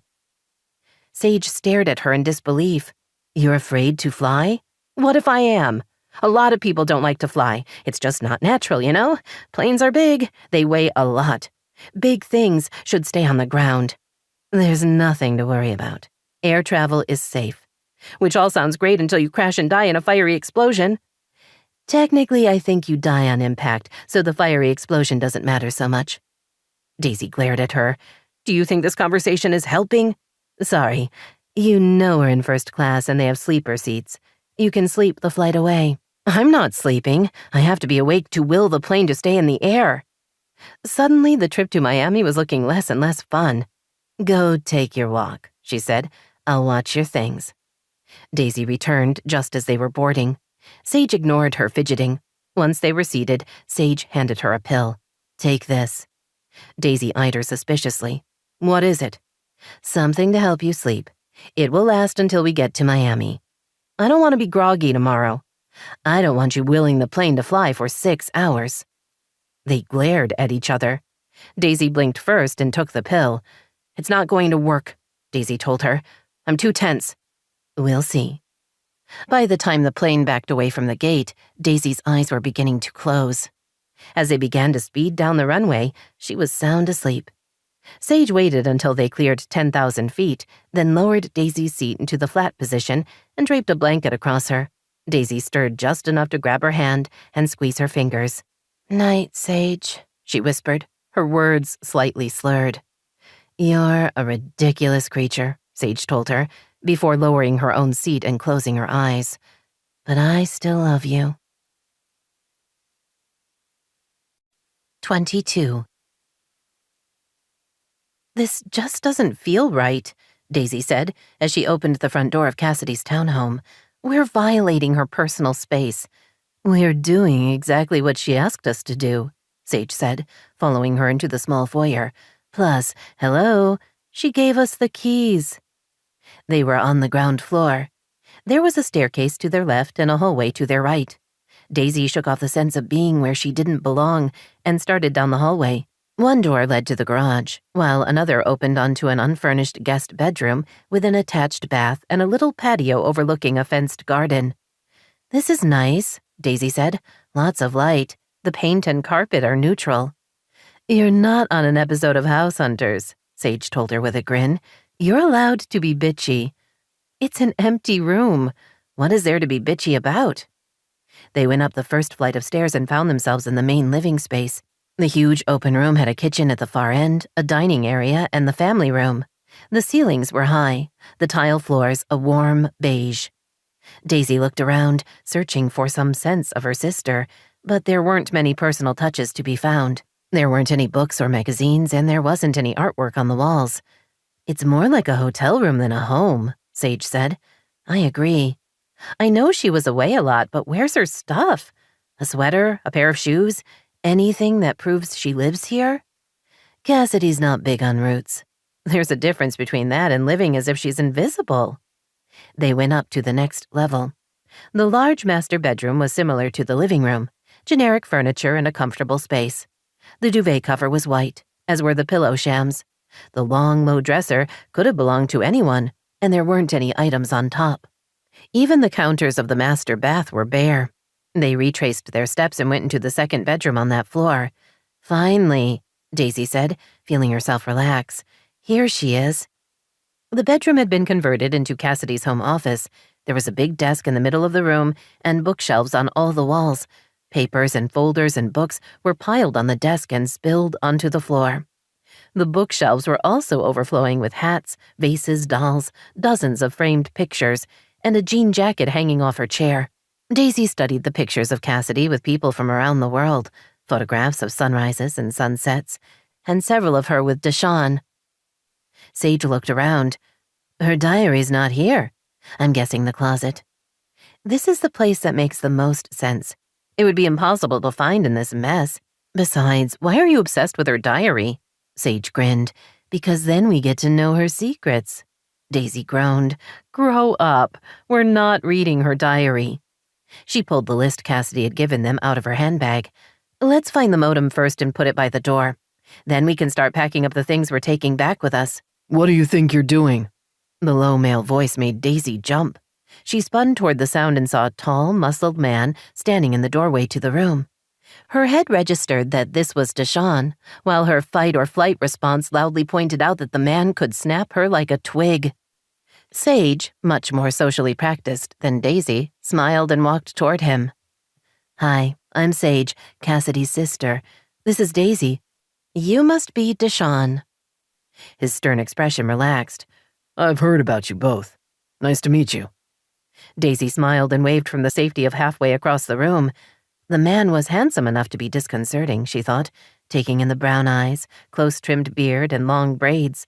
His shoulders were nearly as wide as the doorway, and his arms were thick with muscles. The Hawaiian shirt was a little incongruous, but also seemed to take him from superhero status to a more normal man level.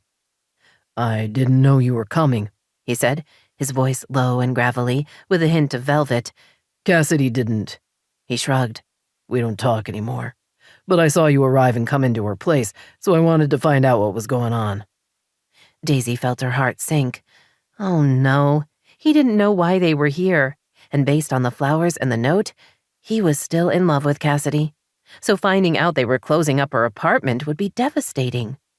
She opened her mouth, then closed it, not sure how to explain without hurting his feelings. Really? Sage asked with a sigh. You're going to wimp out on me? I can't tell him. Wiener dog. Sage looked at Deshawn. I'm sorry you're finding out this way. Apparently both my sisters are cowards. Cassidy asked us to fly out so we could take care of a few things before the movers come. She's leaving Miami.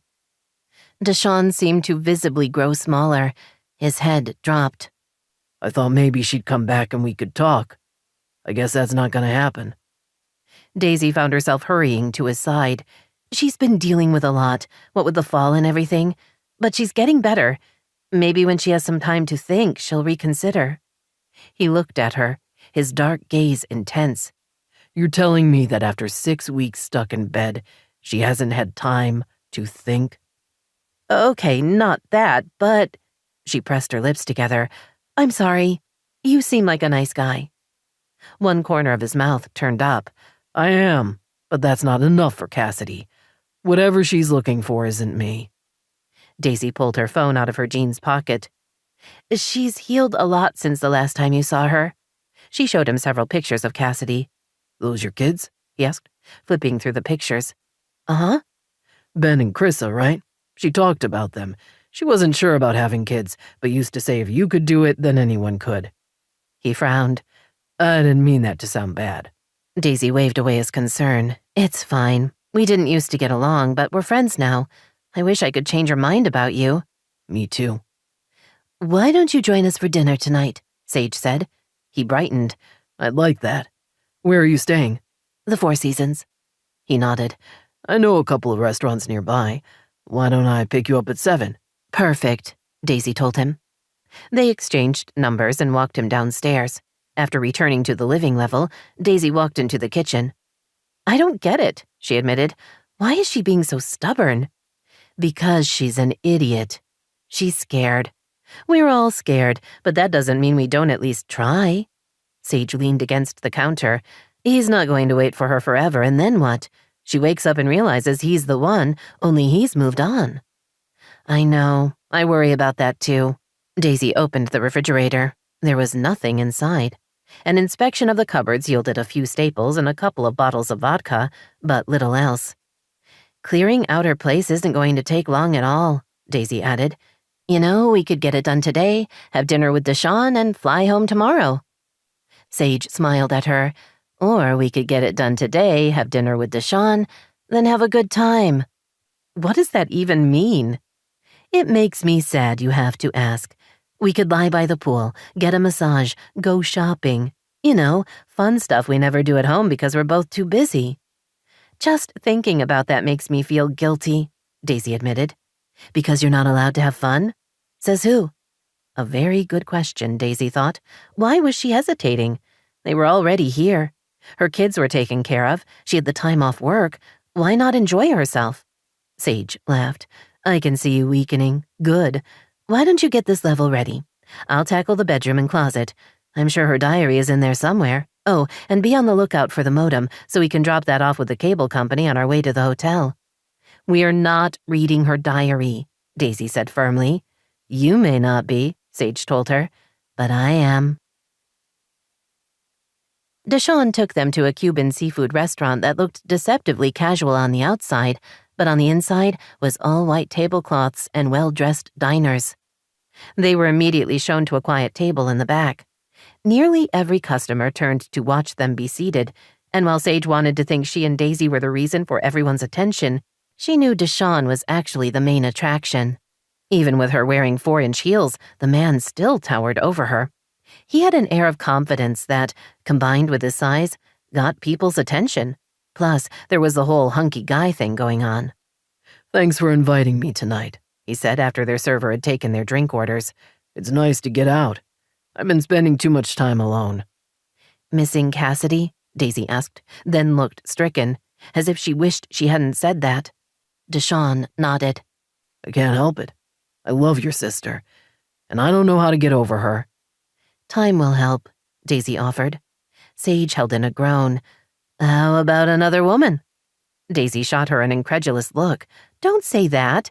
Cassidy's our sister. Why would we want him to be with someone else? Because she dumped him and he needs to move on. That's heartless. That's practical. Deshawn surprised Sage by laughing. I can see Cassidy gets her attitude from you two. His humor disappeared. I'm not seeing anyone, and I won't be for a while. I'm not that guy. I want a real relationship with someone I care about. Which was similar to what Adam had talked about when they were getting to know each other, Sage thought. The difference between getting laid and having it matter. I've always been that way, he added. But Cassidy's the first woman I've been in love with. Their server returned with their drinks. She and Daisy had each ordered mojitos, while Deshawn had chosen Irish whiskey. She's scared, Daisy told him. After her parents split up, she felt torn between the two families and never comfortable in either place. She's afraid to put down roots. If she's trapped, how can she protect herself? Deshawn sighed. She knows I'd never hurt her. If you stay together, you'll hurt her, Daisy said firmly. It comes with being in a relationship. Believe me, I know this one. My husband and I are separated. He's being a total jerk, Sage said. Daisy flashed her a smile. Thanks, I think so too. She turned back to Deshawn. My point is, if you're in a relationship, you're going to hurt each other. That's a given. It's what you do when that happens that matters. Cassidy either doesn't have the skills to manage that, or she doesn't trust herself. That's very deep, Sage told her. Thanks. So how did you and Cassidy meet? Deshawn smiled. She'd come to see the townhouse. I have a management company that handles the listing for me, but I happened to be on the site that day, so I showed her around. For me, it was love at first sight. I'd never understood what that meant, but I knew from the second I saw her, she was the one. Did you tell her that? Sage asked. No. I knew it would scare her away. Hell, it scared me. But we talked and laughed and went out for drinks. Before I knew what was what, we were back at my place. He sighed. Big mistake. I acted just like every other guy in her life. I should have held out and made her see I thought she was special. Sage was again reminded of Adam and how he managed the same problem differently. He'd held out on her. Amazingly, the tactic had worked. By the time they did the deed, she was much more involved than she'd expected. We hung out for a couple of weeks, he continued. Then she took off for one of her assignments, gone a month. I worried I'd never see her again. But when she got back, she moved into her place and we took up where we'd left off. Then she dumped me. Daisy flinched. Did she say why? She said it was too much for her. She left again. When she came back, we got back together. He picked up his glass. That's how things went with us. I started going with her on some of her assignments. We'd get along great. I'd think it was going to work, and then she'd end things. When she invited me to Patagonia, I thought this time was real. So I bought a ring and proposed. You know what happened next. Sage patted his arm. I'm sorry. She's going to regret losing you. Maybe. But that doesn't change where we are. It's been one too many times for me. I'm not going to go running back again. She's made her feelings clear. Daisy leaned toward him. Don't give up. You love her. Not much help if she doesn't love me back. Sage and Daisy exchanged a look. Sage had no idea what to say to him. She doesn't believe in romantic love, Daisy admitted. She says no relationship works, so why bother trying? It makes me sad. Jordan and I are in a bad place, but that doesn't make me not believe in love anymore. Sage wasn't sure she had anything to add to the conversation. She'd never been in love. When she'd been younger, it was because her mother had warned her not to risk her heart. Joanne spoke from experience.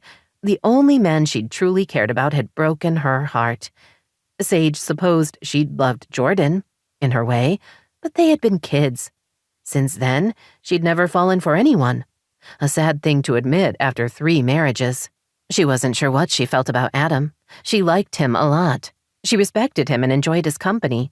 She looked forward to seeing him and missed him when they were apart. She was still a little rattled by his request that she not cheat on him.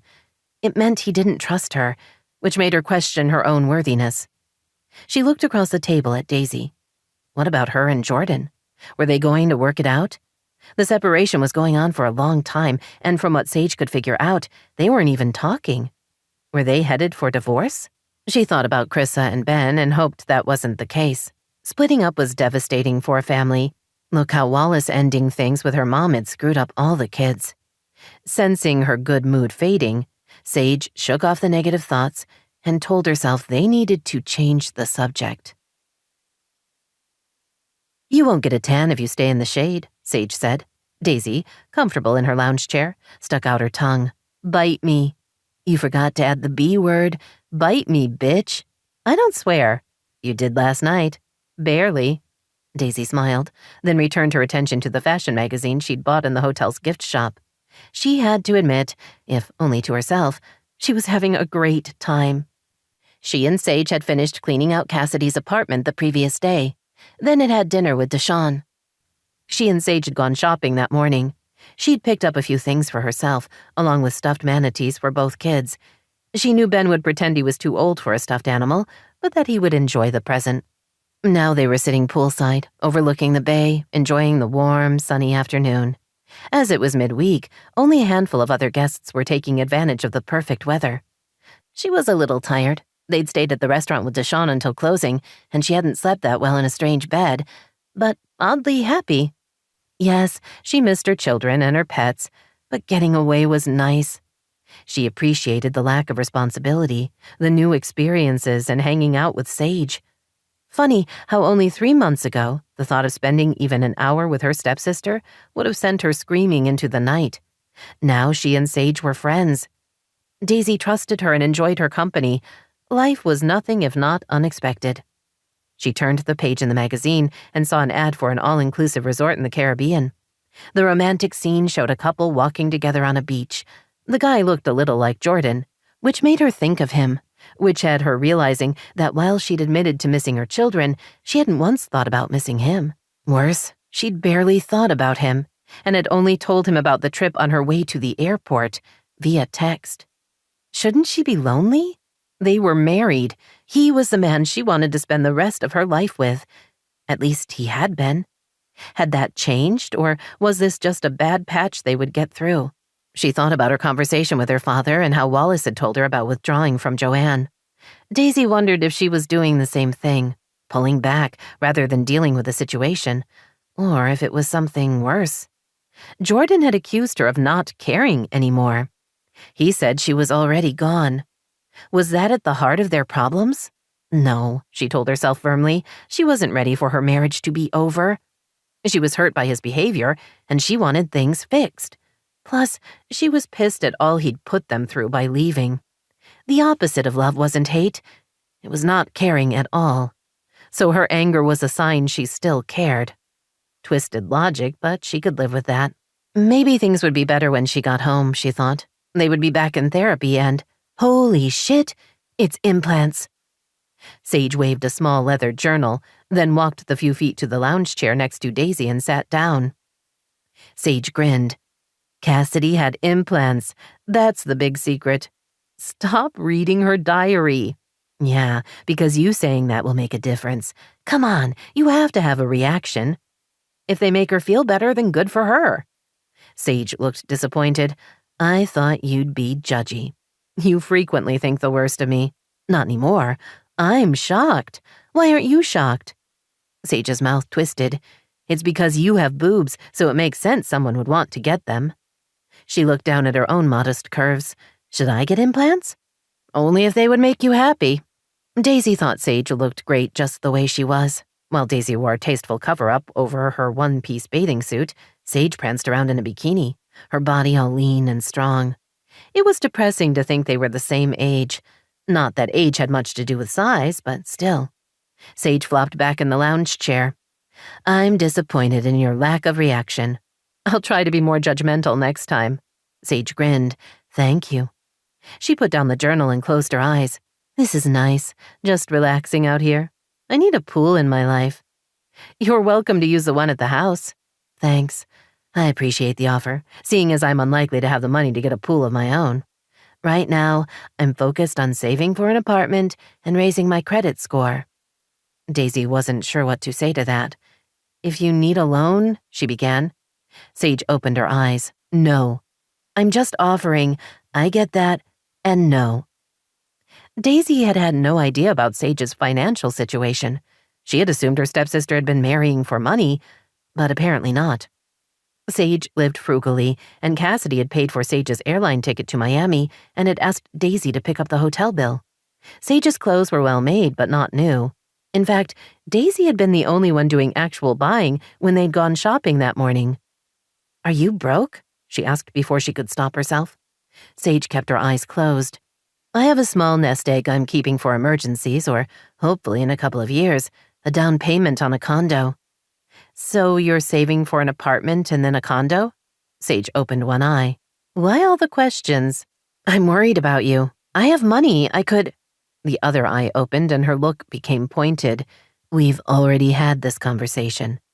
It doesn't have to be a loan. Sage swore under her breath. You should try to be less annoying. I'm fine. I have a plan. Daisy waited expectantly. Sage groaned, then said, I want to be a teacher. While the confession was a surprise, the reality of it made sense. You're very good with my kids, she said. You're likable and responsible, plus you went over to Europe initially to teach English. I can see it. To work here, you'd have to be accredited, right? Would you need a 4-year degree? I have that. Daisy smiled. You never told me. Congratulations. Thanks. We weren't exactly speaking at the time. So you got it while you were in Europe? The American University in Paris. There's a process to get accredited here, and I'm weighing my options. I can apply for an internship through the LA Unified School District. I can enroll in an online program through USC, or there's a 2-year program through UCLA. That's a lot of choices. Which one do you like the best? The UCLA program, but it's expensive and full-time. I don't think I could work, so not that. Daisy pressed her lips together rather than offer money again. Sage had made it clear she wasn't interested in accepting assistance. Was that about their relationship, or did she resist everyone who wanted to help? I don't want to make the wrong decision, Sage told her. I mess up a lot. That's not true. You're doing great. Shall we ignore the divorce that brought me here in the first place? Yes, completely. Since you've been back, you've been working, hanging out with Cassidy and me. She grinned, sleeping with Adam. Sage's lips twitched. The sex has been very nice. So you like him? I do, which scares me. Like our sister, I'm wary of relationships. They never seem to work out. She's sabotaging herself with Deshawn. What if I do the same thing with Adam? We talked about this, remember? Do what I would do. Sage looked at her. Not to send us into a spiral, but you're currently sitting by a pool in Miami, separated from your husband. I'm in Miami because of Cassidy. The separation is different. Daisy sighed, but no less troubling, I'll admit. What's going on there? I have no idea. For all I know, he's seeing someone else. Sage looked surprised. Do you really believe that? I don't know. Maybe. Probably not. He could be. Have you asked? Once. He said he wasn't at the time. I don't know if that's changed, and I'm starting to think I'm not that interested in the answer. You don't mean that. No, I don't. She pressed her lips together. I don't miss him. I did at first, but not recently. Sometimes I'm not sure I care that he's gone. Sage's eyes filled with concern. You do care. I was there the night after he texted he was moving into a house. You cared a lot. Daisy nodded. You're right. But everything I felt before, the anger, the fear, it's all faded, and I don't know what that means. I worry that we've been separated so long that getting back together is going to be impossible. It's not. You two still care about each other. You just have to decide you want to reconcile. Her sister looked at her. Unless you don't. And that was the question, Daisy thought. Simple and to the point. Did she want to stay married to Jordan or not? I want to fix things. You sure? Daisy drew in a breath and waited for her heart to tell her the truth. Most days. 23. Daisy and Sage landed at LAX just before 9 in the morning. What are your plans for the day? Daisy asked as they waited for their luggage. I have to be at work at noon, Sage said, staring at her phone. Well, that sucks. What? Adam just texted to say he needs to fly to San Francisco to meet with a client. He'll be gone 3 days. Her mouth twisted. He's on his way to the airport right now. I'm not going to see him until he's back. Sage looked at her. Why are you smiling? It's hardly good news. You like him, Daisy said with a grin. He matters to you. I think that's really wonderful. We had a good time while we were away. Don't ruin it now by making me want to kill you. Daisy laughed and linked arms with her stepsister. Such vicious talk. You need to deal with your anger issues. What I need is Adam to not be gone when I get home from work. You can come hang out with us. My dad's still in town, and I know the kids would love to see you too. Daisy knew that Esmeralda would be preparing enough food for 20, so one more for dinner wouldn't matter. Maybe, Sage grumbled. I doubt I'll be in the mood. We'll make you feel better. Say you'll join us. Whatever. Daisy ignored the sullen tone. Come straight from work. I'll tell everyone to be expecting you. They collected their luggage, then went out to meet their driver from the car service Daisy had arranged. She dropped Sage off first, and then they went on to her house. Esmeralda met her at the door and hugged her. So good to have you back. Everyone is well. Your father is out golfing with some friends, and I took Ben and Chrissa to school this morning. Cassidy is up in her room. She's been on edge since you left. She thinks you're taking the later flight, and I didn't tell her otherwise. Daisy smiled. Good. I'll go see her in a bit. She and Sage had talked about how best to handle Cassidy. Yes, they'd agreed to do her a favor, but they were also aware that they were enabling her poor decision.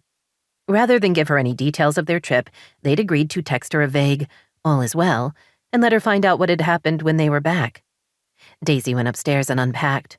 She checked her email and visited with Esmeralda for a while before finally heading toward Cassidy's suite.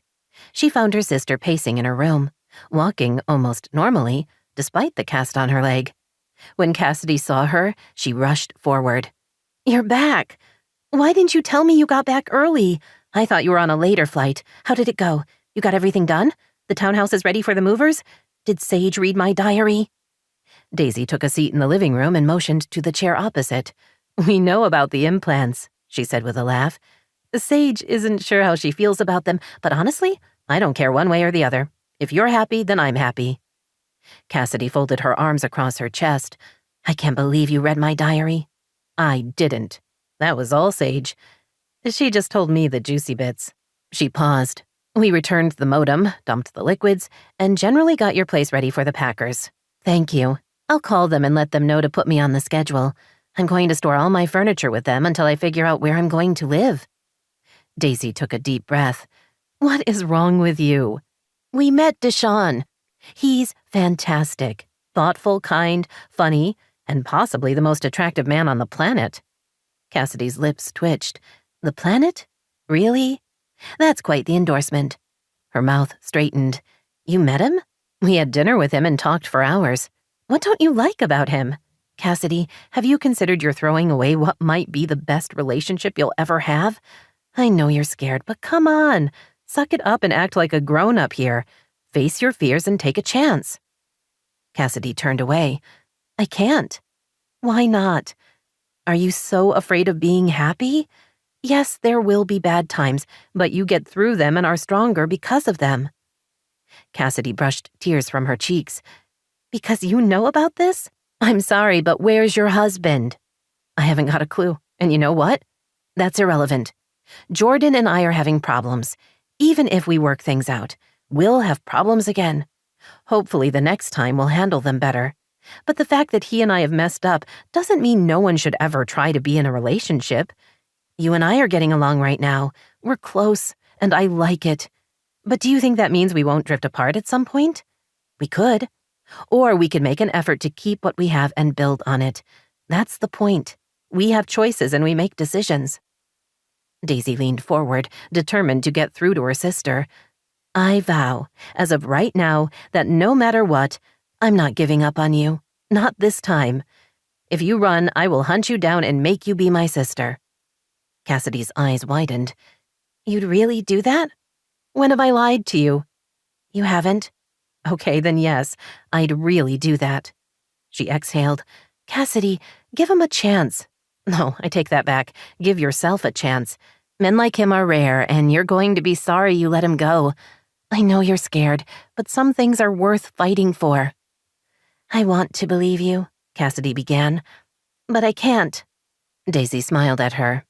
"That's okay, because the only person you have to believe right now is yourself. You're stronger than you think, and as soon as you recognize that, you'll be able to move forward rather than staying stuck." Cassidy studied her for a couple of seconds. "You really won't let me go? I am with you to the end, kid. Deal with it." 2 days later, Sage arrived home from work to find that her mother had returned, looking happy, refreshed, and at least 5 pounds thinner.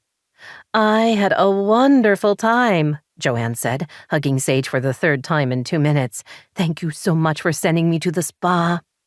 Sage hugged her back. "I'm glad it worked out. So the spa was nice?" "It's beautiful, and they treat the guests so well, but that wasn't the best part."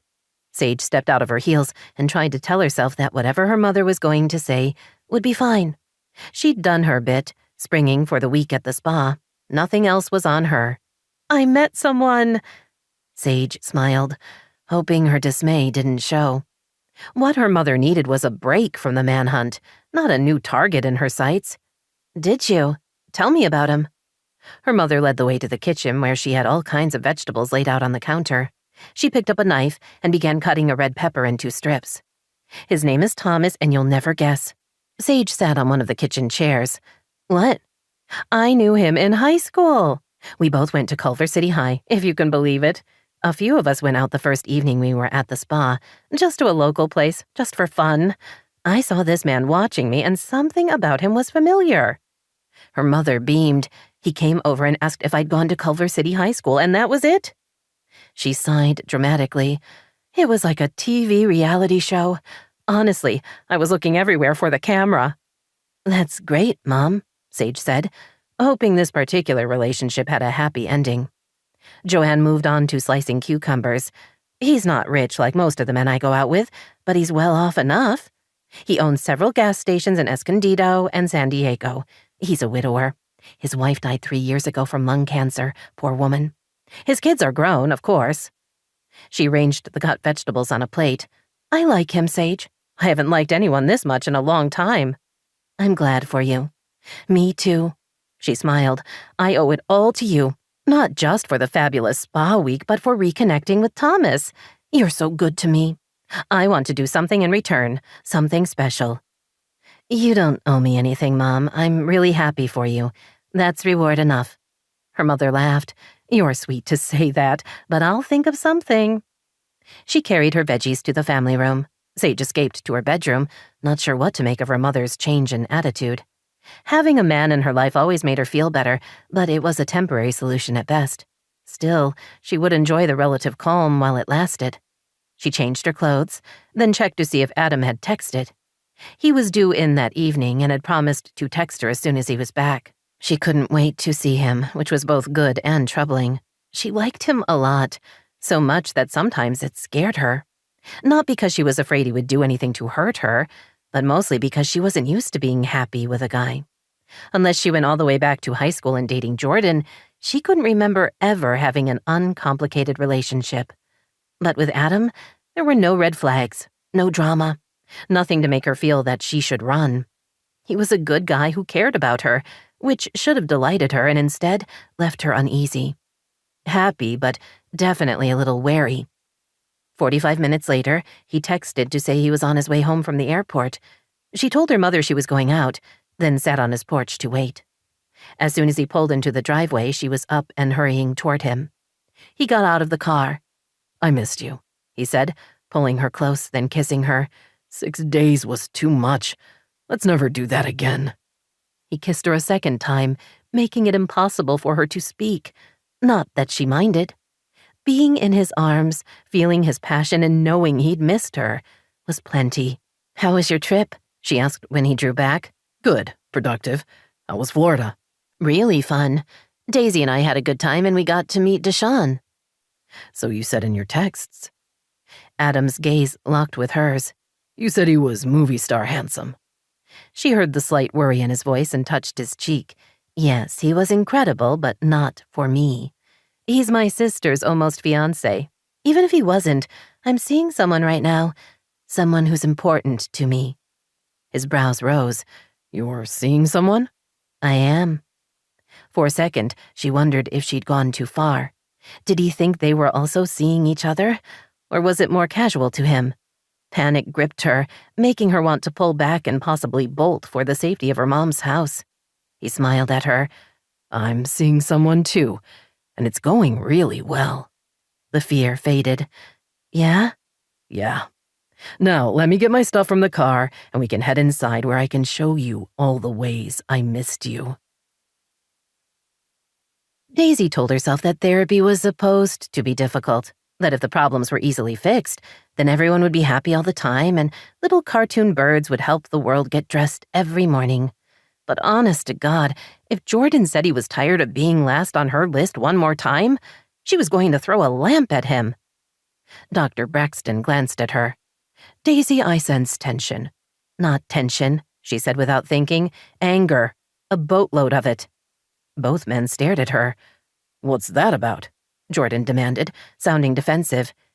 It occurs to me that we're halfway through this session and all we've talked about is your feelings. How you don't feel appreciated, how difficult it is for you to deal with my inheritance, which makes no sense to me because it's not like it's new. She turned to Dr. Braxton. Here's what I would like to talk about. Jordan rented a house. He moved out of the hotel and into that house without talking to me first. She spun back to Jordan. Hardly surprising, considering you moved out of our home without saying a word. She faked a smile. Oh, wait, you texted me, so I guess that counts as words, just not the spoken kind. Jordan glared at her. We've talked about this. Why do we have to discuss it again and again? Why not? We're discussing what bugs you again and again, so hey, let's make it my turn. You promised you wouldn't text anything important. You complain you're last in my life, but here's a newsflash. You're not doing anything to make me want to put you first. You've always done exactly what you wanted when you wanted. Everyone else be damned. She scooted to the edge of her chair. As for my inheritance, I'm not going to apologize for the fact that my mother came from money, or that she left me a trust fund. You knew it when we started dating, and you knew it when we got married. So don't you dare complain about it now. I'm sorry if the fact that I earn more than you at my job makes you feel like less of a man, but you need to learn to deal with it because I'm not quitting. She drew in a breath. I don't know what you want. Should I give up my inheritance? Sell the house? Would that make you happy? Do you want me to stop working? Because if any of that is true, it seems to me the only way to make you happy is to be smaller than I am. And I won't do that. I'm willing to meet you halfway, but I'm not willing to subjugate myself to some antiquated notion you have about what I should be. So tell me, Jordan, what exactly will it take to make you happy? He looked away. I hate it when you're a bitch. Jordan, that's not helpful, Dr. Braxton admonished. I request that you speak respectfully in these sessions. Is Daisy right? Are you uncomfortable with her inheritance and her job? It's not about that. Then what is it about? Dr. Braxton pressed. Daisy waited, hoping that maybe this time she would get some actual information. Daisy's already done with us. She's going through the motions, so when she asks for a divorce, she's not the bad guy. The blunt statement stunned her nearly as much as Joanne's hits had all those years ago. Daisy stared at her husband in disbelief. How can you say that? I've never even hinted I want a divorce. I want this to work. I'm here because I want things to work. She felt tears burn in her eyes. Jordan, no. It's true, he told her. You're not in love with me anymore. Dr. Braxton looked between them both. How long have you felt this way, Jordan? He stared at the carpeted floor. A while. Daisy fought her tears. Why didn't you say something? What do you think I've been talking about all this time? You don't care about me, Daisy. He turned to Dr. Braxton. I've been asking her to go away with me for the last 18 months. Just the two of us for a long weekend. She always says she can't get away. Last week, she flew off to Miami with her stepsister. It was a last-minute thing. 3 days at the Four Seasons. He glared at Daisy. You don't even like Sage. I do. We're sisters. That's new. Guilt flared, making her feel defensive. She told herself to focus on the topic at hand. Jordan was right. He had wanted them to go away and she'd resisted. She'd claimed to be too busy, or that she couldn't leave the kids, yet she'd taken a trip with Sage. I'm sorry, she said. I understand why you're upset about my trip to Miami. It wasn't for fun, she added quickly. Cassidy needed us to close up her apartment. Which was kind of true and kind of not. That took 3 days? His gaze locked with her. All I wanted was to be the man in your life, Daisy. Nothing more. But I was never enough. They stared at each other. She felt herself flushing and struggled to figure out what to say. After a few minutes of silence, Jordan rose. I don't need this shit, he announced before walking toward the door. Go to hell. The door slammed shut behind him, the sound echoing in the silence of the room. Daisy pressed a hand to her chest, feeling as if Jordan hadn't just walked out of their session, but as if he'd walked away from any hope of their marriage being healed. While that should have been the worst of it, she was now going to have to face the very real possibility that the central problem wasn't him leaving, but the fact that somewhere in the past few months, they'd each decided their relationship wasn't worth saving. Sage found a parking spot on the street. She was only having dinner with her mother. She waited for a break in the traffic, then darted across the street to the trendy bistro. There was outdoor seating and lots of plants. She had no idea what kind of food they served, but at this point, all she really cared about was getting off her feet. Honestly, as long as the place served cocktails, she didn't care if the food was raw, macrobiotic, or vegan. She gave her name to the hostess and was shown to a table in the back. Her mother was already seated, looking even better than she had when she'd gotten home from the spa. Ah, the powers of young love, Sage thought, smiling. Cute place, she said as she sat down. Not in our neighborhood. Her mother's brows rose. Sometimes it's important to try new things. How was work? Busy. Lots of customers. Not so many sales. I feel like I spent the whole day carting clothes from the dressing rooms back to the racks out front. I can't do the 4-inch heel thing anymore. Not all day. Although going to flats is going to make me feel like I'm 105. Don't think about that tonight. You're here to have a good time. Her mother looked smug as she spoke. No, smug wasn't right. She looked knowing. Their server appeared with drinks that Sage hadn't ordered. She set a glass of white wine in front of Joanne and a margarita with a tequila chaser in front of Sage. Her mother waved to the cocktail. I ordered for you, darling. I thought you might have had a tough day. Sage eyed the drinks. I still have to drive home, Mom. Oh, don't be a party pooper. You can Uber home if you have to and pick up your car in the morning. Uber? Why couldn't she just drive home with her mom? But before she could ask, her mother raised her glass. Thank you again for the spa week. You changed my life. Sage touched her margarita glass to her mother's wine glass, then took a sip. The drink was perfect, sweet and tart, with a bit of saltiness from the rim. She was tempted to down the whole thing, but knew she had to pace herself. Maybe she could text Adam to come join them. She'd told him she was having dinner with her mom, but didn't think he would mind a last-minute invitation. Things are going well with Thomas, her mother said. I'm thinking about moving in with him. Which was so very like her mother. It had been all of what, 2 weeks? Sure, why not move in? But what she said instead was, you said he lives in Escondido. That's a long way. About 90 minutes when the traffic is light. He has a big house and a pool. It's lovely there, and we want to be together. Her mother looked at her. Sage, I can give you a couple of months to figure it out, but then either you're going to have to pay more, or I'll need to rent out the place. Sage hadn't seen that one coming. While technically she could afford to rent the whole house, doing so would mean no monthly savings deposit. You could get a roommate, her mother offered. I'm not trying to be difficult, but if I move in with Thomas, I need to take advantage of that time away from the house. I need to bank as much money as I can. She pressed her lips together. I'm not a young woman anymore. I need a nest egg. I get it. Sage understood the problem, even if she didn't like it. I appreciate you giving me 2 months to decide what to do. Think about the roommate option. Sage nodded. She didn't love the idea, but it might make the most sense. She could move into the master suite and rent out her room. There was also a 3rd bedroom, mostly empty, that could be converted into a second rental.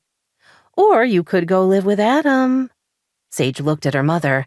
I'm not going to ask to move in with Adam. Why not? He obviously likes you. Sage wasn't going to bother trying to explain that she wouldn't do that to him. She wasn't trading sex for a place to live. Not anymore. I'll come up with something. Her mother looked past her and smiled. Right on time. She rose and waved. Over here. Sage turned, then nearly fell out of her chair when she saw Jordan approaching their table. Her first thought was to run. She hadn't talked to him in years, and while she'd seen him at the reunion, it had been from a distance. Mom, what did you do? She asked, coming to her feet. I'm saying thank you. Sage was still processing that unpleasant nugget when Jordan walked up to her, pulled her close, and lightly kissed her on the cheek. Hi, Sage. It's nearly 7 and everyone else in this place looks like they've had a hard day, while you look amazing. How do you do that? She honest to God had no idea what to say to him. The shock was too great. She studied him, taking in what was the same and what was different from the last time she'd seen him. Sure, they'd been at the reunion a couple of months ago, but really the last time she'd truly studied him had been at his wedding to Daisy. He looked older, but in that great way handsome men seemed to age. There was a bit of tension in his shoulders, but otherwise, he was much as she remembered. "This is a surprise," she admitted. He grinned at her. "For me, too. But when your mom called and invited me to dinner, I had to come."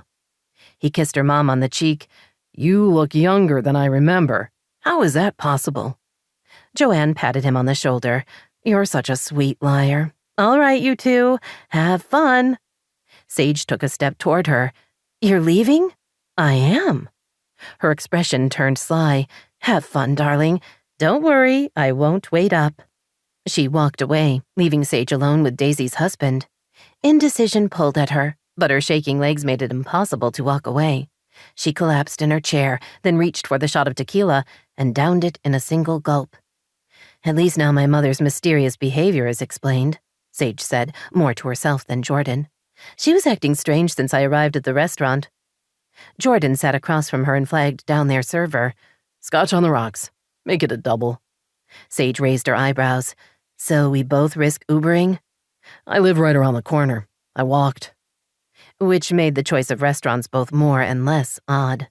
She would guess that somehow her mother had figured out where Jordan had moved to and had chosen the restaurant for the location. But what was her end game? Sage told herself it didn't matter. She was stuck for at least half an hour. She would talk to Jordan, remind him of his duty to Daisy, then hightail it out of here. He leaned across the table and grabbed her hand. "How long has it been? Years, right? You were at the reunion, but we didn't get a chance to talk." She carefully pulled her hand free. "We spoke briefly at your wedding, on the day you married Daisy." She emphasized the name. "That was a while ago. How have you been?" "Fine. Busy. I'm back in LA, obviously." She pressed her lips together to keep herself from babbling. What was wrong with her? She wasn't nervous. She didn't care about Jordan. Maybe it was just being so close to him after all this time. The situation bordered on surreal. He stared into her eyes. "You look great. 17-year-old Sage knocked my socks off, but the grown-up version is even better." He gave her a lopsided smile that unexpectedly kicked her in the gut. "How is that possible?" "Each full moon I sacrifice a live chicken to the gods of the underworld, and they reward me with everlasting beauty." He laughed, a deep, full laugh that spoke of genuine amusement.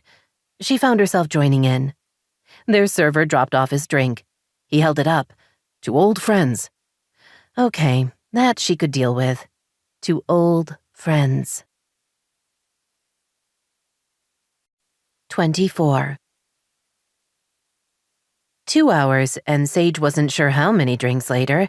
They were still at their table. "It's not all Daisy's fault," Sage told him. "You're half the problem, possibly more." "She doesn't love me anymore." Sage rolled her eyes. "I know that's not true. She misses you desperately. I would know. I hear about it constantly." Not exactly what Daisy had been saying, but close enough. "She's caring and loyal and fun at a party. What do you want from her? What aren't you telling her?" "She makes it hard." "Isn't that a good thing?" Sage teased, then could have cheerfully slapped herself. Adding a hint of sexual innuendo to the conversation wasn't a good idea with any man, but certainly not with one she'd once, possibly, been in love with. His gaze sharpened as he studied her carefully, as if trying to figure out what she meant. "That came out wrong," she said quickly. "It's the drinks. I take it back. What I meant is how does she make it, difficult?" "I don't want to talk about Daisy anymore." "Yes, you do. She's your wife and you love her." He looked away. "I miss my kids." "If you moved back home, you could see them every day." "Come on, Jordan. Why won't you tell me what the real problem is? You have to know. Because if you don't, moving out was the dumbest idea ever." He drained his drink. "She doesn't need me. I think she likes having me around and she wanted to get married, but she doesn't need me. Not to take care of her or pay for anything or rescue her. I shouldn't have married her." Sage shook her head. "That's your self-pity talking." "Ouch. You always gave it to me straight. There were no games with you, Sage. I miss that. I shouldn't have let you go." "You didn't let me go. You dumped me." His gaze met hers. "No. I said we were too young to get married back then. I still wanted us to be a couple." "Okay, yes, that's what happened and you were right. We were too young. It wouldn't have worked between us." I disagree. I don't regret putting off the wedding, but I do regret losing you. I should have explained myself better. I should have followed you to Paris when you took off. Something she'd wondered about from time to time. What would have happened if he'd shown up in her tiny apartment and had declared undying love? None of that matters now, she said. We took different paths, and now you're married to Daisy, who loves you very much. Not anymore. His gaze was steady. I don't think she was ever in love with me. She loved the idea of me, but not who I am. Sage fought against a sinking feeling in her stomach. Don't say that. I don't want you to break Daisy's heart. What about my heart? And why do you care about her? You two always hated each other. Not anymore. We're friends now. More than friends, she thought. Sisters. I'm on her side. His smile was bitter. Everyone is. Don't say it like that. You're not a martyr. I'm sure as hell not the man. You're being... But that was as far as she got. Without warning, he leaned in and kissed her, really kissed her with intensity and yearning and tongue. In a single heartbeat, she was swept back to a time when Jordan's kisses had been able to rock her world, when he was all that mattered, and she'd wondered how she would ever find the strength to leave him. Her body responded instantly, with her nipples tightening and heat settling between her thighs. The need to take and be taken nearly stole her breath away. Shocked and afraid, she pulled back. They were both breathing hard. Another round? Their server asked. Jordan pulled a credit card out of his pocket. We'll take the check. Relief eased some of her tension. They were going to do the right thing, say goodnight and go their separate ways. Hopefully he would simply walk away, rather than stay with her while she waited for her Uber. She wanted to avoid those awkward minutes of conversation. Enough damage had already been done. Better to avoid the chance to do more. He paid the bill, then stood and held out his hand. Shall we? She took it and they walked out. Sometime while they'd been talking, the sun had gone down. The sky was dark, the air still but warm. She felt every one of the 4 or 5 drinks she'd had, probably because she'd forgotten to eat or drink water.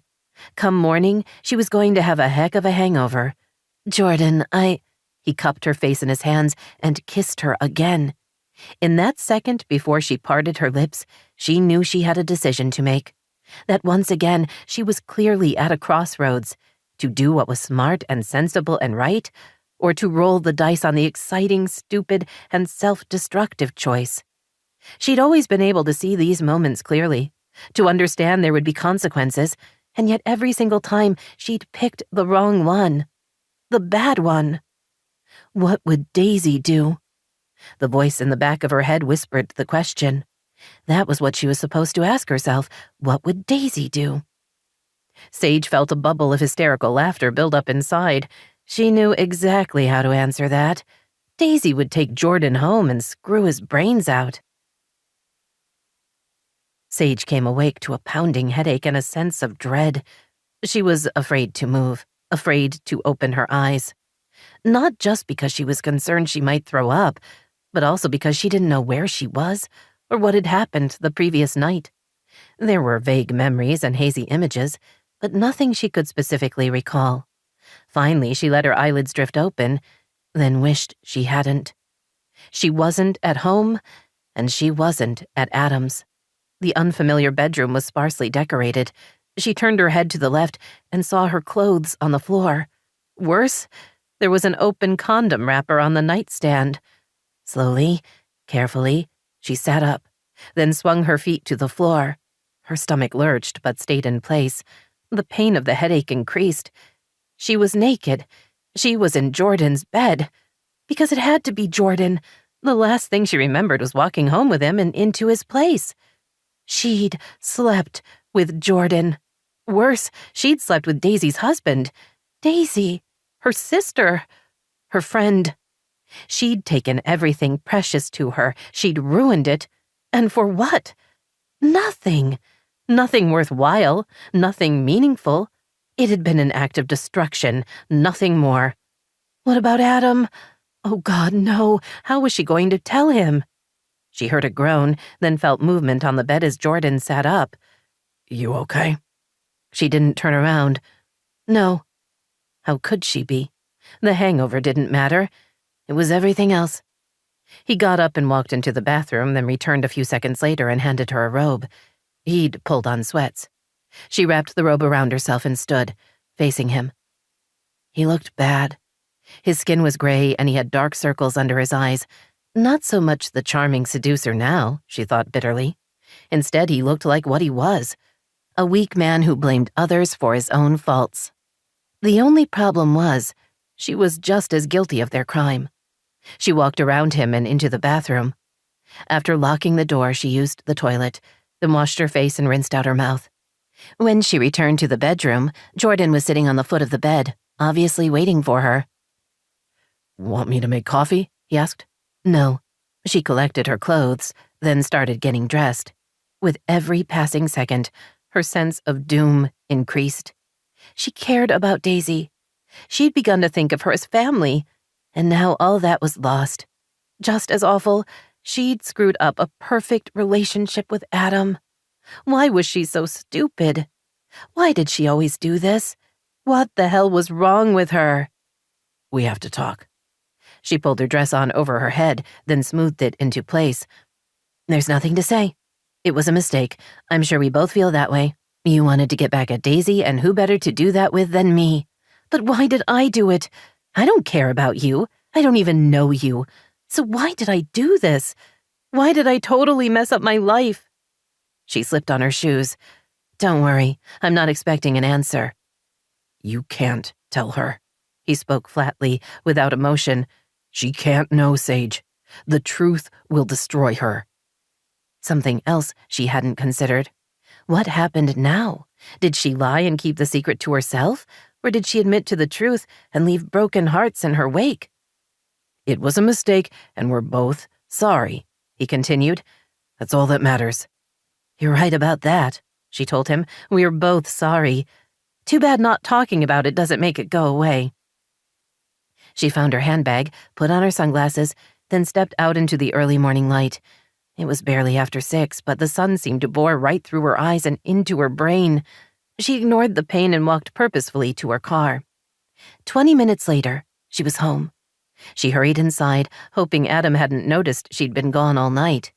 She went directly to the kitchen, only to find her mother was already awake, sipping coffee at the kitchen table. Sage poured herself a cup, then leaned against the counter. You're up early, Sage murmured. I wondered when you were going to get home. Joanne's tone was gleeful. You spent the night with Jordan. Apparently. I'm so glad. I was hoping it would work out, just like old times.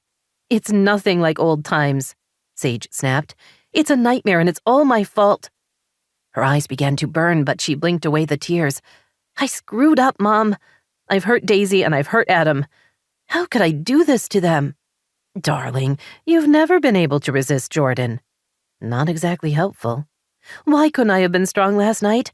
I was so stupid and for nothing. Nothing. I don't want to get back together with him.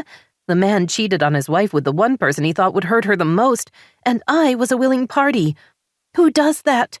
Worse, I'm her sister. Stepsister, Joanne corrected. Former stepsister. You're wrong. I'm her sister, and I love her.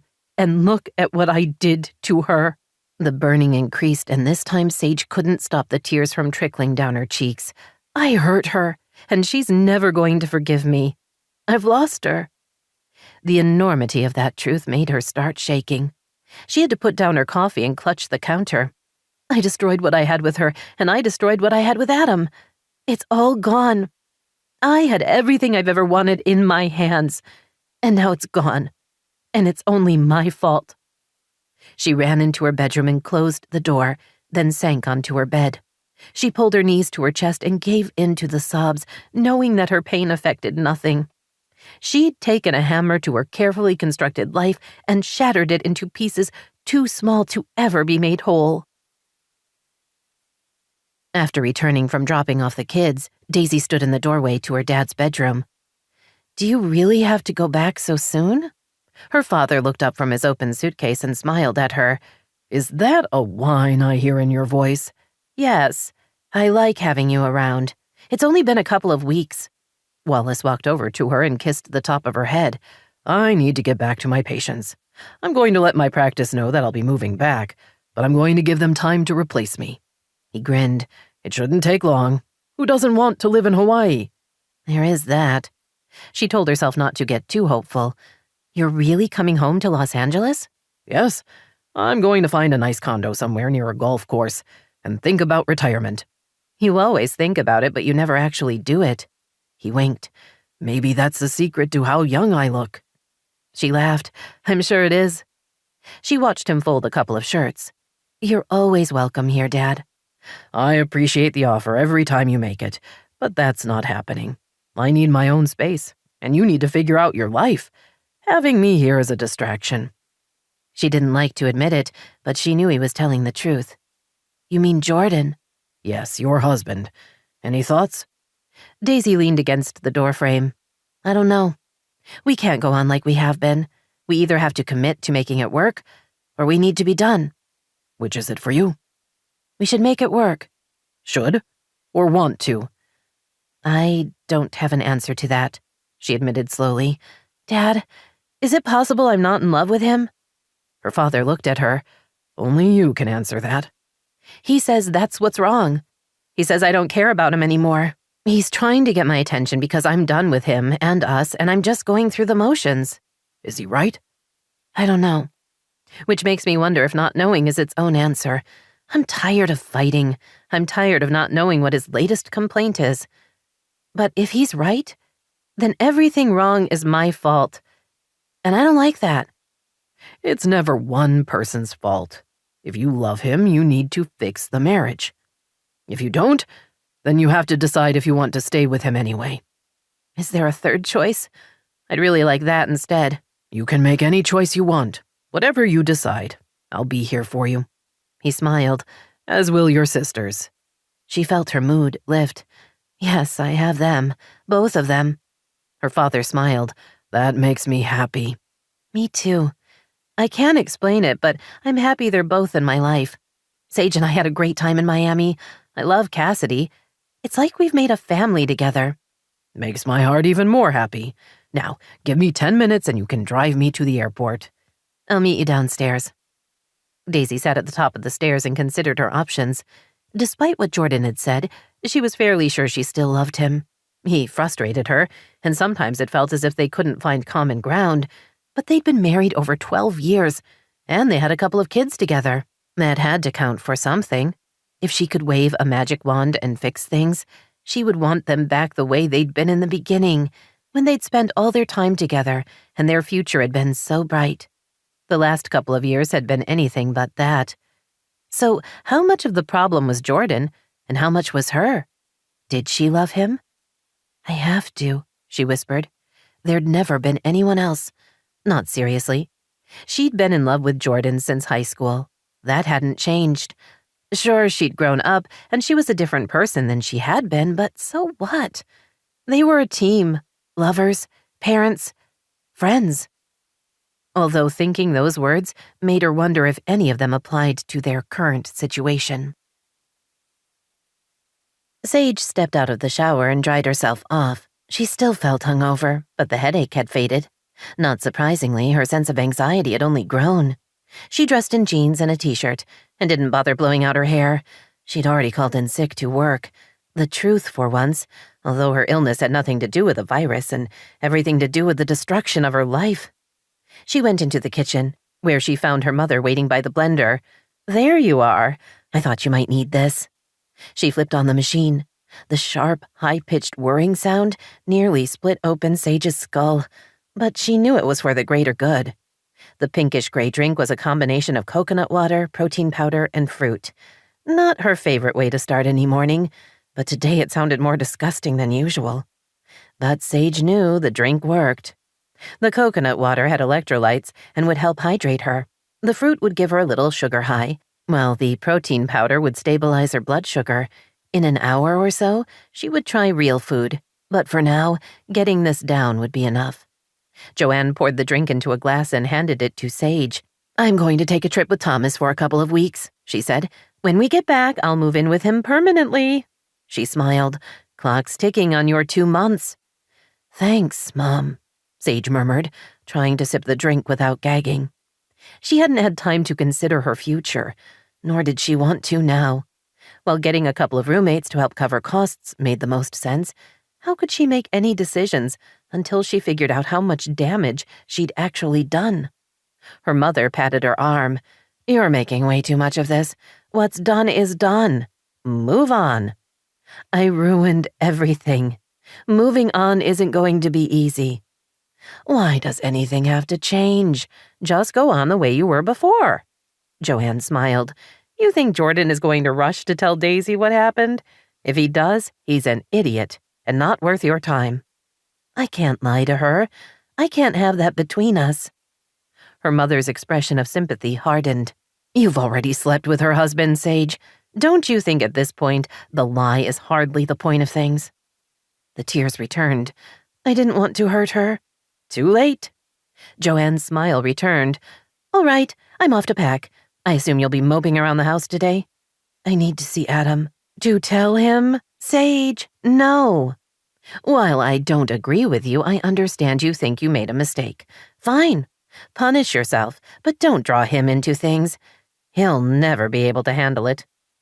Her mother moved in front of her. "You're his princess, the dream girl he never thought he would have. That puts you on a very high pedestal, and why it's lovely to be so cherished. The perch is also precarious. One wrong move and down you fall. Never forget that while you're the one all broken on the ground, he'll be the one who's angry at having his dreams shattered, even if he gave you a little push to send you tumbling. Men are fickle that way. Adam's not like that." Her mother patted her shoulder. "I hope you're right and I'm wrong. It's just I've been doing this longer than you, and they never get over being played for a fool. My advice, don't say a word. Eventually you'll stop feeling guilty. Besides, you're not just keeping quiet for yourself. He doesn't deserve a broken heart." Sage told herself that her mother was only trying to help. From Joanne's perspective, she was giving sound advice. "Thanks, Mom," she murmured. "You're welcome." Sage retreated to her room, where she choked down the rest of the protein drink before stretching out on her bed and trying to figure out what to do next. Extending her mother's odd analogy about lying shattered on the ground, she supposed the only thing to do was to start picking up the pieces. And that meant telling the truth. She brushed her teeth, drank another glass of water, then went next door and knocked on the door. Adam answered a couple of seconds later, smiling when he saw her. "Hey, you," he said, pulling her close and hugging her. "I was just thinking about you. How was your night?" As he spoke, they went inside, his arm around her. His body was warm and familiar, his house welcoming. She looked around at the casual furnishings, the comfortable sofa, the dining room he rarely used. Everything about this place reminded her of Adam, and whenever she was here, she felt comfortable and safe, as if she belonged. She'd had that, and more, with him, and she'd blown it because she was stupid and self-destructive. She stepped in front of him and placed her hands on his chest. He smiled at her. The affection and trust in his eyes stabbed her through the heart. She wished there was a physical manifestation for what she was feeling, because the blood pouring out of her would be a distraction. Then she wouldn't have to tell him. She fought to find the right thing to say, the least hurtful phrasing, so he wouldn't cast her aside. Only she didn't think those words existed, which only left her with the truth. "I slept with Jordan." She watched as confusion was replaced by a cold blankness that scared her more than anger could have. He took 2 steps back and half turned away. "I'm not even surprised," he said, his tone more disinterested than hurt. "I'm sorry," she said quickly. "I didn't mean to, I swear. There wasn't a plan. My mom wanted me to meet her for dinner, but then she invited Jordan. We had a drink, and then that drink became several—" She trailed off when she realized how ridiculous and pathetic her excuses sounded. "I'm sorry." He looked at her, his expression closed and judgmental. "You could have left. You could have walked away. You could have said no. You could have called me to come join you. You could have said you were seeing someone. You could have not been interested in the first place. Am I missing any of the other options?" She ignored the tears in her eyes. "Adam, please. I was wrong. I know I was wrong. I'm so sorry. I can't figure out what happened." "You mean aside from the obvious?" He swore. I knew you were going to screw up. I just didn't know how. I'm sorry. Stop saying that. He was so quiet, she thought, wrapping her arms around herself and trying to stop crying. If only he would yell, she could understand that. She could yell back and they could talk about it. But this quietness, she didn't know how to deal with it. I didn't mean to hurt you. I was stupid. I know that. I don't even know why I did it. I don't like him or want to be with him. He's some guy I used to know. You're the one I... He took another step back. Do not tell me you love me. Do not. She hadn't known what she was going to say, but in that moment she realized it was true. She did love Adam. She probably had for a while.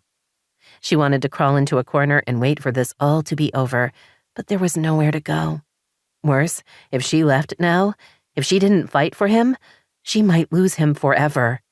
I should have known, he said, walking the length of the living room. I should have guessed. It was all too easy, you and me. We were getting along and the sex was great, and you don't trust things working out because they never have. You're always waiting for the bad thing, and if it doesn't happen on its own, you make it happen.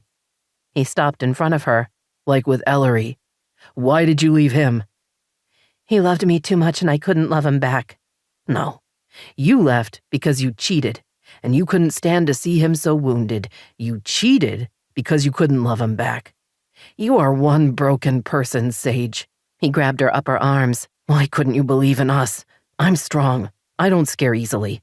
Why did you have to do it? He released her and turned away. I'm such an idiot. I knew the second I saw you were back that I was screwed, but I didn't care. Because I'd always had a thing for you, and grown-up Sage was even better than the girl I'd known all those years ago. I took it slow. I was careful. I did my best to figure out where it was going to go bad so I could protect myself. He walked to the other end of the room. I was in love with you, but I knew better than to scare you, so I kept it to myself and started planning our damned future together. He walked over to a small table and pulled open the top drawer. He threw a folder on the floor. I was going to suggest you enroll in the UCLA teaching program and move in with me while you were going to school. His pain surrounded her, sucking the very life force from her body, leaving her nothing but a shattered shell. I was going to ask you to marry me. Her tears turned to sobs, the ugly kind that made it impossible to catch her breath. Several minutes passed as she tried to get herself under control so she could gasp and then, finally, breathe again. Through it all, Adam stayed on the other side of the room, watching her with cold, lifeless eyes. "Adam, please," she whispered. "No. I won't play your games, and you don't know how to do anything else." He walked to the door and held it open. "You should go now." She nodded slowly and did as he requested. Once in her house, she curled up on her bed. She heard Adam drive away. Not long after that, her mother called out that she was leaving and would be in touch. Sage rolled onto her back and stared at the ceiling. She opened her hand and closed it, unable to comprehend that everything she'd ever wanted had been within reach, and she'd thrown it away without considering that once lost, it was gone forever. 25. Daisy drove to Sage's house. Her sister's text had been brief, but determined. "I need to talk to you away from the house. Please come by. My mom's out of town." Mysterious and a little scary, Daisy thought. She and Sage hadn't talked in a couple of days. She'd texted her to tell her Wallace was leaving, but Sage hadn't answered. Daisy had found herself making excuses for that to her father, which just showed how far they'd come. As Daisy pulled into the driveway, she was once again reminded of their very different circumstances. She'd grown up in Bel Air, in a 15,000-square-foot house, with servants and more money than she could ever spend. Sage and her mother had moved to this small house in a nice enough neighborhood, but they must have both been in shock by the changes. Not just when Joanne and Wallace divorced, but when they got married. Moving into their exclusive world couldn't have been easy. She knocked on the front door. When Sage opened the door, Daisy couldn't keep from gasping. "My God, what happened?" Sage was pale, with shadows under her eyes. Even though it had only been a few days since they'd seen each other, she seemed to have lost weight. Her hair was dull, Her mouth turned down. Daisy hurried inside. Are you sick? Did you get in an accident? Sage stunned her by bursting into tears. Daisy instinctively reached for her, hugging her tight. 1,000 thoughts crowded her mind. Had Sage been attacked? Raped? Did she have cancer? Had Adam dumped her? Don't be nice, Sage said, stepping back and wiping her face. Don't be nice. I couldn't stand it. Her mouth quivered. Daisy, I'm sorry. I'm sorry. You have to believe me. You're my sister and I love you and I'm sorry. Worry morphed into fear. You're scaring me. Tell me what happened. Sage's face crumbled. I slept with Jordan. She kept talking, but Daisy couldn't hear anything but a kind of buzzing sound. Her body stilled as the room around her blurred.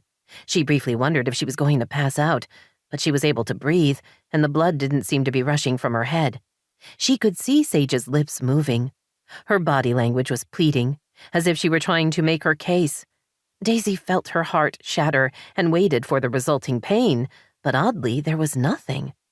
It was as if a protective wall had gone up between her head and her heart.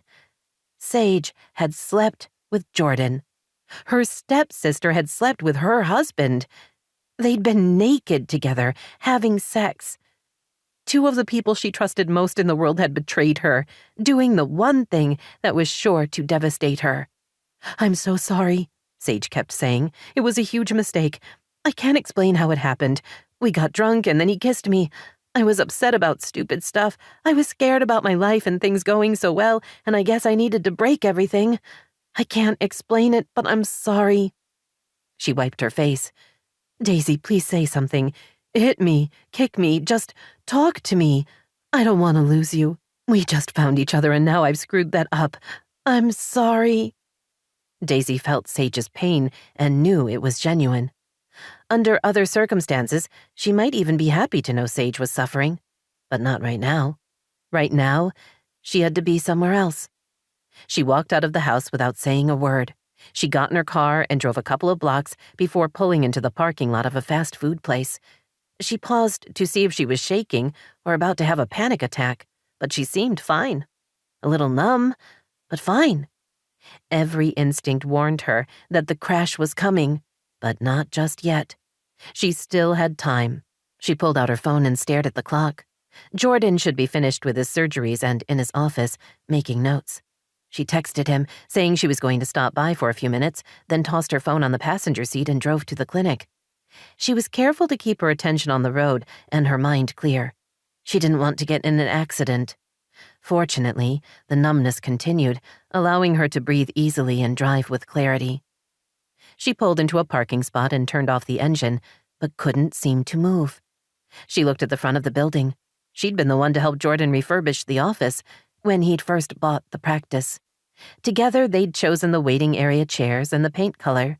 She'd sent their family gardener over to spruce up the little planters by the door. She picked up her phone, but still didn't get out of the car. Instead, she remembered when she and Jordan had decided it was time for her to get pregnant, how she'd been so excited and scared, and how, 2 months later, when she'd missed her period, she'd just known it had happened.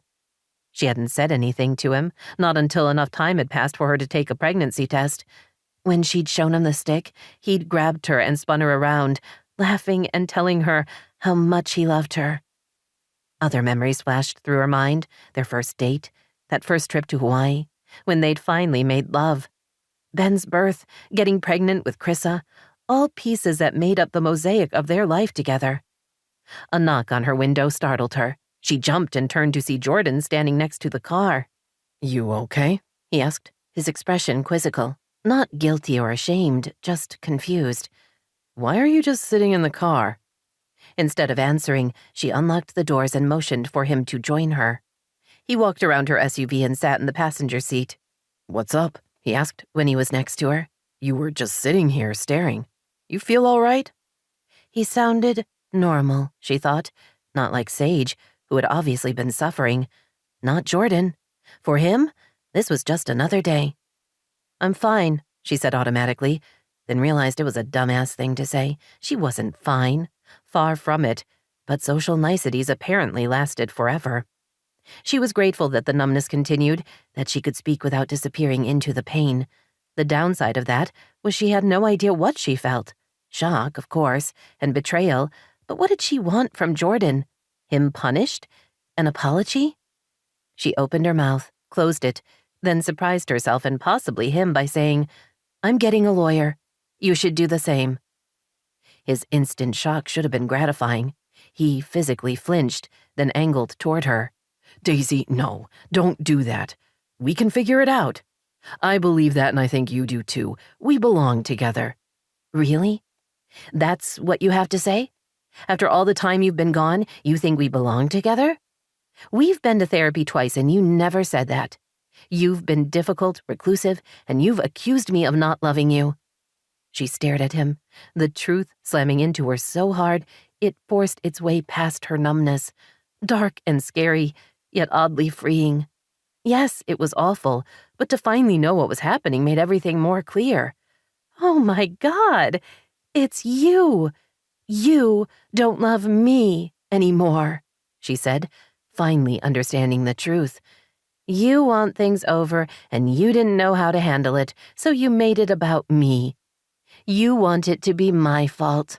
The realization was so blinding that for a second, it was all she could see. Maybe she was done with this marriage as well, but that didn't matter now. He'd been gaming her from the beginning. She felt the first whispers of hysteria and carefully slowed her breathing. She'd gotten this far. She was going to hold it together until she was home. Please, he said, reaching for her hand. Don't do this. I love you. Something you should have thought of before you slept with Sage. He went pale as his eyes widened in disbelief. She told you? Until that second, she hadn't known there was the tiniest flicker of hope inside of her. Hope that he would be devastated by what he'd done, that he would beg and promise and plead. Hope that somehow he understood he'd crossed a line and that he had been forever changed by his actions, made better somehow. But those 3 words, no, not the words, the tone, showed her the real ugliness. That he'd never planned to own up to his actions. That he'd intended she never know. He was willing to let her go the rest of her life unaware that her own husband had played her for a fool. Questions crowded into her mind. How exactly had he seen the situation unfolding? Were they going to get back together and have Sage be a part of their lives? And then what? Would they spend Christmases together? Would he and Sage keep the secret, maybe smile behind her back or meet up somewhere every now and then for another go at it? It was a mistake, he said into the silence. One I regretted as soon as it happened. We were drunk, and it didn't mean anything. It means something to me, she said quietly, looking out the front window rather than at him. I loved you and married you. I trusted you. So you finally got what you wanted, he said bitterly. She spun to look at him. What did you say? You got what you wanted. You've been looking for an excuse to dump me for a year, and you finally have it. I never wanted to dump you, Jordan. Don't try to make this about me. I'm not the one who cheated. It's not about the cheating. It's about how you've treated me. You don't see me anymore. She hadn't known he was so emotionally weak, she thought in surprise. She hadn't ever seen it, and no one had warned her. He was making this all about him. He was twisting the circumstances, and in a few weeks, his sleeping with Sage would be her fault. She still didn't know what had gone wrong, or if they'd been doomed from the start. But none of that mattered. The way forward was clear. I see you now, she told him. I only wish I'd figured out who and what you are a long time ago. We could have saved ourselves going through all this. They stared at each other until Jordan got out of the car. Daisy started the engine and drove home. As she entered the familiar neighborhood where she'd lived all her life, the shield protecting her began to crack. When she pulled into the driveway, she began to tremble and her breath caught in her throat. She was running out of time, but she needed to hold it together for a few more minutes. Once in the house, she went upstairs and into the playroom. Her children were there, both reading. Chris's book was in French. Hi, Mom, Ben said, catching sight of her. He frowned. Are you okay? I'm not feeling well. I think I ate something that didn't agree with me. I'm going to go lie down. Please ask Esmeralda to get you dinner. Chrissa ran over and hugged her. Want me to get you some ginger ale, Mom? Daisy stroked her soft hair. Maybe later. She felt more cracks forming and knew she had to get out of there. She kissed both her children, then hurried to her bedroom, where she managed to crawl onto the bed before the sobs began, ripping her into pieces as the pain washed over her. There was so much hurt, twisting through her, stealing her breath, and making her wonder how she was going to survive, knowing what had happened. Jordan was gone, and her marriage was over. It had been dead a long time, only she hadn't known. She'd been trying to revive a corpse. As for Sage, that she could barely comprehend. Had any of it been real? Daisy had been so sure they'd found something special together, something that would last. But she'd been wrong, and now there was nothing. She cried until there were no tears left, then lay in the dark, not sure how she was going to pull herself together enough to fake it for her kids. Because she had to. The divorce would be tough on them, and she had to be their safe place. Somehow, for them, she would dig deep and get through it. Just not tonight.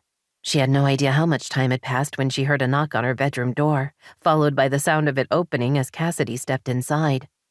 "I heard you weren't feeling well," she said quietly. "Esmeralda wanted me to see if you felt up to eating anything." "I'm not hungry." She couldn't imagine ever being hungry again. "Is it food poisoning?" Cassidy paused. "Can I turn on a light? I can't see anything, and I don't know my way around this room." Daisy wiped her face, then sat up and switched on a lamp on the nightstand. In the seconds it took her eyes to adjust, she heard Cassidy gasp. "You've been crying, and you look awful. What happened?" She was going to have to say the words, she thought grimly. Probably more than once. She would have to say them and deal with the consequences, because what they'd done was about more than them and her. It was about the entire family. Sage slept with Jordan. Cassidy's reaction was nearly comical. She drew back, almost stumbled, then ran to the bed and pulled Daisy into a hug. "Oh, God, I'm sorry." Despite the distance and the trouble that had existed between them, Daisy found solace in Cassidy's embrace. Her sister hung on tight, pressed right up against her, holding her as if she would never let go. For a few seconds, she was able to breathe again, to imagine a time when the world wasn't dark and terrifying. "I can't believe it," Cassidy admitted. "Me either." Cassidy drew back a little, her mouth twisted, her eyes wide. "But why? She loves you. I know she does. We've finally figured out how to be sisters. Why would she screw with that?" She pressed her lips together. No pun intended. Daisy managed an almost smile. "I don't know. But she did, and it can't be undone." She drew in a breath. "It's over with Jordan. It was bad enough when he walked out with no explanation, but this is too much." She wiped her face again. "She told me. She just said it. No excuses, just the truth, and then she apologized. He wasn't going to tell me. He was going to pretend it had never happened. I hate him." "Me too. I look forward to not feeling anything for him, but that's not today." She swallowed as she realized the question of loving or not loving him no longer mattered.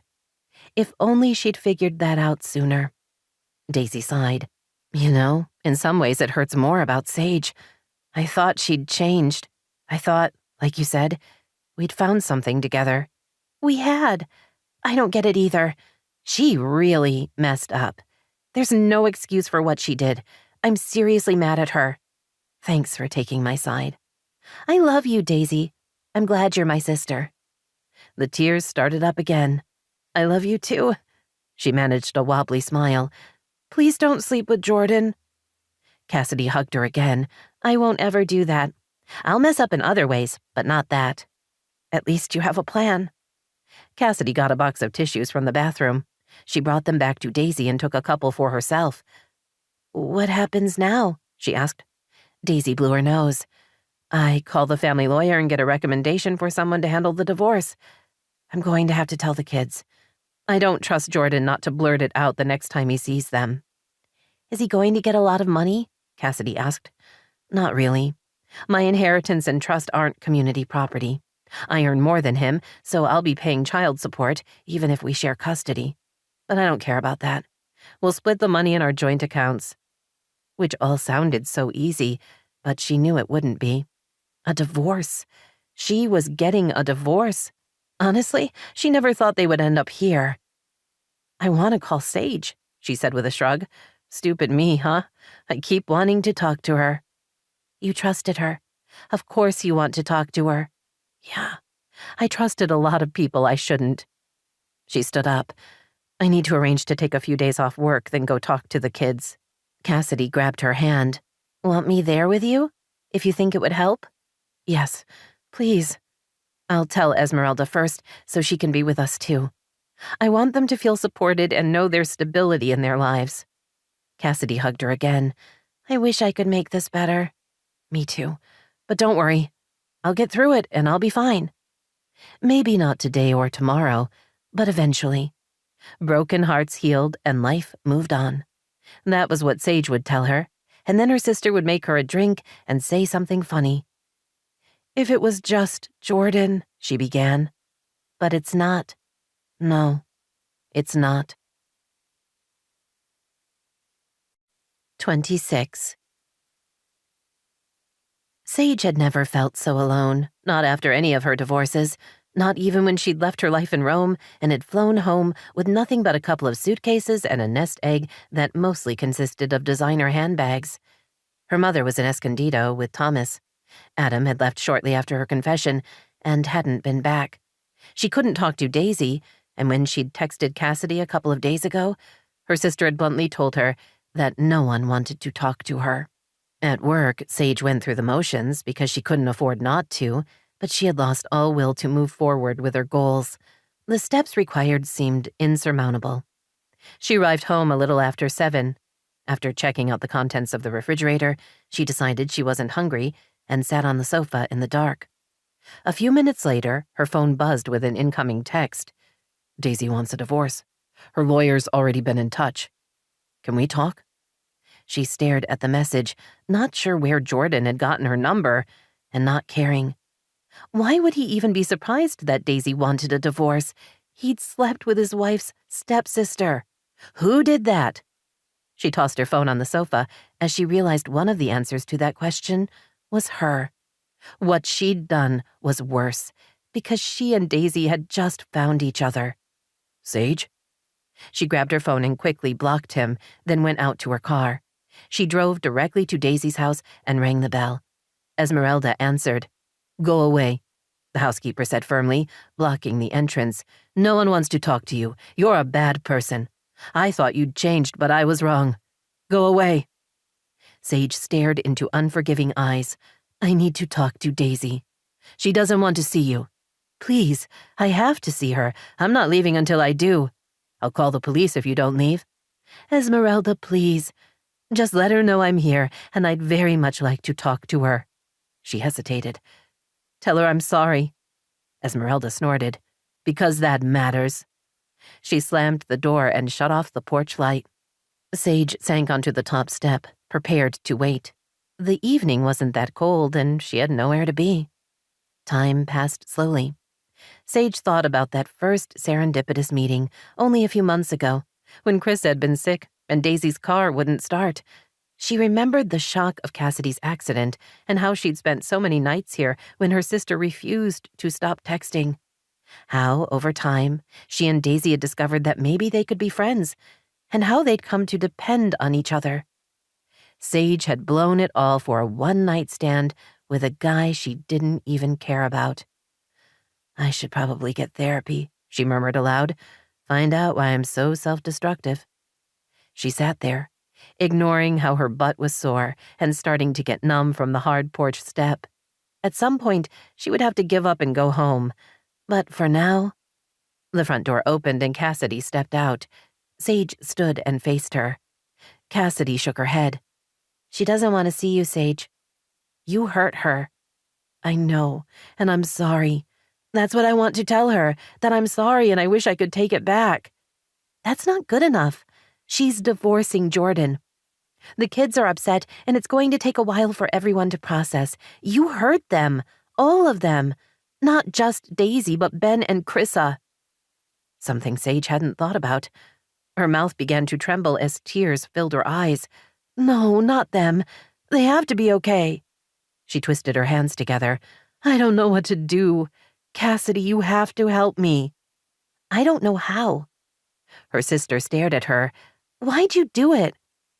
I don't know. I got scared. Everything was so good and it's never good for me. I guess I wanted to control what the bad thing was going to be. I know how to be when things are bad. That's all I know. You picked a hell of a way to screw up your life. I know. I miss her and I miss you and the kids and everything. Her voice was pleading, her tone desperate, but Cassidy was unmoved. She doesn't want to see you. She sighed. I guess you and I could hang out sometime, but we'd have to meet somewhere else. I get my cast off tomorrow and I'll need some physical therapy, but then I can drive and meet you. Sage moved forward, intending to hug her, but Cassidy pushed her away. Don't do that. I'm not ready. The verbal slap caught her off guard. Cassidy had never done that before. If anything, her sister clung to her too much. She was the one Cassidy called whenever she was down. But I was here for you, she managed, barely able to speak. All those nights. I know, and I appreciate that. But geez, Sage, this was bad, and you were wrong. She turned and went into the house. The door closed, and Sage heard the deadbolt being engaged. And then there was nothing. 2 weeks after finding out about Jordan and Sage, Daisy was almost sleeping through the night. She'd met with her lawyer twice, and together they'd drawn up a temporary parenting plan. She would have primary custody of the kids, with Jordan seeing them every other weekend and on Wednesday nights. Ben and Chrissa were a little quiet, but seemed to be processing the changes in their lives. She'd found a highly recommended child psychologist and had scheduled appointments for each of them. Their teachers and school counselor had been told what was happening. So far, they were both doing fine in their classes and with their friends. The biggest problem, as far as Daisy was concerned, was they kept asking about Sage. Why can't we see her? Chrissa had demanded that night at dinner. I want to show her how much better I'm reading in French. Ben had wanted to tell her about his science project. She gets that stuff, Mom. Cassidy had saved her butt with a quick lie about how Sage was out of town, but would be back soon. Daisy knew she was going to have to come up with something to explain her absence, although she had no idea what. The truth wasn't an option. Of course they missed their aunt. Sage had become a part of their lives. Even more troubling, Daisy had to admit she missed Sage as well. Finding her after all this time had seemed like some kind of miracle. To lose her again, especially over something so stupid and tragic, was almost more than she could stand. Daisy got the kids settled with a movie for the evening, then retreated to her office to review the paperwork from her lawyer. Not that she was in the mood, but the sooner they got everything settled, the sooner she could try to move on with her life. But before she could even boot up her laptop, Cassidy joined her. Have a second? Her sister asked. Sure, how's your leg? You barely have a limp. Cassidy sat in one of the chairs on the other side of the desk and stretched out her leg, now free of the cast. I'm feeling good. Stronger. You look good. Cassidy sighed. You know she still stops by every day. Esmeralda told me. Daisy wasn't sure what to do with the information. Most of her wanted to see Sage and find out if they could work things out. But the little girl who had been rebuffed so many times, all those years ago, couldn't find it in herself to consider forgiveness. Walking away made the most sense. Forgetting her. Only she couldn't do either, apparently, because even now, when she should hate her, she missed her. Desperately. I've been thinking about her a lot, Cassidy said. How she was just getting her life together when she had to go and screw it up. It doesn't make sense to me. You and she were tight, and she had Adam. And now it's all gone. And for what? She panicked, Daisy said before she could stop herself. All her life, she's always lost the thing that mattered most. First her dad, then Wallace, her home here, her dreams of being special. She walked away from Jordan when I'm pretty sure she loved him. But instead of talking it over and maybe realizing they were too young and should wait to get married, she ran. You're being generous in your assessment. Daisy managed to smile. I can be generous from a distance. I'm not sure I would be so kind if she was in the room. You would be. You love her. I do. More fool me. It sucks. It does. Daisy thought about all that had happened. I think this is the first time she's tried to fix things. Before, she always ran away. She never fought for what mattered to her. At least that's an improvement. Cassidy nodded. I watched the two of you. When I was first brought here, you circled each other like wary adversaries. But then it all changed. You started to like and trust each other, and then you started to care. It was nice. I'm sorry it ended. Me too. I miss her. Daisy sighed. I'm still not there yet. Cassidy surprised her by smiling. You're so lying. You miss her a lot. Her mouth straightened. I'm going to be moving out, you know. What? No, you can't leave. Daisy wasn't sure she could take one more change in her life. I have to. It's time. Daisy knew that was true, but she didn't have to like it. Where are you going? Cassidy looked at her. To Miami. I'm going to see Deshawn. Wow, I didn't see that coming. Does he know? No, I'm going to show up and see what happens. To what end? Cassidy smiled. I'm going to face my fears. How's that for shocking? Watching all this play out, seeing how strong and brave you are, and how the kids are coping, it finally occurred to me that I'm being a total coward. He's a great guy and I love him. Maybe it won't work, but maybe it will, right? I mean, it has to work for someone somewhere. Good for you. I'm really proud of you. Thanks. Cassidy sighed. I'm scared, though. What if he won't give me one more chance? I dumped all over him a bunch of times. If I were him, I'm not sure I'd take me back. That's in the past, Daisy told her. You made a mistake and you get that now. You're sorry. You want to make things right. He has to see that. You don't. At first, Daisy didn't understand what she was saying, but then she got it. You and Deshawn aren't me and Sage. Why not? You love each other and you want to be close. Sage messed up in a huge way, but she gets it and she's sorry. Doesn't that mean something? Fool me once, Daisy told her. Be the bigger person. I can't trust her. You won't trust her. There's a difference. Taking her side? Daisy asked. No. Trying to figure out how to hold my family together. Cassidy stood. I have an early flight to Miami, so I'm going to go pack. Need a ride to the airport? That would be nice. Daisy smiled. Text me after you see him so I can know what happened. You'll be the first.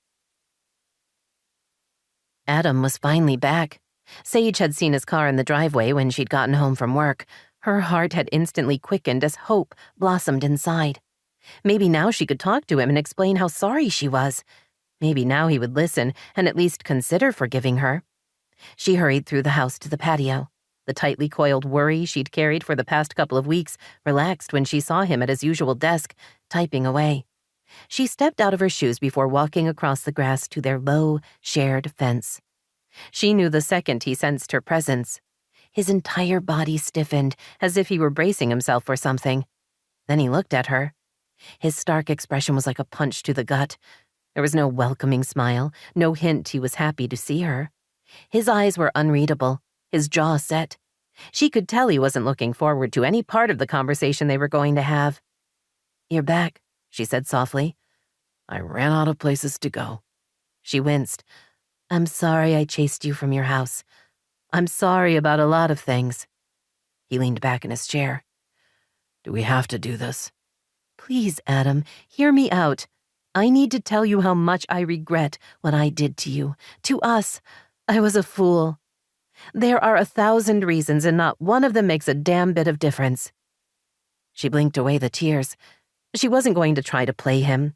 She wanted to be honest in every way possible, no matter how much that left her vulnerable. She'd had 2 weeks to think about what she wanted to tell him. As this might be her only chance, she was determined not to blow the opportunity. I screwed up, she told him. There's no excuse for my behavior. I betrayed you and I betrayed us, and I lost something that matters to me. I lost you. The threat of tears increased, making it difficult to speak, but she willed herself to stay strong, mostly because she didn't want him to think she was looking for sympathy. I love you, she whispered, then cleared her throat and repeated the words. I love you. I didn't know that until I lost you, which makes me even more ridiculous. It's a pretty basic emotion. Why couldn't I have figured it out before I messed it all up? She swallowed.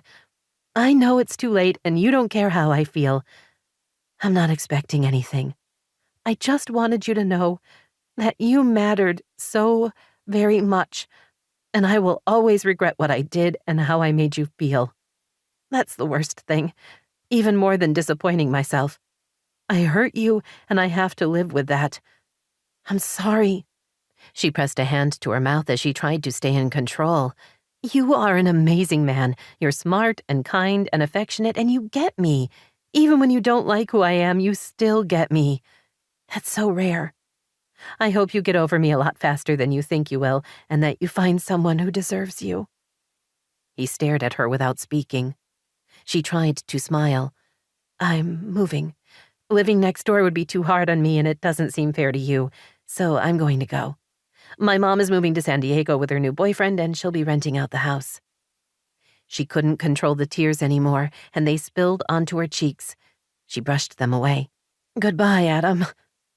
She hurried inside, pausing only to collect her shoes, her bag, and car keys. There wasn't any food in the house, and while she wasn't eating much these days, she knew she had to at least pretend everything was all right. But instead of going directly to the grocery store, she found herself in a familiar Bel Air neighborhood. She parked in Daisy's driveway, then walked up to the big double doors and rang the bell.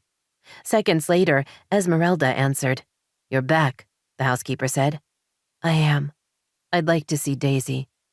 Sage expected to be turned away yet again, but Esmeralda surprised her by holding open the door. You can come in. Sage stepped into the house, not sure what had changed, but happy to have the opportunity to talk to Daisy. Wait here. Esmeralda pointed to a spot on the rug. Don't move. I won't. Sage wondered how long Daisy would keep her waiting, but it was only a few minutes until her sister appeared in the foyer. Like her, Daisy was pale and looked tired. She seemed more guarded than angry, which Sage hoped was a good sign. I'm sorry, Sage said quickly, in case Daisy changed her mind and threw her out. About everything. I was completely and totally wrong. I hurt you, I hurt your kids, and I hurt myself. I was stupid and thoughtless and scared, and I reacted in the most destructive way I could. I don't have an excuse. I just want you to know that I understand I'm to blame, and I will regret what I did for the rest of my life. Daisy looked away. Cassidy's gone. She went back to Miami a couple of days ago. She decided she was running from the best thing that ever happened to her, so she talked to Deshawn and told him she wanted one more chance. I didn't know. What happened? Daisy looked at her. He took her back. They're moving in together, and based on the brief amount she's texting me, I'm guessing they're having a lot of sex. I'm glad for her. Me too, although it puts me in a bind. Come on. Daisy walked into the family room and crossed to the wet bar. She pulled a bottle of wine from the cellar and opened it. Sage hovered, not sure what to make of her sister's actions. She was hoping they meant Daisy wasn't going to throw her out, but knew there was a 50-50 chance Daisy was only opening the wine so she could throw a couple of glasses in Sage's face. Daisy carried 2 glasses to the coffee table and sat on one of the sofas. Sage sat across from her, both anxious and hopeful. Jordan and I are getting a divorce. Sage held in a moan. No, please don't say that. Daisy, I'm sorry, Daisy held up her hand. Stop apologizing. She picked up her wine. It's not your fault. I'm not saying you're not some whore bitch who slept with my husband, but the divorce isn't about you. We've had problems for a long time. Jordan and I... She sipped her drink. It's been over for a while. I just didn't know. I thought we were in a rut, but instead we drifted apart. Somewhere along the way, I stopped loving him. I didn't see it, but he did. Probably because he'd fallen out of love with me, too. We couldn't have made it even without you screwing up. Sage ignored the whore bitch comment, figuring she'd earned it. That has to be hard. I'm sorry you're dealing with all that. How are Ben and Chrissa? Managing? They miss you. Gratifying words. I miss them too. And you. Daisy wrinkled her nose. There is that. Her gaze sharpened. Damn it, Sage, what were you thinking? He was my husband. You don't sleep with your sister's husband. I'm pretty sure every cultural group on the planet would consider what you did incredibly shitty. I know. It was awful. I'm a horrible person. You screwed up big time. You broke my heart. I did. I was wrong. I wasn't thinking, and I was scared, and I reacted. I did the only thing that would totally ruin everything I've worked for. I just found you. And now you're gone. The tears returned. She was getting sick of them, but with everything happening in her life, she wasn't sure they were going to go away anytime soon. She wiped her cheeks and squared her shoulders. I know you said not to keep apologizing, but I am sorry. You are someone I care about so much. She hesitated, wondering why it was harder to tell Daisy than Adam. I love you. Daisy stared at her. You have a hell of a way of showing it. That's very true. I just wanted you to know how much you mean to me, you and the kids. I'm going to miss you so much. Miss us? Why? I'm moving to Dallas. I can't stay here and live next door to Adam. It's too hard on me and it's not fair to him. I thought maybe starting over somewhere else would be easier for everyone. I have a friend who lives in Dallas. I can rent a room from her and find a job, then look at getting my teaching credentials there. Daisy set down the glass and glared at her. You're running away? Haven't you learned anything? It gets a little hard and off you go? You love me? Hardly. If you loved me, if you cared about us, you wouldn't disappear at the first sign of trouble. You'd fight for us. I'm hardly running at the first sign of trouble. I slept with your husband, Daisy. That's not a little thing. I have no idea if you'll ever forgive me or if seeing me hurts you. I don't know. Then ask. Daisy's voice rose with each word. Ask me what I want. Ask me if I'd prefer to have you halfway across the country where I'll never see you and my kids will forget who you are. If you want to be my sister, then be my sister. But don't you dare cut and run. They stared at each other. I don't understand, Sage admitted. You want me to stay? Didn't I just say that? Daisy snapped. Sage pressed her lips together. You're not being very nice about it. I don't have to be nice. As you just pointed out, you slept with my husband. You're going to owe me for a very long time.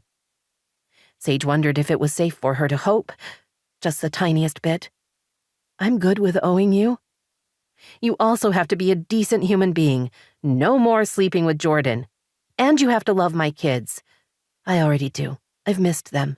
Like I said, they've missed you. It's been annoying. Sage stood and moved around the coffee table. Daisy rose and reached for her. They held on to each other for a long time. Sage felt her broken heart begin to heal. I'm sorry, she whispered.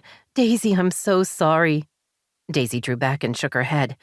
No more apologies on that subject starting right this second. Those are house rules. Not the only rule, there are others. I'll get you a list. I'm not here often enough to need rules. Daisy surprised her by flushing slightly and stepping away, as if she were nervous. Yes, well, about that. Sage went cold as she realized she'd totally misunderstood what her sister was saying. You don't want me visiting? We're not going to be friends? What? No, of course we are. I was just going to say that you could... Well, the house is really big, so if you wanted to live here, I'd probably have a spare wing. Sage blinked in surprise. You can't mean that. I can, and I do. It makes the most sense. I've been doing a lot of research on your teaching credentials, and while the UCLA program is great, you couldn't start for over a year. But if you want to do the one at USC, it's a lot online, and I think my dad could help get you in. She smiled. If you're still interested. Sage felt the room start to spin. It was probably a combination of not eating, shock, and the 2 sips of wine she had. Before she could figure out if she was going to fall, Daisy had her on the sofa and was shoving her head between her knees. Breathe, Daisy said firmly. Cassidy is finally back on her feet. I'm not interested in you getting a head injury. I'm okay. Sage straightened. I haven't been eating much. Me either. Want to raid the kitchen? Sage nodded and stood. The room remained still. They made grilled cheese sandwiches and a salad. When they were seated across from each other at the table, Sage smiled. We'll have to work out rent payments. How much do you want? Daisy rolled her eyes. You're not paying me rent. Why would you even ask that? You're a freak, you know that? Not nearly as freakish as you are. Daisy picked up her sandwich. We really are going to need rules for the kids, or they'll bug you all the time. I look forward to it. And winning over Esmeralda. You're giving me a second chance. I'm not sure I deserve it. You don't, Daisy said cheerfully. But it's what Cassidy told me. I have to be the bigger person. Sage felt her lips twitch. Daisy glared. Emotionally, not physically. Have I mentioned how annoying it is that you're so skinny? It's one of the things about you that makes me crazy. I only love you. Sage reached for her wine. Now who's the bigger person? Daisy reached across the table and grabbed her hand. Welcome home, Sage. 27. Despite how much she'd learned and how far she'd come emotionally, Sage could still fit everything she owned in her car.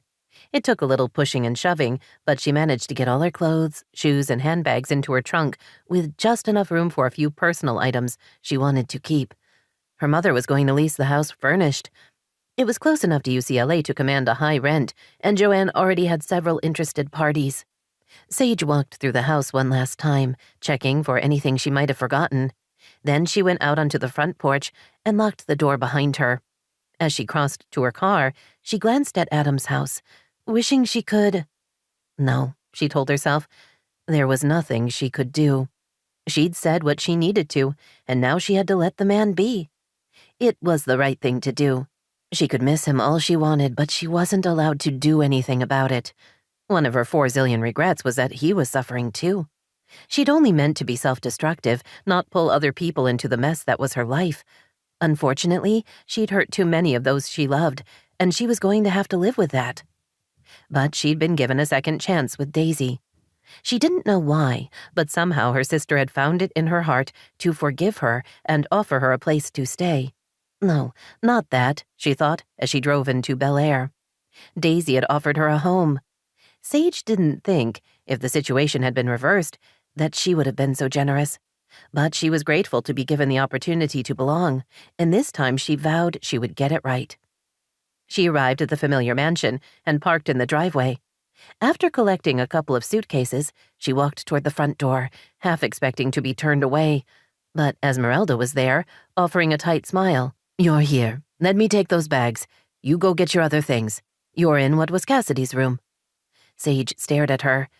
I thought you hated me. Why are you being nice? If Daisy can forgive you, it's not my place to be angry. Her expression softened. The children love you, and you love them. Sage relaxed. Saved by the babies. You are.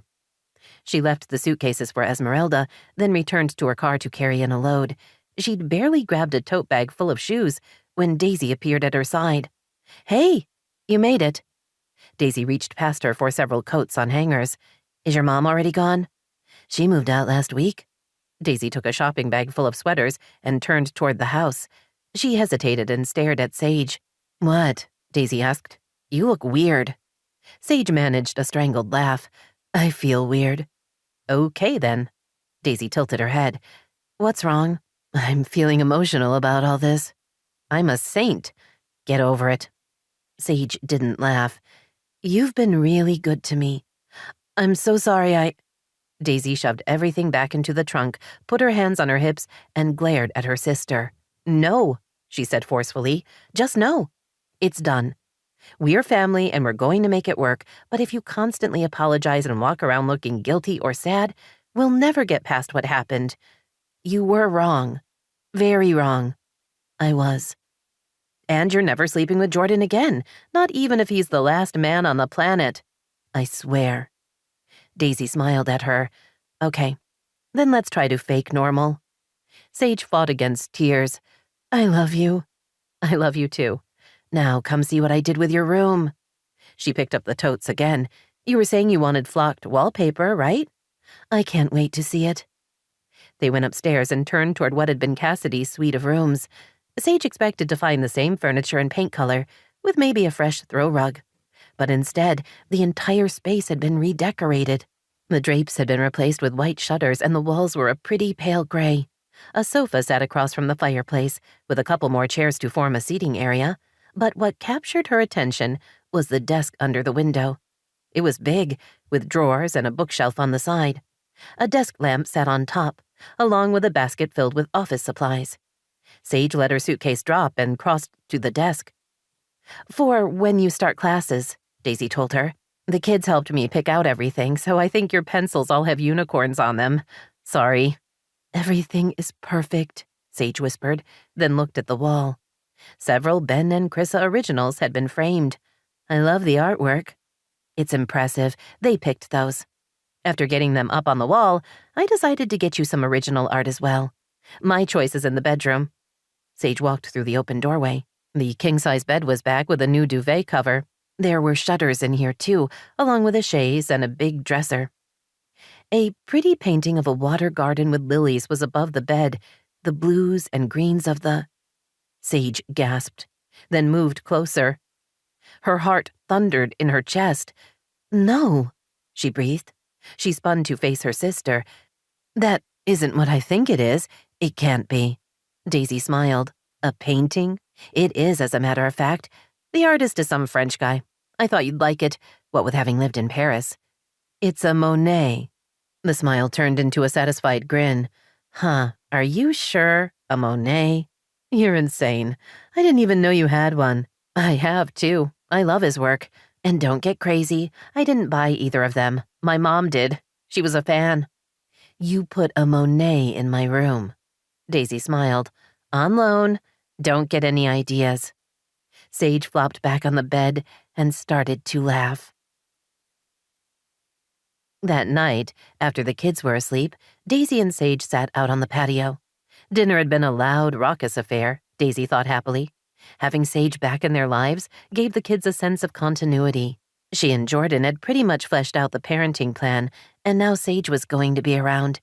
They could settle in for a happy summer. "You get unpacked?" Daisy asked. "Do you need more storage bins or bookshelves?" "I have unpacked, and there is closet space to spare." Sage smiled at her. "I'm loving my Monet." "I'm glad. So, what are you going to do until school starts in September?" Sage frowned. "What do you mean?" "I'm going to be working. I have a job." "I know, but you're not going to have much in the way of expenses, and you don't love working in the boutique." "I'm keeping my job," Sage said firmly. "And I'll be working as many hours as I can so I can save money. I appreciate you letting me stay here, but I refuse to mooch off you." So touchy. "I'm a little fragile, yes." "Apparently." Daisy reached out and touched her sister's hand. "What about Adam?" Sage flinched. "What about him?" "You should talk to him." Sage shook her head. "No, I can't." "You fought for me. You should fight for him." Sage looked at her. "It's too soon. He's in a lot of pain still, and so am I. Getting in touch with him now would be too much like harassment. He needs time to decide if I'm worth it." "You are." "He may not think so. In a few months, I'll talk to him." "You're very wise." Sage smiled. "Not yet, but I'm trying." The late August afternoon was perfect, sunny and about 85 degrees. Daisy relaxed in her lounge chair, shaded by a large umbrella, while Sage, Cassidy, and her dad played with the kids in the pool. Beside her, Deshawn sipped his lemonade and grinned. "Is it always like this here?" Daisy laughed. "Are you asking about the weather, the company, or the fact that we're all being incredibly lazy today?" "All of it. But we can start with the weather. I have to say, I don't miss the humidity." "It makes the summer much easier to deal with," Daisy told him. He glanced toward the pool, where Sage was clapping her hands as Ben jumped off the diving board. "You like living with her?" Daisy smiled. "I do. She's very easy to be with, and the kids adore her." Sage had been in the house nearly 3 months. She was still working in the boutique to save money, but she would quit in a couple of weeks, when her classes began. Daisy was surprised how quickly they'd fallen into a comfortable routine. Sage usually dropped the kids off at camp, and Esmeralda picked them up. Wallace had moved back to the mainland 5 weeks ago and was staying in the house until his new condo was remodeled. Dinner times were loud and lengthy, with the 5 of them discussing everything from pop culture to who had the best curveball in the league. You miss him? Deshawn asked. Daisy didn't have to ask who he meant.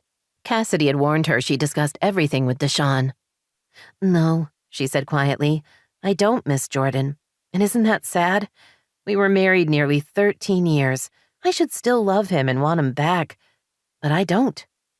She'd spent a lot of time trying to figure out what had gone wrong in her marriage. She knew much of the blame was hers. Like her father, she'd withdrawn from the relationship, leaving Jordan feeling that he didn't matter. She still wasn't sure when the love had started to fade. Part of her was afraid it hadn't been that strong to begin with. Maybe her initial attraction had been more about his failed relationship with Sage than she would like to admit. Not her finest hour, but she was trying to learn from her mistakes. Jump, Wallace called, holding out his hands. Chrissa looked doubtful but threw herself into the pool. Her grandfather caught her and swung her in the air. She laughed loudly. You have a nice family, Deshawn told her. Thanks for letting me be a part of it. I'm glad my sister was smart enough to agree to marry you. We're happy to have you join us, and I'm so proud of her for risking her heart. She faked a stern expression. Don't even think about breaking it. I won't. She's the one. I'm going to be there no matter what. Daisy hoped that was true. Love was a tricky thing, hard to find, and easily lost. But when it worked, it was the best. Her sisters had taught her that, and it was a lesson she was never going to forget. Sage sat in her car for so long, she was afraid the neighbors would call the police. At some point, she was going to have to suck it up and be brave. That was her new thing, to be a trustworthy adult who kept her word and followed through. No more lies, no more deceit, no more pretending she couldn't do better. I'm here to do this, she said aloud and got out of her car. She raised her head slightly as she walked purposefully to Adam's front door and knocked. A frightened voice in her head screamed she could have texted and asked if this was a good time. He might not be home. He might have a woman over. There were 1,000 reasons to put this off. She ignored the voice and waited. When the door opened, her breath caught. Adam looked good in cargo pants and a t-shirt. He needed a shave, but in a sexy kind of way. His blue eyes were clear, his hair a little too long. Hi, she said, trying to smile. I wanted to stop by and ask if we could talk for a few minutes. It doesn't have to be now if that doesn't work for you. She shrugged. I promise to be calm and reasonable. No tears, no drama. You were never dramatic, and you didn't use tears to get what you wanted. Which sounded nice, but he spoke without moving to let her in the house. It's been a long time, he said. 4 months. 2 weeks and 3 days, she added silently. He stepped to the side and held open the door. She walked in, then let him lead the way to the family room. The house was exactly as she remembered, with the stack of books on that one end table and the TV remote in its tray. He motioned to the sofa. She perched on the edge of a cushion and took a deep, slow breath. She could do this. She was stronger than she'd been before, with purpose and a sense of self. Whatever the outcome, her victory was in the telling. She didn't need Adam to forgive her, even if she wanted it more than she could say. He sat across from her, looking stiff and uncomfortable. How's work? She asked. Good. You married? He laughed and relaxed. No, I'm not married. Me either. She smiled. Just clearing the air on that one. She cleared her throat. So, Cassidy and Deshawn are engaged. They visited last month and it was really fun. He's great with the kids. I can't wait for them to have a few of their own. Oh, I'm enrolled at USC to get my teaching credentials. Go Trojans. She paused, not sure what other information he would want to hear. Telling him that Daisy and Jordan were getting a divorce could make things awkward. Not that she wasn't going to mention what had happened before, because she was. It was just that, Sage, Adam said, drawing her back to the conversation. Why are you here? Right, that. I want to apologize again for what happened with Jordan. I was completely in the wrong and I hurt you. I regret that, and I take full responsibility for my actions. She looked at the floor, then at him. I'm not going to defend what I did or try to explain why I did what I did, because that doesn't matter to you. I was wrong, and I think I've learned from the experience. I feel different, stronger. She brightened. I'm living with Daisy, if you can believe it. It's fun, and the kids. She exhaled. Sorry, I need to get to the point. She looked at him. I still love you, Adam. I'm in love with you, and I'd like another chance to prove myself. As a woman, not a girl. She smiled slightly. I'm almost 40, and someone once pointed out that means no more girl talk from me. She watched him, hoping for some hint as to what he was thinking, but his face was carefully blank. I'm going to screw up, she added. If you give me that chance, I'm not especially good at relationships, but I'm getting better. And when I make mistakes, I own up to them and work hard not to repeat them. She had more to say, but wasn't sure it mattered. Adam looked past her toward the door, as if willing her to leave. Disappointment crushed her like a heavy weight. It took all her strength to stand. I can see there's no going back, she said, telling herself she was going to keep her promise to herself and not cry. I understand. I probably don't deserve your forgiveness. You were a good friend, and I'll always treasure the time we had together. Thank you for that.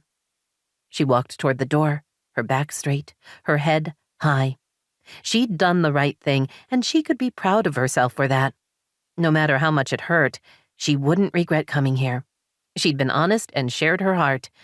Daisy had promised, whatever the outcome, it would be a growth experience. At least this time, she wouldn't be suffering a broken heart by herself. She would be surrounded by her sister and the kids and the dogs and cats and even Esmeralda. Sage, wait. He came up behind her and turned her until she faced him. His gaze searched her face. Damn it all to hell, he muttered, before cupping her face and kissing her. She felt the need and hunger in his touch and flung her arms around him. He dropped his hands to her waist and pulled her close, all the while his mouth never leaving hers. I've missed you, he said when they finally paused to breathe. Every damned day. I nearly called you 1,000 times, but I wasn't sure about what you said before. That I was sorry? I was. I am. I hurt you and I hated that I did that. One corner of his mouth turned up. Not that part. I wasn't sure you meant that you loved me. I do, Adam. I love you. I love you too. She held in the need to do a little dance. For real? Yes, for real. How could I not? You're irresistible. I wish, but it's nice you think that about me. She looked into his eyes.